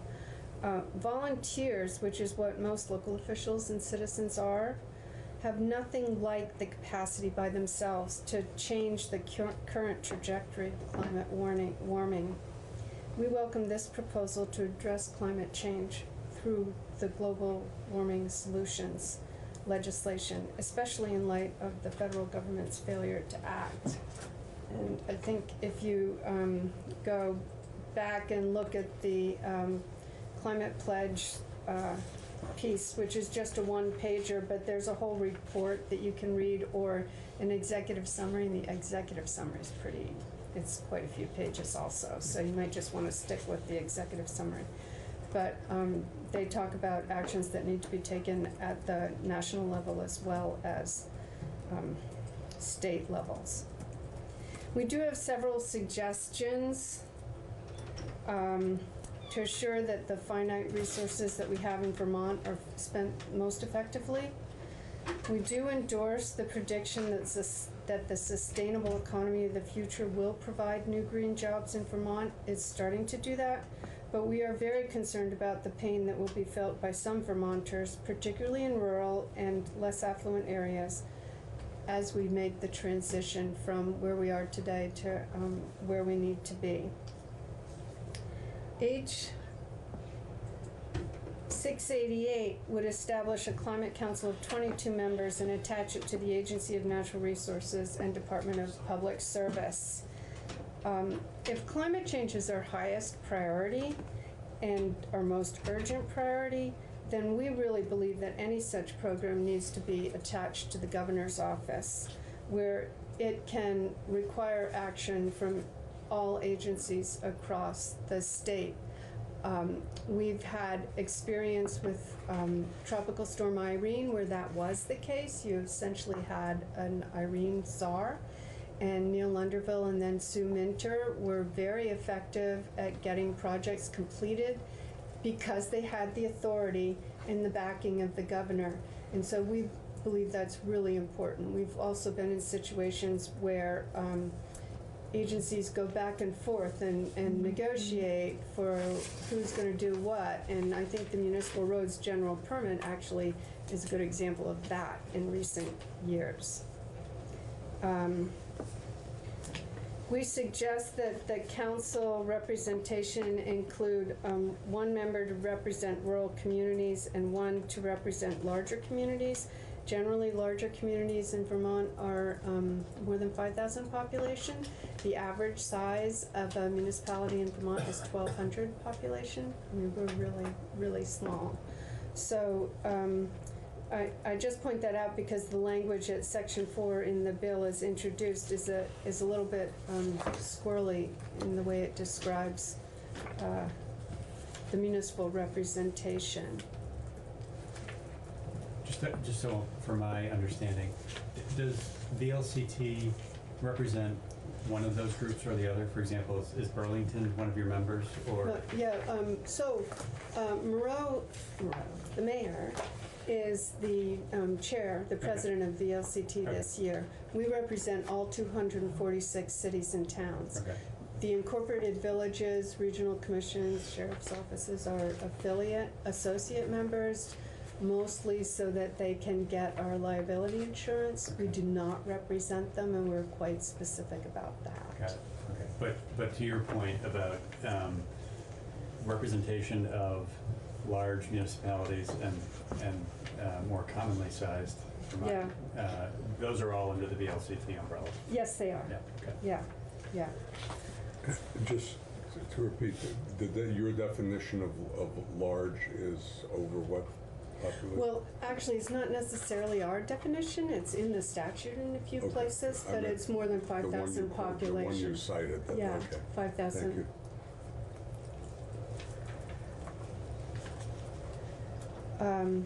In the bill, the council would be directed to adopt a Vermont Climate Action Plan by July 2021. And we think that that plan needs to include both a timeline for implementation and, here's somewhere else, but also recommendations for funding and how we're going to get there. The bill would establish several subcommittees, including a Just Transition Subcommittee and a Rural Resiliency and Adaptation Subcommittee. It is important to focus on how implementing climate actions will affect rural areas where transportation costs are higher, communications networks are less robust, and I think the professor from UVM mentioned that this morning, that if we had, or when we have, because we're going to have now as a result of your legislation last year, better broadband service around the state, people won't necessarily need to travel as far if they can telecommute and things like that. Fewer people are available to volunteer for vital jobs such as emergency medical and fire services when catastrophe strikes, and that's a major issue for us this year, has been for several years in rural areas. And economies generally are more fragile in those areas. They're, even if you're a ski area town, the ski area is the industry, and if anything happens to that, which may, and climate change, that will affect the entire community. These are also, of course, the same areas that are home to our farms, the producers of our local food, and forests that sequester carbon, and the people who care for them. We think it would be helpful to include language that authorizes municipalities through their local legislative bodies to enact ordinances to address climate resiliency generally and facilitate reduced use of fossil fuels. There is a bill that came over from the Senate last year, S-106, that talks about self-governance more generally and sets up a whole program, but we think that in instances where you're trying to address a particular issue and where municipalities can sometimes be innovators and leaders more easily than the state can, that you putting language in to allow that to happen would be helpful. Is that, having not spent time on the government operations, is that necessary, or is it simply being explicit that be allowed? So we're Dillon's rules state. Sure. He's from Iowa. We don't know why he's in charge of anything, but in Vermont. Right. We got to give them the authority. But you have to be specific. In some towns, we have a spectrum of municipalities across the state, from those who are willing to take risks and sort of go out on a limb or have special authority in their governance charters, to towns that really feel like they cannot afford to risk being sued unless they have specific, they need the specific authority to enact an ordinance or bylaw.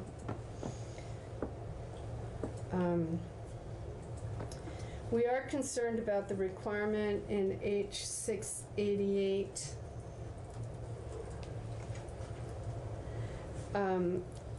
for municipalities to annually file a report with the Director of Vermont Emergency Management concerning, quote, municipal emergency preparedness, infrastructure resiliency, and infrastructure investment. I think this is an example of the potential redundancies that might occur if this bill is passed as is.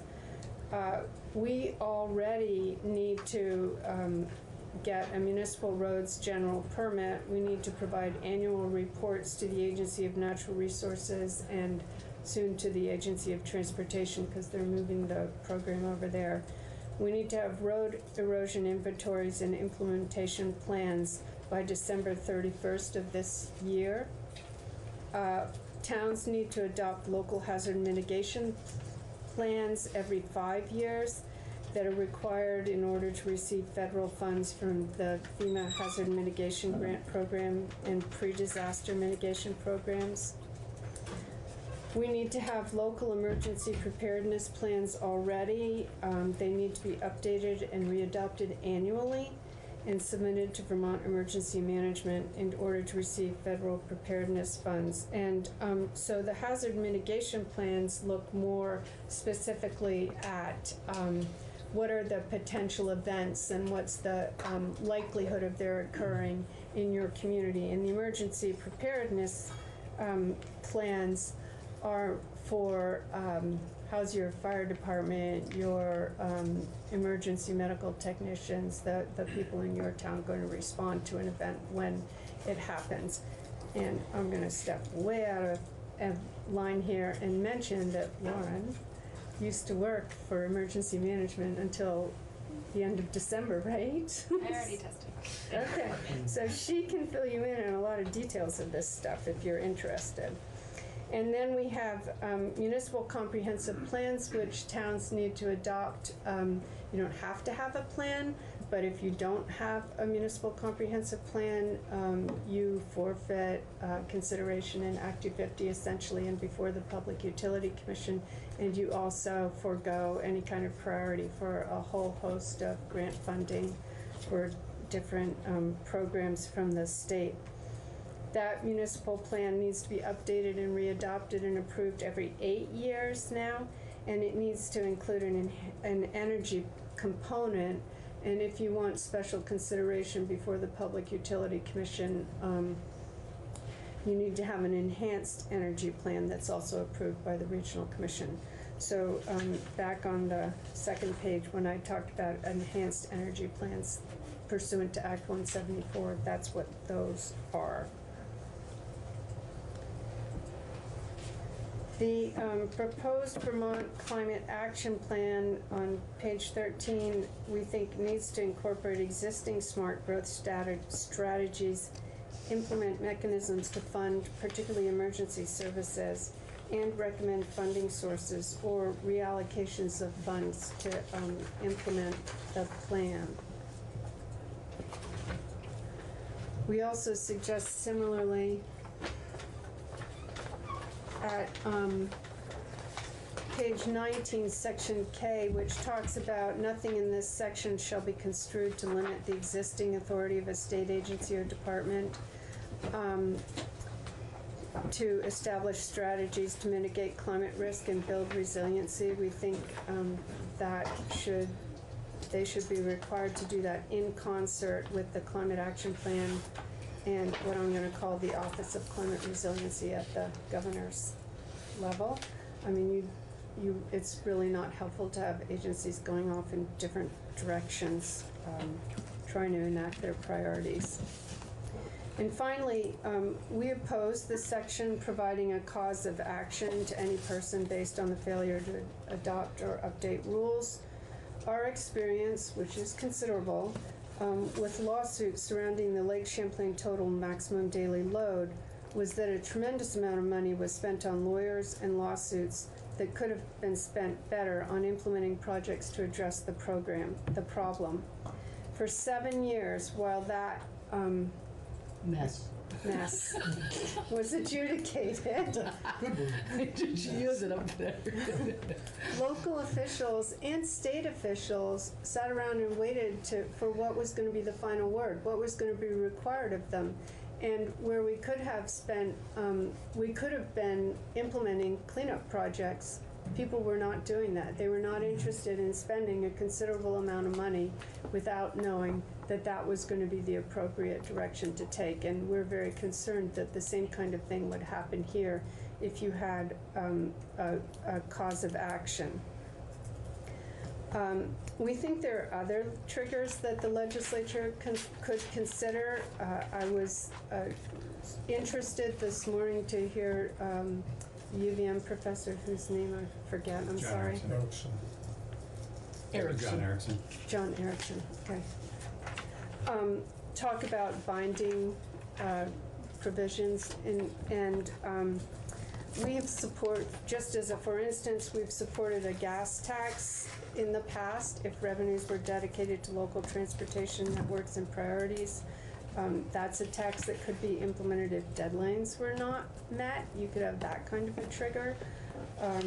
The administration could be required to return with draft rules to legislative committees of jurisdiction by a date certain before they're implemented, or if they, which would force them to come back and say why they're not doing what they're required to do. This is something that was done as part of the Vermont Clean Waters Act. So those are just two ideas, but we do think there are other triggers that could hold Vermont's feet to the fire that would be more effective and more careful of our scarce resources than a cause of action, citizen suits. Question? So going back up to the annual reporting. Yes. And I hear, see, and understand the objection. So here is what we're trying to get after in that. And that is, in addition to having this vulnerability index that the Right. government is making an assessment about our communities and which ones are in the biggest trouble, need the most help. It seems like there needs to be some mechanism for communities to also maybe be reflecting something back on that. So do you think that the hazard mitigation plans themselves, I mean, I'm understanding those can be hard and not all communities do them. Well, most communities are doing them, but what we would say about this whole section is that if you're going to require that kind of vulnerability assessment, then look at what's already required. Have the council or the office or whoever look at what's already required and ways to incorporate that into the new requirement so that you're not just layering on another report that volunteers need to complete. We just completed our hazard mitigation plan in my town. I'm on our planning commission. And it took about a year. I mean, it's not supposed to take about a year, but it took about a year because we're all volunteers, and it's pretty involved. And crossing all the T's and dotting all the I's for FEMA is a labor-intensive job. So we would just ask you to be cognizant of other things that are required and how to, mesh all those requirements so that it's not totally unfeasible for local officials. And I think even in some of my towns, they'd probably have to reach out for help from the local MBDA or, Oh, yeah. We had help. Yeah. We had help. From the regional commission, so, yeah. Yeah. If I can, Sue, can you skipped over it briefly, but the issues around the municipal roads permits and why that was difficult?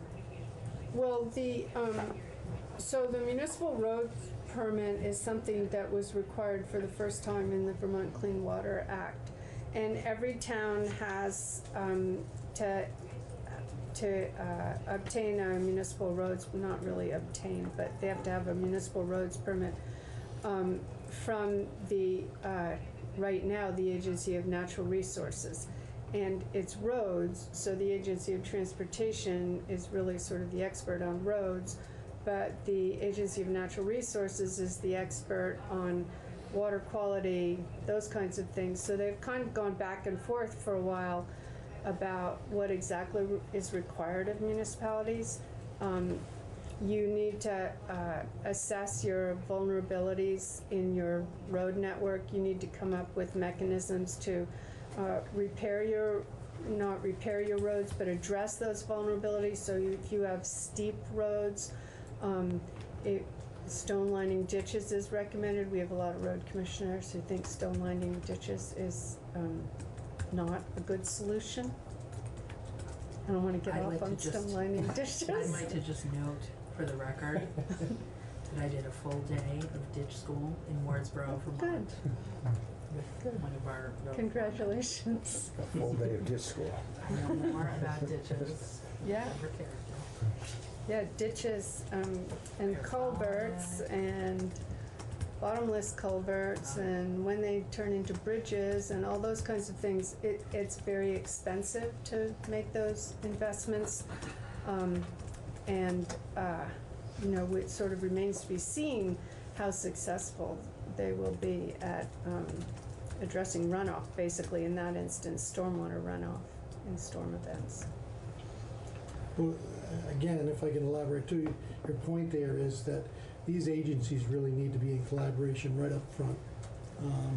Whether it's Yeah, agency, they and it's do. the same with the ag agency and A&R. I mean, I just heard a horror story up my way with somebody who did some cutting and got the proper permits and everything. Next thing you know, found out that it was supposedly in the wetlands. Right. So it's a cease and desist order, and I mean, it's just unbelievable. Yeah. And Yeah. so that it's so important that all the agencies, whether it's one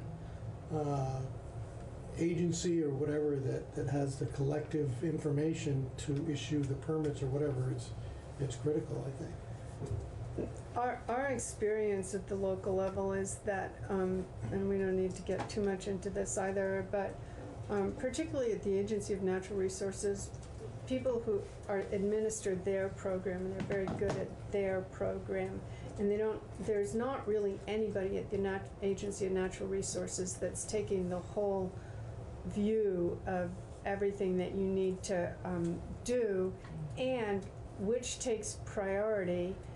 We end up with permits that have conflicting requirements. Stormwater and wetlands was a good example. So that's a real problem, and we really don't want to end up in that kind of a situation with this legislation.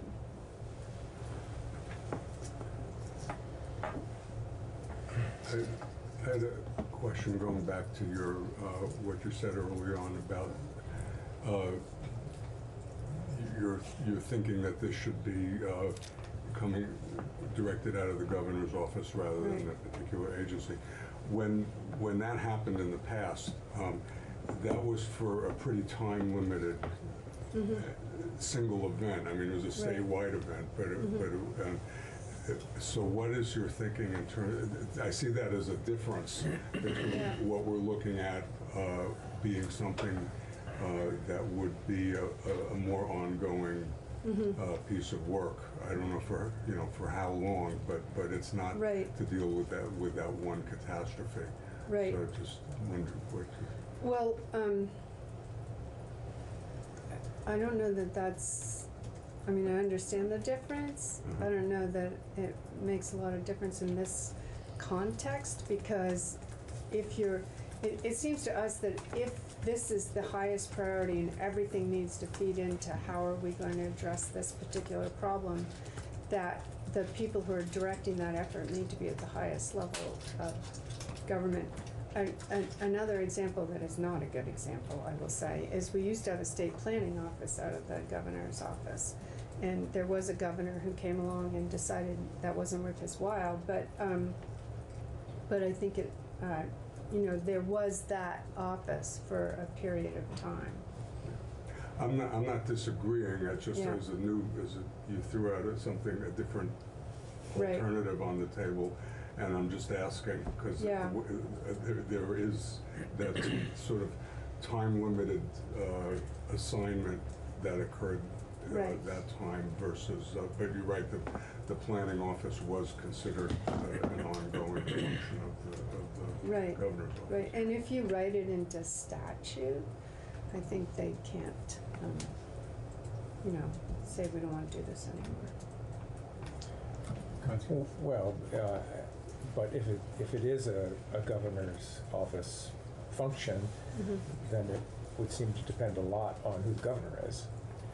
It's not sort of built into the sort of ongoing bureaucracy is such a negative loaded word, operations, all right, of state government, as it would be if it were sort of career agency people working on it. Right. I mean, it would depend kind of how you structured it, as to how, I mean, you'd have to talk about how to structure it. I know that it's been recommended that there's like an climate change czar or something, which is along the same lines.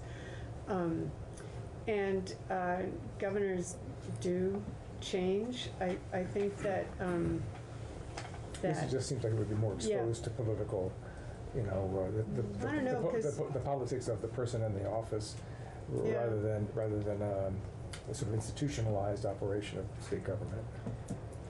I don't know that there, I mean, we could talk about that, but it seems that in some ways that it doesn't make a lot of difference because commissioners and secretaries are appointed by whoever the governor is and they carry out that person's agenda, so at the agency's level. But what we really do want to avoid is a situation where agriculture, transportation, public service, natural resources are all sort of jockeying for what they want to have happen, and in the meantime, not a lot happens.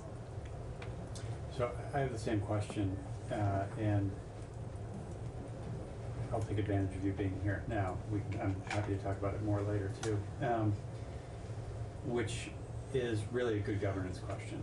Mm-hmm. And you have addressed this head on as to what your recommendation is, that there be something much closer to the governor that mm-hmm. deal with this. You know, as I've thought about this bill purely from a good governance perspective, what is an entity that can best get something done? Right. This exact question is something that I've struggled with, and I don't have strong feelings that it'd be one way or the other. Mm-hmm. My focus is on accountability, and these aren't my words, but I've used them, which is there's one neck to choke. Uh-huh. Who is accountable for this work getting done? Not that they do all of it necessarily.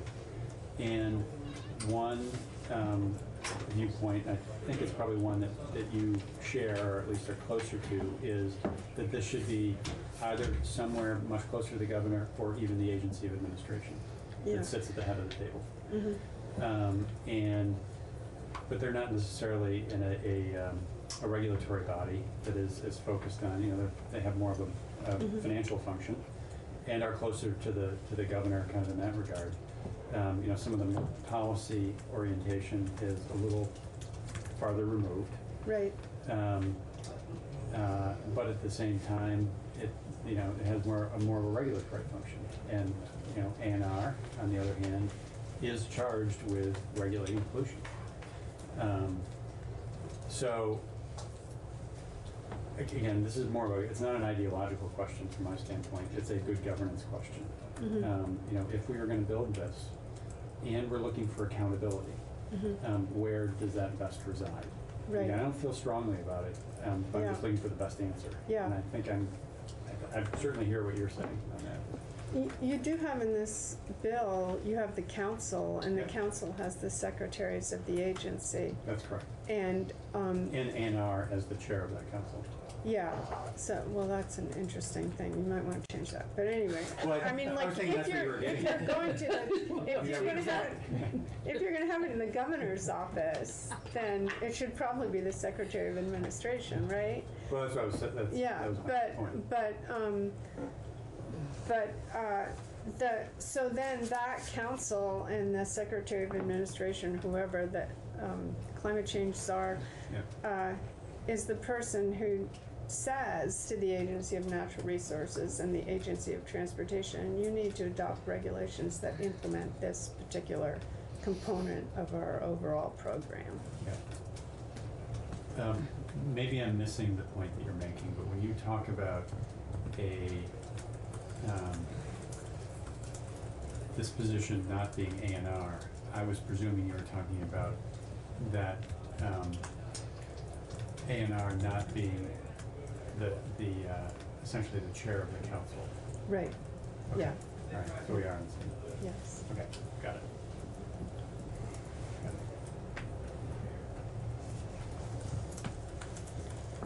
We're happy to talk to any of you about this more, or come back, or answer other questions whenever. Great. So. Thank you, and thank you for the detailed feedback. Did you have a question? Yeah, I do, Karen. I know we're in the infancy stages of this bill, but is the word getting out to the municipalities about the possibility of all this coming down? Well, I'm reading about it on Thursday night for Friday morning. Yeah, I mean, hopefully we are getting through to our members about this. We did have a climate conference 2018, I want to say, that looked at a number of these issues. I mean, towns, even the smallest towns understand that, you know, we have to do something. We have to address these issues. I mean, up in Ludlow, they've had a couple of road collapses and from flooding events that nobody's exempt from those kinds of natural events, and we're going to have to address them. It's a matter of how can we do it effectively, and how can we sort of corral the interest that's already out there and what people want to do and what they actually need to have.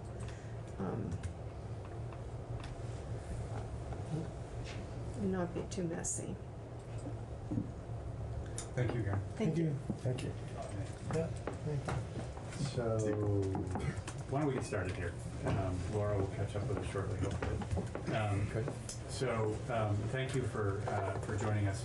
I think we had originally planned to have 3 folks testify, and we're having a member of your board join us Friday afternoon.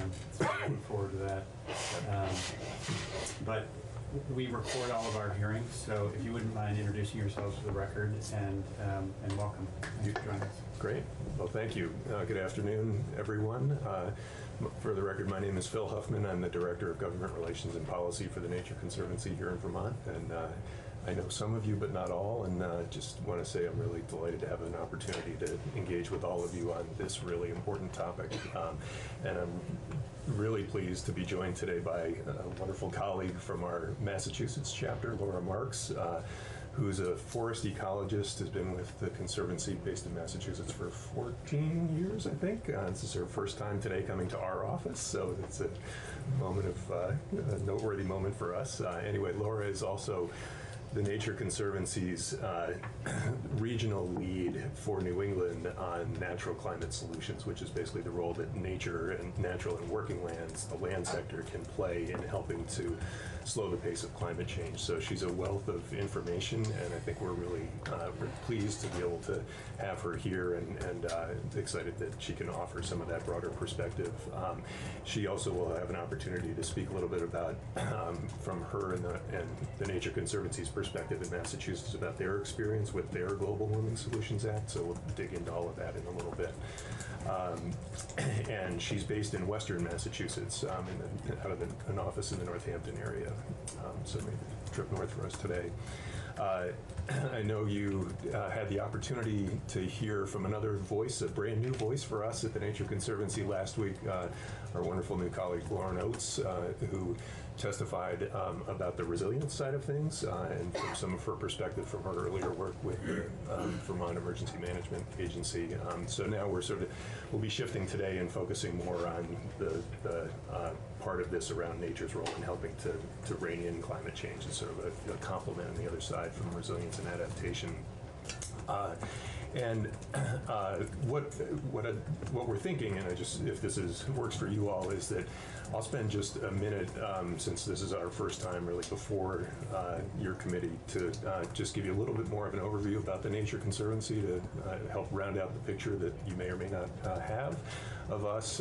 And then I'm going to turn it over to Laura to really go into some of the big picture and key points related to natural climate solutions, and to share some of that experience from Massachusetts with their parallel efforts down there. And then I'll come back in and share a little bit about our perspective here in Vermont about all of this work and how it ties into a number of other policy initiatives that are underway, some of which I think you're familiar with, but others of which you may not, and work that's happening on our part and others that are relevant to all of this, and really how it all ties into the Global Warming Solutions Act. And I'll sort of close with our perspective on the bill itself. Does that sound like a workable flow? And we'll try to keep things moving. Appreciate this is getting towards the end of a long day in a small room with not a lot of airflow, so we'll try to keep it moving. You noticed. Yeah, I can already feel it. So just by way of rounding out a little bit of what Lauren said in her testimony last week about the Nature Conservancy, as you may or may not know, we're a global conservation organization dedicated to conserving the lands and waters on which all life depends, so that's human life as well as all the other species of plants and animals and everything else that we share this planet with. One of our hallmarks everywhere we work here in Vermont and elsewhere is that we're science-based, so we try to gather the best science that we can, either science that we develop or that we gather from others, to inform our own conservation work and to also help to inform the work of other conservation nonprofits, governmental agencies at the local, state, federal, and global level, that sort of thing. So science is a really critical hallmark of ours. Guided by that science, we really work on trying to create innovative, on-the-ground solutions to some of the biggest challenges facing people and nature and the planet. Certainly climate change is at the top of the list, but it's by no means the only one. Habitat loss, things like that, or water quality issues. Those are examples of other big problems that we're working hard to help to address. We are devoutly nonpartisan. We have a long track record of working with folks from across the political and ideological spectrum on pragmatic solutions. So we really are trying to focus on getting things done and finding ways to bridge different perspectives to get there. We work in all 50 states across the U.S. And more than 70 countries around the world now. And here in Vermont, happy to say, we're celebrating our 60th anniversary this year, actually, now that it's 2020. So we've been at it for a while. And over the course of that time, we're really proud to say that we've been involved in helping to conserve more than 300,000 acres of land, permanently conserved, more than 300,000 acres of both natural and working lands around the state in all different corners, I think in most, if not all, of your districts. And about more than 1,200 miles of shorelines of our streams, rivers, and ponds and lakes. So some of our really key natural heritage, natural assets, we've had an important hand in helping to protect. We have more than 9,000 members statewide now. We actually are the biggest per capita membership of any TNC chapter in the country, we're proud to say, and just I think that's a reflection of the way in which Vermonters care about this work that is so relevant to all aspects of our lives. And we also, as part of our conservation work, we own and manage 56 natural areas scattered all across the state, again, in most, if not all, of your districts. So that's just a quick snapshot. I hope that helps to round out the picture a little bit of who we are and what we do. And happy to dig in more on that later if you'd like. So with that, why don't I hand it over to Laura, and she can dig in more on some of the content specifics on natural climate solutions. Great. Thanks, Phil.